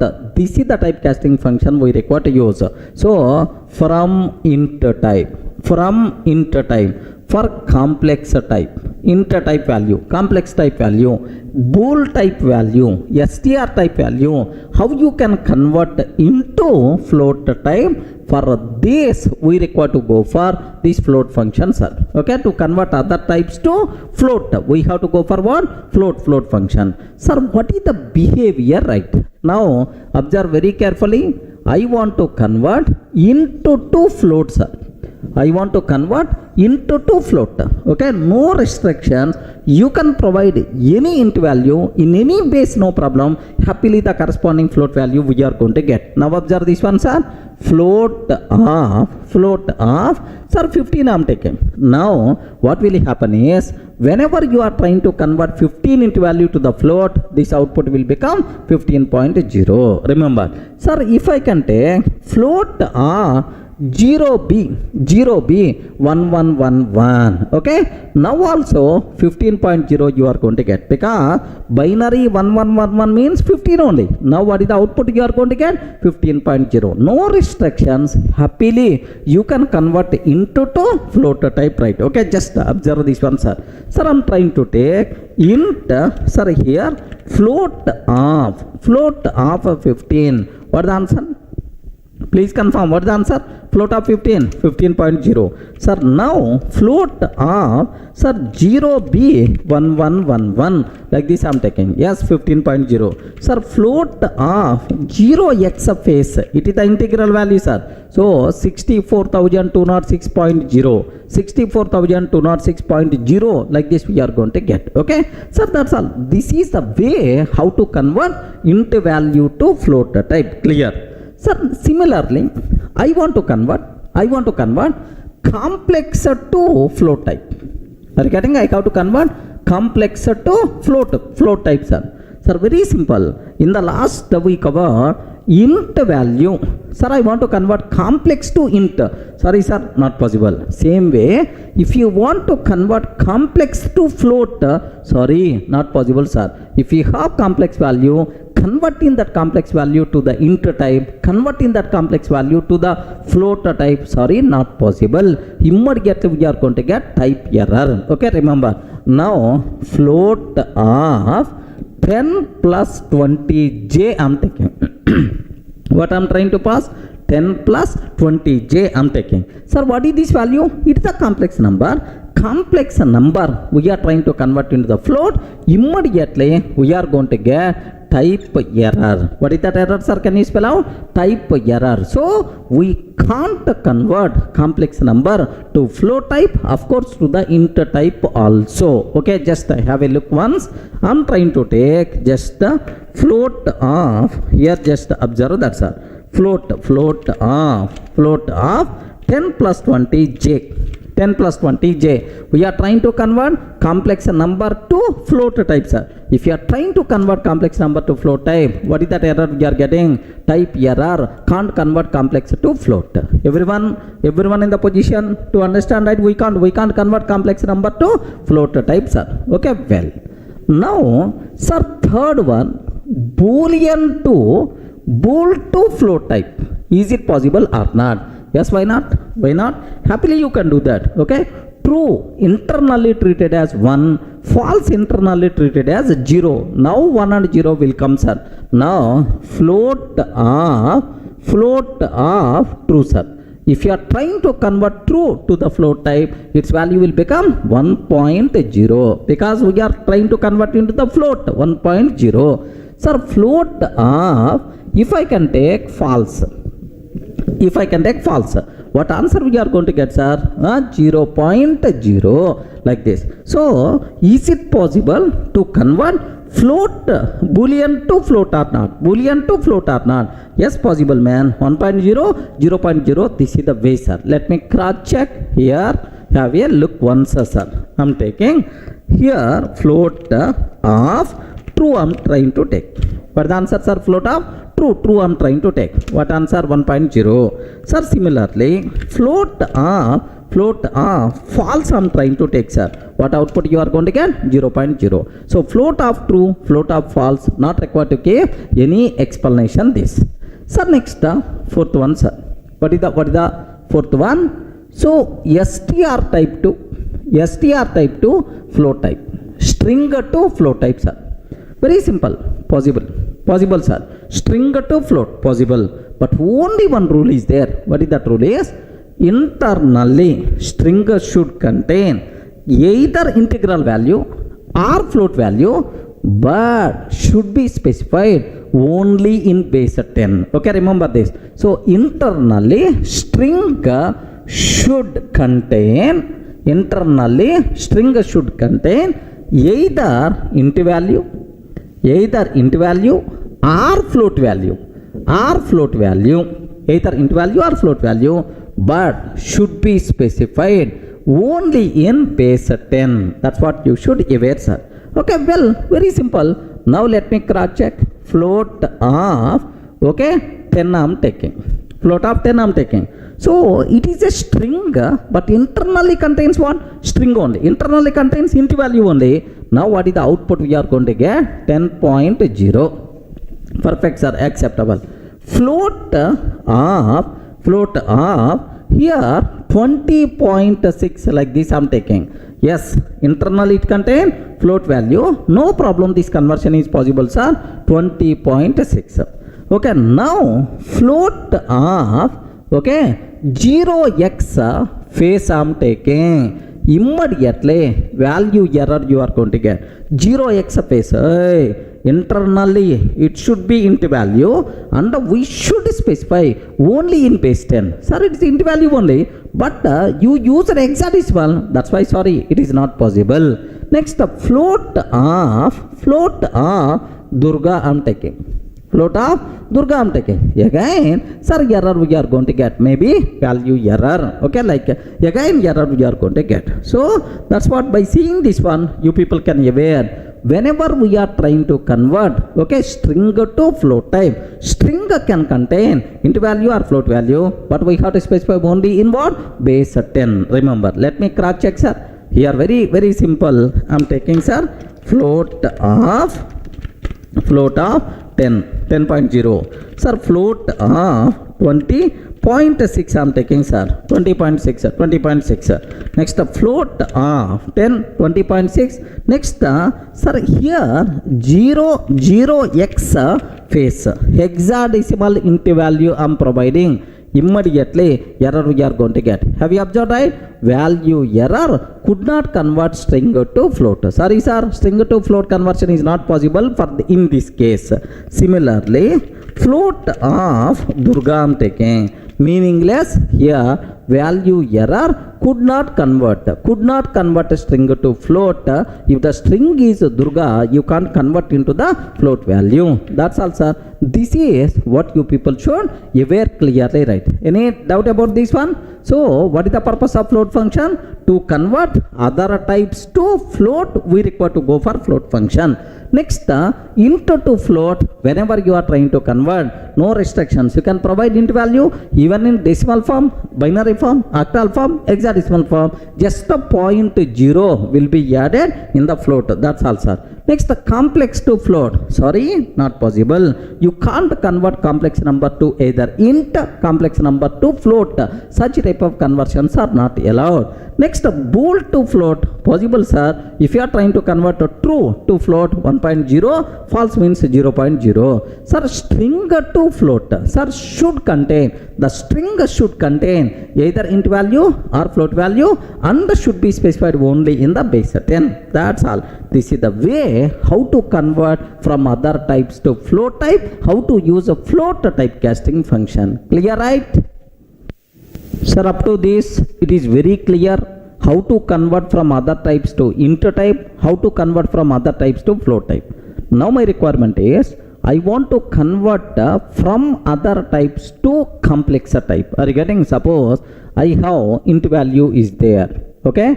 I have float value is there, or bool value is there, str value is there. Sir, all these values, how to convert into complex type? Regarding this typecasting function, we have to discuss. For that, we require to go for what? Complex. So, what is the purpose of complex typecasting function? To convert from other types to complex type. For that purpose, we can use complex, right? But anyway, complex number. What is the syntax for complex number? Can you please spell out, sir? A plus bj. A plus bj. This A is called what? Real part. Under this B is called what? Imaginary part. Regarding this A is called real part, B is called imaginary part. Okay, well, sir, now how you can convert from other types to complex? There are two forms of complex function is there. Sometimes you may pass only real value, and sometimes you may pass real value and sir, imaginary value also. What it means? Now observe that first form 1, sir. First form, complex of x. Only one argument I am passing. Complex of x. Only one argument I am passing. If you pass only one argument, this argument will become a real value. Sir, which is the real value? Yes, this one is the real value, right? Sir, similarly, there is another complex function is there. I mean, two argument complex function. Form 2 complex of x comma y. So, if you are passing, sir, complex of x comma y, two arguments, right? Now the first argument will become real value and the second argument will become imaginary value. Remember this one, sir. So how to convert from other types to complex type? Sir, first argument, one argument function, let me explain. Here see this one, complex of 10 I am taking. Complex of 10, int value I am passing, sir. Now do you know what will happen? 10 plus 0j. Okay, whatever argument you are passing, this argument will become, okay, this is called real part and imaginary part is always 0. Similarly, complex of, okay, 0b1111. It is the int value. Int value, sir. What about this int value? Can you please spell out? 0b1111. 15 plus 0j. Okay, like so int value to complex number conversion is always possible. This int value will become real part. Okay, let me execute this code, sir. Have a look once. Here I'm taking complex complex of 10, sir. What is the answer? 10 plus 0j. Remember, sir. Similarly, complex of okay, 0b1111, like this I'm taking, sir. What about its value? 15 plus 0j. 15 plus 0j, like this we are going to get. Any doubt about this one, sir? So clear. So int to complex number, one argument, how you are going to convert. Similarly, sir, let me go for complex of okay, 10.5 I'm taking. Sir, which value I'm passing? Float value. Float to complex. Yes, no problem. 10.5 plus 0j. 10.5 plus 0j. Similarly, complex of true I'm passing, sir. Complex of true. If you pass true means what? 1. Have you remembered? 1 plus 0j. Sir, complex of false if I can take. Complex of false if I can take. What about its value, sir? Do you know? 0 plus 0j, it is always going to print 0j, like this, right? Of course, imaginary part is the 0, then it's not required to display just 0j. That's all. Only second half is going to be printed. Let me show these things, right? Here, observe carefully, right? Sir, I want to convert float value to complex. Float value to complex, right? 10.5. Complex of 10.5. Sir, have you observed? 10.5 plus 0j. Next, complex of true I'm taking, sir. Complex of true. What about its value, sir? 1 plus 0j, because true means 1. Similarly, complex of false I'm taking, sir. 0 plus 0j, its value will be printed as 0, sir. Okay, well. Next, sir, I want to convert string to complex. Okay, I want to convert string to complex, right? Sir, complex of, okay, string. Sir, please make sure this string should contain either int value or float value and should be used only in the base 10. Whatever rule we covered for the float function, same rule, sir. If you are going to pass a string value, compulsory that string value should contain either int value or float value, and we have to use only base 10. Remember, now I'm taking, sir, 10 in the form of string. Okay, 10 in the form of string, sir. Now 10 plus 0j. Okay, complex of okay, 10.5 in the string form. 10.5 plus 0j we are going to get. So just observe, let me cross check these two things also. Have a look once, sir. Sir, I'm taking complex of 10 I'm taking. What is the answer? 10 plus 0j. Perfect, sir. Complex of 10.5 I'm taking, sir. What is the answer? 10.5 plus 0j. Sir, complex here have you observed? 0b1111. Like this I'm taking. Sir, have you remembered? If you are specifying the string, compulsory it should contain either int value or float value. Under that value should be specified only in the base 10. But you are using binary. What will happen, sir? Value error.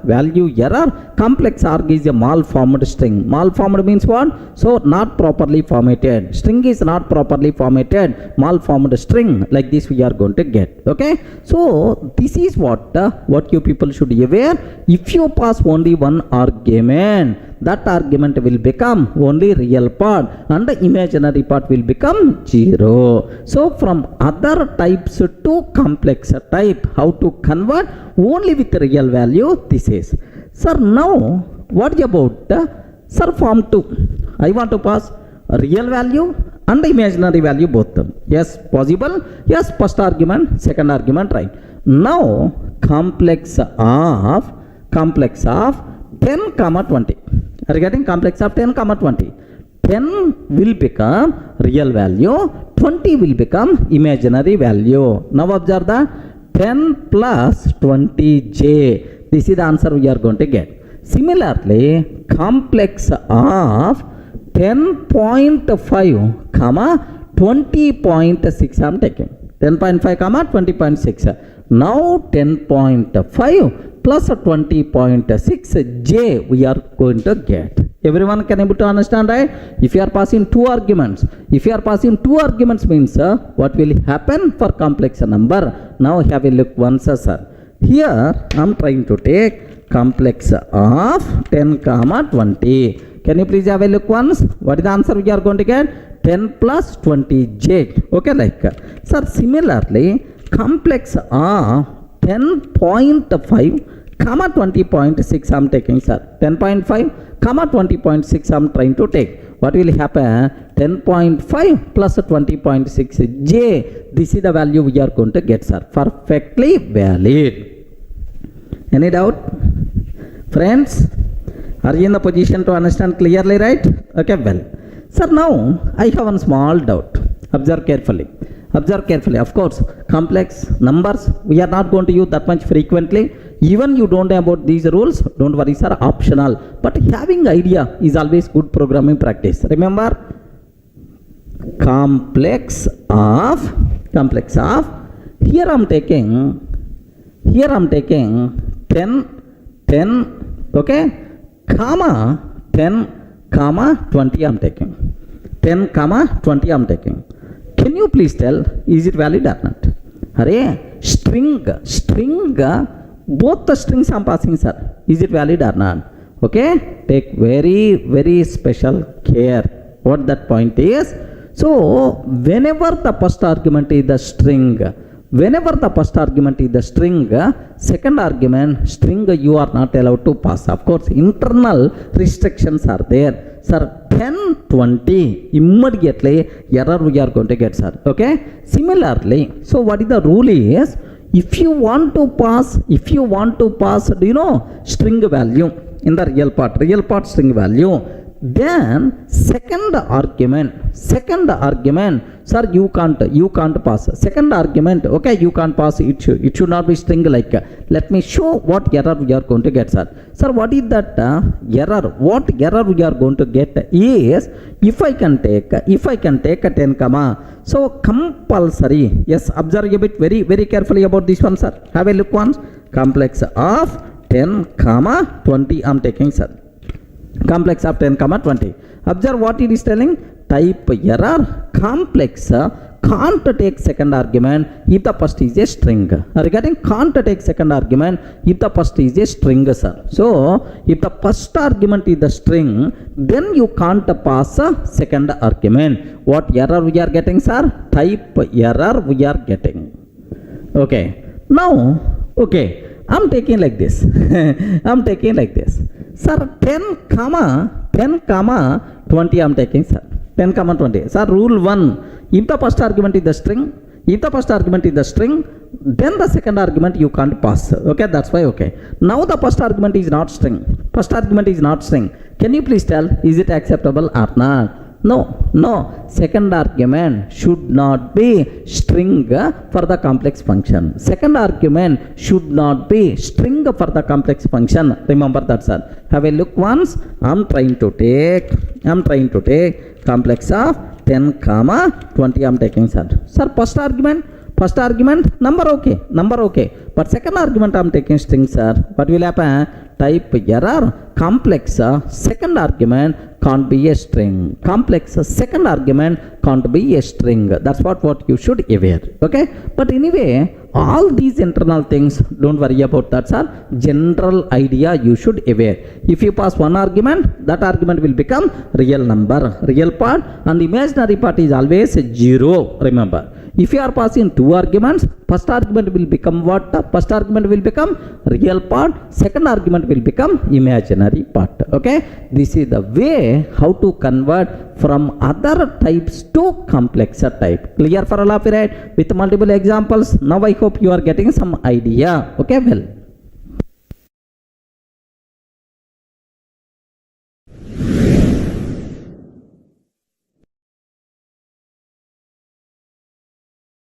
Sir, up to this, it is very clear how to use int function, next a float function and a complex function.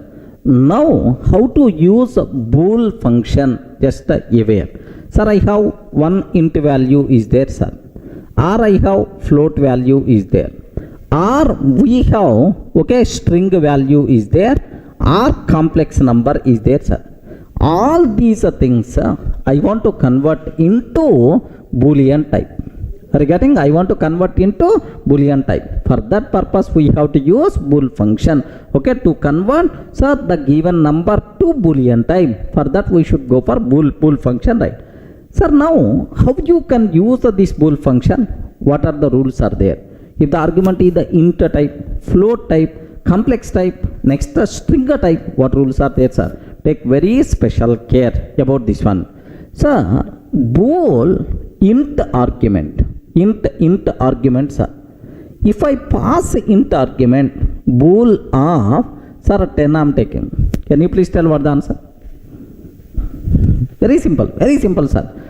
If the argument is 0, remember, if the argument value is 0, then false.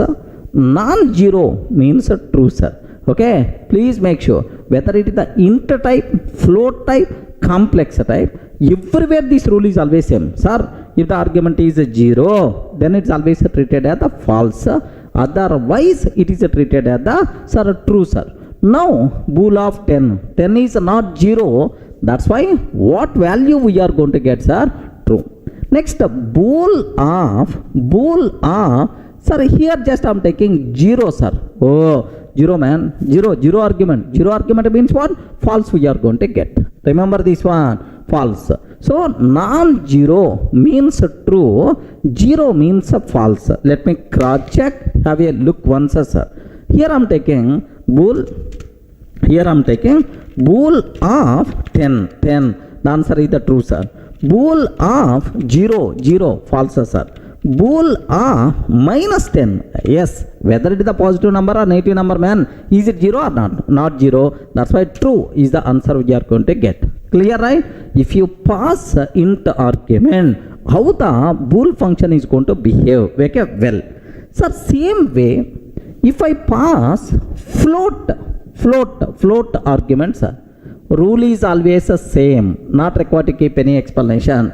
If the float value is 0, treated as the false, non-zero treated as the true, sir. Okay, I'm taking bool of 0.0.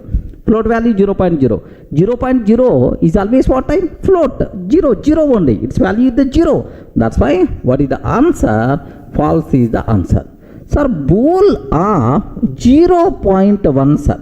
0.1. 0.1, is it 0 or non-zero? Non-zero. Even it is a very small value also, but non-zero. That's why we are going to get true as the answer. Clear, right? Any explanation is required? Let me check this possibility also. Sir, bool of, here 1 minute. Here observe this. Bool of 0.0. Total value is evaluates to 0. That's why it is the false. False is the answer.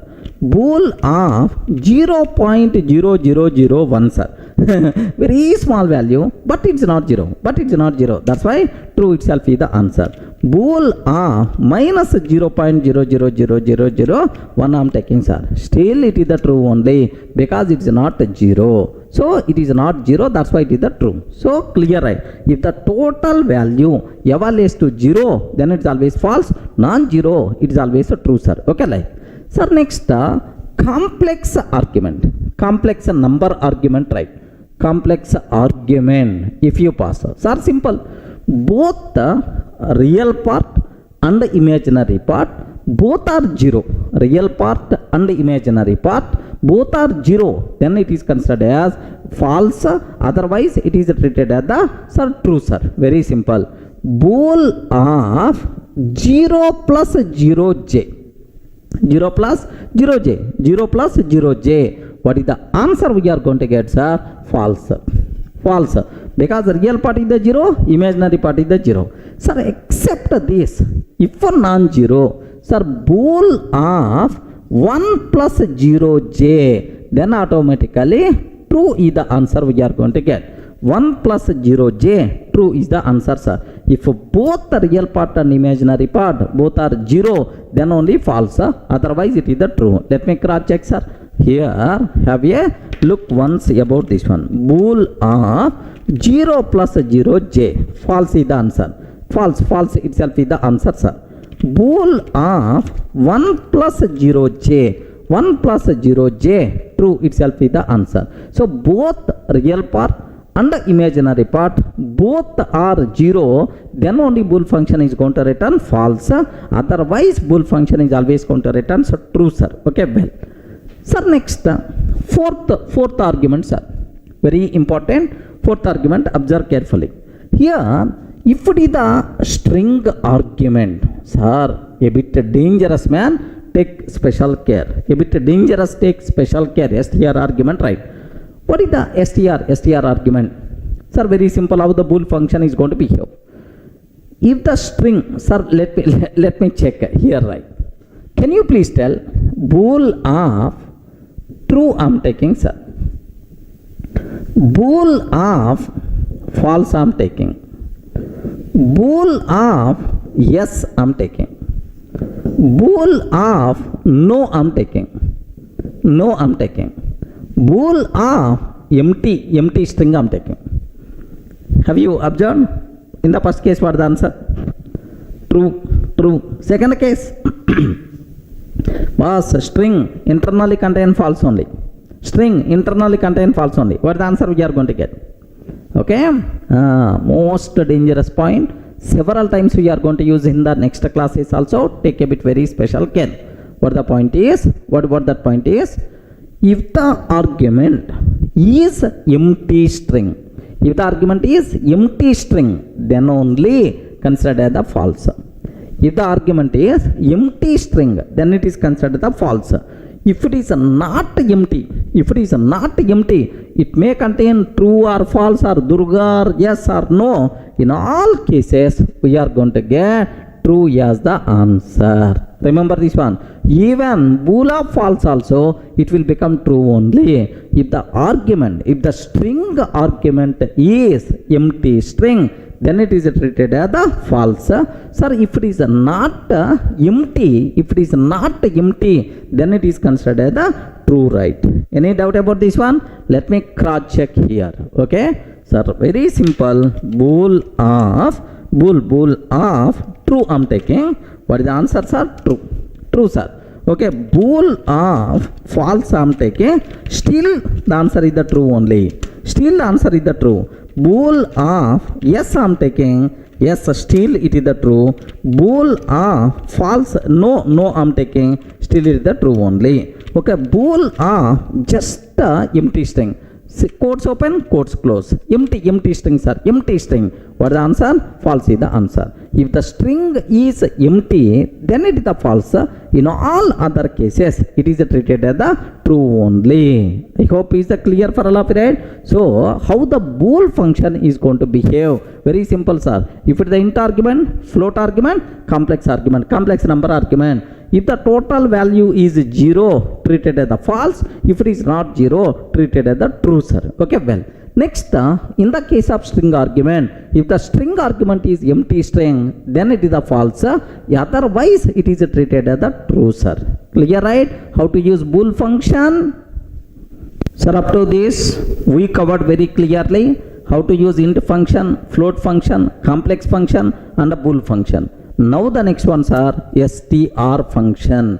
What is the purpose of str function? If you have int value, or float value, or complex value, or bool value, if you want to convert this one to string type, then we require to go for str function. So from other types to string type, if you want to convert, then we require to go for str function, right?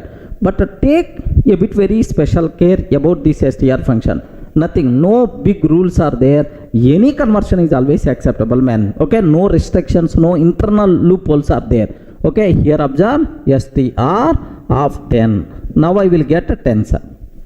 Convert this 10. like a 10 str of 0b1111 0b1111 int argument I am passing, but this int argument you are providing in which form? Binary form, but output is always going to come in decimal form only. Remember that it's always going to provide in decimal form only. Have a look once, observe carefully, right? Here just I'm taking str of 10, sir. str of 10 is the answer. str of 0b1111 like this I'm taking, still it is treated as the 15, right? Okay, same way the remaining cases also. str of 10.5, now it will become 10.5. str of 10 plus 20j, now it will become 10 plus 20j in string form. Okay, str of true, sir, it will become true in string style. str of false, now it will become false in string style, like so. No rules, internal loopholes, any type to string type happily we can convert, no restrictions, right? Okay, have a look once the remaining also. str of 10 str of 10.5 yes, converting into string. str of 10 plus 20j, okay, have you observed, right? 10 plus 20j. str of true I'm taking, sir, true itself. str of false I'm taking, sir, then obviously false we are going to get. Okay, clear, right? So how to convert other types to string type? This is about string, this is the how to use str function, right? That's all. It's very clear how you can perform typecasting by using these Python's inbuilt typecasting functions. Clear, right?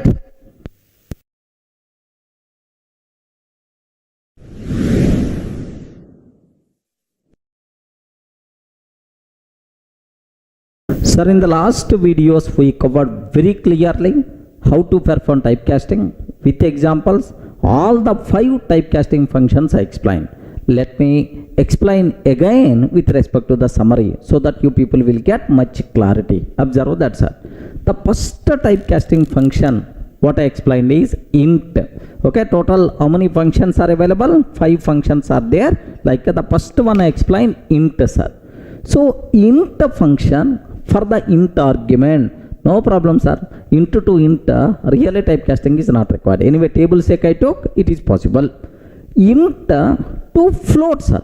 If you are passing float argument to the int function, so something like int of 10.5, what will happen? It's very clear. The digits after the decimal point by default will be gone. 10 is the answer we are going to get. Acceptable. Next, for the int function, if you pass complex argument, complex number as the argument, immediately type error we are going to get. The reason for that is, so you can't convert complex number to int type. Remember that.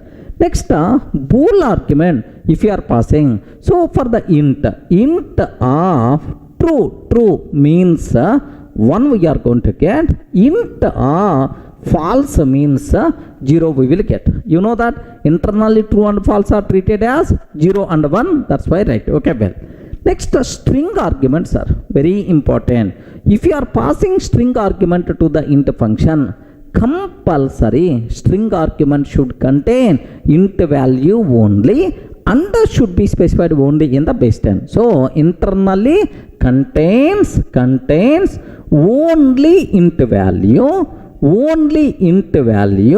and base 10. This is a very important, sir. By mistake, string argument internally contain binary form, hexadecimal form, octal form. Immediately we are going to get value error. Okay, sir, please make sure, sir. If you are passing string argument, if you are trying to convert string to int value, string should compulsory contain internally integral number and should be in base 10. Okay, conversion is possible, but this rule you have to aware.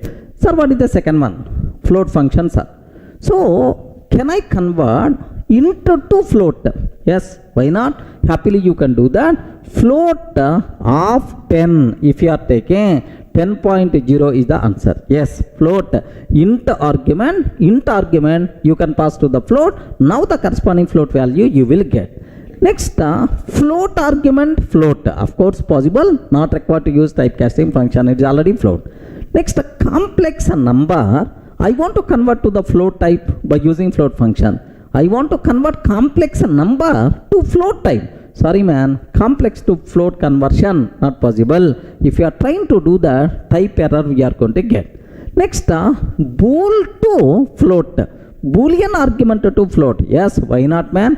Okay, float of true. If you are taking 1.0 we are going to get, because true means 1, but I want float value 1.0. Similarly, float false, if I can take 0.0 we will get, no problem at all. So Boolean to float conversion is always possible.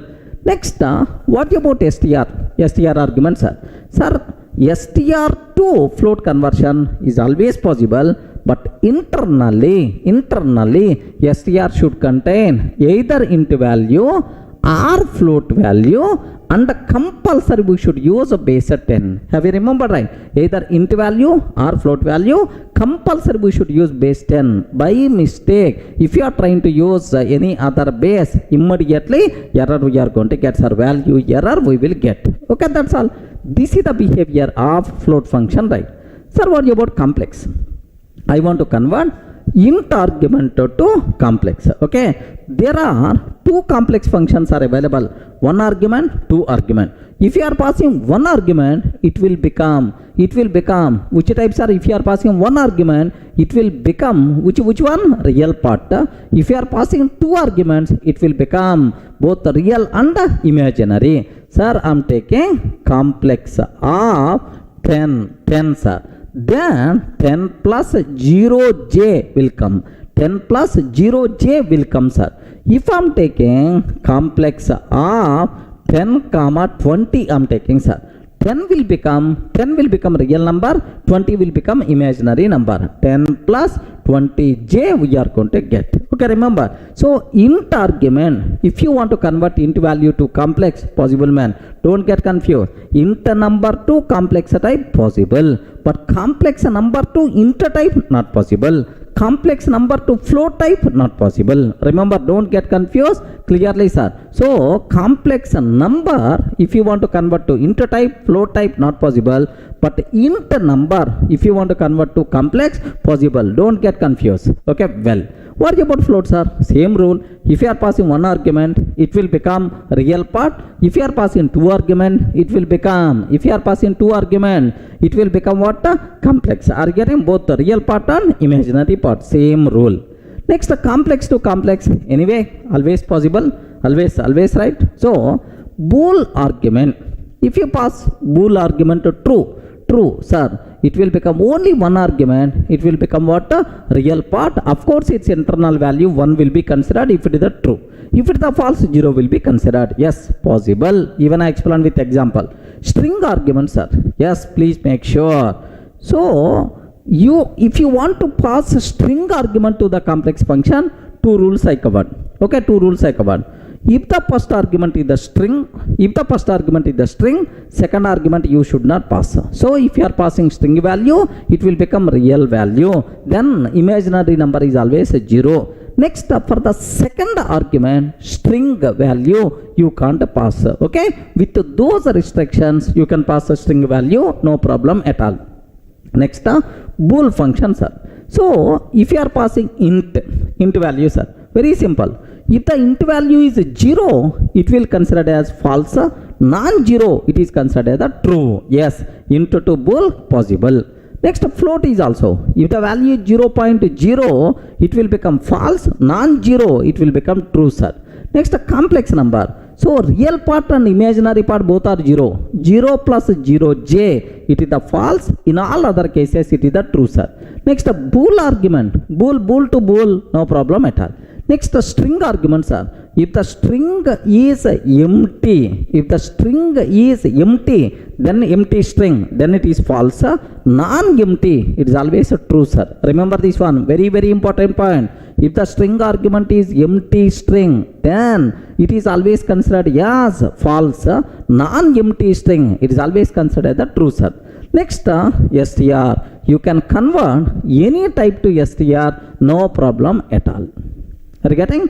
This is a small summary what you people should be aware about typecasting functions. Maybe so this having idea is always recommended, but complex numbers we are not required to worry that much because we are not going to use that much frequently in our coding. But having awareness is always recommended, right? Sir, clear for all of you, right? If any person is asking about Python typecasting functions, can you please explain with an example? Then you should be in a position to give left and right. Clear, right?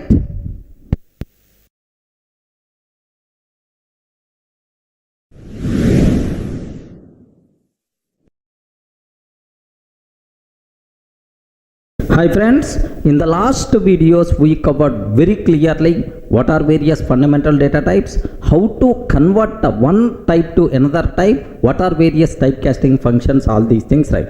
Now the next very important concept, subject wise, concept wise, you people should aware very clearly these topics are. What is the topic is fundamental data types versus immutability. Are you getting what is this word? What is this word? Can you please spell out? Immutability. Fundamental data types versus immutability. This topic we have to discuss, right? So first, I have one small question. Which are fundamental data types? Can you spell out which are fundamental data types? Fundamental data types are int, float, complex, bool, and then str. These are fundamental data types. We covered in detail in the last videos, right? So next, what is the meaning of immutable? Are you getting what is the meaning of immutability? Sir, anyone can you please tell? Normal dictionary meaning. Forget about Python programming. So what is the meaning of immutable? Immutable like. Sir, very simple. Mutable means changeable. You can change. Immutable means non-changeable. Are you getting what is the meaning of mutable? Can you please spell out? Very important word. Mutable means changeable. Are you getting? Happily you can change. Changeable is mutable, sir. Immutable means non-changeable. Immutable means non-changeable. You can't perform any changes. Such type of thing is called immutable. Okay, like now I want to conclude the most valuable, very important points are all fundamental data types are immutable, non-changeable. Sir, what it means? What is the meaning of immutability, sir? Once we create an object, once we create an object, we can't perform any changes in that object. Very important, sir. Why I am writing, especially this one is this point should inject in your mind. Once we create an object, we can't perform any changes. In that object. If we are trying to perform any changes, with those changes, a new object will be created. If we are trying to perform any changes,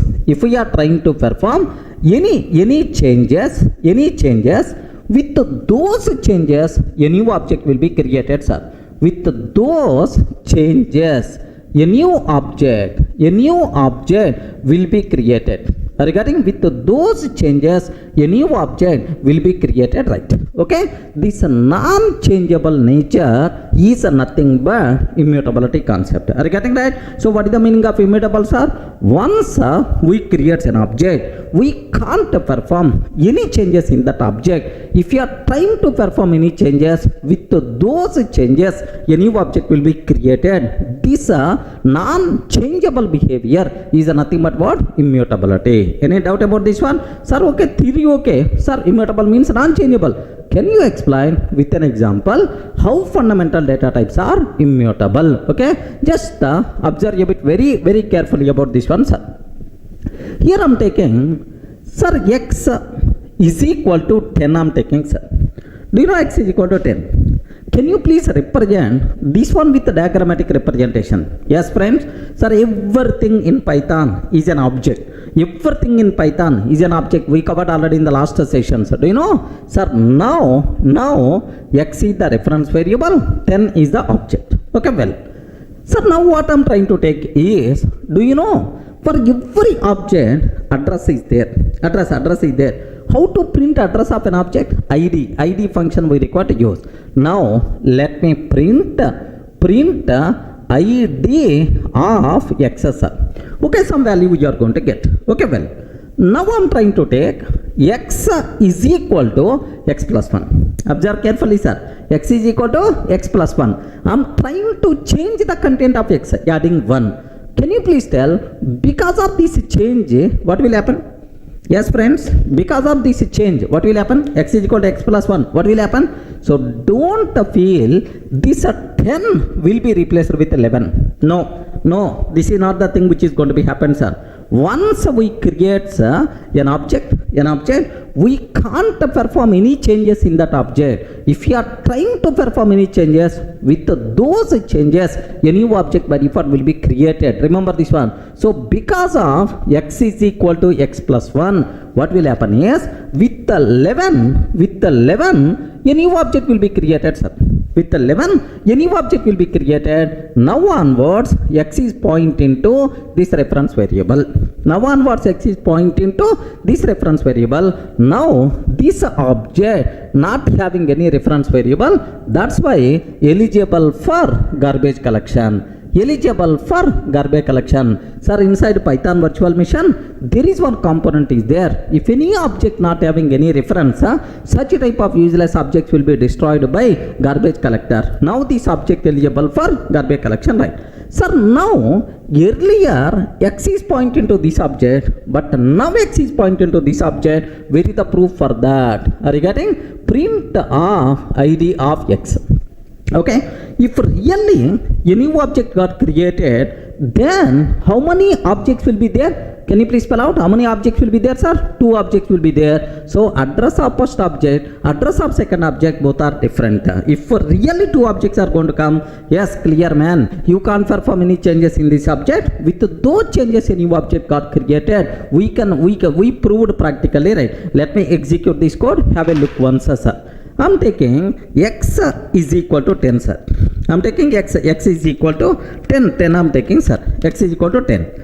Now print of ID of x, sir. Print of ID of x. Okay, just observe up to this line. Sir, py, okay, py test.py. Have you observed this is the address, because for every object address will be there, sir. Okay, well. Now x is equal to x plus 1 I am taking, sir. X is equal to x plus 1. Print of ID of x I am taking, sir. Print of ID of x. Sir, if really new object is going to be created, because of this x is equal to x plus 1, if really a new object is going to be created, compulsory the address of this object, both are different. Have a look once.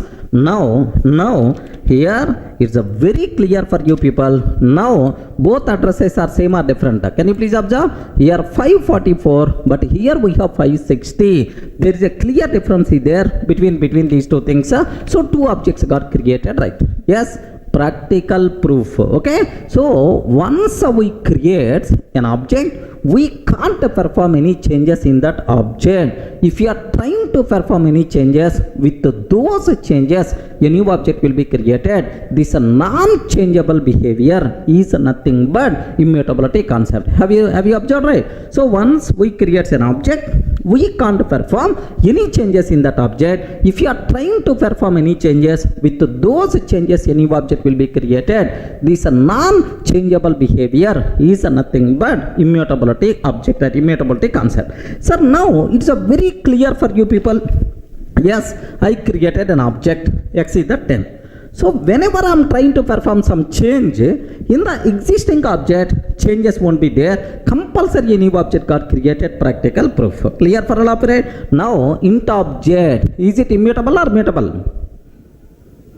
Respond friends. Int object, is it immutable or mutable? Immutable. Correct, right? Sir, let me go for one more small example so that you will get much clarity, right? Have a look once. One more example. So with a bit some more explanation will be there. Observe, I'm taking x is equal to 10, sir. X is equal to 10. So now, do you know here x is pointing to 10. Perfect. Now I'm taking y is equal to sir x I'm taking. If I can take y is equal to x, what it means is y is also pointing to same object. Y is also pointing to same object. If you want, sir, for practical proof, if you want, you can print address of x and address of y. Now I'm trying to print address of x, print of address of y.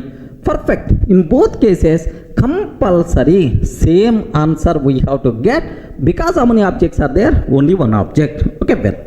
Now I'm taking, observe very carefully, sir, very dangerous point. Now I'm trying to take y is equal to x plus 1 or y plus 1. No problem. Any variable you can take. Y is equal to y plus 1. Y is equal to y plus 1. Can you please tell? I'm trying to increment the value of 10, sir. So if you are trying to perform any change, with those changes, compulsory new object will be created in the existing object. Okay, no changes, right? A new object got created. This new object pointed, referred by y. That's why now onwards, y is pointing to this object, right? Can you please confirm? Total, how many objects are there? Respond. Why you are silent? Total, how many objects are there? 2 objects. First object and the second object, right? So x is pointing to this one, y is pointing to this new object. Sir, if you want, print the value of x 10, print the value of y 11, and print address of x and address of y, both are different. Remember, so if I print x value 10 is the answer. If I print y value 11 is the answer. If I print address of x, id of x, print id of y, compulsory both are different. Because if you are trying to perform any changes, a new object got created, right? Now I have one question. So total, how many objects are there? 2 objects. How many objects eligible for garbage collection? You respond. How many objects eligible for garbage collection? No, because this object happily you can use by using x. This object happily we can use by using y. That's why no object, 0 number of objects eligible for garbage collection. Clear, right? Let me execute this one also so that you will get much clarity. Observe carefully, sir. Here I am taking id. Here x is equal to 10, sir. Y is equal to x. Okay, print of id of x, print of id of x, print of id of y I am taking, sir. If I consider like this, what is the answer we are getting? Have you observed? Both addresses are same, because up to this, how many objects are there? Only one object, man. Only one object. 10 is the reference variable. Both the x and y pointing to same object only. This is the thing which is going to be happen. That's why same address we are going to get. Now my question is, y is equal to y plus 1. Y is equal to y plus 1. Now with this change, a new object will be created, sir. Now print x value, print y value. Sir, what is the value of x? 10, but what is the value of y? 11 like this, right? Sir, now observe. So value of x is 10, value of y is 11. Sir, let me print id of x, print of id of x, print of id of y, print of id of y. Sir, I'm sure in both cases, different objects are there. That's why different addresses we have to get. Last two addresses, observe that, sir. Yes, last two addresses. Okay, these are the two addresses, right? At the beginning, both are pointing to the same address, but now both are not pointing to the same object. Sir, this is the old object only x, but y pointing to new object. That's what you people should aware clearly, right? So from these two examples, you are getting much clarity. What is the meaning of immutability? Once we create an object, we can't perform any changes in that object. Have you observed, right? Once we create an object, we can't perform any changes in that object. If we are trying to perform any changes, with those changes a new object will be created. This non-changeable behavior. Non-changeable behavior is nothing but what? Immutability. Any doubt? Up to this is the clear?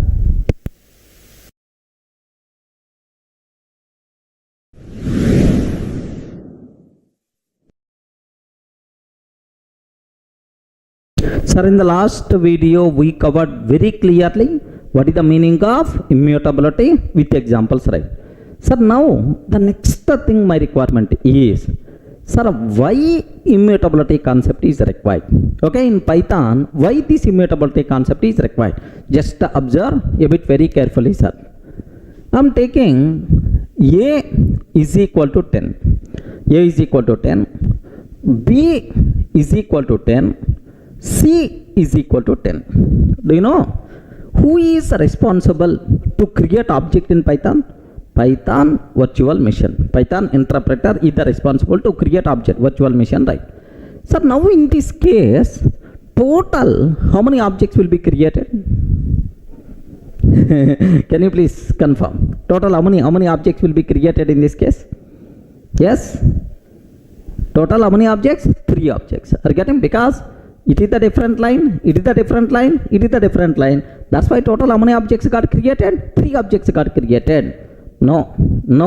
Our Python virtual machine is a bit intelligent person. Are you getting? What it's going to do is A is equal to 10. Listen very carefully about this one, sir. Sir, A is, yes, refers to this object. A is equal to 10. Okay. Now my point is, sir, B is equal to 10. In Python, if an object is required to create, an object, Python virtual machine is required to create an object. Blindly, it won't create an object. First, Python virtual machine, what it will do, PVM, what it will do is, for the required content 10 is an object already available or not. Are you getting? For the object already available or not. So, Python virtual machine will check. If an object already available, it is always going to use existing object only. Remember that it's always going to use what? Existing object only instead of creating new object. Sir, object reusability. So, if a Python virtual machine required to create an object, it won't create that object immediately. First, it will check, is any object already there with the required content or not? If an object already there with the required content, then what it will do is, it will reuse existing object only. It is not going to create new object. So, B is equal to 10. 10 is already there. Now, B is also pointing to that object. Remember that. It's a point into that. Similarly, C is equal to 10. Okay. C is also pointing to that object. A, B, C. So, total, how many objects are there? Respond. How many objects are there? Only one object. But how many reference variables are there? 3 reference variables pointing to same object. 3 reference variables pointing to same object. Object reusability, man. Okay, where is the proof for that? Very simple. Print of ID of A. Print of ID of B. Print of ID of C, sir. Are you getting? Print of ID of A, ID of B, ID of C. What is the answer we are going to get, sir? Just observe carefully. Have a look once.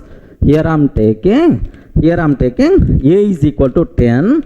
B is equal to 10, C is equal to 10. Okay, print of ID of A, ID of B, print of ID of A, ID of B, ID of C, sir. If I can take like this, what output by default we are going to get, sir? Sir, can you please expect, is it the same answer or not? Yes, means that how many objects got created, sir? Only one object got created. So, 3 reference variables point into the same object. Are you able to understand? So, what is the advantage? What is the biggest advantage here?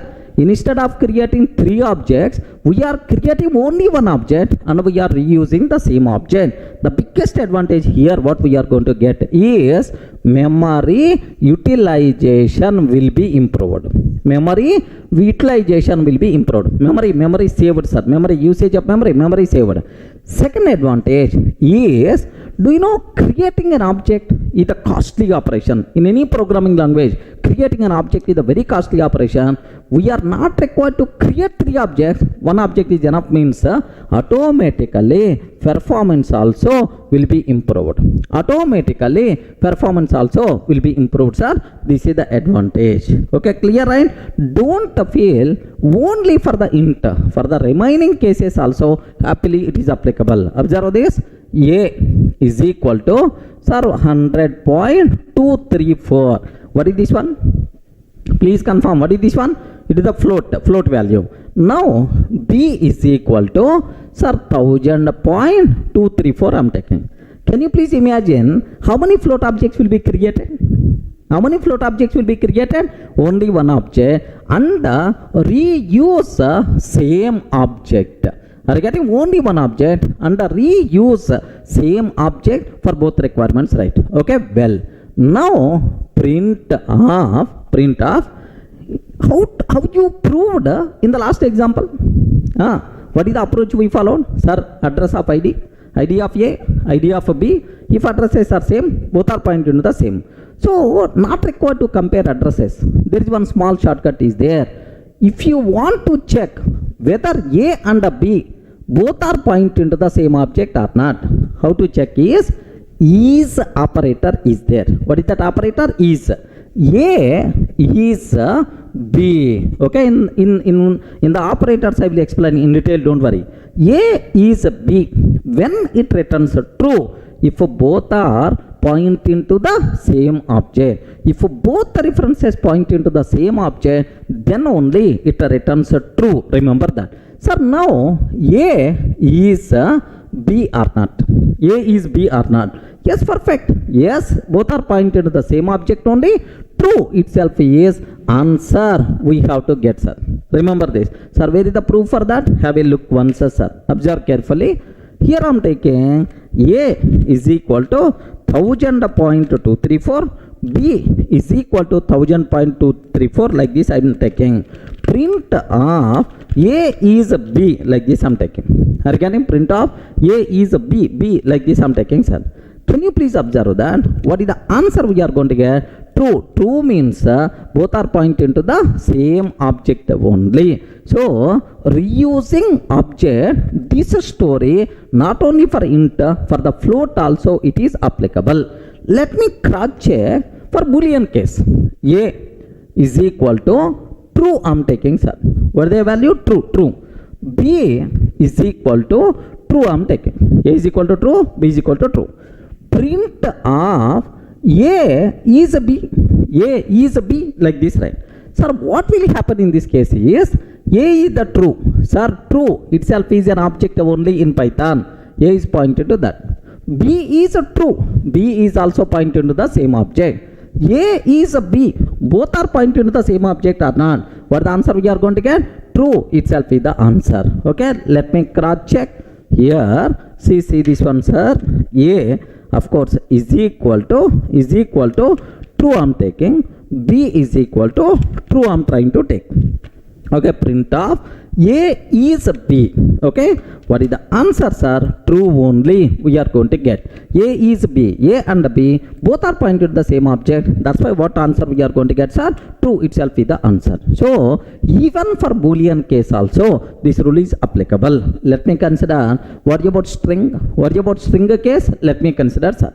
A is equal to Durga soft. A is equal to Durga soft.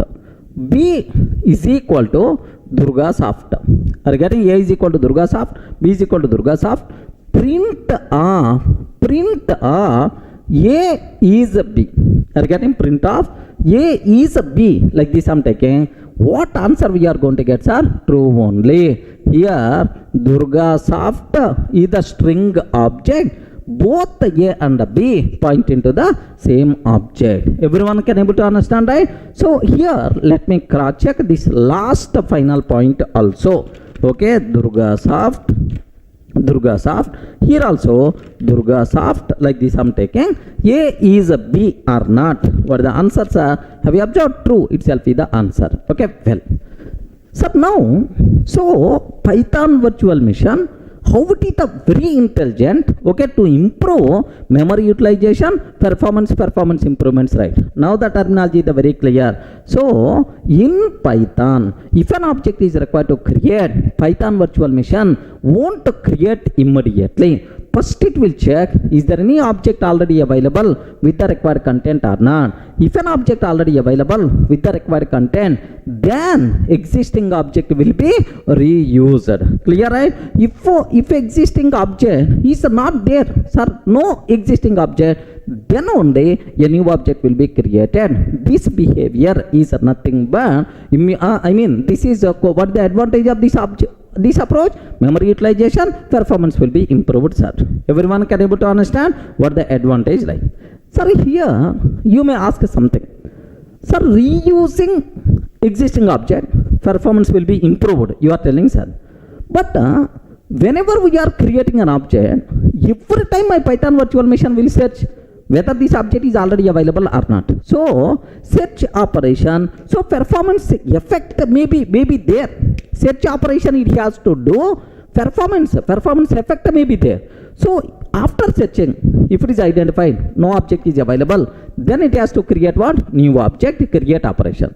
Do you know? So search operation, create operation, time complexities, search operation is a very easy job, but create operation is a very difficult. That's why even it is going to perform search, no performance issues, because create operation is more costly than search operation, right? One student asked the doubt, sir, you are telling, so before creating an object, Python virtual machine is always going to search, is this object is already available or not? Is it performance issue or not? Yes, definitely performance issue, but search operation, so how much time it is going to take? Create operation, how much time it is going to take? Search operation will take very less time when compared with create operation. That's why, so search operation, so if you are going to use instead of create, obviously performance is going to be improved because it is the most costly operation. Clear for all of you, right? Okay, well. Next, sir, now that's all. This is what we have, right? Now maybe a chance. So what advantage we are going to get because of this object reusability? Can you please tell? Object reusability, what advantage? Memory utilization, performance, both will be improved because of this approach. But what problem is there in this approach? Because if you want something, you should miss something. For every advantage, okay, compulsory there should be some problem is there. So what problem in this approach? That part I will show in the big picture so that you people can get much clarity. Up to this is the clear, right? So now I want to show the same concept in the big picture. Observe that. I want to develop one voter registration application. What is this one, sir? Can you please spell out? Voter registration application. I want to develop, sir, voter registration application. In the voter registration application, do you know which fields are there? End user, voter is required to fill which fields? Observe carefully, sir. Name compulsory required. Father name, okay, required. Next, mother name. These days in India, okay, everywhere mother name also should be specified, compulsory, right? Next, address because voter ID acts as address proof also, okay, like sir, house number. Next, street. next city or village, next district, and then state, okay, like pin number, at last submit button, like we are going to take. Of course multiple fields will be there. Next here we require to upload our photo also, assume that's all. Okay, this is a small voter registration application. I'm trying to do that. Now take a bit very special care. For every user, name must be required, father name must be required, mother name must be required, address, all these things must be required. Sir, now within Hyderabad, assume that, sir, India, Telangana, Hyderabad, within Hyderabad, assume 1 crore voters are available. How many voters, right? 1 crore voters are available, right? Assume. Now, do you know, for all these 1 crore voters, sir, what is the city name? Hyderabad only. Correct or not? For all 1 crore voters, what is the city name? Hyderabad only, right? Now, first voter came. Now, observe carefully, sir.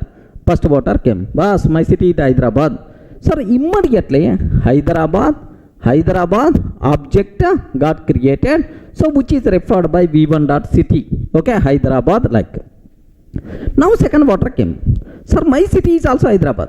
If a second voter city is also Hyderabad, can you please tell, is it required to create new object? No. Directly for second voter also same object will be reused. Okay, V3 person is coming. For that also same object will be reused.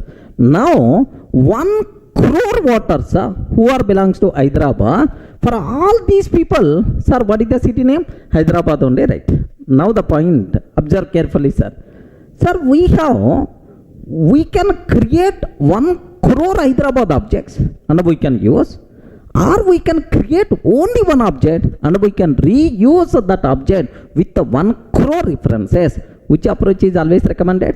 Obviously this approach. Have you observed, right? 1 crore objects we require to create. How much memory is required? How much performance issue, like array, you are not required to create 1 crore objects. Only one object is enough. Reuse the same object with 1 crore references. The biggest advantage, okay, is memory utilization, performance improvements, right? How beautiful this concept. How the Python internal memory management model, yep, beautiful concept, man. But Python virtual machine is a very much intelligent, sir, with respect to the memory utilization, with respect to the performance. Clear for all of you, right? In the big picture, we are not creating 1 crore, we are creating only one Hyderabad object and we are reusing 1 crore with 1 crore references. Okay, well.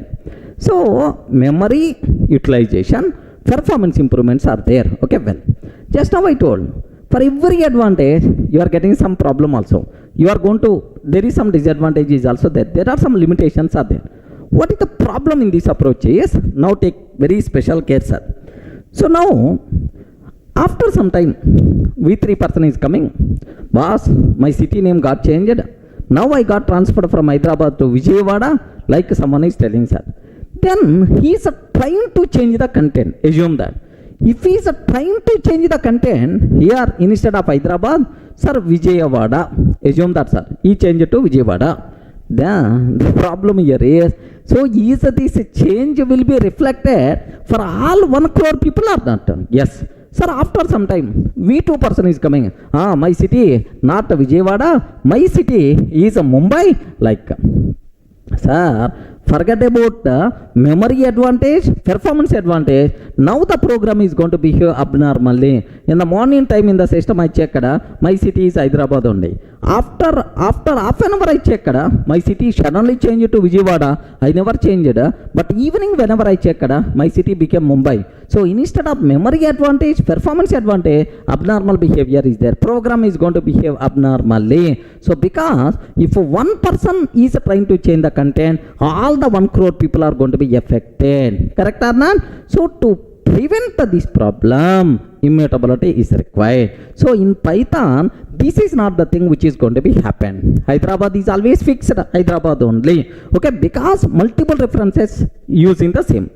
So if any person trying to change the content, observe carefully, sir. Once we create string object, we can't perform any changes in that object. The content is always fixed, the content is always final. If any person trying to change the content, sir, V3 person, I want to change from Hyderabad to Vijayawada. Sir, now a new object will be created, Vijayawada. Only this particular V3 is going to be referred to this new object. Regarding only V3 referred to new object, so that there is no effect on the remaining references. Are you getting right? So if this approach is not there, new object approach is not there, for every small change all 1 crore people are affected. To prevent this effect, for every change a new object will be created which is nothing but immutable, so that there is no effect on the existing references. Are you able to understand, right? Once we create an object, we can't perform any changes. If you are trying to perform any changes, with that a new object will be created. Immutability concept. Why this immutability concept is required? Because of object reusability. A single object reused with multiple references. By using one reference, if any person is going to change existing content, then all the remaining people are going to be affected. To prevent this one, compulsory immutability concept is required. Is it clear, right? So why Python fundamental data types are immutable? Because of this object reusability. Because to get a memory advantage, performance advantage, we have to compromise. We have to do this type of extra arrangement, which is nothing but what? Immutability. Everyone can able to understand, right? So why immutability concept is required in Python? Yes, happily you can explain with this example. So what the advantage of object reusability? What the problem with object reusability? The problem with object reusability is we required immutability concept. Any doubt at all? Clear for all of you, right? Now take a bit very special care up to this.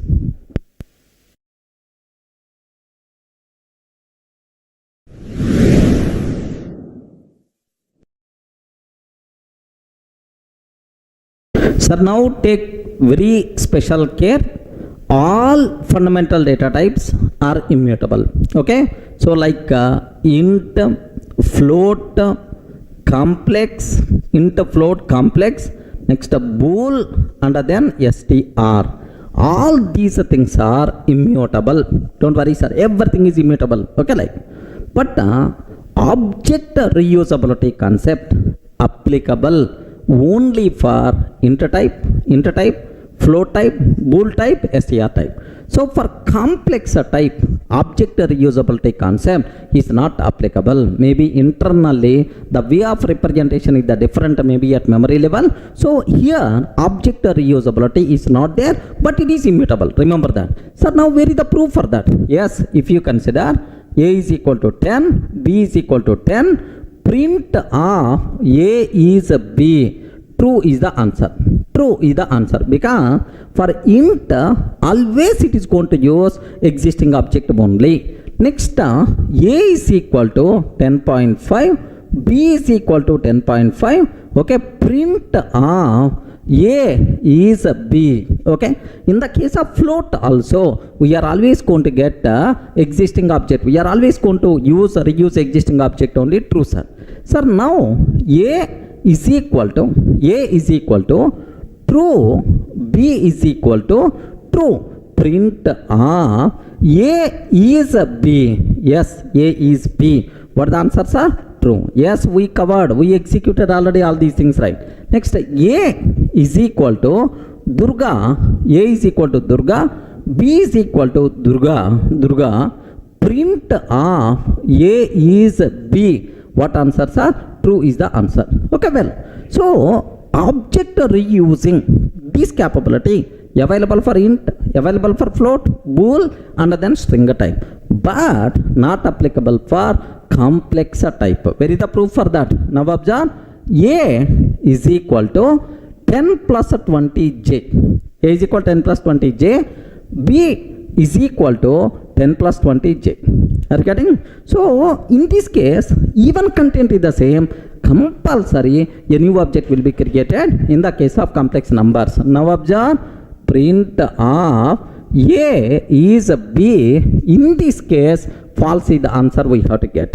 Are you getting right? So only object reusability concept not applicable for complex numbers, except complex. For the remaining data types, it's always applicable, man, in the fundamental types. But complex is immutable. Immutability is the common property, sir.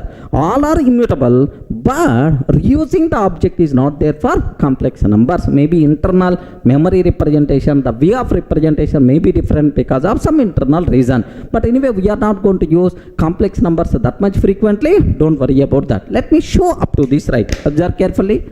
Here, A is equal to 10, B is equal to 10. Print of A is B. I'm taking, sir. What answer we are going to get? True itself is the answer.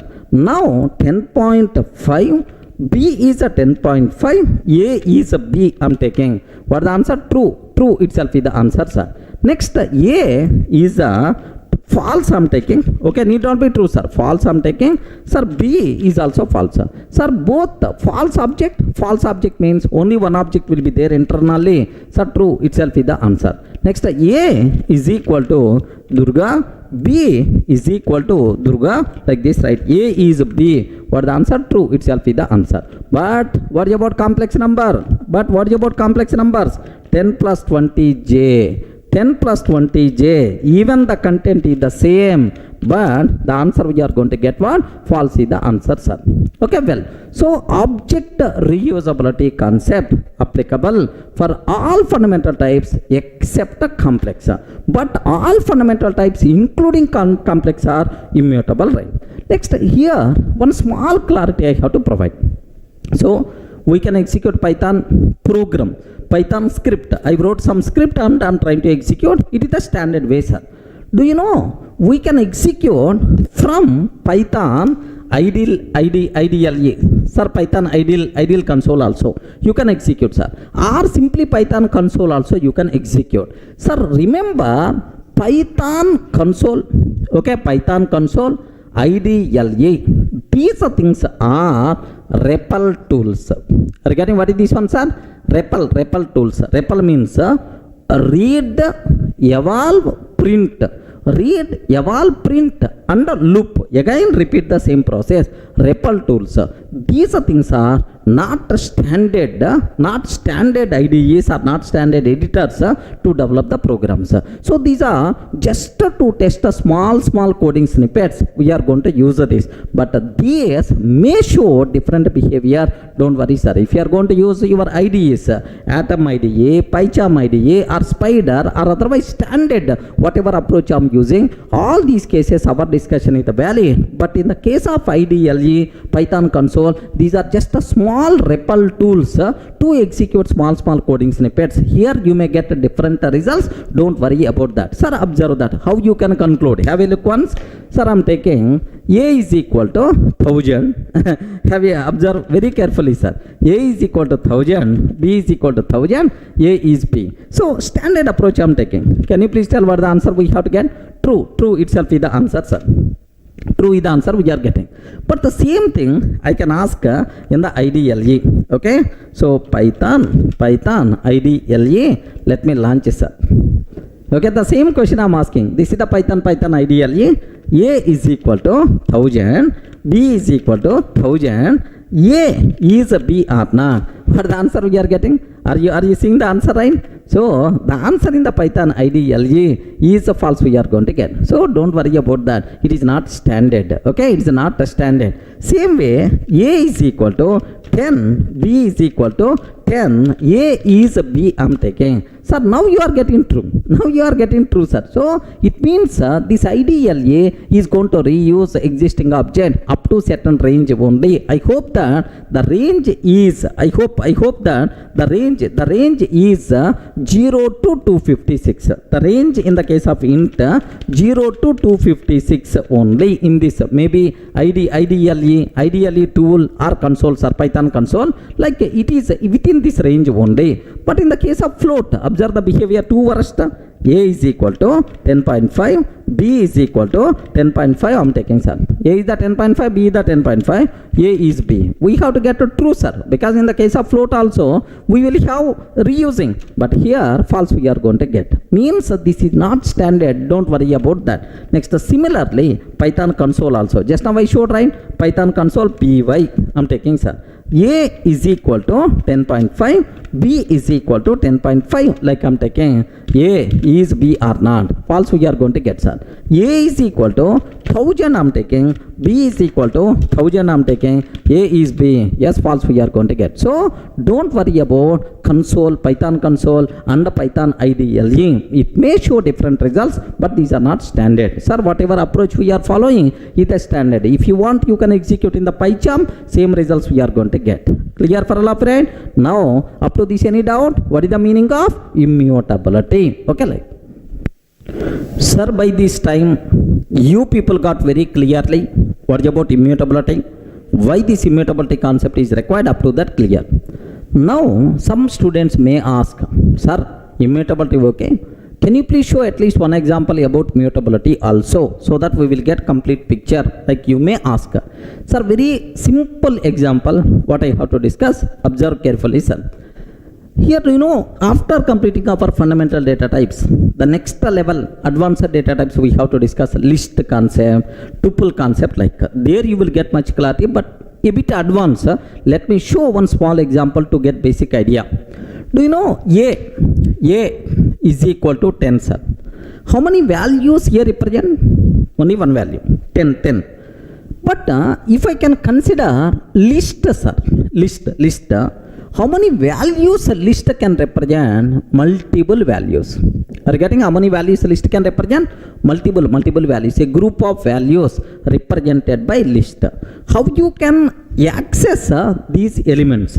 By using index. Python is always 0 index based. Remember, L of 0, its value is the 10. L of 1, its value is the 20. Okay, like this. Basic idea, sir. List means a group of objects. We can access each element by using index. That's all. But anyway, in the next video, we will discuss list data structure in detail. Don't worry, sir. Sir, now my question is, all fundamental data types are immutable. Once we create an object, we can't perform any changes. If you are trying to perform any change, compulsory a new object will be created. You know, right? Okay. Sir, here I am taking x is equal to 10, x is equal to x plus 1. Like, can you please tell what will happen? X is 10. X is equal to x plus 1 means a new object will be created. Now onwards, x is pointing to this one. We discussed already, it is immutable. But list is mutable. List is mutable object. In the existing object only, you can perform any changes, no problem at all. Sir, what it means? Observe carefully, right? Sir, here L is equal to 10, 20, 30 is there, sir. Observe very carefully. L is equal to 10, 20, 30 is there. Okay, 10, 20, 30. This is the list what we have. L is the reference variable for that. Okay, well. Now I'm trying to print L, sir. What is the address of L?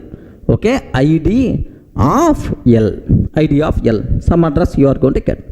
Now L of 0 is equal to 7777, like I'm taking.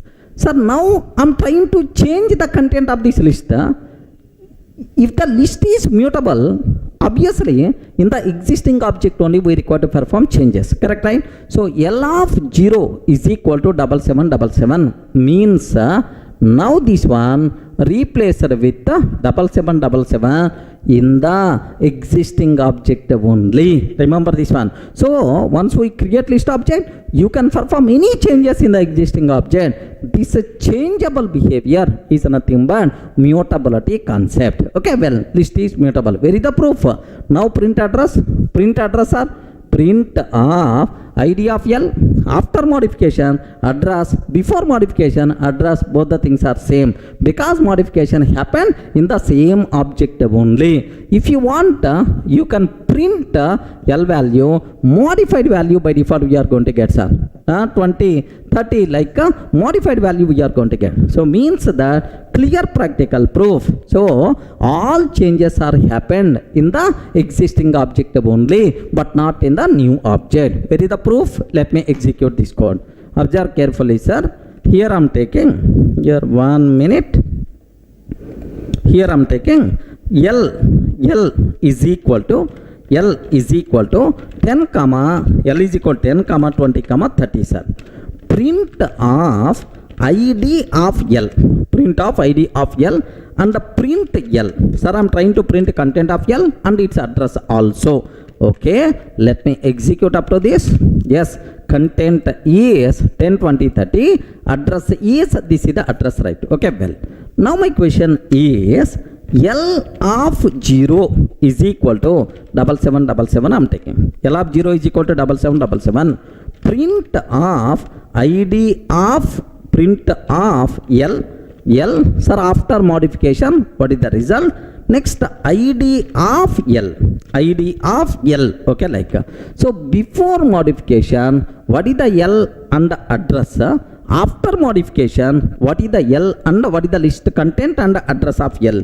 Now observe, sir, am I getting modified content but address is not changed, meaning that so all changes will be performed in existing object only. This behavior, this changeable behavior is nothing but mutability concept. Is it clear for all of you, right? So can you please explain with an example what is the meaning of mutability? Best example. Let me go for one more small chota example, right? Have observed carefully, right? One more example to prove again. Here I am taking L1 is equal to 10, 20, 30, 40, like I am taking, sir. L1 is equal to 10, 20, 30, 40. Now, sir, this is the list we created.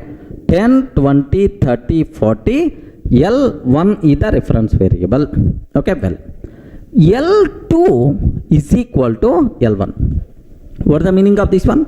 L2 is equal to L1 means L2 is also pointing to L1 only. L2 is also pointing to L1.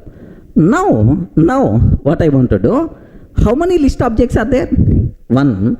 But how many references are there? 2 reference variable. Both reference variable point into the same object.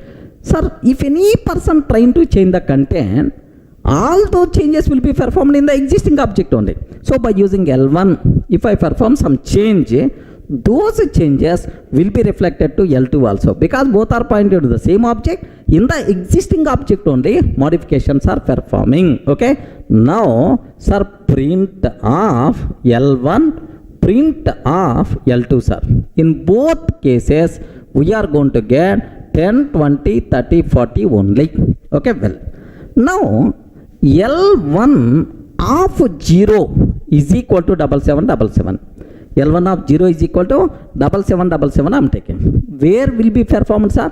L1 of 0 means 7777, like 10 will be replaced in the same object. Now the change will be reflected to L2 also. Now let me print again. Print of L1, print of L2. What is the output we are going to get in both cases, sir? Do you know? First element replaced with 7777, 20, 30, 40. So by using L1, if you perform any change, that the change will be reflected to L2, because both are pointing to the same object. In the existing object only, content will be modified. Sir, with those changes a new object created? No. In the existing object only modification performed. This changeable behavior is the mutable. Observe carefully. Sir, now L2 of 1. This time I am trying to change by using L2. L2 of 1 means 20, sir. Is replaced with 8888. L2 of is replaced with 8822.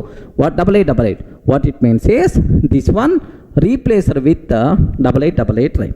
So this change will be reflected for L1 or not? Yes, because both are pointed the same. In the existing object only all changes are going to be happen. Now print of L1, print of L2. what is the answer we are going to get in both cases?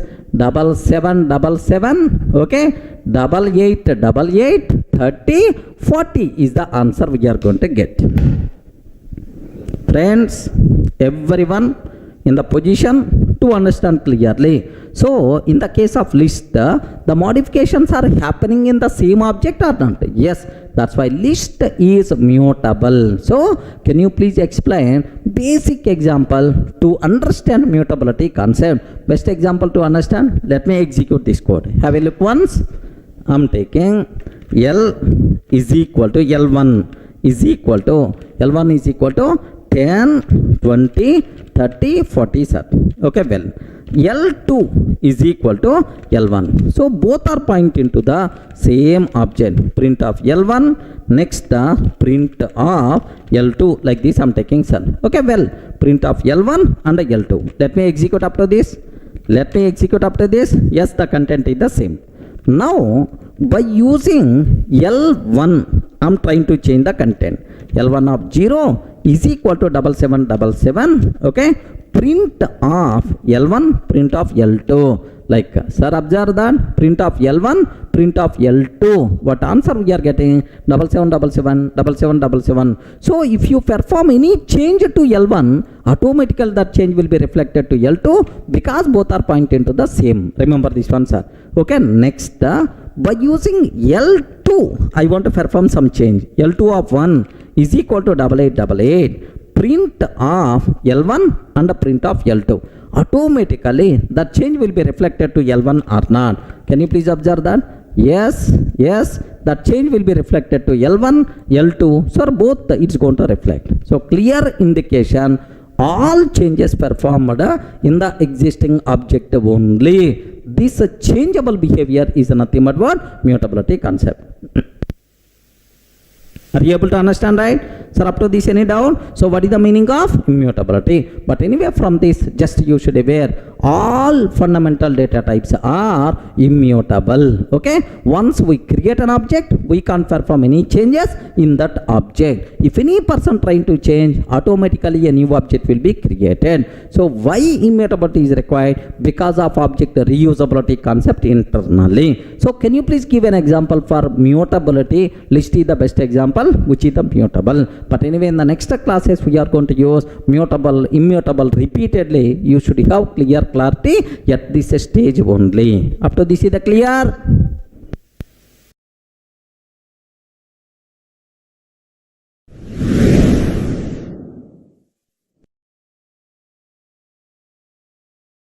Hi friends, in the last videos we covered very clearly about fundamental data types.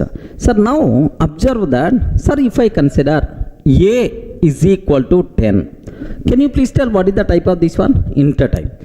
B is equal to 10.5, float type, sir. If I can take C is equal to true, like Boolean type. Next, sir, D is equal to 10 plus 20, J is what type, sir? This is, what is this one? Complex number. Next, E is equal to Durga. Okay, like I'm taking, it is the stringer type.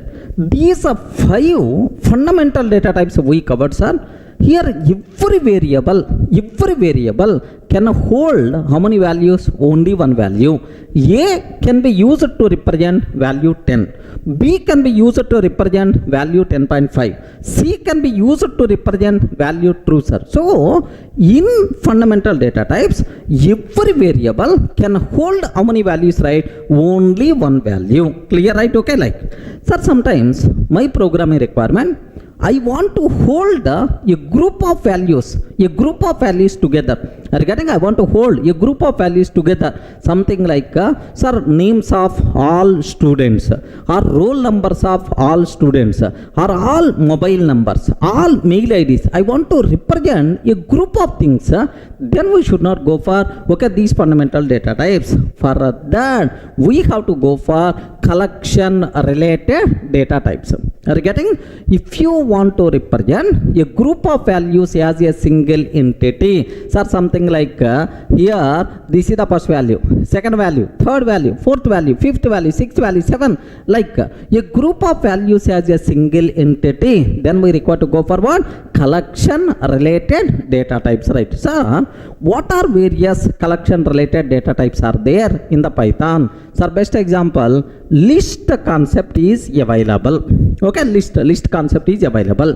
Next, tuple concept is available. List tuple. Next, set. Next, frozen set, frozen set. Next, dict. Next, followed by range. Next, bytes and byte array. Okay, all these data types can be used to represent a group of values. Remember this one, to represent a group of values as a single entity, then we require to go for these data types, right? Sir, anyway, almost sir, these are things we are going to discuss as a separate topics. List is almost around 3 to 4 sessions. Okay, topic list, tuple, set, dict, like this. But I have to show the basic idea about these things in detail. Take a bit very special care. Sir, can you please tell what is the main difference between fundamental data types, collection related data types? Fundamental data types can hold only one value at a time, but these collection related data types can hold multiple values. But there are some small differences are there, sir. Something like sir, order is important, duplicates are allowed, then we have to go for list. Sir, duplicates I don't want, then we have to go for set.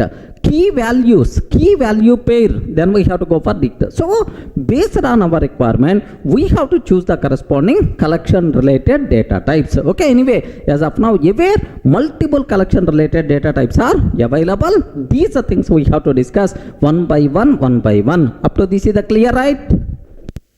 Sir, now the first type what I have to discuss, list concepts are. Sir, list of values, sequence of values, where order is there or not. In this list, this is the first element, this is the last element, like order is there. Duplicates are allowed or not. Remember that a bit very carefully, sir. If you want to represent a group of values, a group of objects as a single entity, where duplicates are allowed, order is important. Where order is important and duplicates are allowed, then we have to go for list concept. Remember this one, sir. So whenever I am using the word list, immediately in your mind 2 points should be injected. The first point, sir, okay, order is important. Insertion order preserved.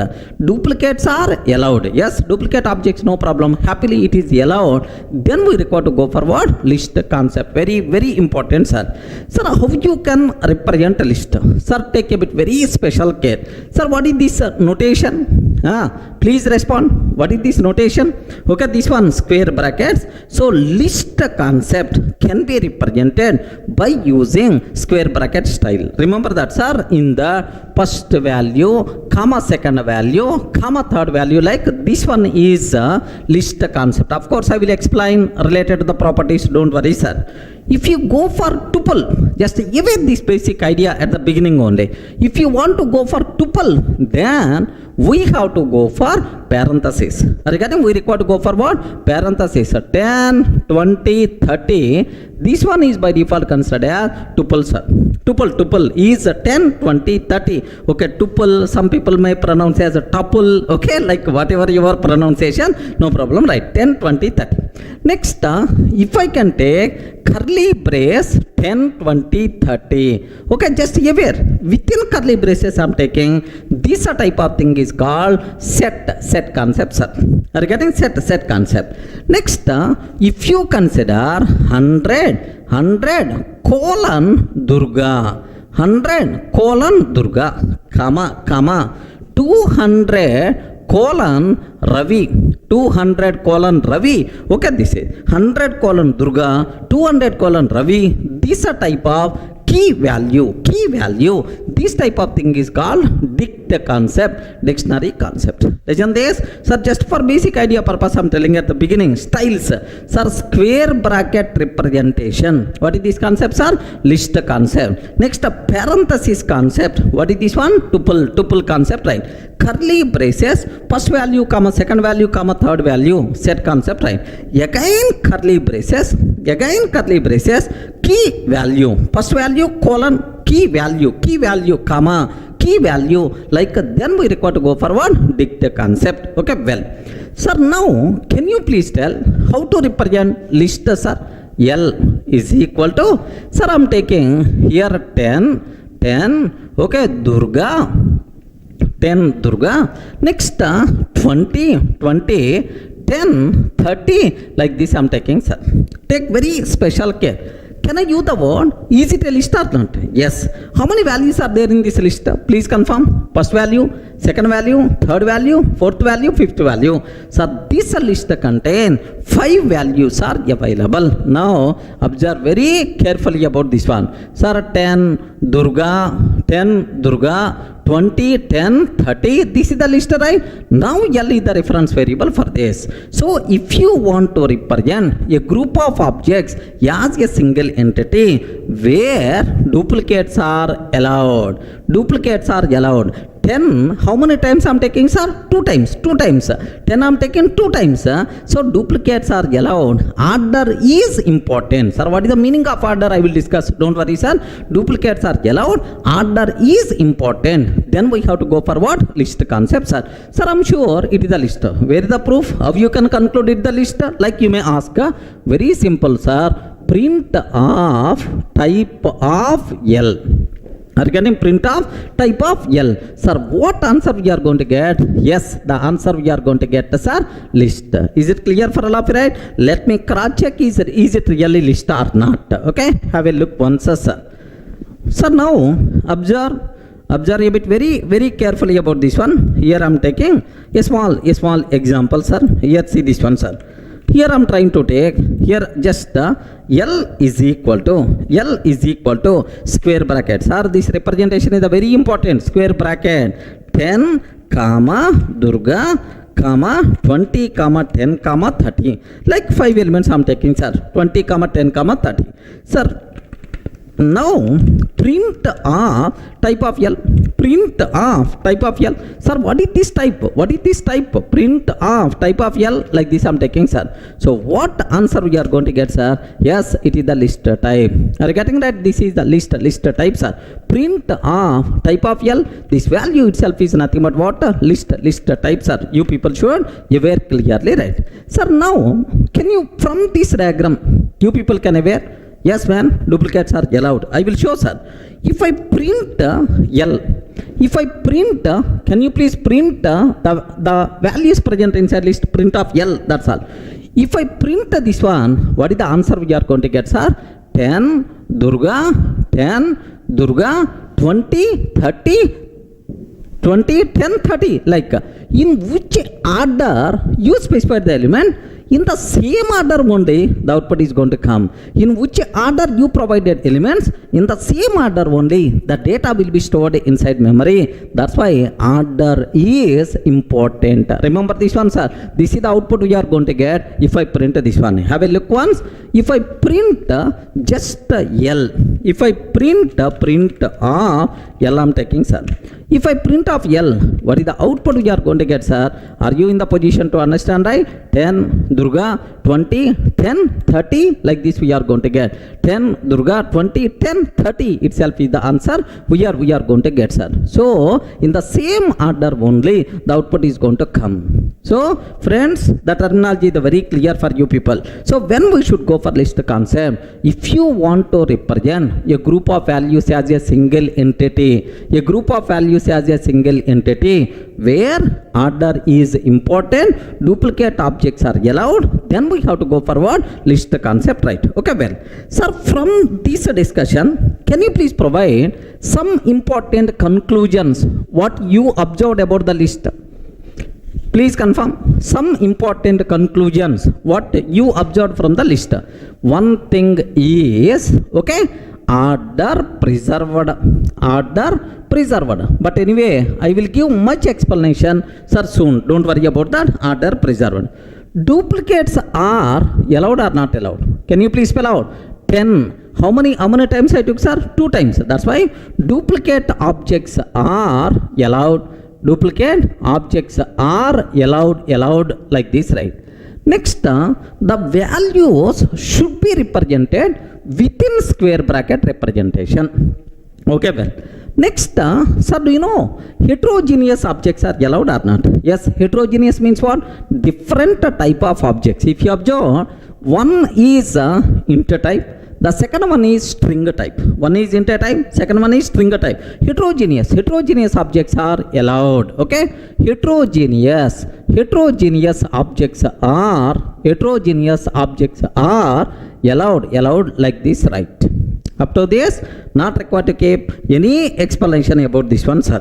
Okay, well, sir, take a bit very special care, sir. Sir, now, just I told, order is important. Order is important. What is the first element present in this one? Can you please spell out? What is the first element present in this one? 10. This 10 is located at 0 index, 1 index, 2 index, 3 and 4. How you can find the element present at 0 index? Here, if you observe, print of L of 0. Regarding L of 0, what is the answer we are going to get? 10, sir.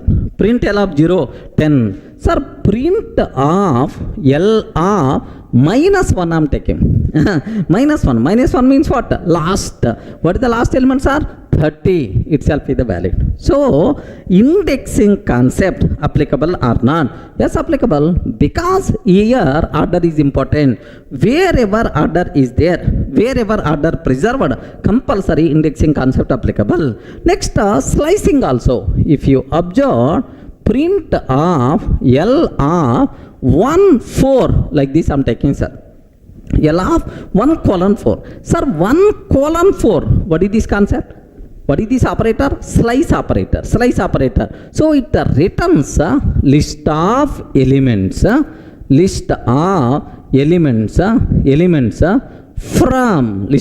from one index to begin to n minus 1. 4 minus 1 means 3 index. Are you getting? 4 minus 1 means 3 index, right? So 1 index to 3 index means which values are, okay, Durga 20, 10. This is the value we are going to get. Okay, remember this. Let me cross check whether it is going to be happen really or not. Observe carefully, sir. Sir, I'm trying to take here print of L of 0. L of 0 like this I'm taking. What is the answer we are going to get? 10. Regarding what the answer we are going to get, sir? 10 itself is the answer. L of minus 1 I'm taking. L of minus 1 I'm taking. Last element, sir. Yes, perfect. L of minus 1 is the 30. Oh, clear indication. Indexing concept is applicable, sir. Now I want to take slice operator also. L of 1 to 4, sir. L of 1 to 4. So from 1 index to begin index to n minus 1 index means sir 1, 2, 3. Okay, this part we have to get, sir. Durga 20, 10. This is the part we are going to get. Observe carefully, sir. What is the answer? Durga 20, 10 is the answer we are going to get. Perfectly itself is acceptable. So for the list indexing concept, slicing concept applicable, no problem at all. Are you in the position to understand, right? Sir, next important point, of course, indexing and slicing concept applicable. And slicing concepts are applicable, right? Next, one more point. Listen very carefully, sir. Sir, if I can take L is equal to something like this style. Have a look once. L is equal to just square bracket open and close. What I'm doing? Respond. What I'm doing? L is equal to just a square bracket open and close. What I'm doing? We are creating list which is empty because I'm not specifying any elements, right? Yes, creation of empty list. What is the way? Okay, like this. Sir, being Python developer, lakhs, crores of times you require to do this type of syntax. Okay, how to create empty list? Just I created, right? Now I want to add an element to this list. Are you getting? I want to add an element to this list. If it is the list, if you want to add an element, we require to call one method. What is that method, sir? Append. Are you getting? What is the method we have to call? Append. Append method we have to call to add element to the list. Now observe, L dot append of 10, sir. Now I added 10 to this list. Okay, now L dot append of 20 I am taking. L dot append of 20. L dot append of 30 I am taking, sir. 30. L dot append of 40 like this I am taking. Okay, well, sir, now how many elements I added to this list? 4 elements, sir. By using which method you can add elements to the list? Okay, append method like, sir, now print of L. Now print of L. If I can take, what is the answer we are going to get, sir? Okay, I told insertion order preserved in the case of list. Sir, first which element you inserted, that element will be stored in the memory. So at the beginning, sir, 10 I added, and then what? 20 I added, 30 I added, 40 I added. Are you getting? 10, 20, 30, 40 like this I am adding, sir. So this is the output we are going to get. Next, if you want, you can remove an element also. That thing is also possible, sir. L dot remove of 30 I am taking. L dot remove of 30 I am taking, sir. Now, can you please observe that print of L. Print of L. So now 30 will be removed. Now the content will become 10, 20, 40 is the answer we are going to get, sir. So based on our requirement, you can add new elements, you can remove existing element. Such type of option is there in the case of list. That's why list is growable in nature. List is growable in nature. Remember, based on our requirement, you can increase, you can add the new elements, you can remove existing element. Such type of thing is possible. It is the growable. Based on our requirement, you can add, remove. That option is there. Let me cross check whether it's going to work or not. Have a look once, sir. Sir, I want to take empty list. Can you please confirm how to create empty list? Square bracket open, close. That's all. Square bracket open and close, empty list. L dot add, not add. What is the method? I forgot. Can you please confirm what is the method I have to take? Append. Are you getting? Append of 10. Okay.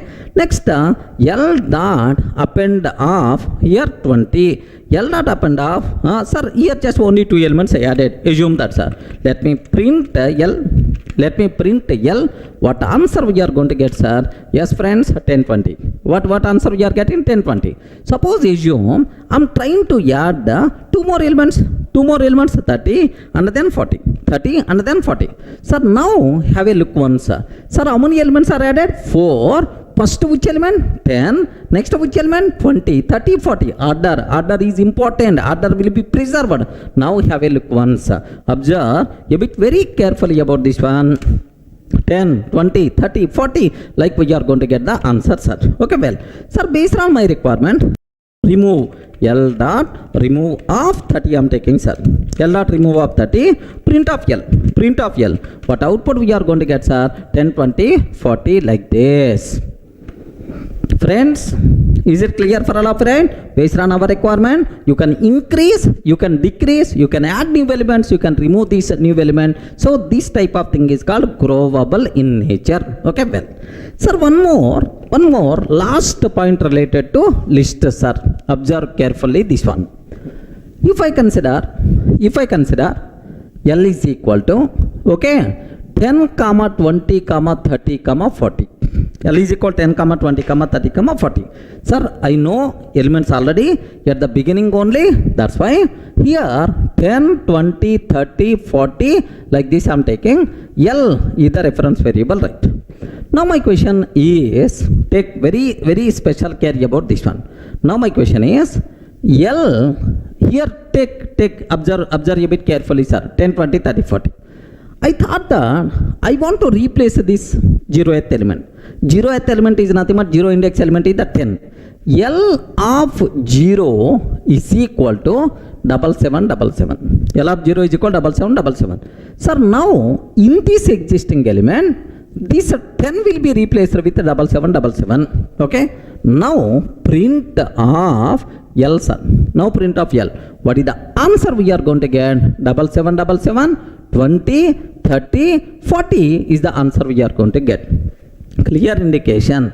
Once we create list object, is it possible to perform some changes in this object or not? Yes, this changeable behavior is nothing but what? Mutability. So can you please tell, list is mutable or immutable? List is mutable. Remember this one, list is mutable. Mutable, we can modify, we can change the content of the list acceptable. That's why it is the mutable. Okay, have a look once here. Observe carefully about this terminology. I am taking 10, 20, 30, 40. I am trying to take, sir. Now print of L. Print of L, sir. Sir, we are going to get simply 10, 20, 30, 40. Okay, print of L. 10, 20, 30, 40 we are getting, sir. Sir, now my requirement is, let me modify. L of 0 is equal to 7777, 7777, print of L. 7777, print of L. Okay. Now 10 is replaced with 7777. Okay. Now the remaining elements are as it is. So based on our requirement, we can perform any type of modifications in the existing list object. That's why list itself is what? Mutable. Everyone can aware, sir? These are basic information you people should aware related to list data structure. Are you in the position to understand? Sir, what is the list? When we should go for list? Next, what are various properties are available? Okay, like you should have clear clarity, sir. Order is important or not? Yes, ma'am. Order is important. That's why indexing, slicing are applicable. Duplicates are allowed. Okay, within square bracket, we have to represent. Heterogeneous objects are allowed. Indexing and slicing are applicable. Growable in nature. Next and after that, mutable. These are various important things you should aware. By using which method you can add new element to the list? Append. Append is the method. By using which method you can remove element from the list? Remove is the method. But while covering list data structure detail, I will discuss multiple methods, multiple applications we are going to discuss. As of now, just get basic idea about the list concept. Clear, right?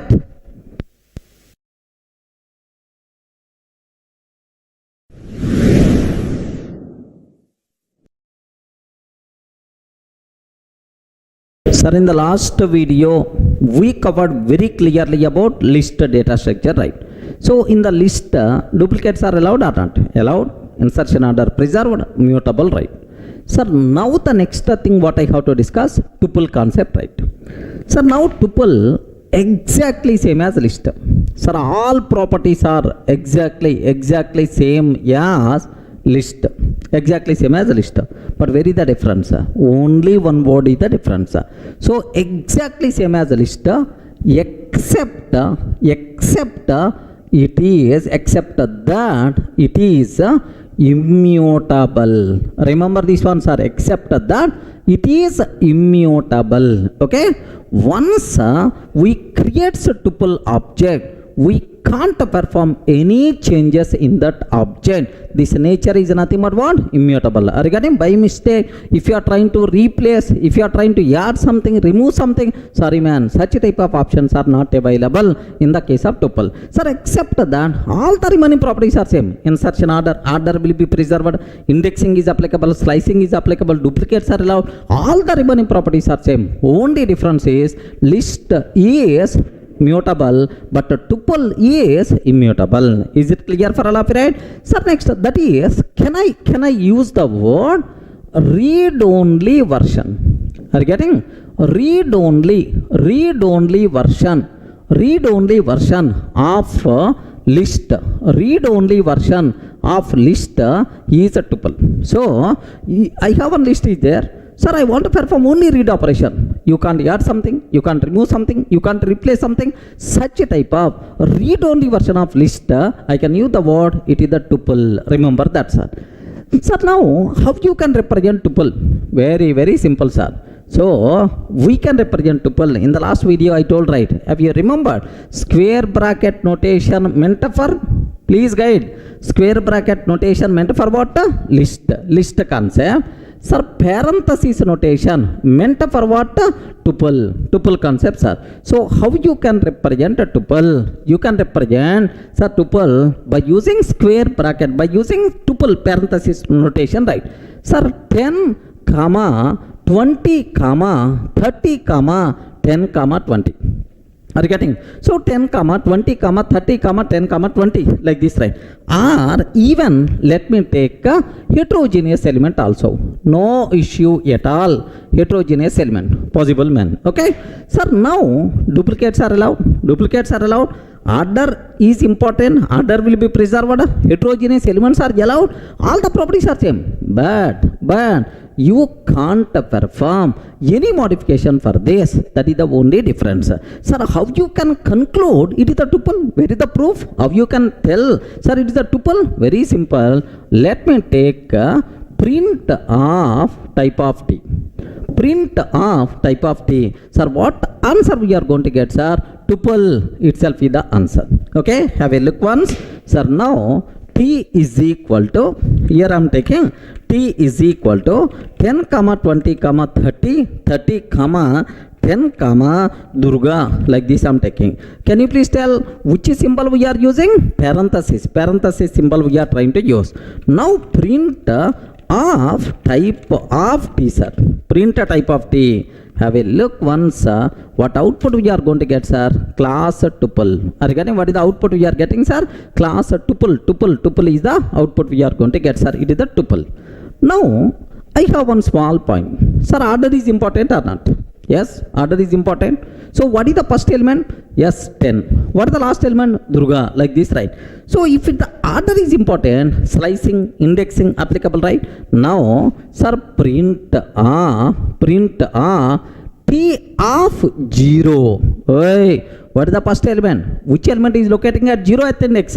10, sir. Okay, 10. Sir, print t of minus 1. Minus 1 means last element. Minus 1 means last element, sir. Durga. Last element Durga, like we are going to get. So print of t of 1 colon 4. Sir, what is the meaning of 1 colon 4?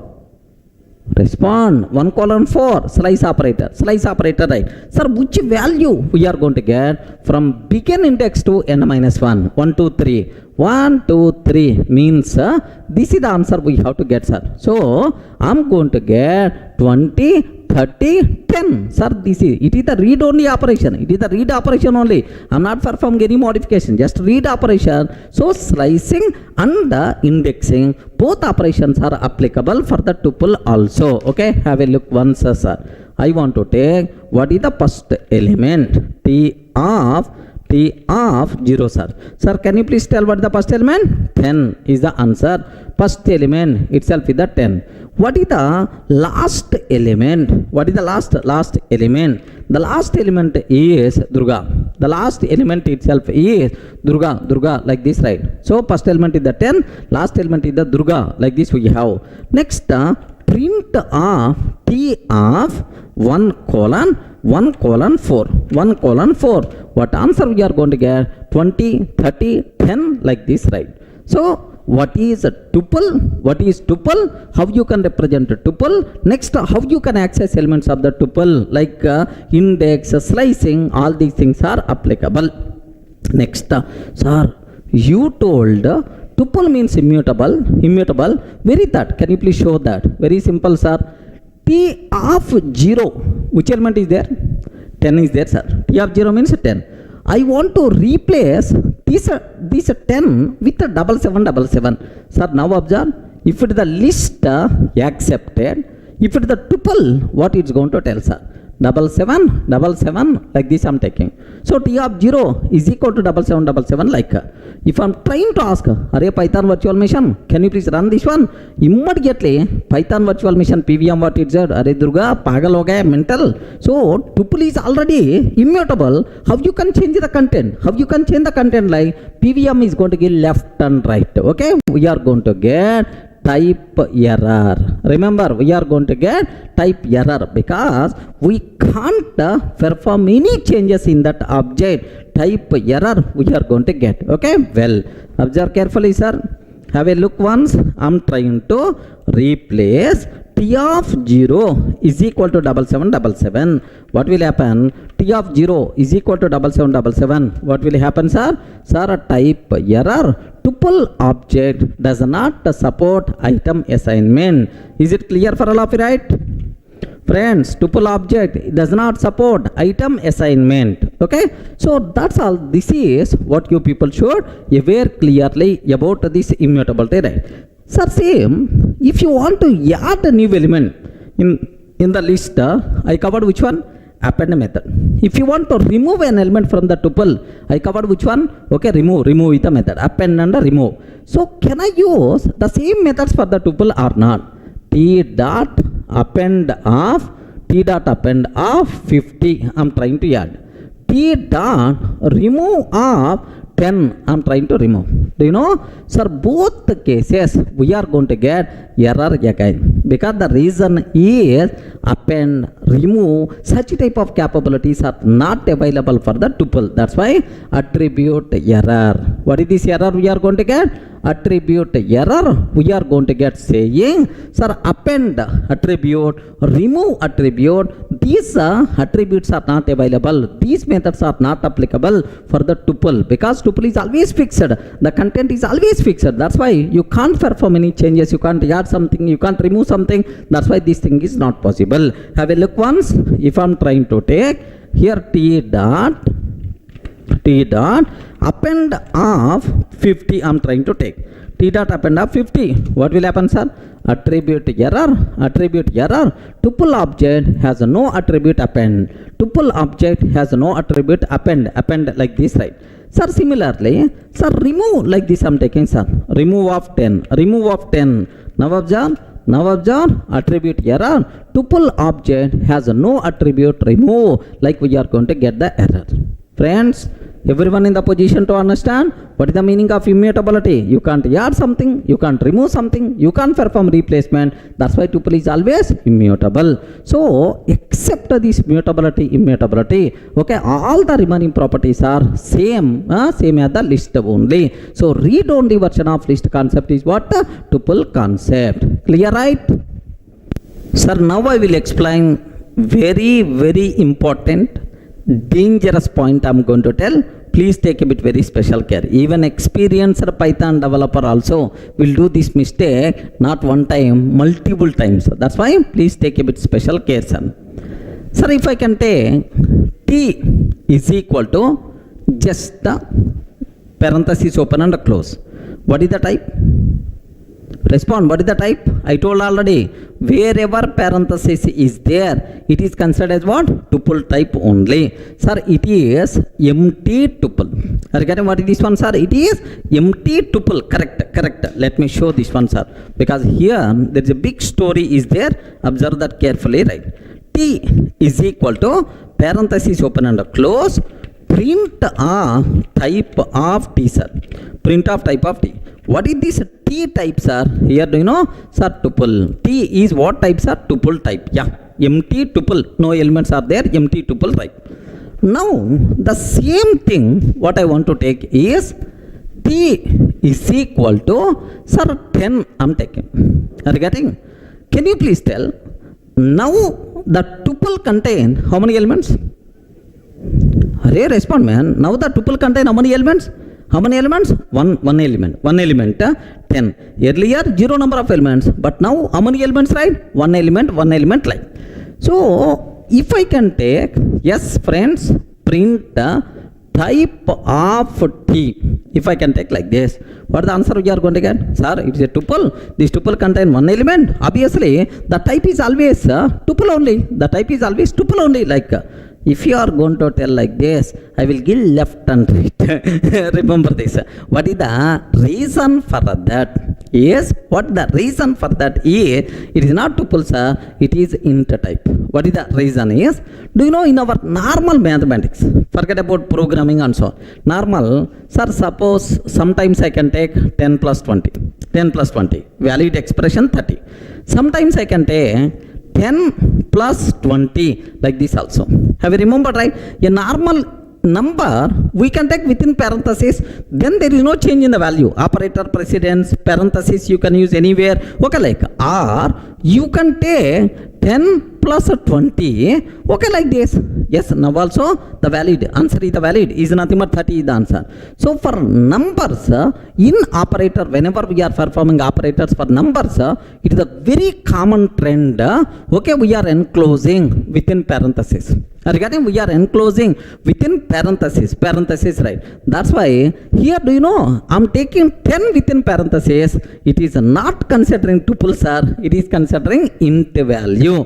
Now, what is the type we are going to get, sir? Int. Remember this one. What the type? It is not tuple. It is not tuple. It is the int. Like now, have a look once. Sir, I'm taking just only one value, 10 I'm taking. 10 I'm taking, sir. Single value I'm taking. Now, if I can ask the question, what is the type, sir? Now I'm trying to get, now I'm getting int type. So clear indication that it is not, sir, tuple type, it is the int type. Okay. So this type of problem is going to come only for the tuple, because normal numbers, we never going to enclose within square bracket.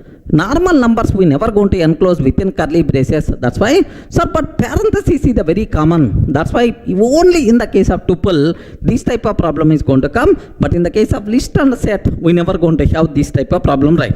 Now, how I can convey? Hey, Python virtual machine, don't consider this one as the int type. Please consider it is the tuple only. This is the first value. How you can specify, sir? What you have to take? 10 followed by comma we have to take. What is this one, sir? 10 followed by comma. Whenever I am taking comma internally, my Python virtual machine is going to consider that, oh, he is going to add some more values. Like it is going to feel that, so it is a group of values. It is not single int value. It is the tuple, like it is going to consider. Are you able to understand, right? Single valued tuple, you require to take a bit special care. Compulsory should end with the comma. By mistake, comma is not there. It is not treated as the tuple. Single valued tuple should end with the comma. It is the mandatory, right? Now, have a look once. Sir, I'm not taking comma. Comma is not there, sir. What the type? Int type, sir. Sir, if I can take comma. Now, what is the type? Itself is the tuple type. Everyone in the position to understand, right? What is the type? Itself is a tuple type, sir. So these are various. This is one very important dangerous point. Single valued tuple should compulsory end with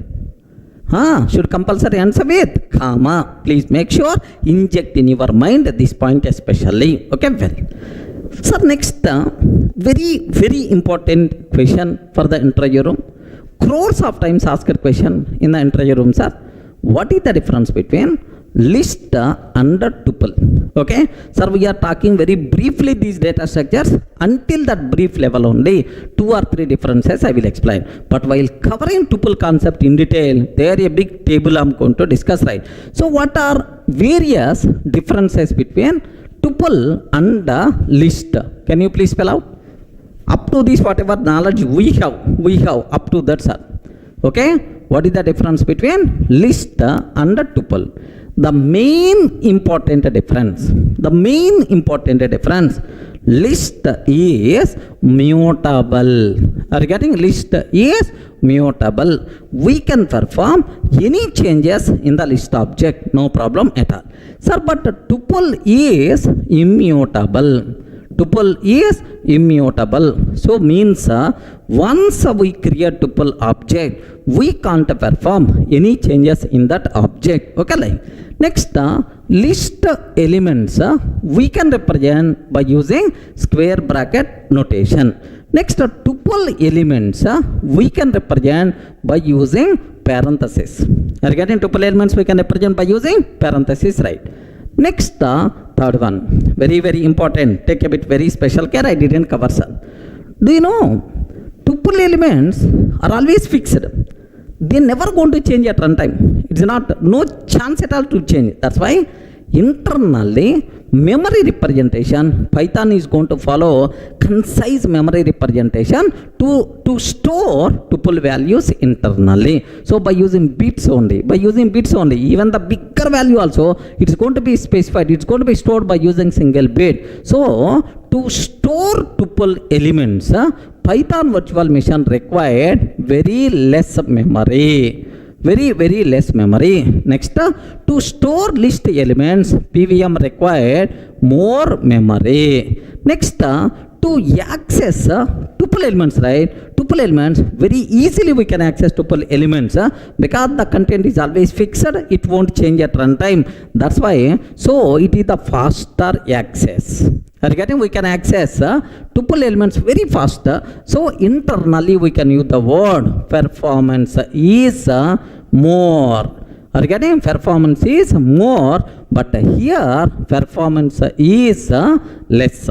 Performance is less, like this, right? Okay, next. So that's why if you know the content won't change, the data is always fixed, better to go for which concepts are tuple only to get memory benefit, and to get performance benefit compulsory our hand should go for tuple but not for the list. Remember, right? Sir, where we can use a list concept? Sir, YouTube comment is there, or Facebook comment is there, or your Udemy reviews are there. Today you are giving some review. Tomorrow you want to edit that review. Is it possible or not? Yes, man. It's possible. You can add something, you can remove something like possible. If the content changing, then we have to go for list concepts. Sir, adding new object, removing existing object, such type of capabilities are required. Then better to go for list concept. But when we should go for tuple? Tuple is always fixed, sir. Tuple is always content is always fixed. Best example, account type. Okay, in the bank account type only two values are there. Okay, one is savings account. Are you getting? One is savings account, second one is current account. Are you getting? One is a savings account, second one is current account. That's all. So at runtime the account types never going to change throughout bank project. Then how you can represent these two values? Better to go for tuple concept. Okay, like vendor machines are there. You may aware if you are going to insert coin, then you will get what we call some a small chocolate or otherwise Coca-Cola bottle, something like you are going to get vendor machine. So the allowed inputs inside vendor machine is always fixed. Maybe assume that, sir, it should be only 5 rupees or 10 rupees coin only. You are not allowed to use any other. So allowed inputs is always fixed. So to represent, okay, these fixed values, better to go for what? Tuple concept. Are you getting right? Okay, even in the metro stations also, if you want to get the ticket, you have to insert either 10 rupees or otherwise 20 rupees note only. Assume these are the two allowed inputs or three allowed input. How you can represent, sir? By using tuple concept. Content is always fixed. At runtime you can't add something, you can't remove something. Next you can't replace something. Such type of possibilities are there. Highly recommended, better to go for tuple, sir. So the most valuable, very important question for the interview room: what is the difference between list and tuple? List is is mutable, tuple is immutable. List elements we can represent by using square bracket, tuple elements we can represent by using parenthesis. Next, tuple elements required less memory, but list elements required more memory to store. Next, we can access tuple elements very speedily. Performance is good, but here performance is low. That's all. If the content keep on changing, better to go for list. If the content never changed, better to go for tuple concept. Any doubt?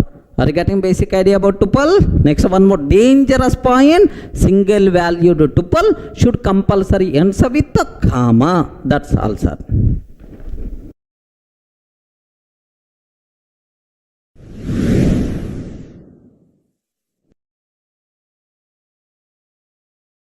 Sir, in the last videos we covered list concept, tuple concept.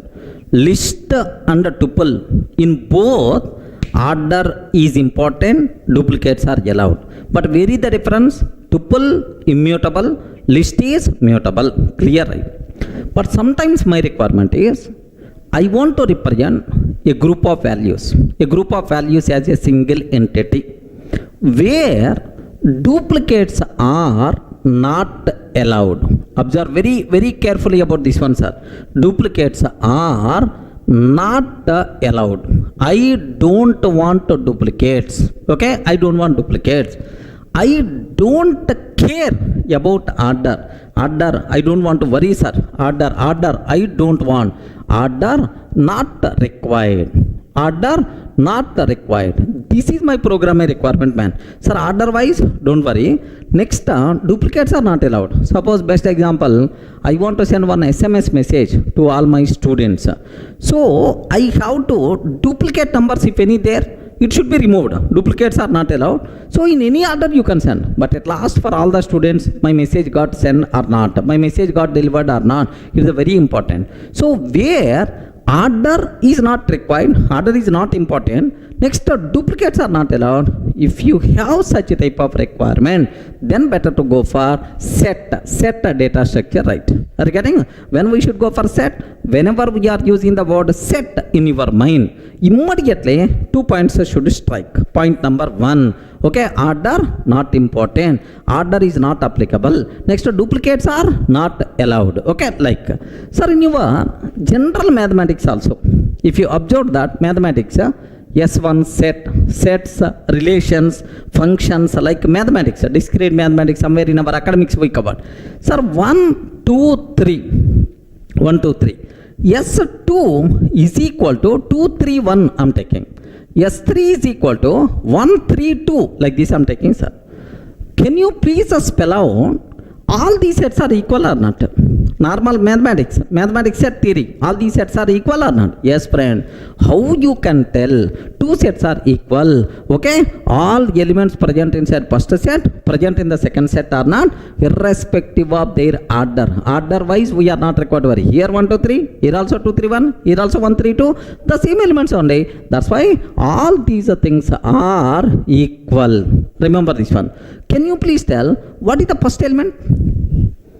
What is the first element? What is the last element? If any person is asking what is the first element, what is the last element in set, give left and right. Because in set, order, such a type of terminology not applicable. Okay? It's a normal mathematics. Same way, our Python set also. Okay? So, if you don't want duplicates, if you don't want worry about order, then we have to go for what? Set concept. How you can represent, sir? Very, very simple. Okay? 10, 20, 30, 40, sir. So within curly braces, you have to represent a group of values. Within curly braces, you require to represent a group of values like, sir, now it is the set. How you can prove it is the set? Very simple, sir. Type of yes. Okay, type of yes. Can you just print type of yes? Now I have to get a set. Remember, print type of yes. Now I have to get what? Set. Okay, have a look once. Here, just take a bit very, very special care about this one, sir. Yes is equal to 10, 20, 30, 40 I'm taking. Print type of yes. print a type of S. What output we are going to get a class set. Is it clear for all of you, right? It is the set, right? Okay, class set like. Now here there is one small point is there. There is one small twist is there. Observe carefully, right? If I can take my S is equal to 10, 20, sir, 10 Durga, 30, 40, like this I'm taking. 10, 20, 10 Durga, 30, 40 I'm taking. If I print yes, what output we are going to get? Can you please spell out, sir? What is the output we are going to get if I print yes? Can you please confirm? What is that output we are going to get in this case? Yes, very simple, sir. 10, 20. Sir, 10 is available 2 times, but in the set only once. The remaining duplicate element will be ignored. The remaining duplicate element will be ignored, sir. 10, 20. Next, S is equal to 10, 20, Durga, 10, 20, 10, comma, Durga, 30, 40 is there. Print yes, sir. Print yes, sir. Sir, how many times 10 we are taking? 2 times. But still, what is the output we are going to get, sir?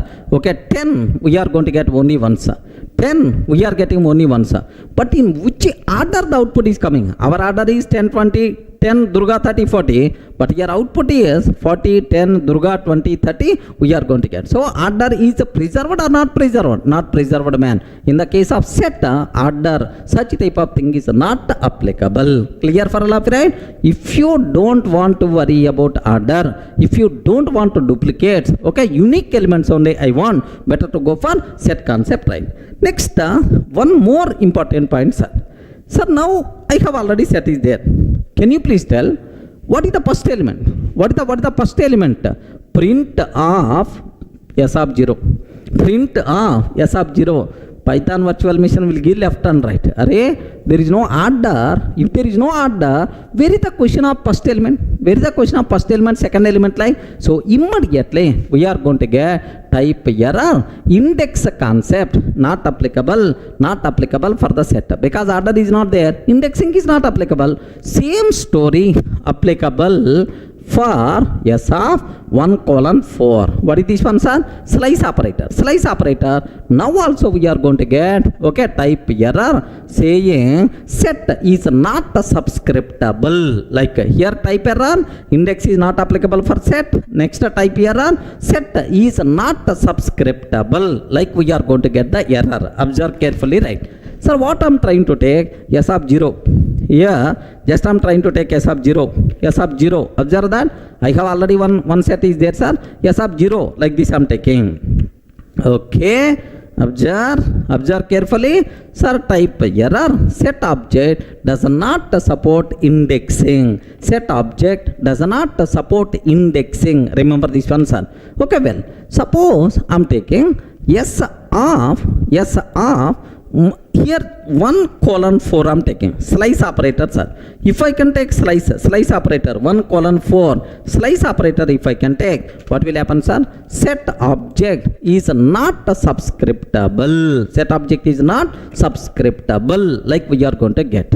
Sir, all the things are very clear for you people, right? You should have clarity about this terminology. Any doubt? So, can you please tell for the set indexing, slicing, applicable or not applicable? Not applicable, man. Now, here the third point. Duplicates are not allowed. Order is not required. Next, indexing concept, slicing concepts are not applicable. Okay. Next, heterogeneous objects are allowed, no problem at all. Heterogeneous objects are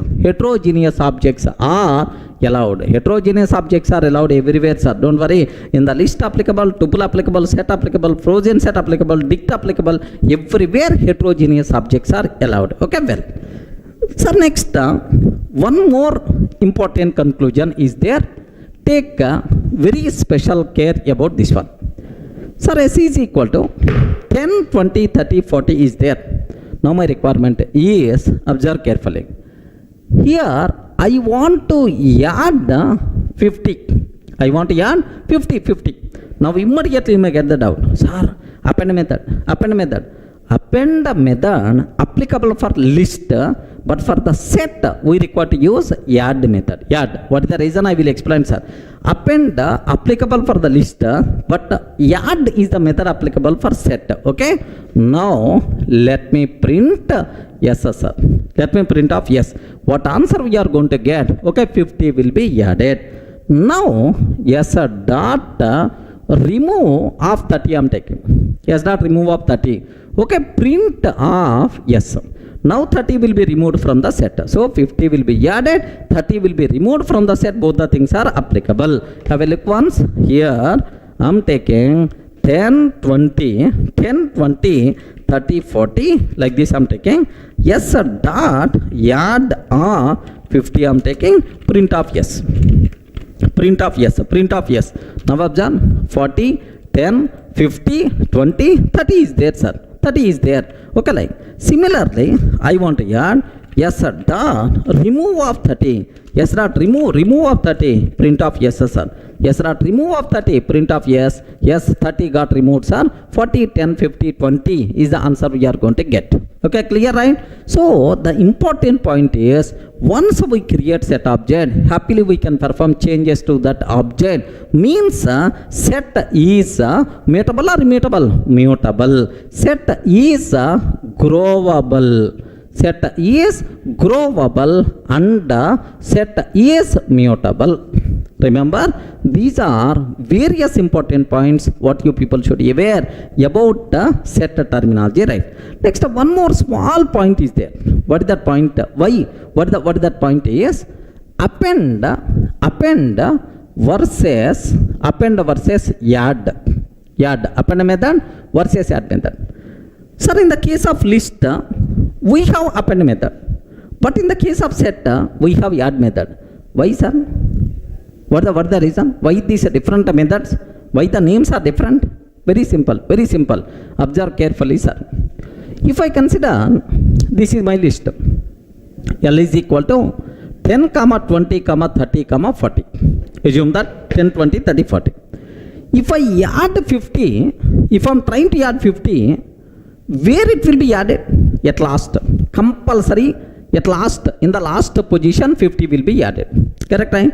If you are adding something at last, that operation is called append operation. Appending means existing plus new content. This is what appending. So there is a guarantee 50 is always going to add at last. That's why for the list, what method is there? Append method is available and 50 will be added at last. Okay, print of L.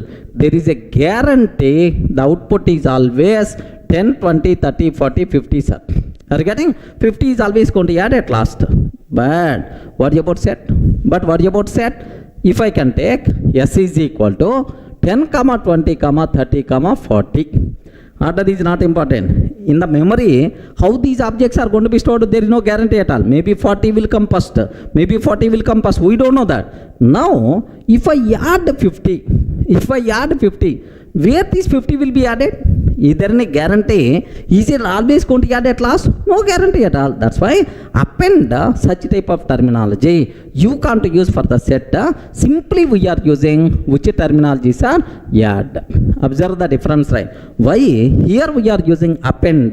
Because this element is always going to add at last.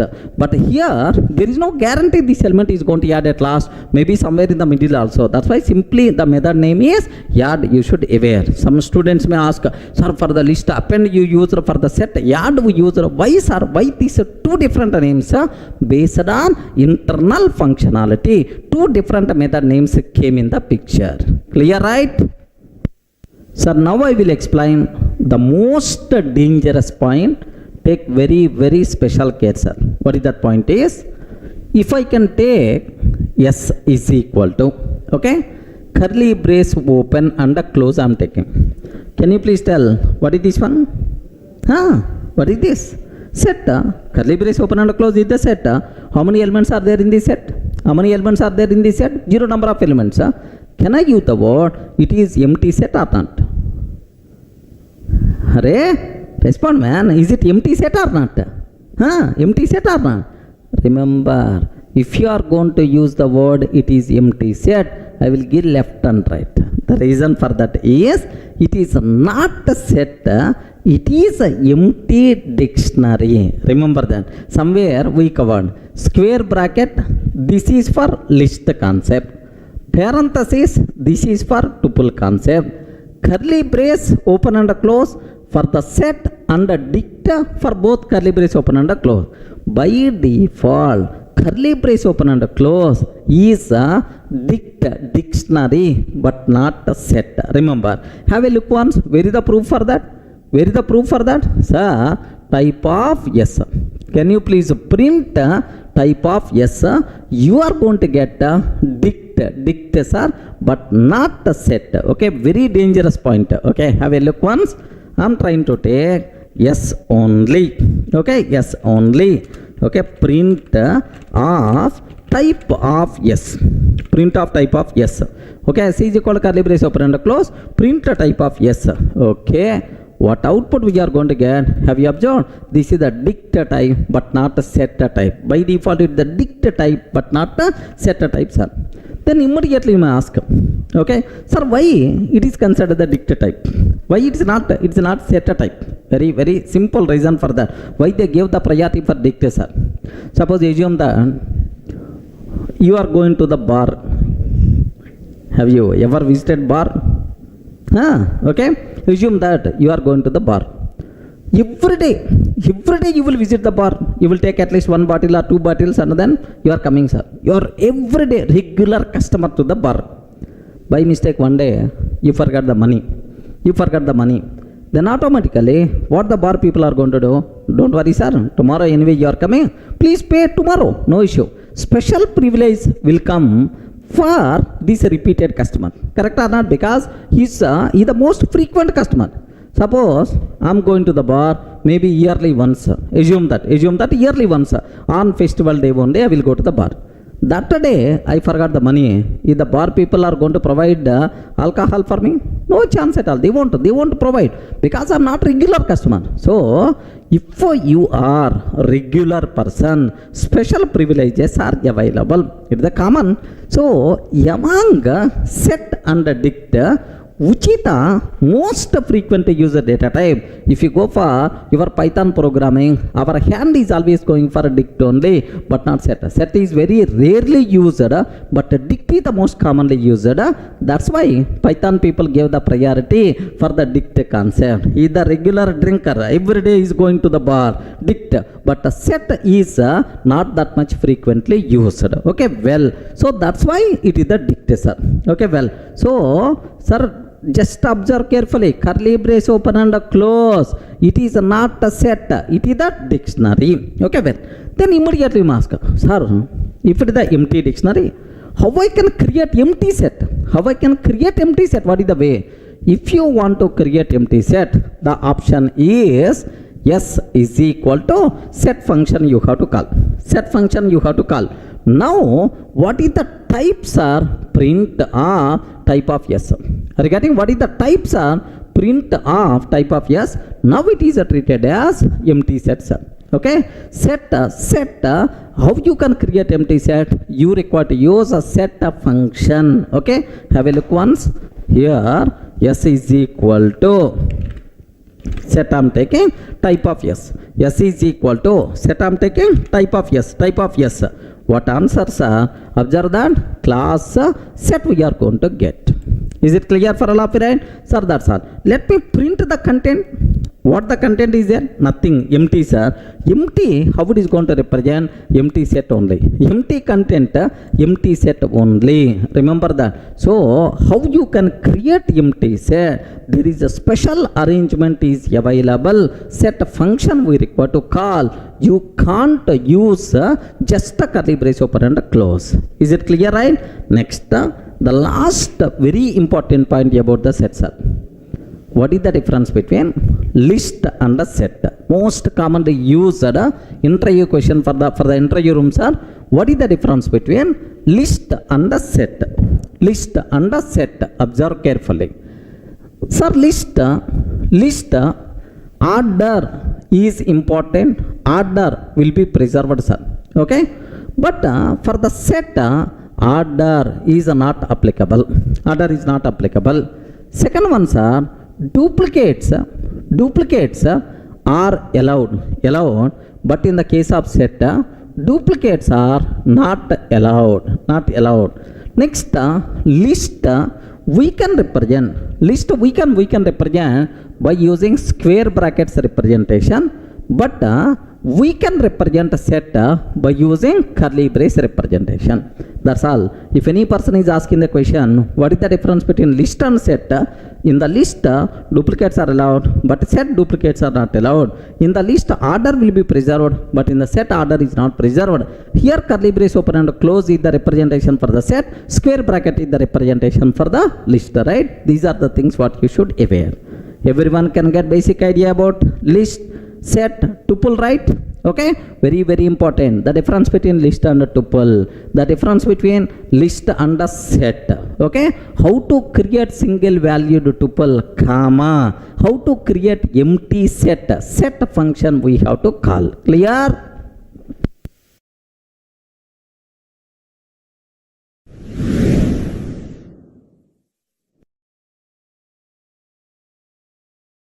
Hi friends, in the last videos we covered already list data type, next tuple data type, next and after that set data type we discussed, sir. I hope you people may remember well.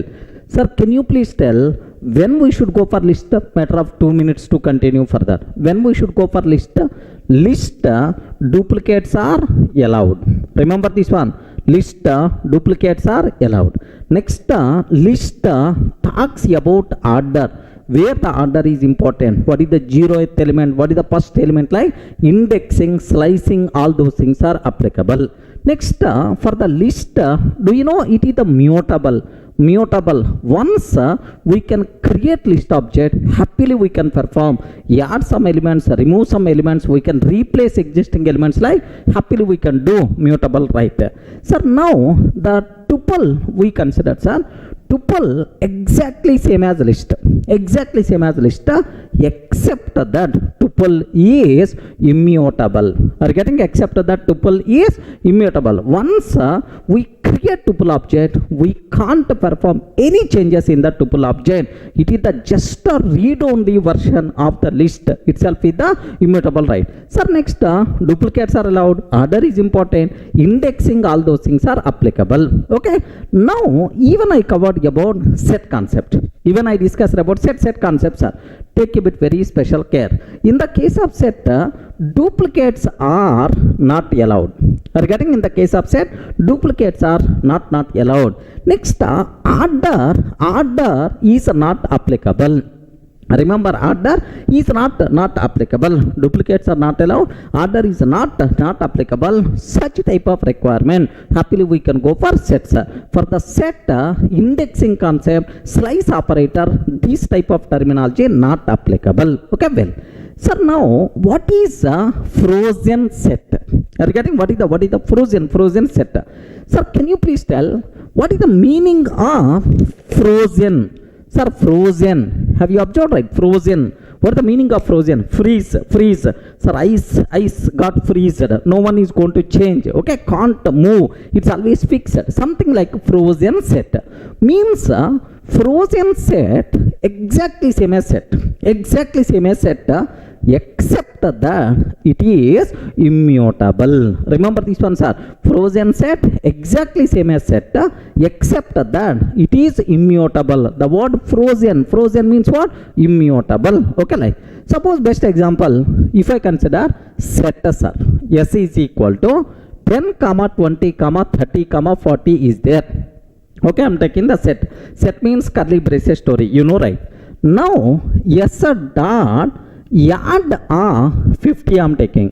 Sir, I'm trying to add 50 like. Sir, yes sir dot remove, yes sir dot remove of 30 I'm taking, sir.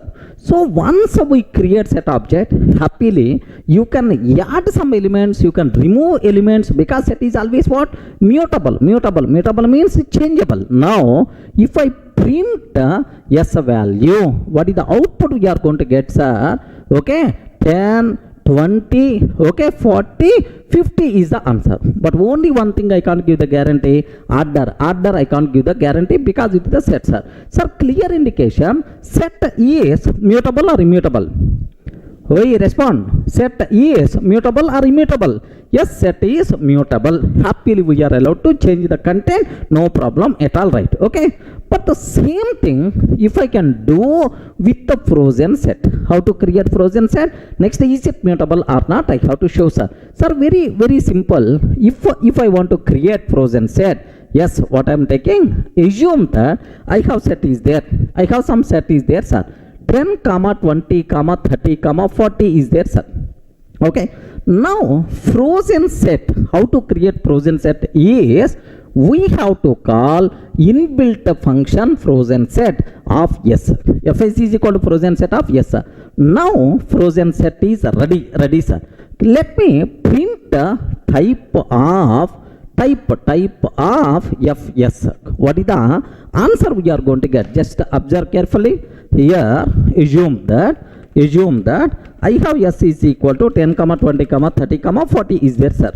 Frozen set fs is equal to, I have to call frozen set of yes. Are you getting? Frozen set of yes. Print of type of fs. What is the type of fs, right? Like this I'm taking. Now let me execute this code, sir. If I execute this code, what is the answer we are getting, sir? It is a frozen set type. No problem at all. It is frozen set type. Now, sir, is it clear for all of you, right? How you can create frozen set object? We require to call what? Frozen set function by passing this yes, sir. Sir, now you are going to get frozen set object, right? Now I want to add a new element to the frozen set. Add 50 I'm taking. Frozen set dot add 50 I'm taking. Sir, yes dot remove of 30 I'm taking, sir. Immediately we are going to get error, sir. Immediately we are going to get error, because there is no such type of add method, remove method, because it's already what? It is immutable. You can't change the content, you can't add something, you can't remove something on the frozen set object. Immediately we are going to get attribute error. Immediately we will get what? Attribute error. There is no such type of add attribute, there is no such type of remove attribute like we are going to get. Clear for all of you, right? So practical proof that frozen set is mutable or immutable? Immutable. No such type of adding capability, no such type of remove capability, right? Have a look once. If I print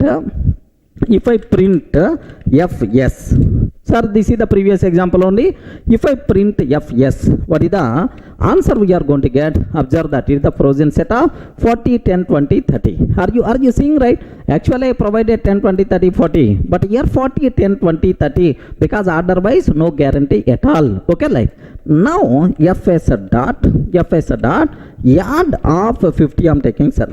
Fs dot add of 50 I'm taking. Are you seeing? Attribute error. Frozen set object has no attribute add. Frozen set object has no attribute add. Add such type of capability is not there for the frozen set. Similarly, sir, I want to take, instead of add, fs dot remove of 30 I'm taking, sir. Fs dot remove of 30 I'm taking.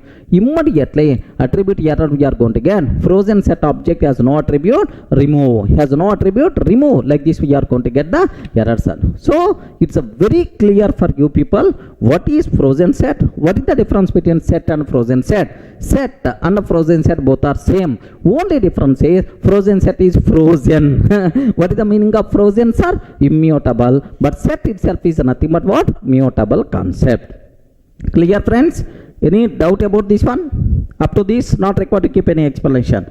Next, there is one small doubt for most of the people are going to ask, sir. What is that doubt here is, Do you know, sir, just we completed tuple concept. Tuple concept. Tuple is immutable. Tuple is immutable. Then frozen set is also immutable. Frozen set is also immutable. Then what is the difference between tuple and the frozen set? Sir, only common point is both are immutable, but there are several differences are available. What is that difference is here order preserved. Order preserved. Are you getting? Order is important, but frozen set order not applicable. Remember this one. Order not applicable. Order insertion order not applicable. Next, second one, tuple duplicates are allowed. Are you getting? Tuple duplicates are allowed. But what about frozen set? Can you please tell? Frozen set or set duplicates are not allowed. Duplicates are not allowed. I hope clear. Next, third point, sir. If you consider duplicates are allowed, duplicates are not allowed. Next, third, indexing. Index slice operators are applicable. Slice concepts are applicable. But this one, index slicing, such type of things are not applicable. Observe carefully, sir. So seems to be, sir, tuple and frozen set both are same, both are immutable, but there are multiple differences are available. One is list related terminology, but second one is what? Set related. Here order is important. Next, duplicates are allowed, but here order concept not applicable, duplicates are not allowed. There is a difference is there. Clear for all of you, right? So frozen set not usually commonly used data type. Just get a basic idea. I hope it is enough. Sir, what is the difference between set and the frozen set? Set is respond. Set is mutable. Frozen set is immutable. What is the difference between tuple and frozen set? Similarity, both are immutable, but differences, multiple differences are available. Clear for all of you, right?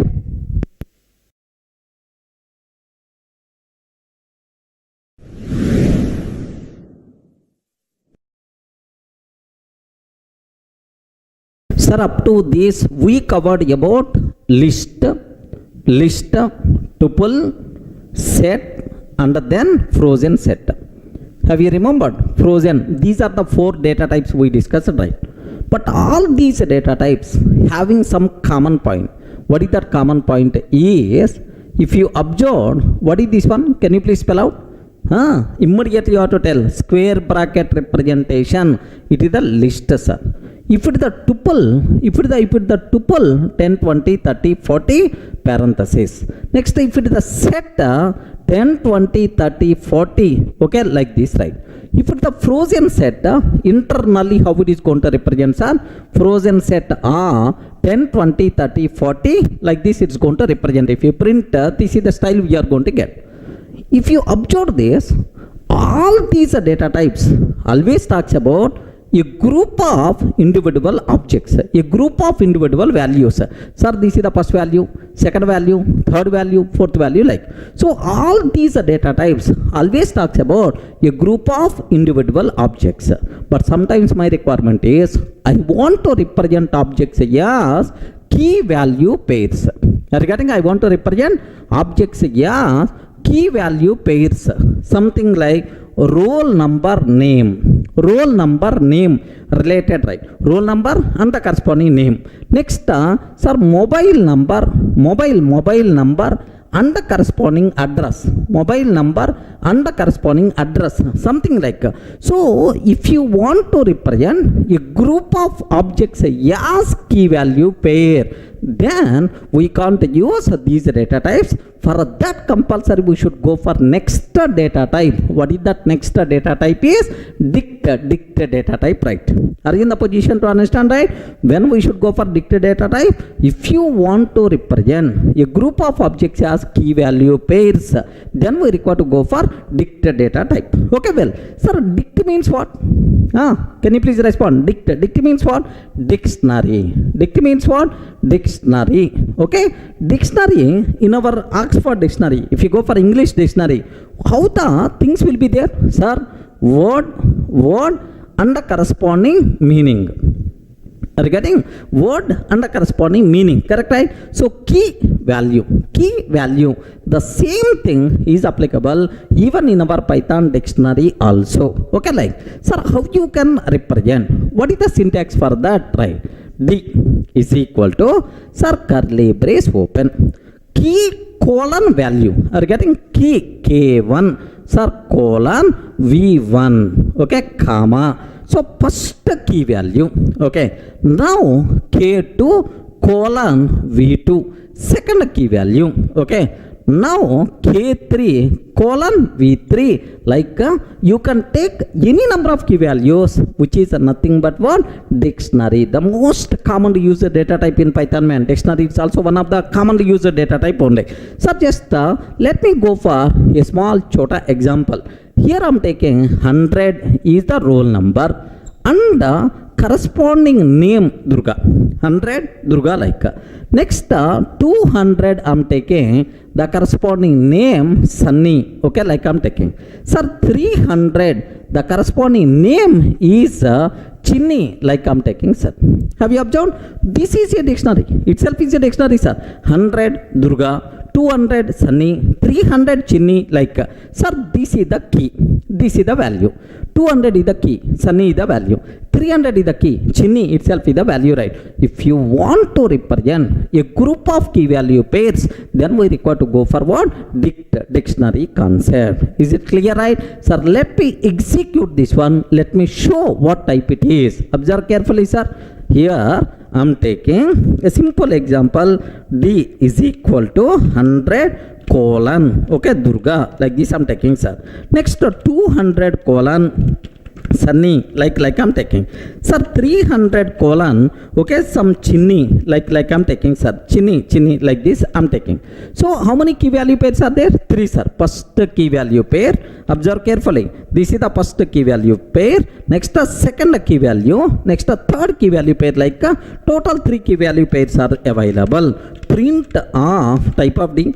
Print of type of D. If I can take, what is the answer we are going to get, sir? Itself is the dict. Itself is the dict data type, right? Sir, any doubt about this terminology, right? So what is the dict? How to declare? What is the syntax for the dict? When we should go for dict data type? Now the terminology is very clear.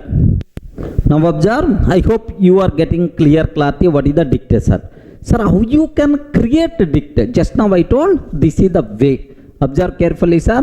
D is equal to, sir, 100 colon Durga.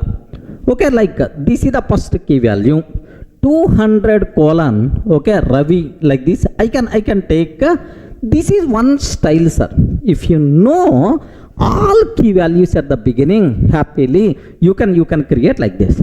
But sometimes my requirement is, array, can you please create empty dictionary and then you can add the key value, like this is about my requirement, right? How you can do that? D is equal to curly brace open and close. Sir, just I created empty dictionary. Sir, by default curly brace open and close. What is this type? Dictionary, but not set a type. Remember, sir, it is empty dictionary. Now I want to add the key value, one key value. What is the option, sir? Very, very simple. D of sir, key. D of key is equal to value. Like this is the syntax, right?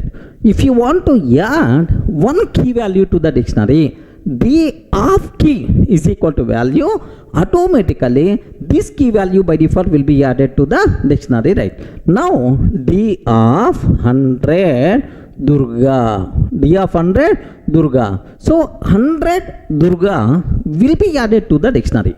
Similarly, D of 200 Ravi, like this I am taking, sir. 200 Ravi, like this I am taking. Sir, now how many key values are added to the dictionary? 2 key values, right? Now print of D, sir. What is the answer we are going to get is, remember that here 100 colon Durga, 100 colon Durga, 200 colon Ravi, like this we are going to get. But one important rule, what you people should be aware, order wise, no guarantee in the dictionary. Remember this one, sir. In the dictionary, all key value pairs will be added based on hash code of the keys. Okay, so internally for every object hash code is there. Based on that, the entries by default will be added as of now. So don't worry about this hashing. Just aware only one point, sir. Yes, order is not important in the dictionary. Remember that. Have a look once. This style. Let me create object. Here I am taking D is equal to empty. What I am trying to do, can you please spell out? Just I am creating empty dictionary, right? Now D of 100 is equal to Durga. I am taking one key value pair by default added. If you want, just observe print of D. Print of D. One key value pair I added. Print of D is 100 colon Durga. Like this we are going to get. Sir, now I am taking D of 200 colon Ravi. Sir, now available in the dictionary. Can you please tell what these are things? 100 and 200. Please confirm. 100 and 200. These things are what? Keys. And Durga, Ravi. These are things are what? Values, right? Key value. Okay, right? Now my question here is, duplicate keys allowed or not allowed? Are you getting duplicate keys allowed or not allowed? Very important points are duplicate keys are not allowed, but the values can be duplicated, no problem at all. Duplicate keys are not allowed, but the values can be duplicated. Then immediately, if I'm trying to insert one key value pair, where duplicate key, what will happen, sir? Observe that. Array 100 and 200 keys are already available. Now D of 100 is equal to Shiva. I am taking, sir. D of 100 is equal to Shiva. I am trying to take. If I can take D of 100 is equal to Shiva, what will happen? Respond, friends. What will happen? If the duplicate keys are allowed or not allowed? Not allowed. Then can I get error or not? Ayo, respond. Very important. So in dictionary, duplicate keys are not allowed. If you are trying to insert an entry with a duplicate key, one key value pair with a duplicate key is already available, what will happen, sir? Will get error or any other scenario. Okay, very simple. We won't get any error. Okay, so if you are not going to get error, then this key value will be added. No. What will happen is, if this key already available, then what is the value associated with this 100? Durga is the value associated with this 100. If the key already available, then old value replaced with this new value. Remember this one. Old value will be replaced with the new value. Sir, if you print of D, what is the output we are going to get, sir? Very simple. 100. Earlier 100 associated with which person, sir? Durga. But now 100 associated with Shiva, comma 200 associated with Ravi. Like this, right? So it's a very clear, duplicate keys are not allowed. If you are trying to add a duplicate key, old value will be replaced with the new value. We won't get any error. Remember that interview person may ask, in the dictionary, duplicate keys are allowed or not allowed? Not allowed. If I am trying to insert duplicate key, am I going to get error or not? No. Old value will be replaced with the new value. Okay, let me show this one. Have a look once, sir. Already I have two key values are there. Two key value pairs are available in my dictionary, sir. 100 Ravi, Durga, and 200 Ravi is there, sir. Now my question is, observe very carefully, sir. I am trying to take D of 100 is equal to Shiva. Like this I am taking. Print of D I am taking, sir. So earlier I am trying to print. Now I am trying to print. What will happen, sir? Observe the difference. Observe the difference in both outputs, right? First time 100 associated with Durga, but now 100 associated with Shiva. Very, very important point, sir. In dictionary, duplicate keys are not allowed. If you are trying to insert a duplicate key, what will happen? Old value will be replaced with the new value. Friends, Everyone got clearly right? Okay, well. So do you know this dict concept available in other languages also? Best example, in Java, we can use the word map concept in Java, but in Python, we are going to use what? Dict concept, right? Sir, next, from this discussion, can you please tell what are various important conclusions about this dictionary, sir? So the first thing meant for representing a group of key value pairs. If you want to represent a group of key value pairs, then we require to go for dictionary concept. Next, the order will be preserved or not. No guarantee at all. Okay, order not applicable. Remember this one. Next, duplicate keys allowed or not? Duplicate keys. Can you please spell out? Duplicate keys allowed or not allowed? Not allowed. But duplicate values allowed or not? Yes, values you can take. Duplicate values you can take, no problem at all. Duplicate keys are not allowed, but values can be duplicated. Sir, where is the proof? How you can feel duplicate values? Observe this. Have a look once, sir. I'm taking here, see this.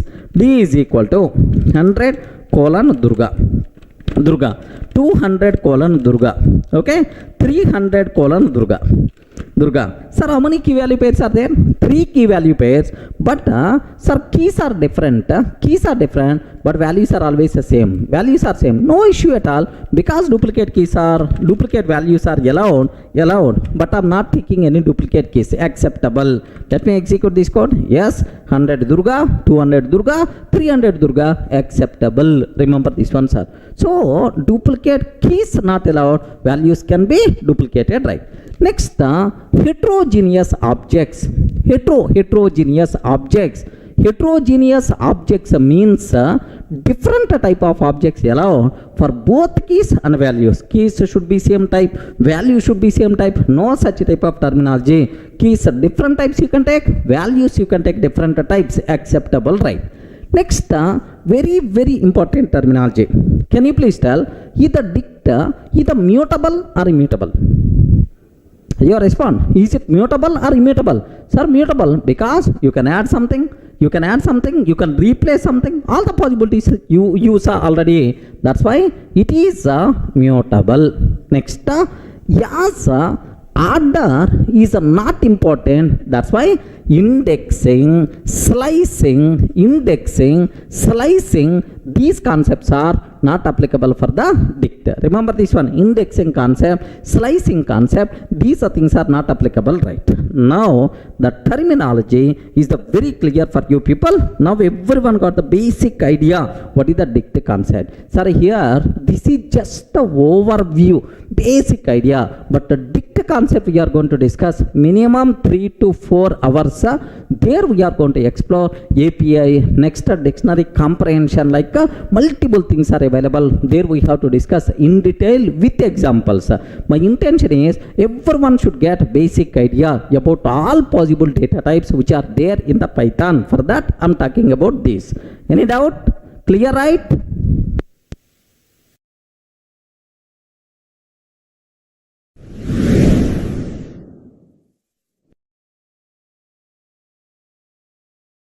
Sir, in the last videos we covered very clearly about dict data type. Sir, now the next data type, the most commonly used data type in Python is range data type, sir. What is that? Can you please spell out, sir? Range data type. Sir, now can you please spell what is a range? Okay, range, a range of numbers, a sequence of numbers. I want to represent numbers from 0 to 10. Assume that, sir. Or I want to represent numbers from 100 to 1000. Okay, like. So if you want to represent a sequence of numbers, a range of numbers, then we have to go for range data type. Remember this one, sir. So how you can create range object, range data type objects are very simple. Just a basic idea sake, let me take, sir. Here R is equal to range. Range is the Python inbuilt data type. Range R 10 I'm taking. Assume that, sir. So can you please represent range of first 10 numbers? Are you getting? Range of first 10 numbers. How many arguments are there? Only one argument. What is that argument I passed, sir? 10. Do you know? It represents a sequence of values from 0 to, please confirm, 0 to, sir, total how many values? 10 values. 0 to 9. 0 to 9. If you want to represent, sir, a sequence of numbers from 0 to 9, yes, sir, this is the way, sir. Where is the proof? How you can conclude it contains 0 to 9? Very simple. Of course, first let me show what is the type. Print type of R. Print type of R. Now you are going to get what? Range type, sir. Let me cross check up to this. Have a look once, sir. Here, if I consider R is equal to range of 10 I'm taking, sir, print of type of R. Print of type of R, like this I'm taking. What is the output we are going to get, sir? If you observe, this is the range type. Are you getting what is the type, sir? This is the range type, sir, we are going to get. Okay, well, sir, now my requirement is I want to print which values are there in this range data type. In this range object, which values are there? I want to print, sir. Very simple, sir. If you print of R, what is the output you are going to get? You never going to get 0 to 9. It is going to tell range of 0 to 10, like this we are going to get the output, sir. Okay, like, sir, let me cross check. Let me cross check here. Print of just R I'm taking. Print of R I'm taking, sir. If I can take, like, what is the answer, sir? Range of 0 to 10. Range of 0 to 10, like this we are going to get. But now my requirement is I want to get the values present inside this range object. How you can get the values present inside? So we have to go for loops concept. Okay, for loop, while loop, like Python having these are things we will discuss in the next level in the flow control. But anyway, just aware, let me use very simple, sir. For each x value in R. So in this range object, every x value, can you please print every x value? Can you please print? Observe, every x value present inside R, can you please print off that x value? First x value 0, next x value 1, next x value 2. So what is the output we are going to get, sir? 0, 1, 2, 3 and so on. 9 we are going to get. This is the output, sir. Are you getting the point? 0, 1, 2, 3 and so on. 9 up to that we are going to get. Let me cross check. Sir, don't worry. Even you don't know about for loop, I will discuss in detail in the flow control. Just aware, sir, for every x value present inside this R, can you please print x value? Like now, observe, here I'm taking, here I'm trying to take R is equal to, for each x in R, can you please print off R? For each x in R, can you please print off R like this, right? Now observe, what is the, can you please print off x value, not R, x value, can you please print x value, like, sir, observe that, what is the answer we are getting, sir? 0, 1, 2, 3 and so on, up to 9, 0 to 9 we are going to get. So this is nothing but range data type. I hope everyone in the position to understand, right? What is the range data type? Very important point. If you want to represent a sequence of numbers, a range of numbers, then we have to go for what? Range data type. Sir, now how to create range object? How you can create range object? What are various options are available? Okay, very simple, sir. The first option is we use it just now. Whatever the option we are using, this is the first option, sir. Have a look once. Form 1. Observe that carefully. Sir, range of n. How many arguments? Only one argument. How many arguments we are passing? Only one argument passing. So it represent a sequence of numbers from from 0 to 9. Remember this one. It represents a sequence of numbers from 0 to n minus 1. 0 to n minus 1. Observe very, very carefully, sir. It represents a sequence of numbers from 0 to n minus 1. Okay, like. Sir, now observe that here R is equal to range of 10.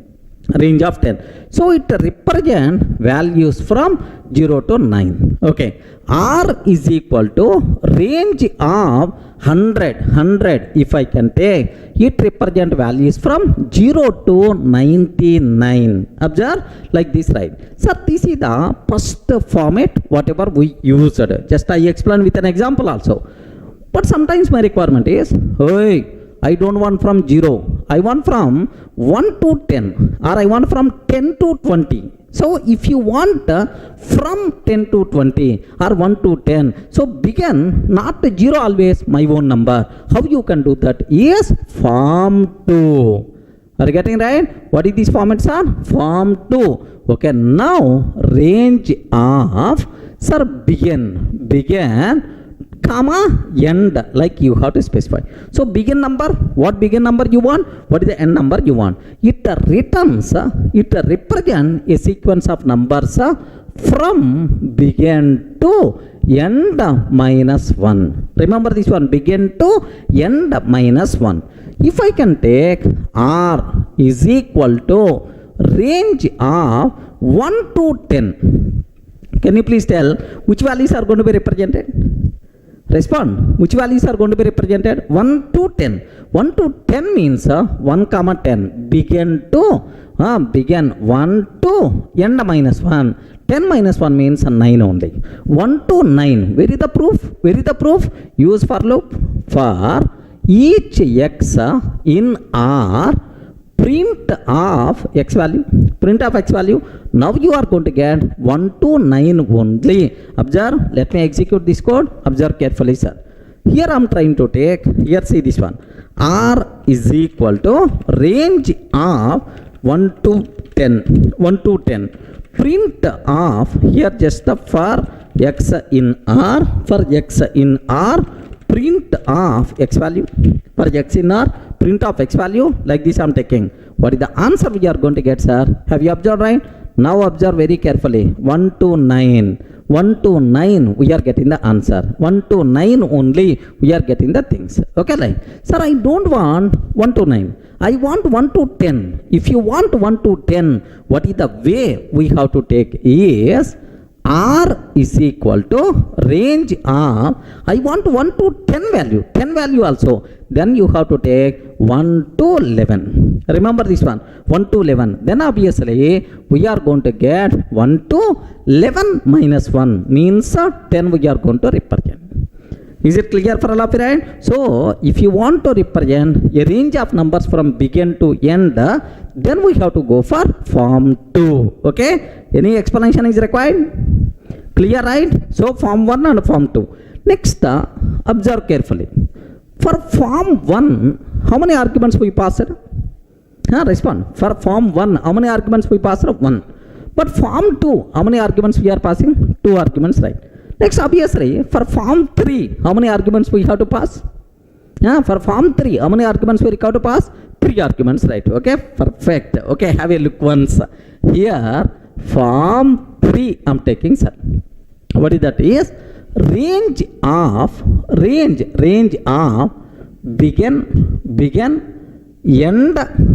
end. Third one, increment or decrement value. Increment or decrement value. Increment or decrement value. Begin, end, increment or decrement value. Like this, right? Sir, what it means? How much increment you want? Just with example I will explain so that you will get much clarity. Observe very carefully, sir. R is equal to range of 1 comma 10. 1 comma, sir, here 1 comma 21 comma 1 I am taking. So the default value, increment and decrement, is always 1 only. So means that first print 1 to 20. Have you observed? 1 to 20, every time increment by 1. Every time increment by 1. means that 1. Increment by 1 means 2. Increment by 1 means 3. So, what is the answer? 1, 2, 3 and so on up to 20 we are going to get. Remember this one, sir. So, 1, 2, 3 like this, right? Every time increment by 1. So, 1 increment by 1 means 2. 2 increment by 1 means 3. Something like this, right? Okay, well. Now, the next one. Okay, R is equal to range of 1 comma 21 comma 2 I'm taking. 1 comma 21 comma 2 I'm taking, sir. Every time increment by 2. So first 1 will be considered. Next 1 increment by 2 means 3, 5, 7, 9 like this, right? Are getting every time increment by 2 means this is the possibility. Similarly, R is equal to range of 1 to 21 3, sir. 3. Every time increment by 3. 1. So 3 increment by 3 means 4. 4 increment by 3 means 7. 7 increment by 3 means 10. Okay, 13 like it's going to represent. Is it clear for all of right? What the meaning of 1 increment, 2 increment, 3 increment, right? Let me show this one. Have a look once, sir. Sir, just observe. R is equal to range of 1 to 21 comma 1 increment by 1. So it will represent 1 to 20 every time with 1 increment. Okay, where is the proof for that? For x in R, can you please print x value like this, right? Now have a look once, sir. What is the output we are going to get? 1, 2, 3 and so on up to 20. 1 to 20 we are going to get, sir. Okay, well. Sir, now my target is, sir, now I want to take increment by 2, sir. 1, if I increment by 2, it will become 3. 3 increment by 2, it will become 5. Now, which values we are going to get, sir? 1, 3, 5, 7, 9, like we are going to get. Let me cross check, sir. Let me cross check. Yes, what is the answer we are going to get? 1, 3, 5, 7, 11. Okay, like we are going to get. Okay, well. Sir, now increment by 3. Increment by 3. Now observe. So starts from 1. 1 increment by 3 will become 4. 4 increment by 3 will become 7. 7 increment by 3 will become 10. 10. Are you getting right? So this is the increment value, right? Okay, 1, 4, 7, 10, 13 like we are going to get. Observe that. 1, 4, 7, 10, 13, 16, 19 up to that we are going to get, sir. Sir, I want to take increment by 4. Okay, 1. If I increment by 4, it will become 5. 5 increment by 4, 9. 9 increment by 4, 13. 13 increment by 4, 17. 17 increment by 4, 21. 21 is not in the range. 1, 5, 9, 13, 17 only. 1, 5, 9, 13, 17 like this. Sir, everyone in the position to understand how you can use 3 arguments, right? Sir, begin, end and then increment or decrement. Sir, now this decrement value, is it possible or not? Yes, friends, why not? It's possible. Now, let me take range of 21 comma 1. 21 comma 1. Now I'm trying to take minus 5. Are you getting 20 to 1 minus 5. So first 20 and then 20 minus 5, its value is 15. 15 minus 5, its value is 10. Okay, like, sir, now I want to represent, I want to take decrement value 5, sir. Decrement value minus 5. 20 minus 5 means minus 15. 15 minus 5 means 10. 10 minus 5 means 5, like we are going to get. So observe that. What is the first value is going to represent? 20. Next, minus 5. Minus 5 means, do you know, sir, 15. Minus 5, 10. Next, minus 5, 5, like we are going to get, sir. Okay, observe carefully. Here what we are going to get here is, sir, here my answer is 20 to 1 I'm taking 20 to 1. Increment or decrement? Minus 5 I'm taking, sir. Minus 5 I'm trying to take. What is the output we are going to get here is 20, 15, 10, sir, 5. Like this we are going to get. So even this increment or decrement, third argument can be decremented value also, no problem at all. Is it clear for all of you? So total, how many forms are available for the range? Range data type, range with one argument from begin 0 to n minus 1. Range with two arguments, begin to n minus 1. Next, range with three arguments, begin value, end value, and then increment or decrement. Any doubt up to this? Clear, right? Now by this time you got very clear clarity about range type. Next, last important point is there related to the range. Can you please tell what is range, sir? Range means a sequence of values. Are you getting? A sequence of numbers like this one, sir. Once we are using the word sequence, compulsory order will be there. First value, second value, third value, like order is there. Once order is there, indexing concept, slicing concepts applicable for the range. Remember, indexing is applicable, slicing is also applicable, right? Best example, if you consider R is equal to range of 10 to 21. So range of 10 to 21 means it is going to represent 10, 11, 12 up to 20, begin to n minus 1. Okay, well, sir, what is the first value? The value which is locating at 0 index is, let me print of r of 0. Indexing is applicable, r of 0. What the answer we are going to get, sir? 10. Perfect, 10 we are going to get. Sir, print of r of minus 1. R of minus 1. What answer we are going to get, sir? Last value 20 we will get. Okay, R of minus 1 means last value 20 we are going to get. Similarly, if you want to use, you can use slice operator also. First, let me execute up to this. Observe carefully, sir. Here I am taking R is equal to range of, R is equal to range of, here I am trying to take 10 comma 21 like this, right? Okay, print of r of 0. R of 0, what answer we are going to get, sir? Print of r of 0. What is the answer? 10 itself is the answer. Are you getting? 10 itself is the answer, sir.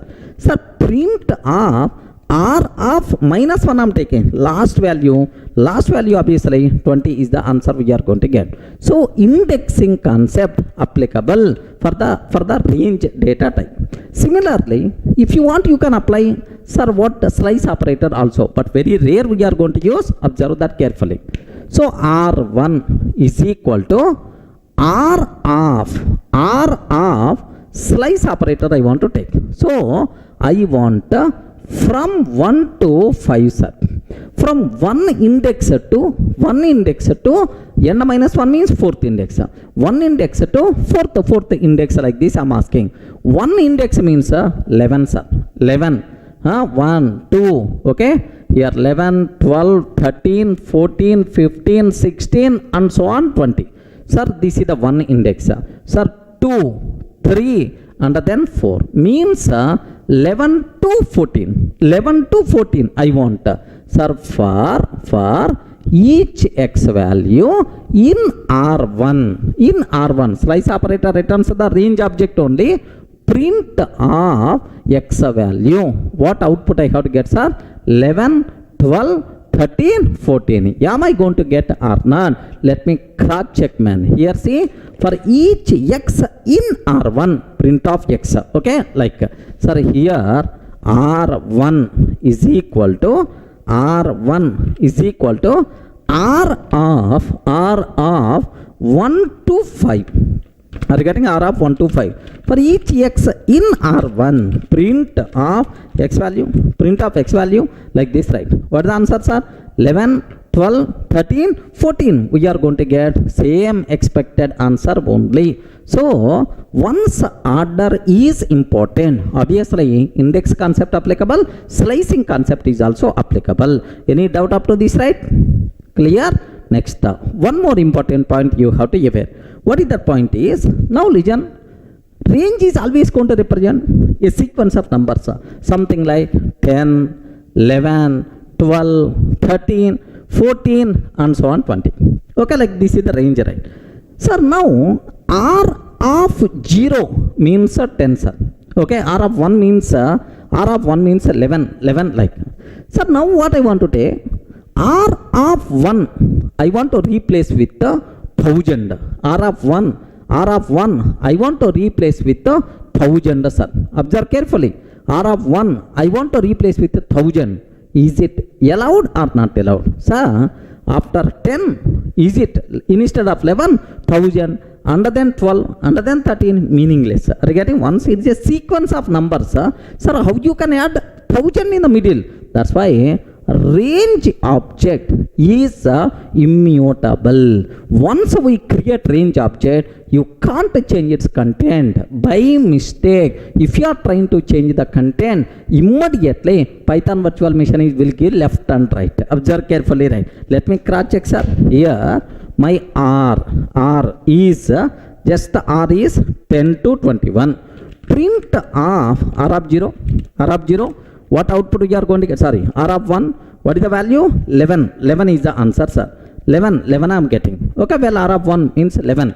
Now R of 1 is equal to, sir, 1000 I am trying to take. Observe very, very carefully, sir. Immediately error we are going to get. Type error. Range object does not support item assignment. Range object does not support item assignment. Everything is clear, right? So range data type is mutable or immutable? Range data type is immutable. We can't change its content. That's all, sir. These are various things you people should be aware about range data type. But it's most commonly used type everywhere. My hand is always going for range only. You should have clear clarity about 3 forms, whatever range. Even if you are planning for Microsoft certification, minimum 5 to 6 questions you are going to see with the range data type. That's why take a bit very special care about this one, sir. Next, here, so let me summarize the conclusions what we have. If you want to represent a sequence of numbers, then we have to go for range data type. Next, how many forms of range data type is there? Range with 1 argument, range with 2 arguments, range with 3 arguments, range with 3 arguments like this, right? So 3 forms are available. Next, order is important. That's why index concept is applicable, slice concept is applicable. Next, range compulsory. Do you know? Here it is immutable. You can't change the content once we created, sir. That's all. These are some important points related to range. Clear for all of you, right?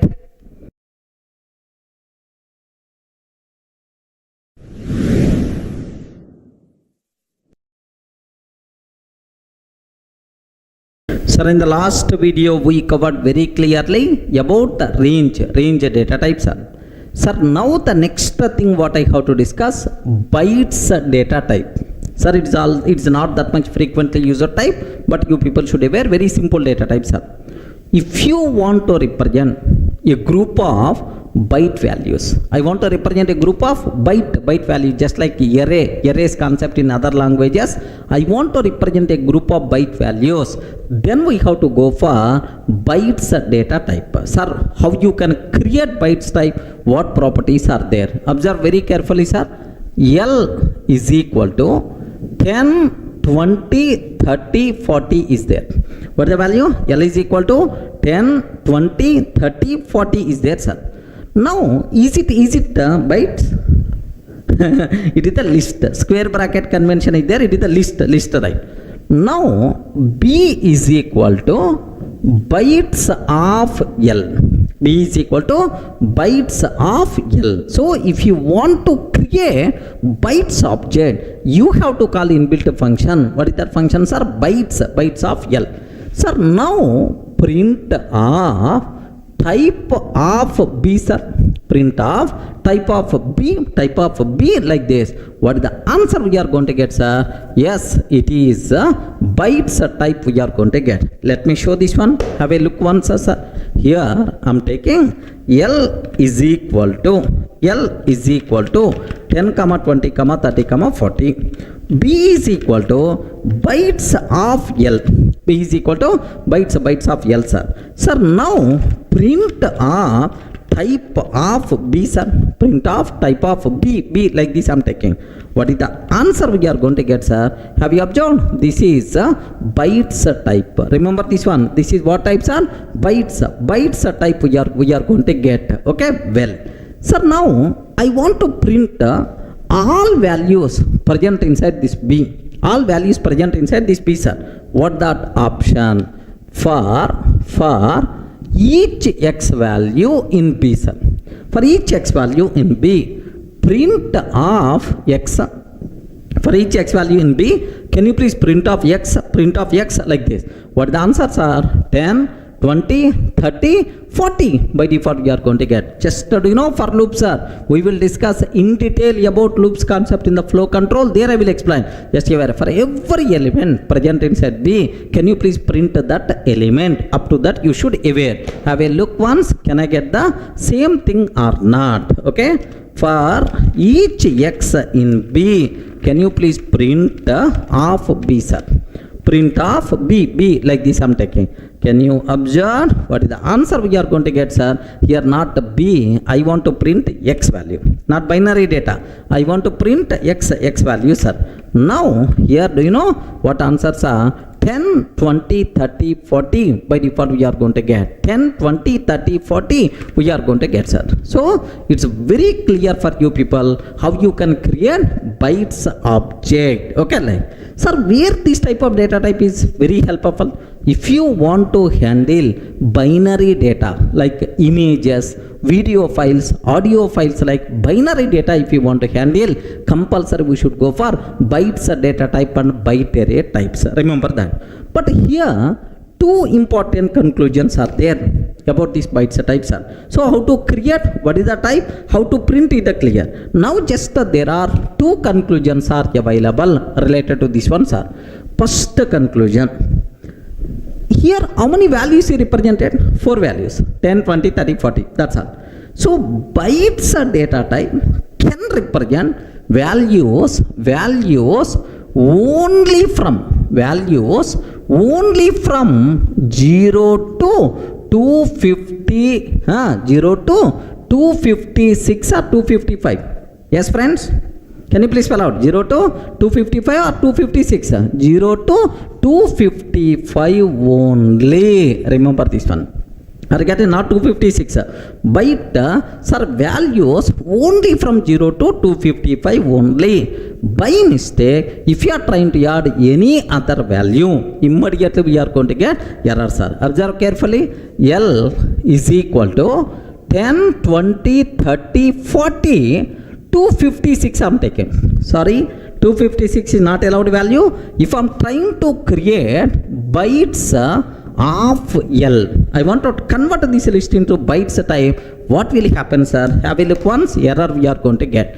So here have a look once about this one, sir. Sir, 30, 10, 20, 30, 40, 256 I am taking. Are you getting? 256 I am taking, sir. What will happen is, observe very carefully, sir. 256 I am taking. What will happen is, sir, value error. Bytes must be in the range of, are you seeing right? Range of 0 to 256. 0 to 256 range function means just now we covered 0 to 255 only. So if you are using any other value, we are going to get value error. Remember this one, sir. Okay, well, sir, suppose instead of 256, 255 I'm taking, sir. Yes, then we are not going to get any error. Up to 255 it is allowed, sir. If you are taking 256, 257 like any other value, immediately we are going to get error. So conclusion 1. So in the bytes data type, the values must be within the range 0 to 255 only. Other than that, if you are taking, immediately which error we are getting? Please spell out which error we are getting? Value error. Okay, value error we are going to get. This is the first conclusion what we have. One more conclusion is there about this bytes data type, sir. What is that other conclusion is? Compulsory. Okay, bytes data type is sir, is it mutable or immutable? Okay, mutable or immutable? Sir, one point you should aware. So bytes data type, is it mutable or immutable? Yes, immutable. You can't change its content. But anyway, sequence of values, order is there, index is there, slicing is there, but you can't change its values. Now observe this one, sir. Here I'm taking, so print of b of 0. Let me write complete code so that you may get much clarity. Sir, here L is equal to 10, 20, 30, 40 friends. 10, 20, 30, 40. Now print of L of 0, let me convert into byte. B is equal to bytes of L. B is equal to bytes of L. Now let me print B of 0. B of 0, 10 we are going to get. What is the value? 10 we are getting. Sir, now B of 0 is equal to sum 77 I'm taking. It is within the range only, 0 to 255 only, within the range only. But still, it is not going to be accepted. What is the reason for that? Is bytes data type is immutable. Once we create bytes object, we can't change its content. By mistake, if you are trying to change its content, immediately error we are going to get. Everyone can able to understand, right? Have a look once, sir. Here, I'm taking just this is bytes type. Bytes type. Print of B of 0 I'm trying to take, sir. Print B of 0. What the answers are? 10. Perfectly 10 we are going to get. Now B of 0 is equal to 77 I'm taking. 77 in the range only, 0 to 255 only. Now observe that. What the answer we are getting? Type error. Bytes object does not support item assignment. Are you getting? Bytes object does not support item assignment. Like type error we are going to get, sir. Are you getting? What is this error we will get? Type error we are going to get. So these are the two important conclusions you should aware about bytes type. The valid range 0 to 255 only, allowed elements in the bytes. Next bytes indexing concept, slicing concept applicable, but mutability you can't change it. It is immutable by default. Any doubt? Clear, right? Yes, up to this it's very clear for you people about bytes data type. Now the next data type what we have is byte array, sir. Then immediately we ask, sir, what is the difference between bytes and byte array? Very simple. Bytes data type, byte array, both are same. Only one difference. What is the difference? Is bytes is by default immutable. Immutable bytes. I want a mutable bytes. Then we require to go for byte array. Byte array is mutable. Bytes is immutable. Okay, like. Sir, now how you can create? Very, very simple. L is equal to 10, 20, 30, 40 is there. How to create bytes object? By using bytes function. How to create byte array object? Okay, B is equal to byte array. B is equal to byte array of L. So how you can create byte array? By using byte array function, right? Okay, like byte array is there. Now let me print the values present inside this byte array. Okay, very simple. L print of B of 0. What is the answer, sir? 10. Print of B of minus 1. What is the answer, sir? 40 we are going to get. Observe carefully, right? Now have a look once. I am trying to create. Sir, L is equal to 10 comma 20 comma 30 40, sir. Now B is equal to byte array of L, sir. Okay, let me print the type of B, sir. Let me print the type of B. Observe carefully. What is the type, sir? Byte array. Are you getting what is the type we are getting? Byte array, like this, right? Now, what is the first element in that? Sir, I am trying to take B of 0. B of 0. The answer is 10. Okay, B of 1 minus 1 I am taking. Last elements are 40 we are getting. 40 we are trying to get, sir. So it's very clear for you people how to create byte array like this, right? Sir, now first thing, here the values also should be in the range 0 to 255 only. If the value is not within the range, immediately you are going to get value error. Let me cross check. Have a look once, sir. By mistake, 256 is there. 256 is there, sir. What will happen? 256 is there. What will happen? Immediately value error we are going to get. Byte must be in the range 0 to 256. Means, sir, 0 to 255 range. Like this is the one thing, right?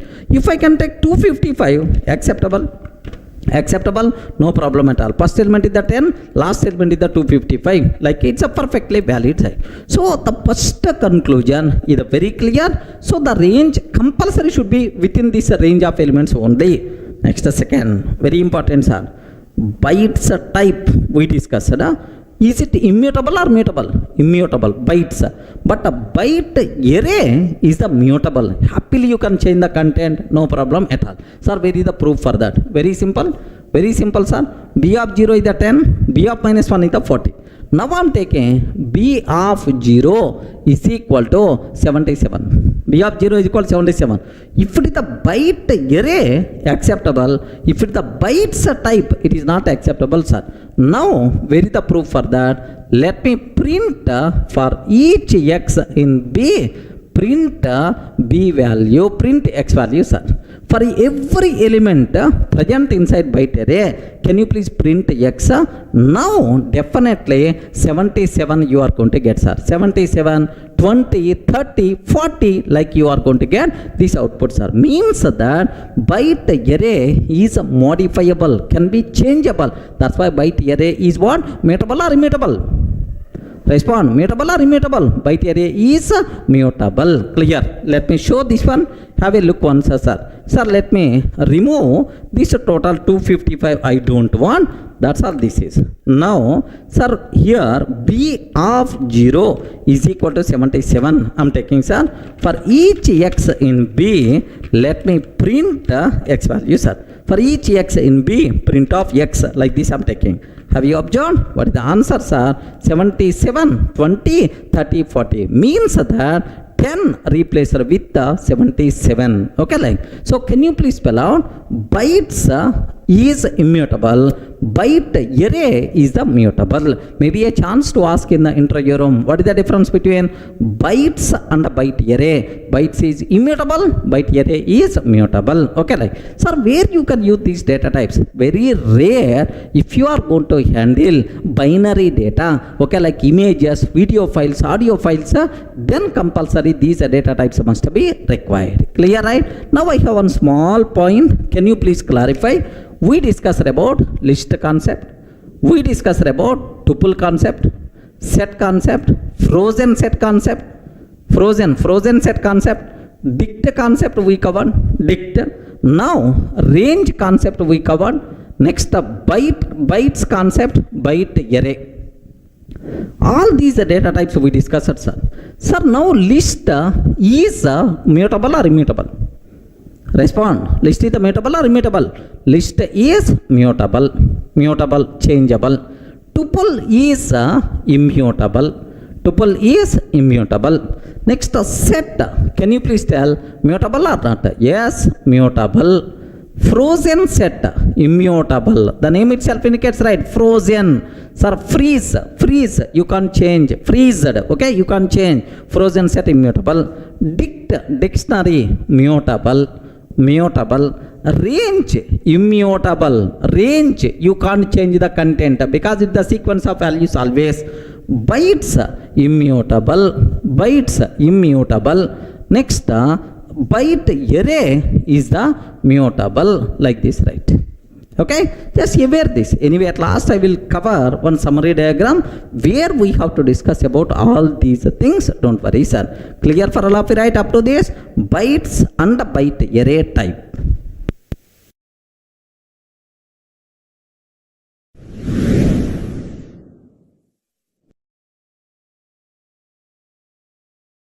Hi friends, in the last videos we covered very clearly what are various data types present inside Python. Fundamental data types we covered. Next, a list, tuple, set, frozen set, range, dictionary, like all data types we discussed, right? Sir, let me summarize all these data types into a small table form so that you people will get much clarity on the subject. Okay, have a look once, sir. Sir, what fields I included? Sir, first one, data type. Data type, almost around 13 data types just I'm adding, sir. Int, float, complex, bool, str. These things are fundamental data types of Python. Next, list, tuple, set, frozen set, dict, bytes, byte array. Okay, like these things are extra data types what we have. Now description. Next, is it immutable or not? Next, order, insertion order preserved or not? Order is there or not? Next, indexing concept, slicing concept applicable or not? Next, duplicates are allowed or not? So with respect to these properties, I want to compare these 13 data types so that I'm sure you people will get much clarity, and even it acts as a revision also. Just observe carefully, sir. Sir, what is the first data type? Int.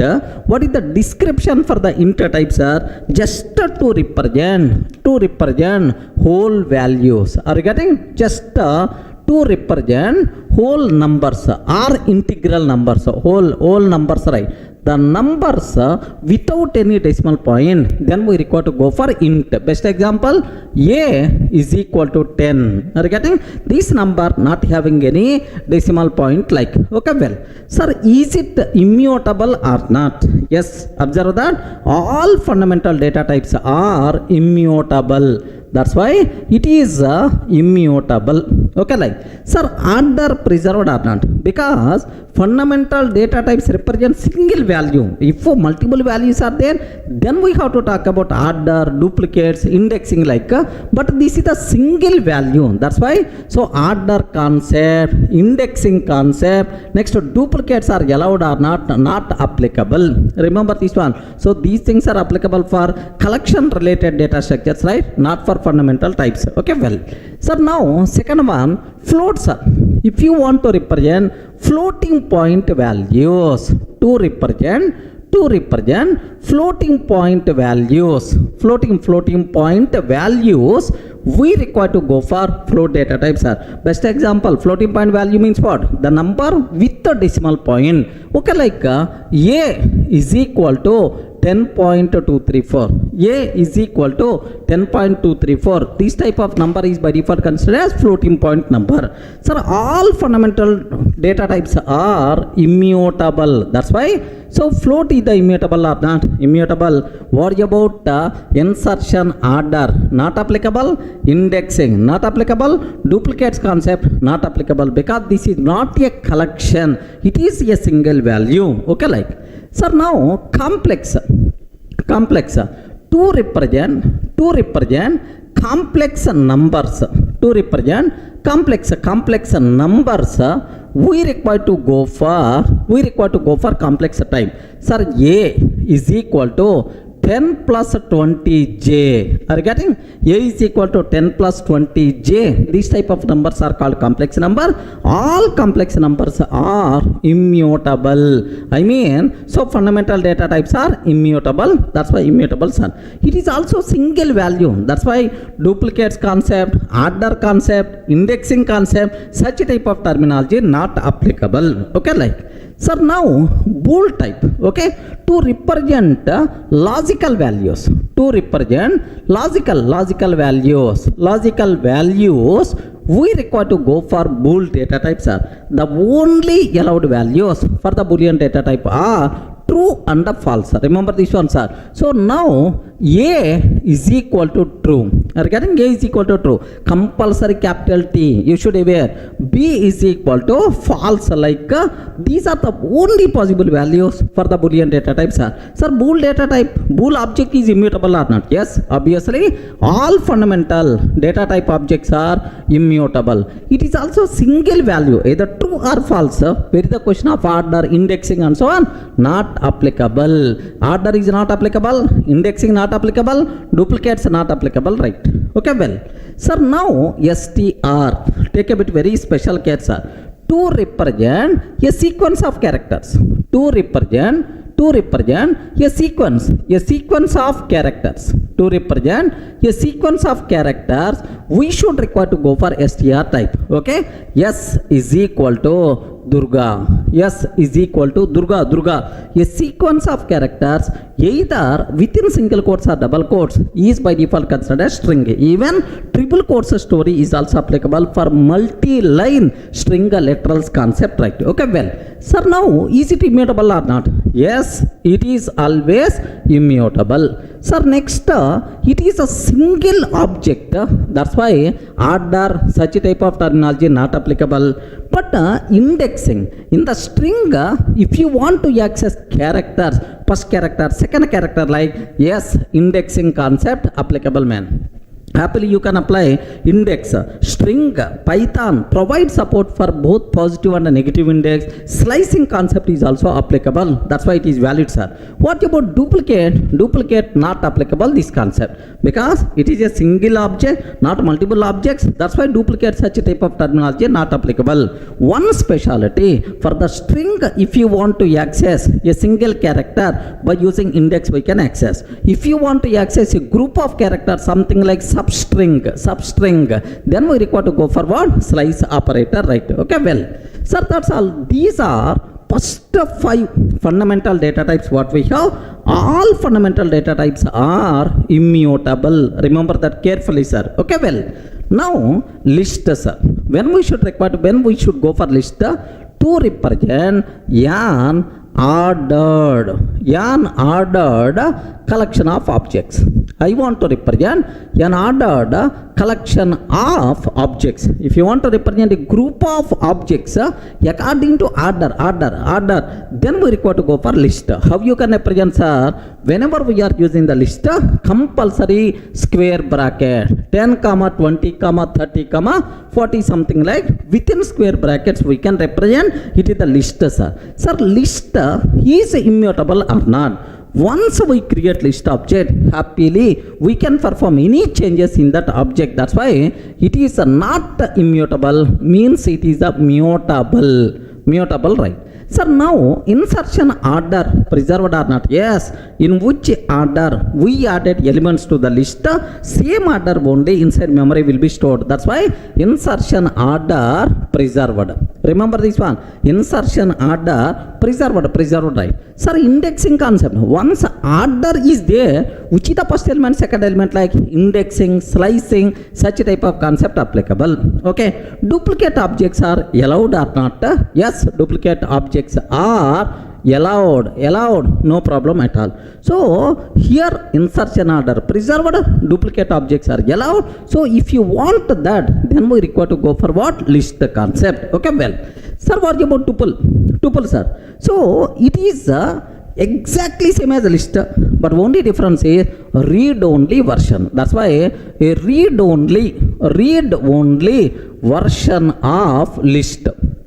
read only version of list. Again, read only version of list itself is nothing but tuple, sir. How you can represent a tuple? Okay, 10 comma 20 comma 30 comma 40 within parentheses we are going to represent. I hope you people are aware. Within parentheses we have to represent, sir. Sir, now is it immutable or not? What the answer you can tell? Is it immutable? Tuple is immutable, list is immutable. Yes, it is immutable. It is the immutable, sir. Next, the order will be preserved or not? Yes. Which is the first element? Which is the second element? Like order concept is applicable. Next, indexing and slicing, sir. Is it applicable or not? Yes. Perfectly valid, sir. Because order is there. Automatical indexing and slicing applicable.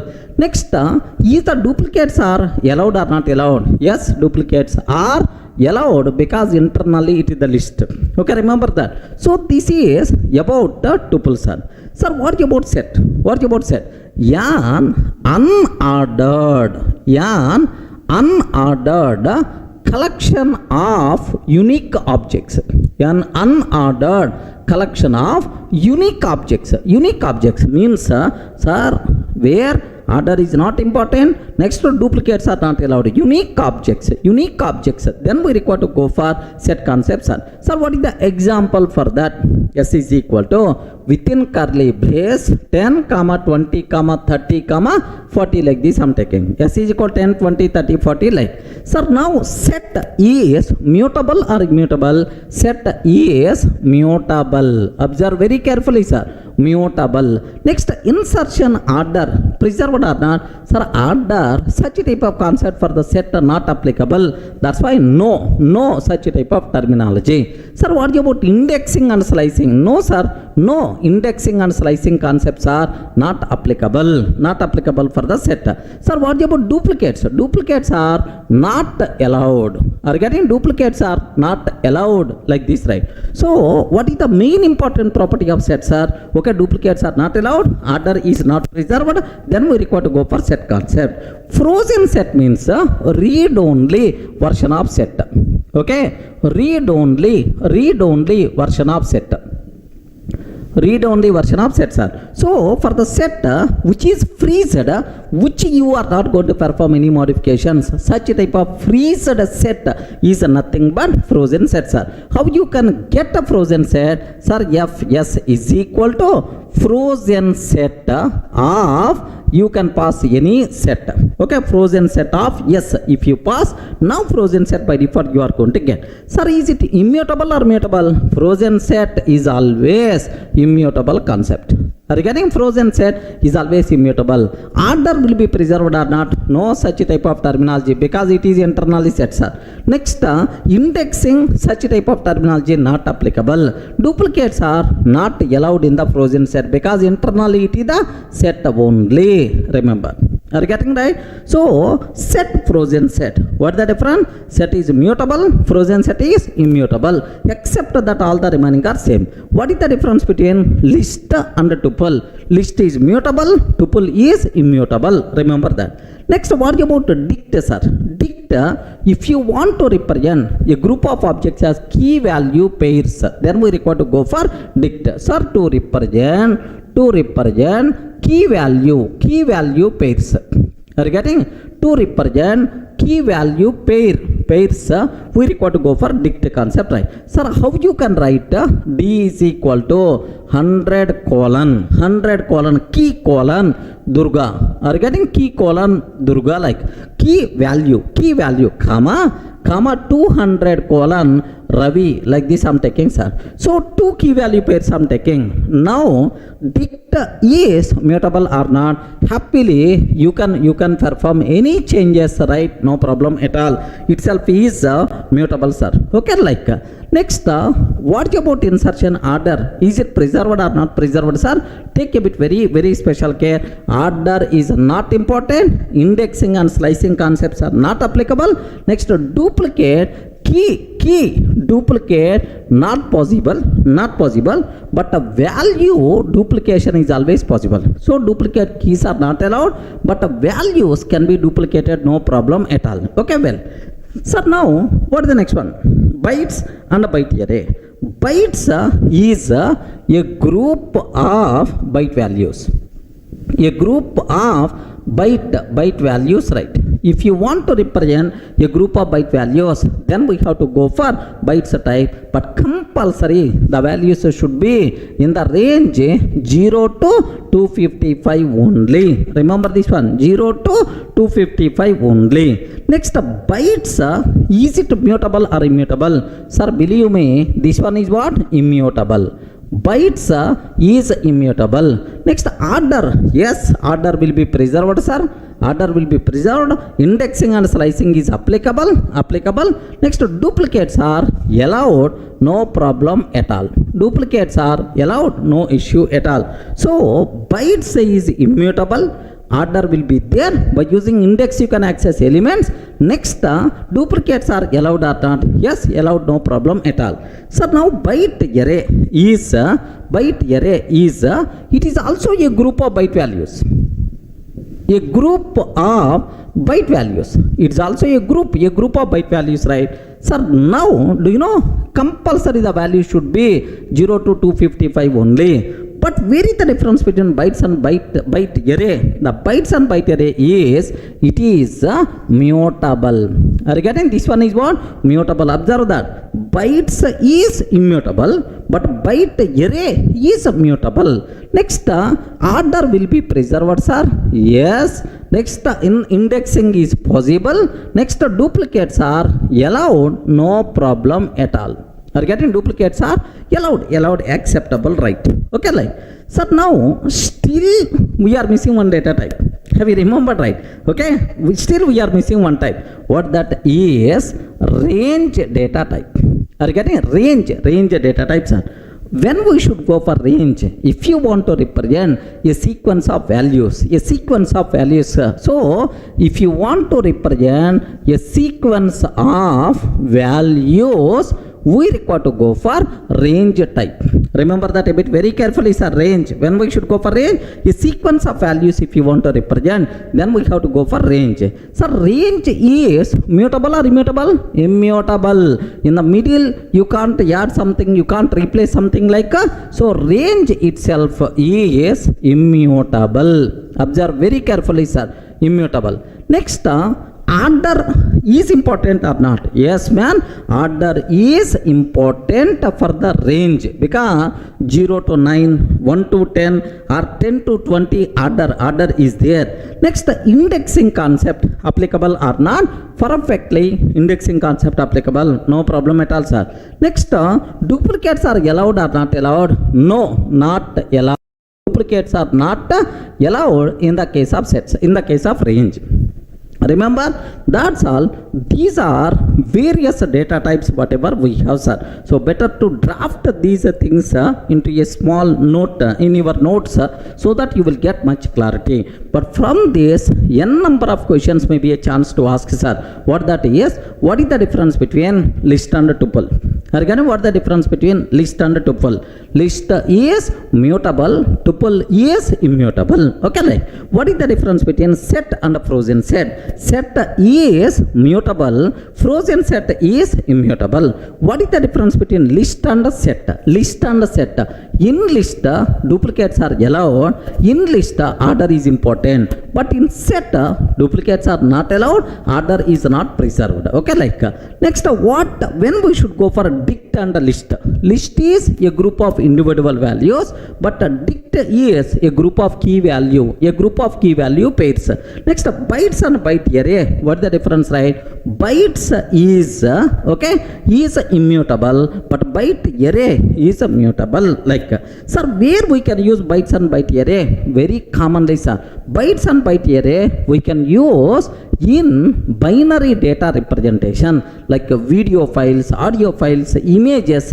If you want to represent, then we have to go for bytes and byte array. Okay, binary representation we should go for that, sir. Okay, well, next, among all, range is the most commonly used data type. Take a bit very special care. For the range, I covered three things.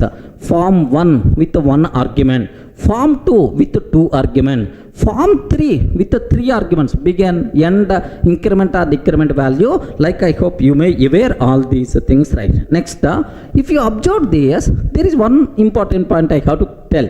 Sir, can you please tell, long data type, is it available in the Python?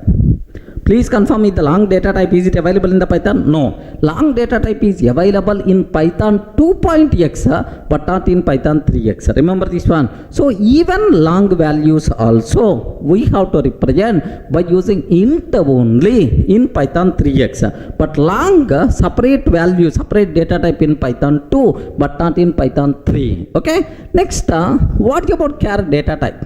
Sir, C language already having the char, C++ having the char, Java having the char. What about Python?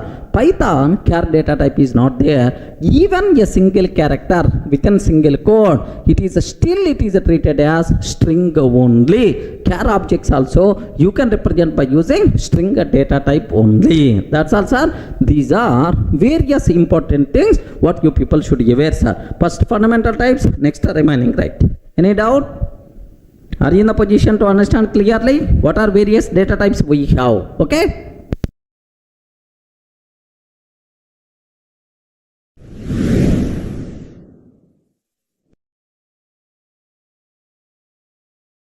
Sir, the next thing what I have to discuss, none data types are. Can you please spell out what is none? None means nothing.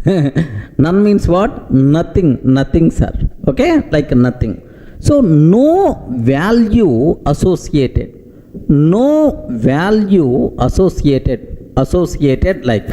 So sometimes in our programming I have to handle the data where we are not having any value. Are you getting? There is some situation where I'm not having any value, I have to handle. So how you can handle? For that we require to go for none data type. Remember this one, sir. Then immediately you ask, can you please explain with an example? Don't worry, I will explain.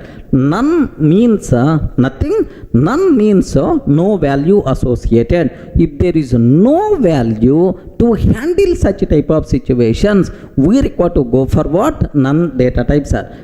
The people who are coming from Java background, in Java we have null value is there, right? So in Python equivalent word is none. Almost similar word is the none like.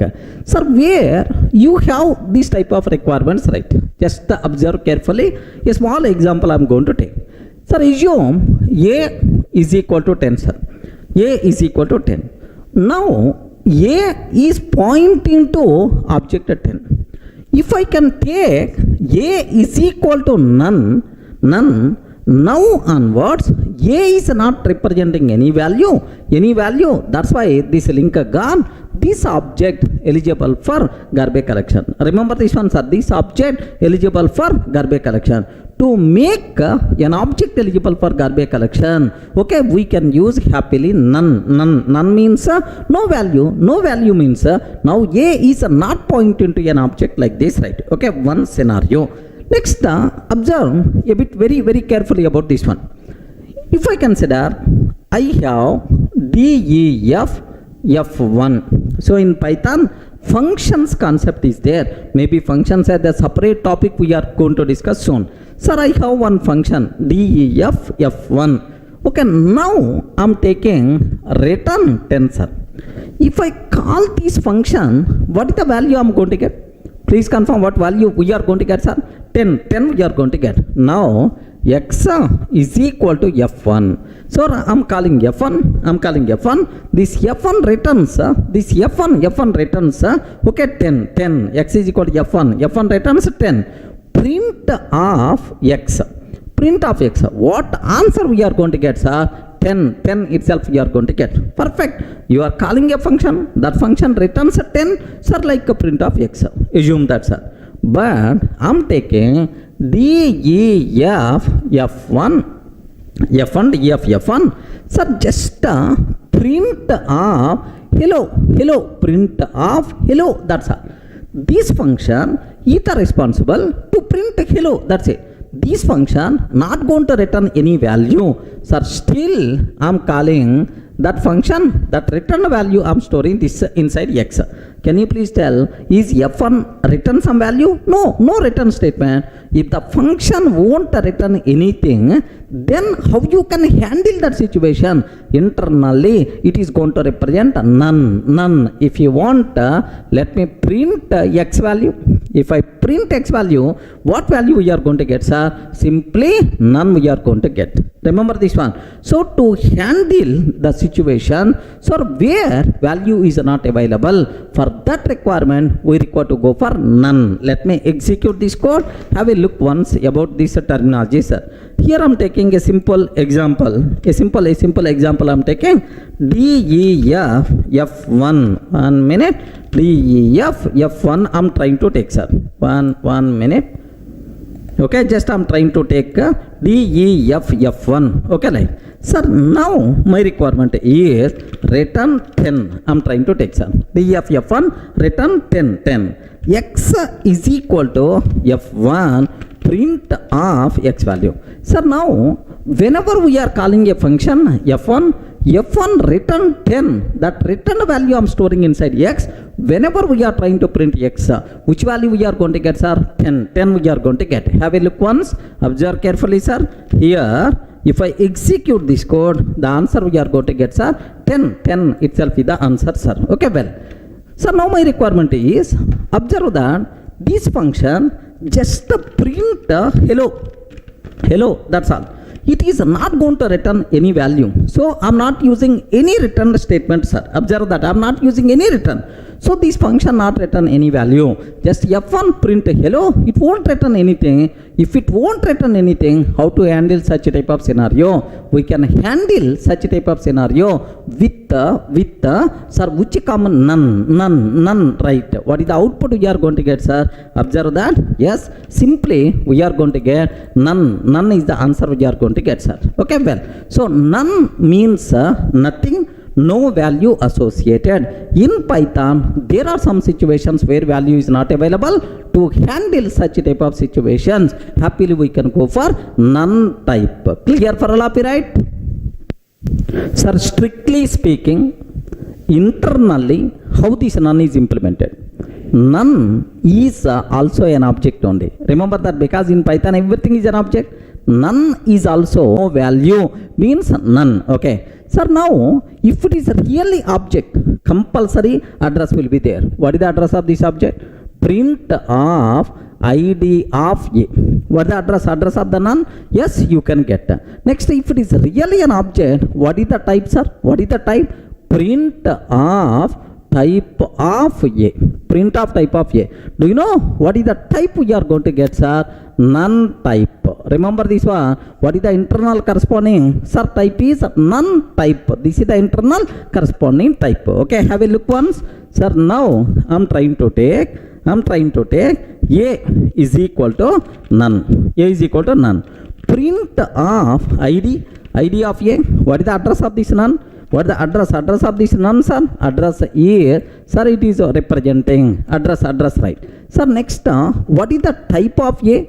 What is the type of a? Like, sir, what output by default we are going to get? Have a look once. Sir, this is the address we are going to get. The type itself is none type. Remember this one. The type itself is none type. Okay. So this is what you people should be aware about the none. Next, one more small point is there. So none means internally it's an object. If a reference variable point into none means no value. But strictly speaking, none is also an object in Python, sir. Okay, well.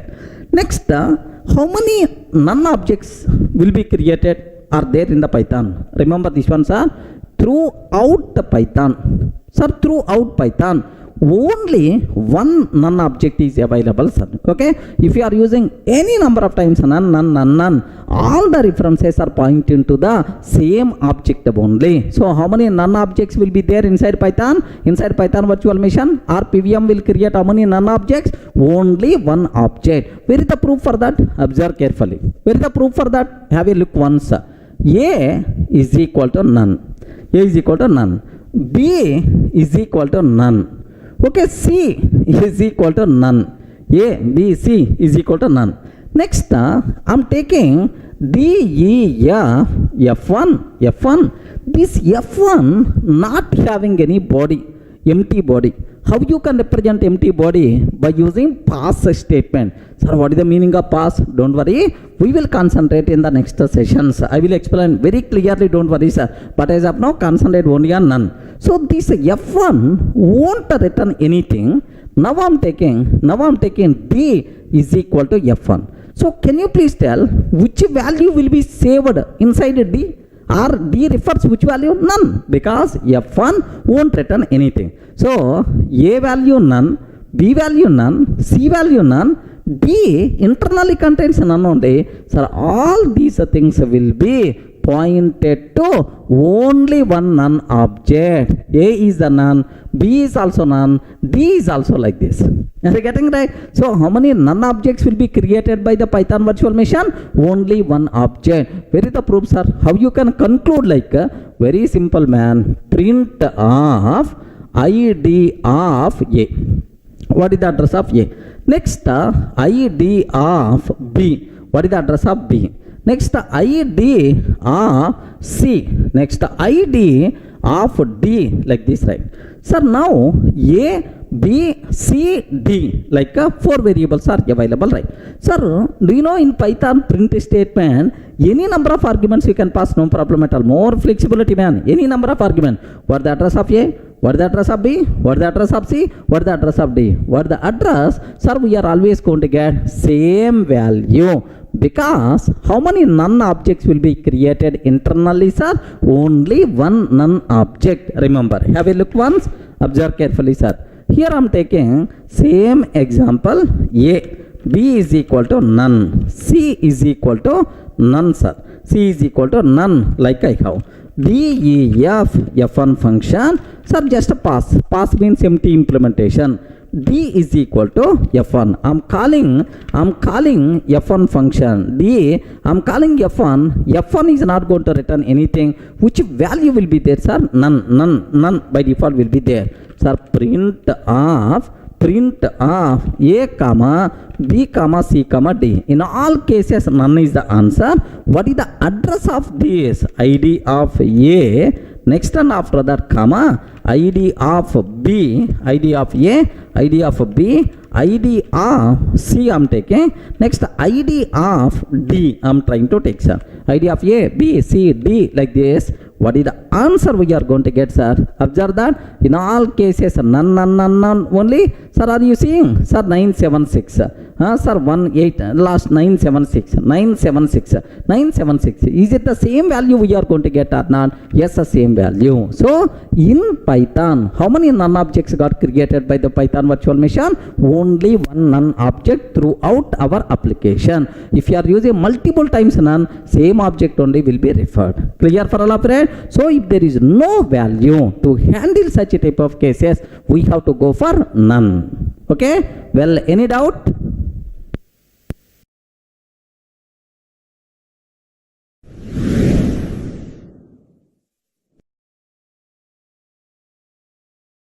Sir, in the last video, we covered very clearly about none type. Now I have to talk about escape characters. The people who are coming from other languages like C language, C++, okay, Java, you may aware escape characters, right? The character which has some special functionality, such type of characters are called escape characters, right? Sir, now if you have \n, it is one escape character. What it means is new line. I will explain with an example, don't worry, sir. New line, it is the escape character, right? Sir, \t is there. It is horizontal tab character, sir. Tab means a sequence of spaces, okay, like horizontal tab. Sir, r means carriage return. Carriage return, like a carriage return, like what the meaning of carriage return is, suppose I have one line is there, sir. Currently my cursor is locating here. I want to move to the beginning of the line. Are you getting? I want to move to the beginning of same line. Then we require to go for carriage return. Okay, like Next, backslash b means backspace. Automatically the current one character to the back, so that character will be deleted, sir. Backspace character. Okay, next f, backslash f means form feed. Form feed means go to next page, like that form feed, right? But anyway, we never going to use, don't worry, just aware. Okay, escape characters are there. Next, backslash, sir, single quote. Are you getting single quote symbol? Backslash, double quote symbol, right? Next, backslash, this is backslash character. Okay, if you want to use single quote, double quote and backslash symbols in our code, in our string, then we require to use backslash single quote or backslash double quote or backslash. Like if you want to use single quote as a symbol, if you want to use double quote as a symbol, if you want to use backslash as the symbol, then we require to use these escape characters, right? Like multiple escape characters are available in Python. Sir, can you please just let me provide basic idea how you can use? Observe carefully, sir. Here, if I can take, sir, print of Durga software, like this I'm taking. Durga software, like. Sir, it's going to print as it is, no problem at all. But if I use print of Durga backslash t. Are you getting what is this one, sir? Backslash t, like this, software. Durga software, like this, right? Backslash t, software, like I'm taking. Sir, do you know Durga and then backslash t itself is tab, space is there. Now if you observe the output between Durga and software, space you can see. Have a look once, just observe carefully, right? Here I'm trying to take, okay, just s is equal to or otherwise directly print of Durga software, like this I'm taking, sir, Durga software. Okay, what answer we are getting? Simply Durga software is the answer, sir. Now my question is Durga and then backslash t I'm taking. Have you observed, right? A special escape character I used, backslash t. What it means? A tab. Tab means what? Spaces like. What the answer? Now, are you in the position to see, sir? Yes, perfectly. Sir, like a space. Space is going to come, no problem at all, sir. Okay, now the next one. Sir, I want to use backslash n. Are you getting? I require to use what? Backslash n. N means new line character. Instead of backslash t, if I use backslash n, now you are going to get Durga and the software will come in the next line. Remember this one, next line. Have a look once. Backslash n means new line, right? Okay. Observe backslash n I'm taking, sir. Backslash n. What the answer? Durga is coming in the first line. Software is coming in the next line. Backslash n, like this, right? Okay, like. So, what is the meaning of backslash t? What is the meaning of backslash n? Like it's clear. Sometimes my requirement is, I want to use a single quote as the symbol. Okay, single quote symbol. I require to use, sir. Observe carefully. Sir, print of, this is single quote symbol. This is single quote symbol. Okay, like I'm taking, sir. Now, if I can take like, do you know, immediately I may get error. This is single quote symbol, I may get error. Sir, you open single quote here, you close the single quote. Now like, so I want to use single quote at the symbol. Okay, we have some alternative ways. Better to enclose by using double quotes or better to enclose by using triple quotes, like there is a way. But anyway, I don't want to use that approach. I want to use single quotes only. Here also single quote. How you can use? If you want to use single quote as the symbol, compulsory we require to go for backslash single quote. Now it is treated, single quote symbol only. Observe that carefully, sir. Here, what I'm trying to take is, I don't want this is single quote symbol, like this I'm taking, sir. This is single quote symbol, like I'm trying to take. Sir, now have you observed? if I'm trying to execute, immediately invalid syntax like we are getting, sir.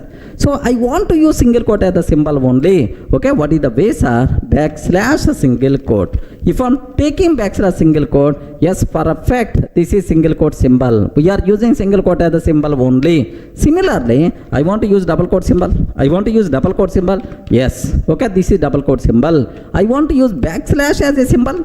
Backslash as a symbol. If I want to use backslash as a symbol, yes, happily this is the backslash symbol like we are going to get, sir. So if you want to use single quote as the symbol or double quote as the symbol or backslash as the symbol, these escape characters we require to use, because single quote, double quote, backslash, there is a special meaning is there in the majority of programming languages. If you want to use as the symbol, we have to use like this. Any doubt about this one? That's all, sir. Especially where we can use backslash escape character. Do you know, I want to specify locations, file locations or directories, right? Sir, d:\Durga classes like I'm taking. I want to represent this directory. Whenever we are taking backslash d, immediately it is telling illegal escape character, something like we may get error. That's why don't consider this backslash d as escape character. Please consider backslash as symbol only. How you can specify backslash. You are getting? If I can take backslash, now this backslash is treated as one symbol, not internal meaning is not applicable. Is it clear, right? These are various escape characters which are available in Python. Of course, these are available in other languages also like Java, C, C++, like everywhere these escape characters are applicable. Any doubt? Clear, right? Sir, now I will explain comments. How you can declare comments in Python.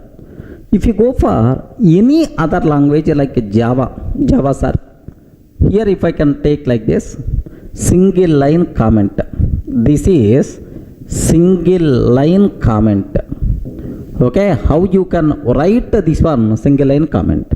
Next, multi-line comment if you want to write. Of course, this is the Java related terminology, man. Just observe.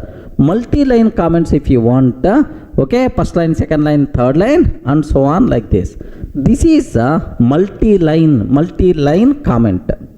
Okay, multi-line comment in Java, sir. Same way, can you please tell in Python how you can represent single line comment? Very simple, sir. We have to use hash symbol. Regarding we are using which symbol, sir? Hash symbol. This is symbol. This is single line comment. This is single line comment. Okay. Now my requirement is I want to use multi-line comments. Are getting single line comment anyway. If any line preceded starting with hash symbol, this total thing will become comment. Python virtual machine won't execute this line, sir. Remember, just it's a comment. That's all. Multi-line comments. How you can write in Python? Anyone? Can you please tell? Yes, sir. Summarize by using triple quote symbols. We can write multi-line comments like so. What is the way? How you can? Can I use the same syntax? No, such a type of syntax is not there in Python, man. Okay, how you can write multi-line comments? For your kind information, multi-line comments not available in Python. Remember that. Then how you can write multi-line comments if you have multiple lines are there? Sir, line 1, line 2, line 3. I want to comment all the 3 lines. I require to comment all the 3 lines. How you can? Very simple.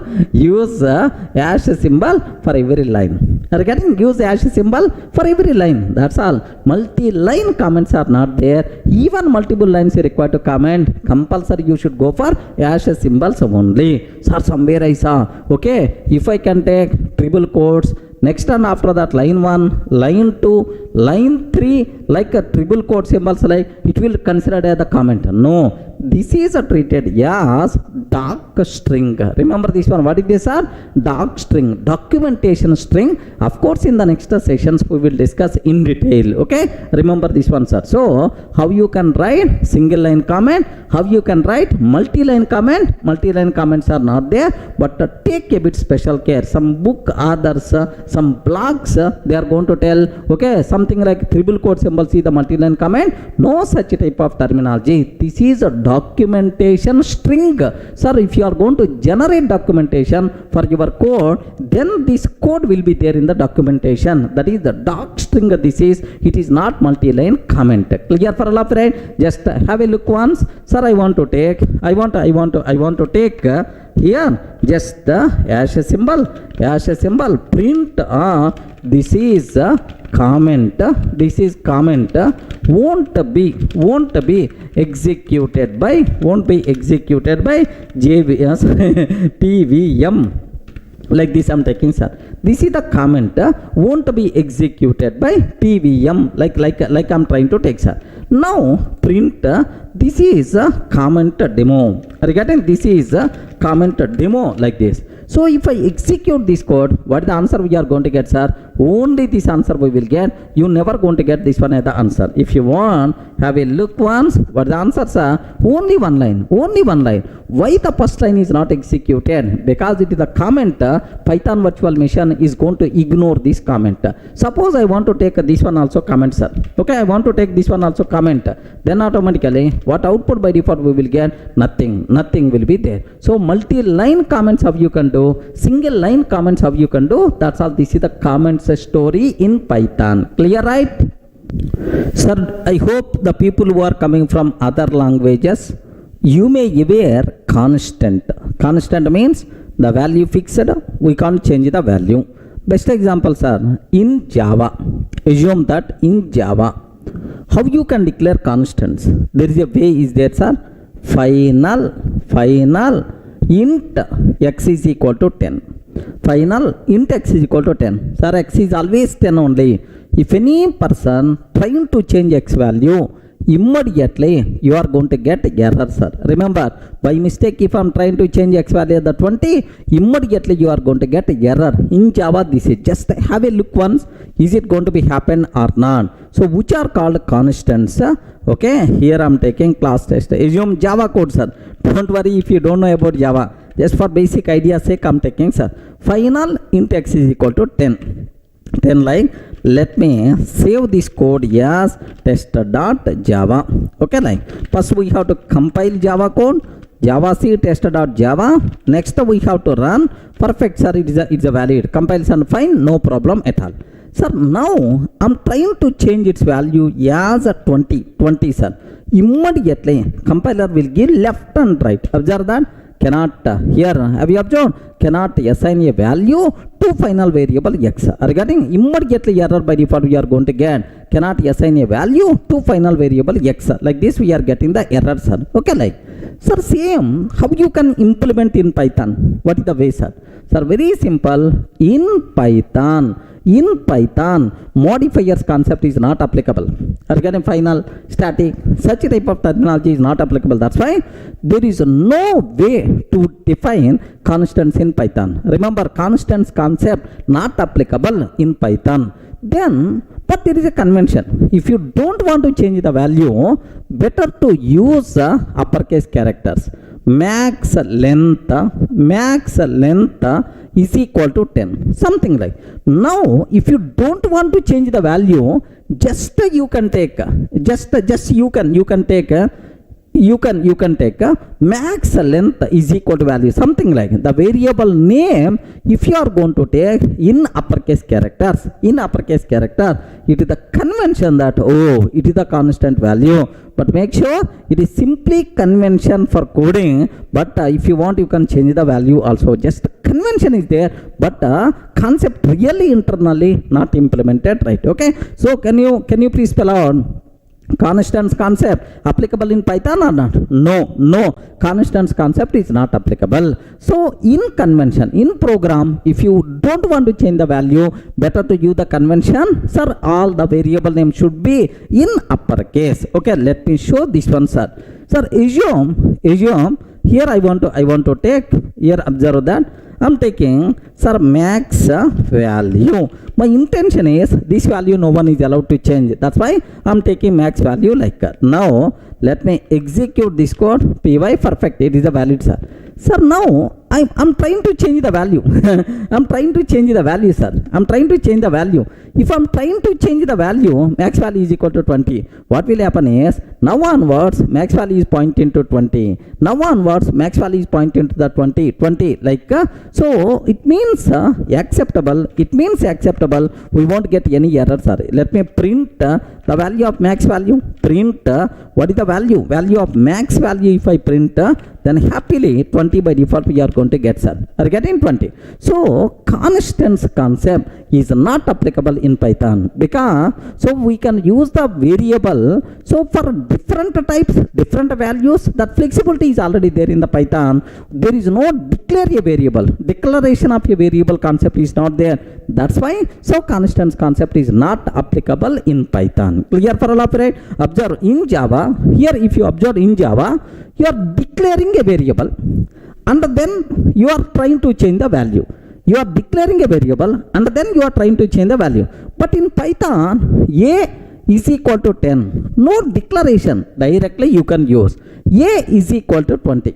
That's all. So up to this a is the 10. Now onwards a is the 20. So if we have declaration is there, boss, int a is equal to 10. Now I'm using same a value like, but the type declarations are not there. That's why constants concept, it is not possible to define in Python. Is it clear for all of you, right? Sir, even internal reason, if you are not getting, don't worry at all. Just aware constants concept not applicable in Python. That's all.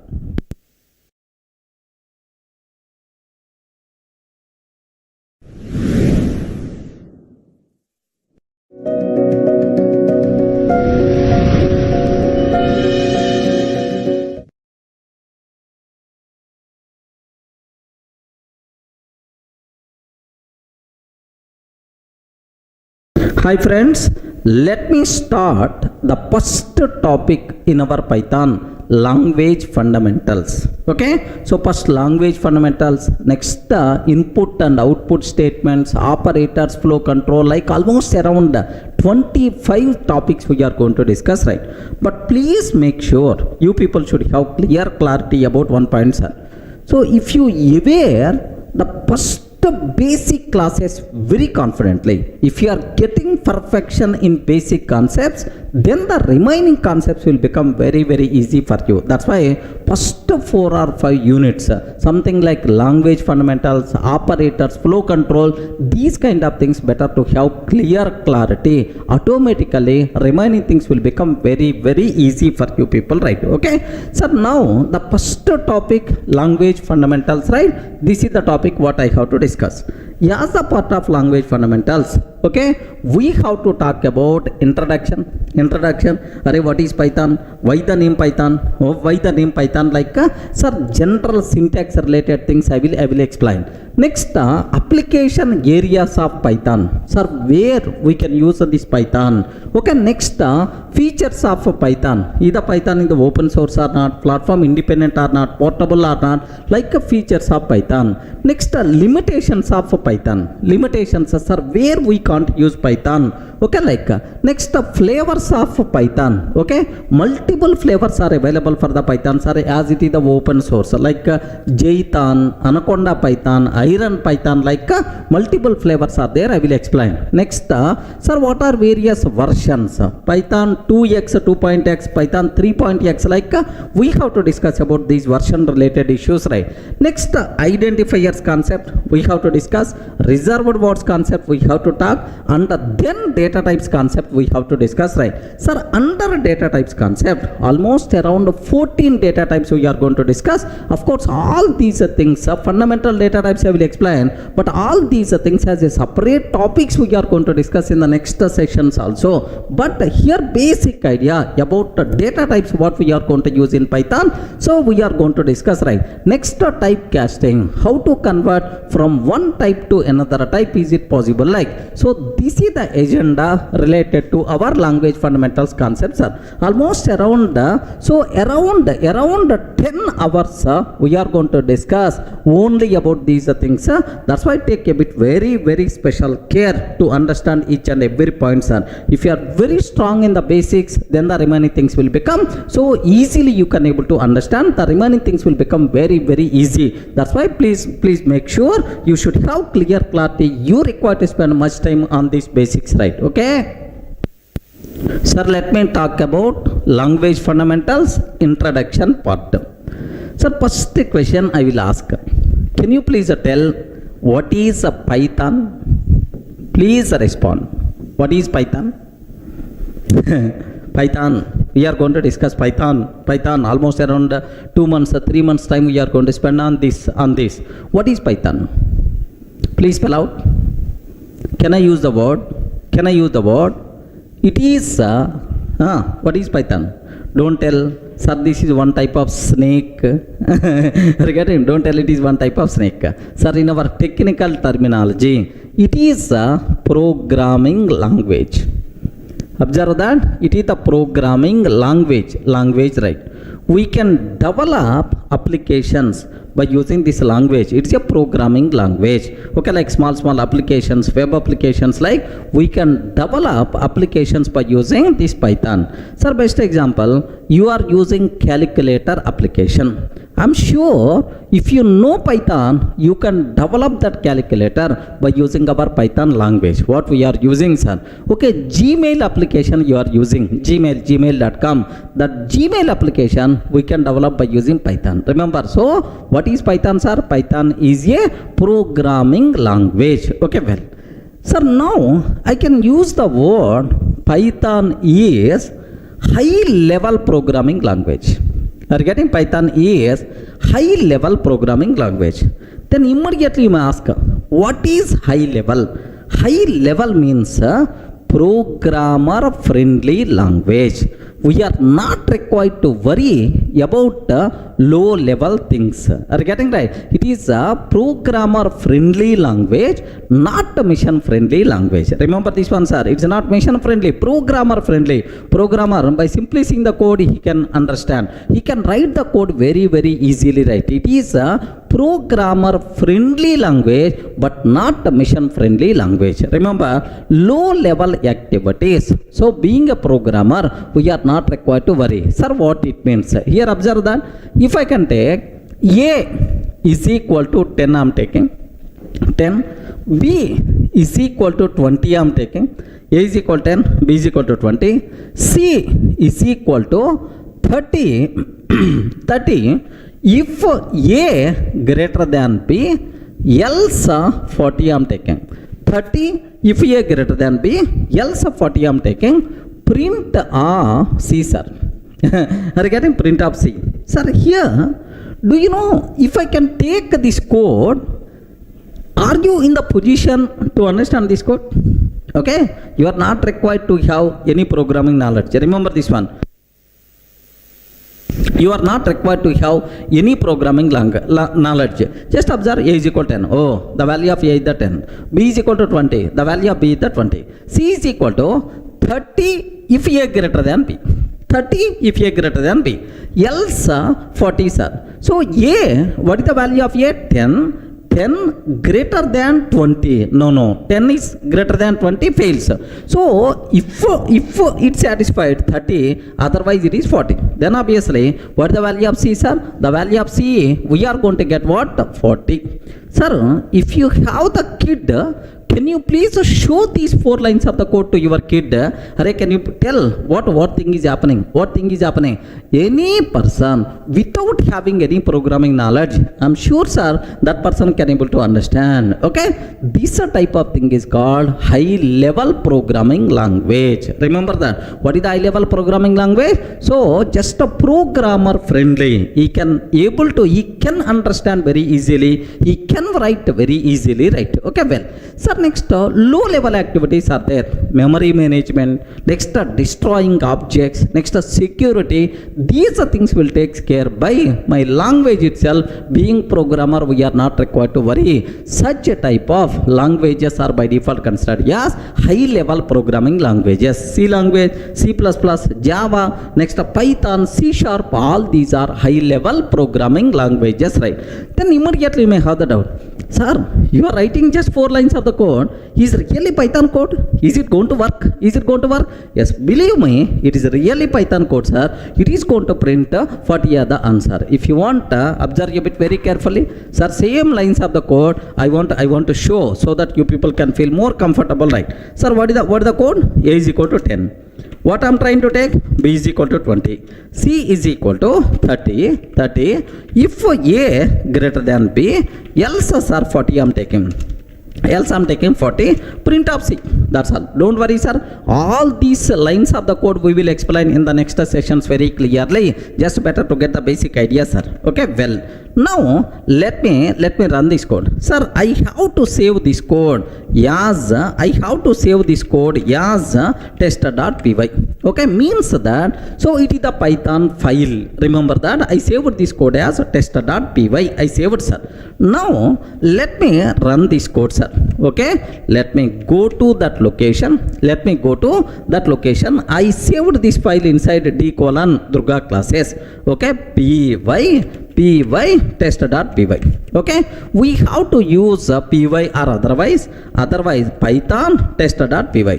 Hey Python, can you please execute my test.py? Python, can you please execute my test.py? Like this, right? A is equal to 10, B is equal to 20, C is equal to 30. Like sir, this is if I execute this code, what is the answer by default you are going to get, sir? Simple, 40 itself is the answer you are going to get. Take a bit very special care. So means that don't get shocked. It is perfectly valid code only. Okay, this type of code is called high level programming language code. Programmer can understand very easily. Programmer can write very easily. Low level things like memory management, security, these kind of things my Python is going to take care. So this type of language is called high level programming language. Are you in the position to understand, right? Okay, one thing. Next, one more. Observe that carefully, sir.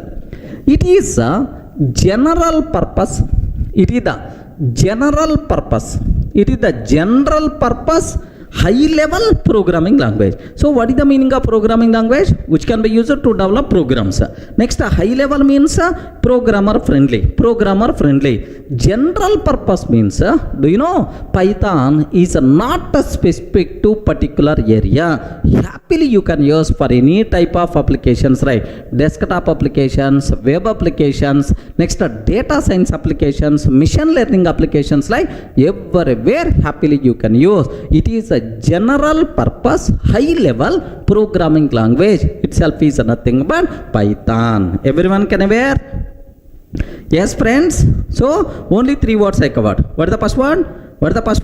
General purpose. For any type of application, happily we can use Python. High level means programmer friendly. Low level activities, we are not required to worry, like memory management, security, like. Next, programming language, which can be used to develop programs. This is nothing but Python, sir. Okay, well. So now, who developed Python? Who developed Python, sir? Very simple. Do you know who is the father of Python? Okay, who provides food for most of the programmers across worldwide, like me and like you. Now everyone talking about Python means the person who created this Python. Who is the father of Python, sir? That person is here. Just observe. Can you please read this one? Can you please read? Guido van Rossum. Are you getting? Guido van Rossum. This person developed Python. So in which year? First, I want to show his face once, because our career, our life is going to be settled with this Python language. Compulsory we have to see and we have to get the salute, man, because that person provided food for us. Okay, have a look once. I saved one image. This person image. Have a look once, man.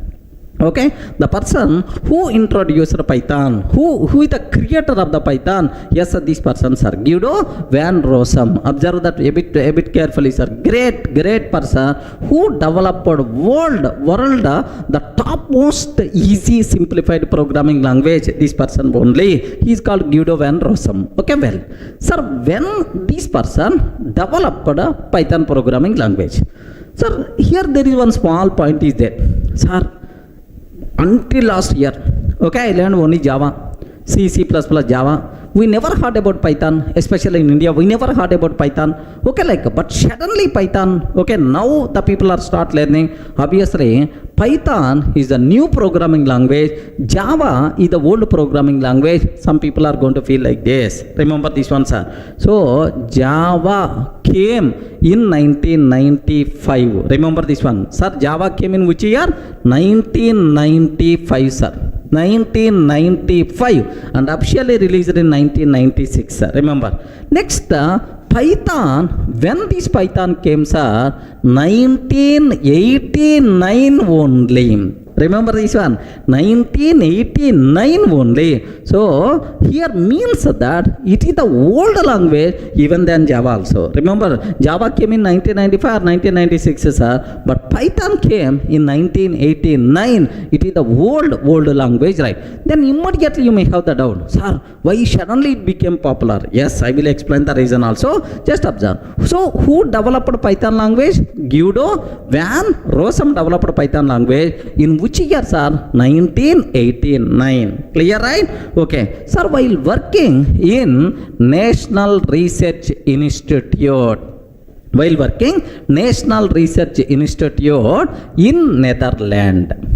in Netherlands. So this person Guido van Rossum worked in Netherlands National Research Institute. While working there, he developed a Python programming language. Sir, in which year this was happened, sir? 1989. Remember that. So even it is developed in 1989, but it's not released to the public immediately. In 1991, sir, Python made available to the public. Happily you can use this programming language, you can develop the programs, right? So officially Python released into the market in 1991. The official date of birth for Python is February 20th 1991, the great day when the Python was introduced to the public, introduced to the market. February 20th 1991, official date of birth for the Python. Friends, is it clear for all of you, right? Who introduced the Python, in which year this Python got developed, next officially when it released to the market. So it is developed by Guido van Rossum in 1989 while working in National Research Institute, Netherlands. But officially this Python made available to the public in 1991. February 20th 1991 is the official date of birth for the Python. Up to this, any doubt? Clear, right?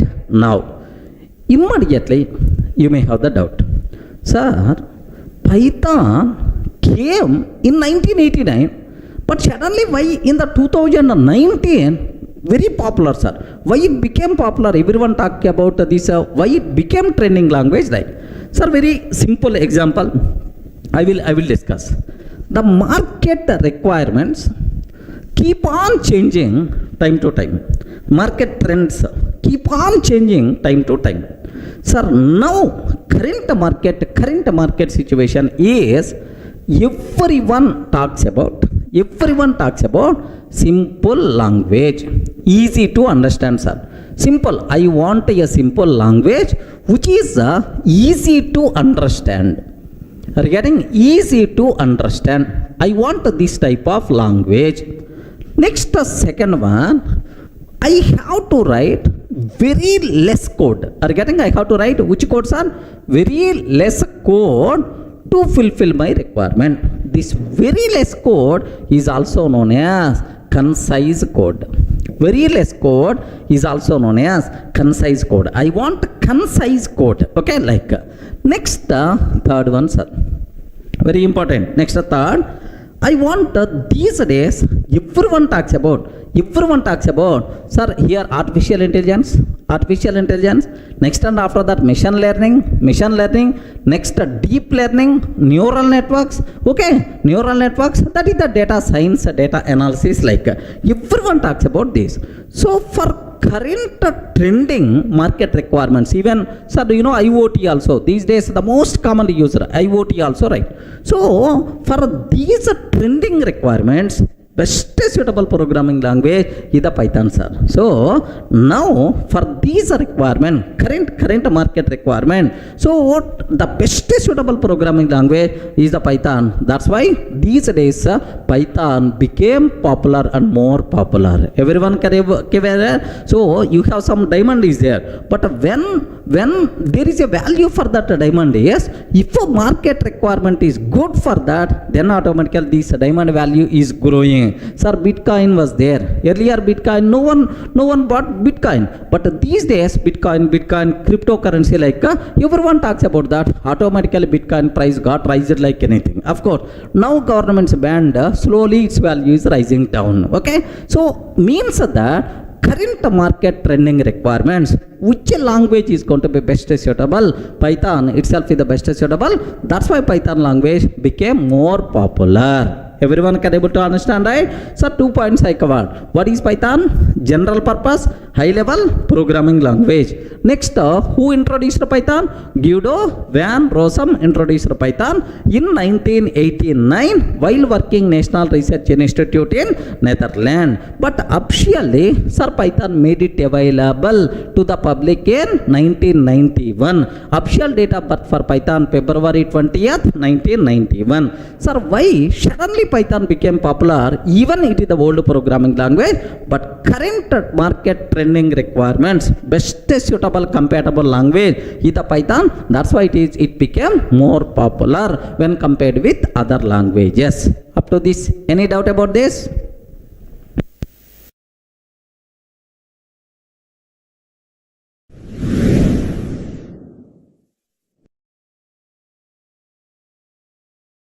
In the last video, we covered clearly what is Python, who introduced Python, what is the official date of birth for Python. Now I will explain. Sir, if you want to learn Python, what are various prerequisites are there? Sir, I don't know anything about programming. Can I learn Python or not? Sir, I know testing. I know manual testing. So can I learn Python or not? Sir, I'm coming from network background, no programming knowledge. Can I learn Python or not? Sir, this type of questions in my offline sessions, online sessions are very, very common, sir. So just aware only one point. If you want to learn Python, what thing is required? What prerequisite? What existing knowledge is?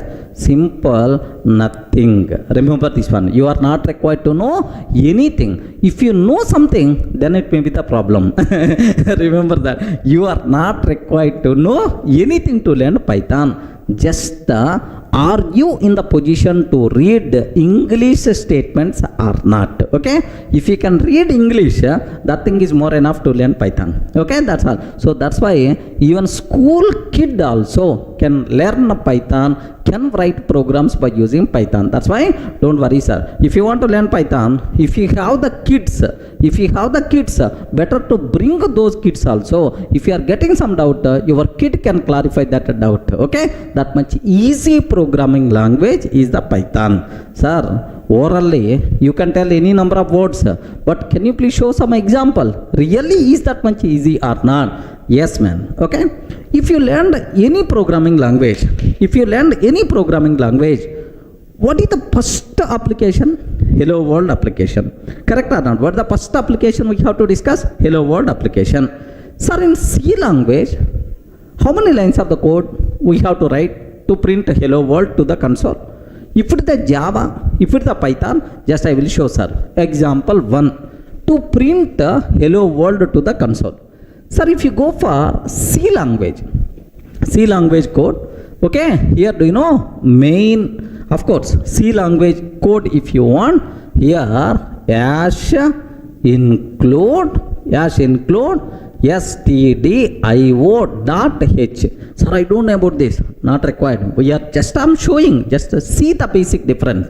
Sir, like now I'm taking main method, main function. Like here just my requirement is print f of hello world, print f of hello world. Like this we have to take, that's all. This is the code related to C programming language, and we have to compile this code and we have to run this code, then hello world will be printed to the console. Assume that, sir. Sir, oddly 1 2 3 4 5 lines of the code I wrote. Okay, excellent. Now if I consider Java code, what we have to write in Java to print hello world, sir? Very simple. Public class test. In Java, everything we have to write inside a class because it is object oriented programming.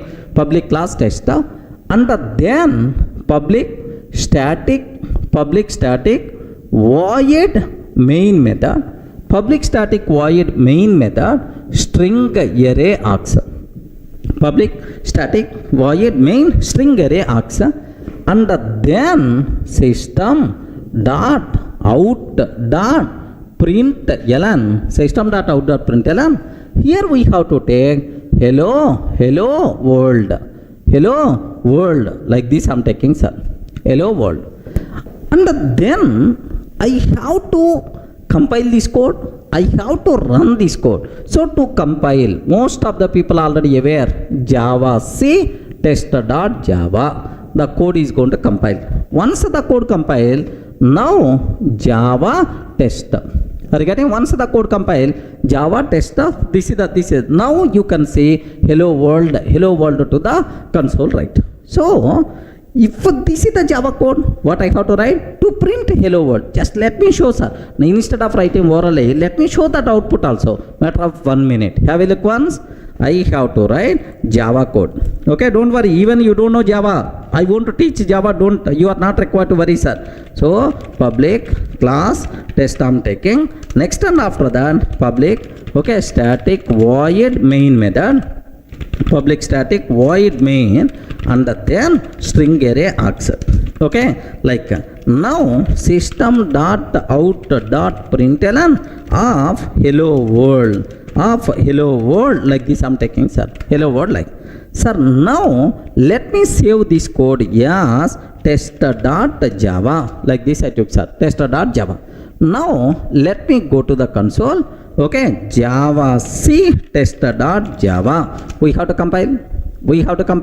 Yes, the code compiles fine. Java test. Okay, like happily hello world will be printed to the console. Okay, how many lines of the code we require to write to do this? Almost around 7 lines of the code, 7 or 8 lines of the code we have to write. Okay, well, sir, now if it is the Python, how many lines of the code we have to write? How many lines of the code we require to write? Okay, if it is the Python, sir, can you please guess? If it is the C language, almost 4 or 5 lines. If it is the Java language, almost around 7 lines of the code we wrote. Can you please confirm? If it is the Python, how many lines of the code is required? Only 1 line. Only 1 line. What is that line? Is print of hello world. Are you getting? Print of hello world. That's all. Okay, semicolon is also optional. Print of hello world, like this, right? Only 1 line itself is enough. We are not required to compile, just run, that's all. Okay, how you can run, sir? Python test.py. Assume that I saved this line inside test.py, Python test.py, or shortly in some systems we can take py test.py also will work, sir. Okay, either this command or this command. Instead of Python, you can take just py. Happily it's going to run. Okay, let me show this one, sir. Okay, here have a look once, sir. I have test.py is there. In that print hello world, like this I'm taking, sir.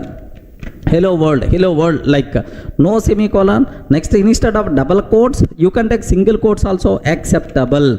Okay, happily, do you know, just I want to compile python test.py, yes, hello world, or py test.py, hello world is the answer you are going to get. Have you observed, right? Now, just to print hello world, if it is the C language, how much code we have to write? If it is the Java, how much code? If it is the Python, how much code we have to write? Only one line. So, if you show this code to your kid, okay, you are a school student, some third standard, fourth standard kid is there. Sir, can you please explain about this code? Like you can ask your kid, Dad, what you are doing? Or getting, Dad, what you are doing? I didn't get anything. Array, what is public? What is class? What is test? What is public? Static, void, main, string array? Like he may not. So if any kid coming to learn the programming language, if I show in the first class, this is the hello world program, like do you know what will happen here? That kid will run like anything. I don't want this programming I don't want this programming like. But if you show this line, array, this is the simple, it is the easy way of programming, definitely that kid can be, yes, easily can able to understand like. So when compared with any other language, either C language or Java language, C++ or your C#.NET, okay, the easiest programming language is the Python language, man. Okay, how many lines of the code we have to write? Please confirm, how many lines of the code I wrote? Only one line. That is what the concise code. Are you getting? That's what concise code. Not only hello world program. In every area, Python is always showing, yes, some kind of mechanism, some benefit when compared with other languages, right? Easiness, concise code, library support makes Python as more popular these days. Remember, are you in the position to understand, right? Simple hello world program. Let me go for one more example. What I want to take is array to print sum of two numbers. That's about my requirement. Are you getting? I have two numbers are there. To print sum of two numbers I require to print. Okay, have a look once, sir. I will go for that. Sir, I want to print the sum of two numbers. This is my next program. If it is the C, how we can write the code? Java, what is the code? Python, what is the code? So that is really Python is the beautiful programming language or not, you can able to observe, sir. Observe carefully. In C language, what's my requirement, sir? The sum of two int values I want to print. Okay, well, sir, here I'm taking hash include, okay, stdio.h. Next, main method, like some people may have the doubt, sir, you didn't keep return type. Default return type is int. Sir, if you are not writing return 0, automatically is going to take care. We are not required to worry. Main. Sir, in that I'm declaring int a comma b. How many variables I declare? Two variables. Both variables are what type? Int type. Int values, right? Now a is equal to 10. B is equal to 20. What is that, sir? Can you please tell? A is equal to 10, B is equal to 20. Like now, print f. The sum is percentage d, comma. The sum percentage d, comma. A plus b I have to take, sir. A plus b, like I have to take end of the main method. Getting right? This is the code we have to write. If you want to print the sum of two numbers a and b, first we have to declare variables and then assign some values and then try to print, sir. Simple program only. If it is the Java, for the same requirement, how we can write the code? Requirement is the same. How you can write the code, sir? Very simple. If it is the Java based, have a look once, sir. Class test, of course, public class test, public static void main method, public static void main, string array args. I have to declare two variables a and b, int a comma b. I have to declare two variables a and b, int a comma b.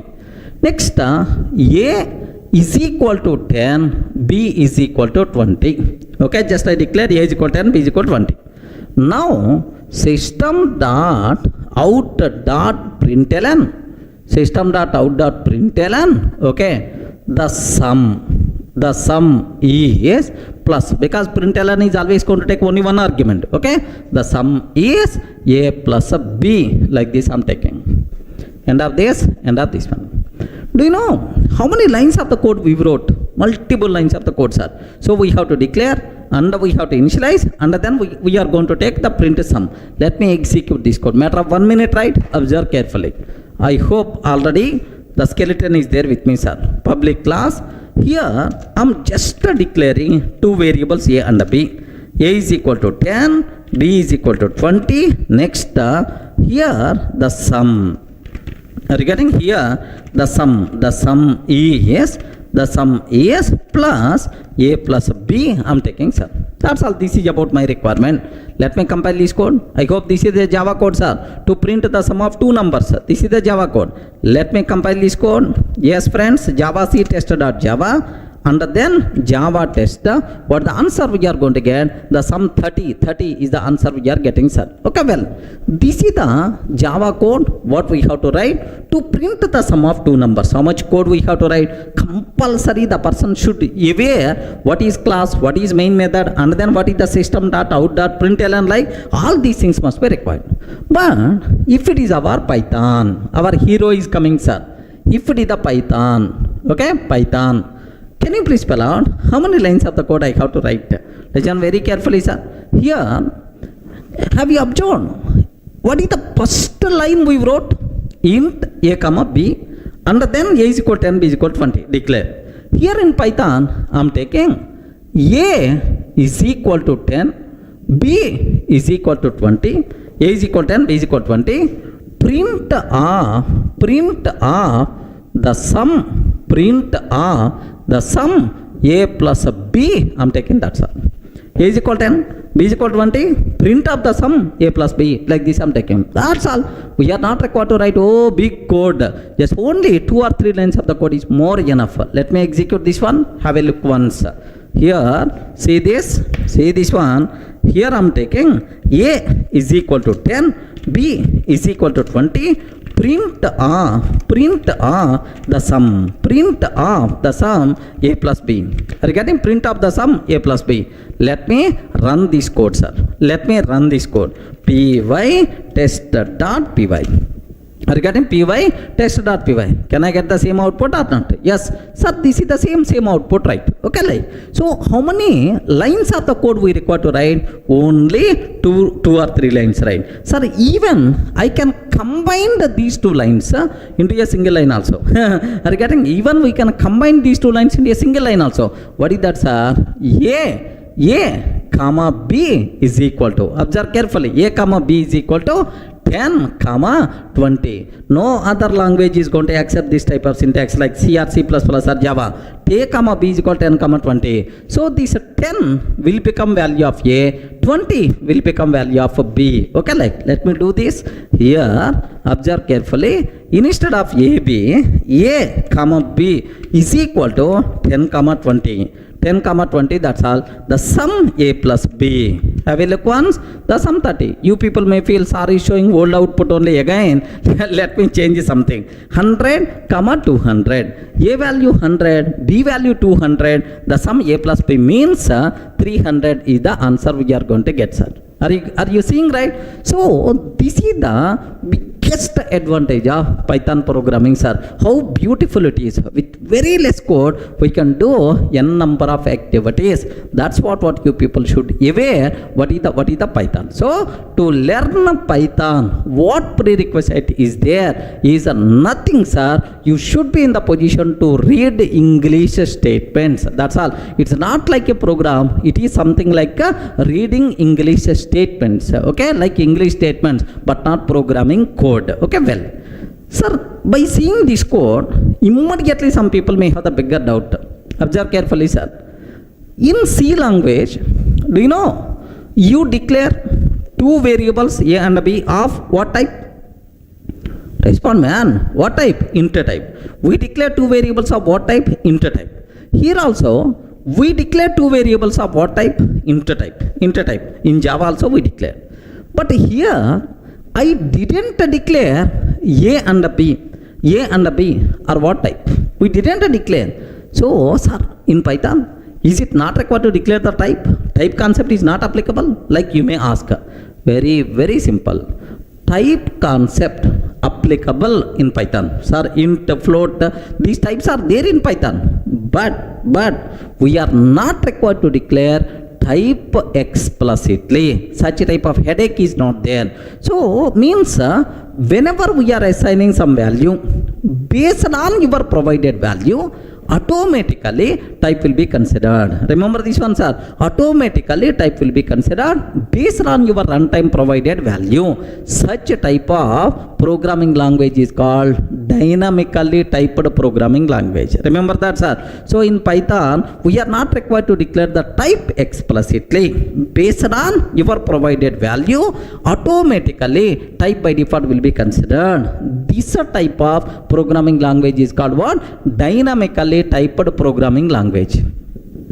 Dynamically typed programming language. Can you please give an example? Which are dynamically typed programming languages? Best examples are Python, JavaScript, etc. Multiple languages, right? So type declaration headache, such type of things are not there, okay, in Python. But in Java, compulsory each and every variable should be declared with the type. Without a type, you can't use any single variable also. Such type of programming languages are statically typed programming languages. Are you getting right? What is this one? Statically typed programming languages. Best examples are C language, C++, Java. These things are statically typed programming languages. So one more important point, sir. Okay, type headaches also not there in Python. Any doubt? So are you going to learn easy programming language or difficult programming language? Sir, any prerequisite is required to learn Python? Nothing, sir. If you don't know anything, well and good. If you know something, then it may be the problem. Are you getting? Sir, I'm not having any programming knowledge. Can I learn Python? Yes, you are the best person to learn Python, man. Sir, I know Java. Can I learn Python? Yes, you can learn. But every time you are going to compare Python with Java, then obviously you may get confusion. That's why. So don't worry at all. So to learn Python, nothing, no prerequisite is required. Easily you can learn. That's why. So do you know? So for the beginner, yeah, the first programming language, if you want to learn, better to go forward. Yes, friends. Yeah, the first programming language for the beginner, if you want to learn, better to go for Python. That's why in our colleges, first C language, next C++, Java like, but that style got changed.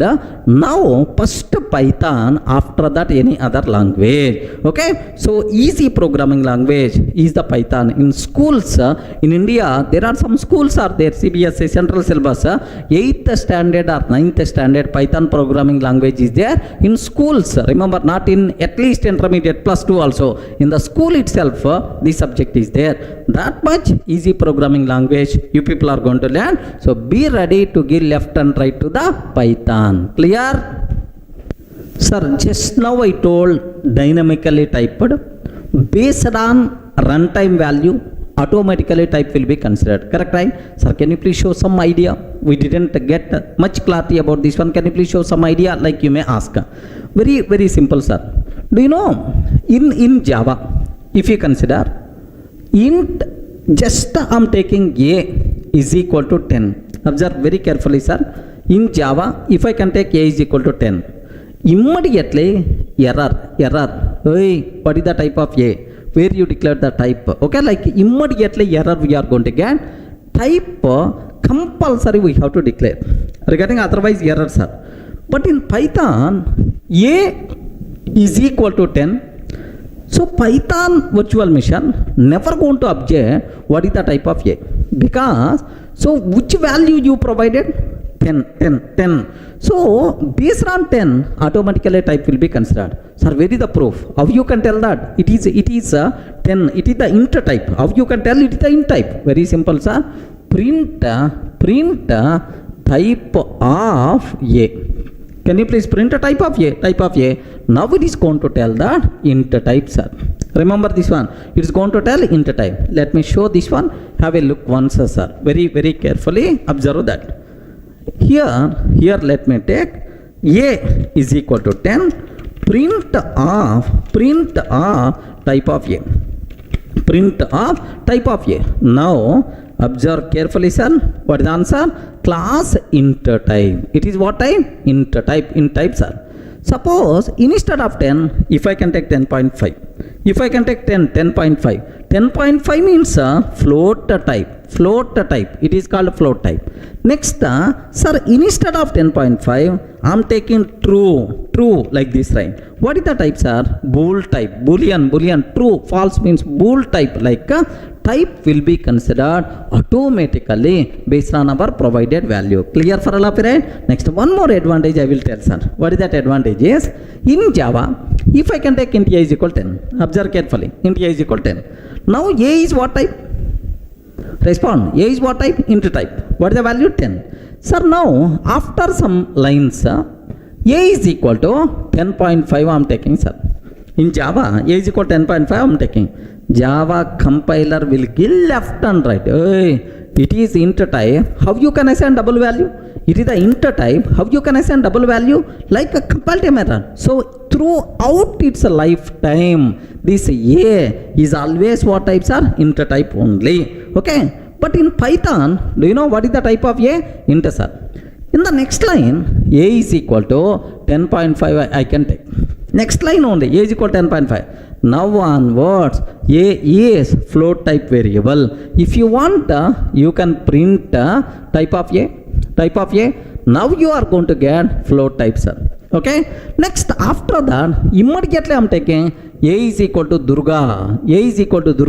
It is the string type. Regarding now onwards, A is acts as Durga. So throughout life, A is always in type. Throughout life, A is always float type. No such type of terminology. Whenever you are assigning different type of value, automatically type will be changed as per requirement. Regarding that's why same variable we can use with the multiple types possible, right? Okay, let me show this one.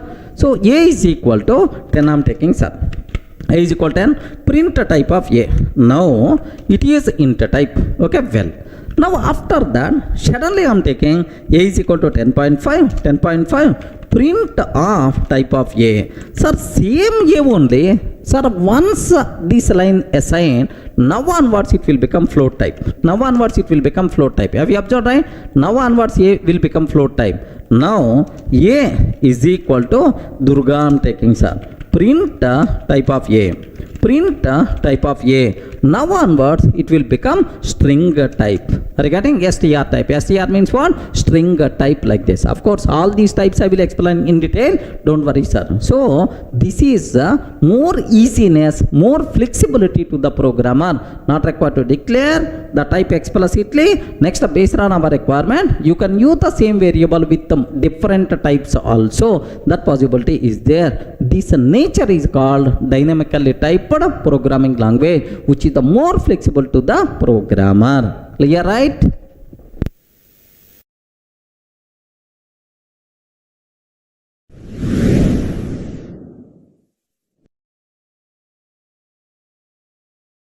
Now I will explain, sir, why Guido van Rossum selected the word Python. Okay, can you please guess why he selected the name Python for his programming language? Okay, he may select Guido language, Van language, or Rossum language, like why he selected Python? Can you please spell out? Sir, very simple. Very simple, sir. If you are fan of Sunny Leone, then automatically for your bike you will keep the name as Sunny. Regarding something like If you are the fan of, okay, just if you are very much impressed, you got impressed like anything. So maybe you are fan of some heroine or hero. So you are trying to use same names in your passwords, in your user IDs. It's a very common, right?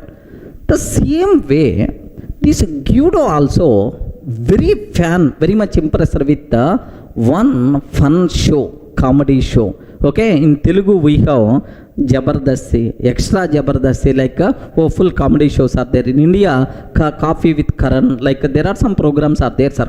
Comedy shows, fun shows in the TV like.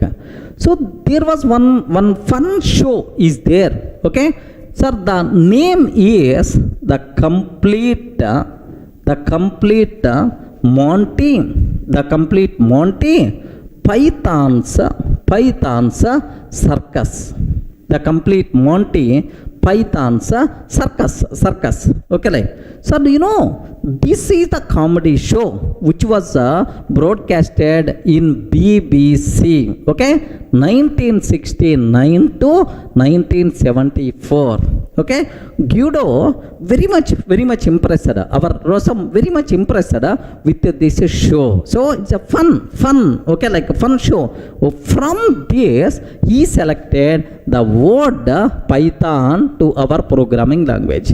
Remember this one, sir. So, sir, why the word Python? Sir, because of snake or because of anaconda, like no such type of reasons, right? Why the word Python got selected? Okay, our who developer, our father of Python, this person very much impressed with this show, fun show, the complete Monty Python's circus. Okay, which was broadcasted in the BBC in 1969 to 1974. From this, the name Python came in the picture. Sir, not only this one, sir, for any name there is some story is there, sir. If you consider Java, sir, just only 2 minutes, I won't take much time. Java, why the name Java came in the picture? Do you know James Gosling, who is the father of Java, sir? Why the name Java came in the picture? He is very simple, sir. Do you know? They used the word, they developed some language, programming language. They require some name. So what, in the building, just beside their window, there are oak trees are there, sir. Oak trees are there beside the window. Then automatically, these developers thought that, James Gosling team thought that, hey, we can keep oak name for our programming language. Like they decided oak as the name and went to the registration. But whenever they approach a registration, oak, this word already registered.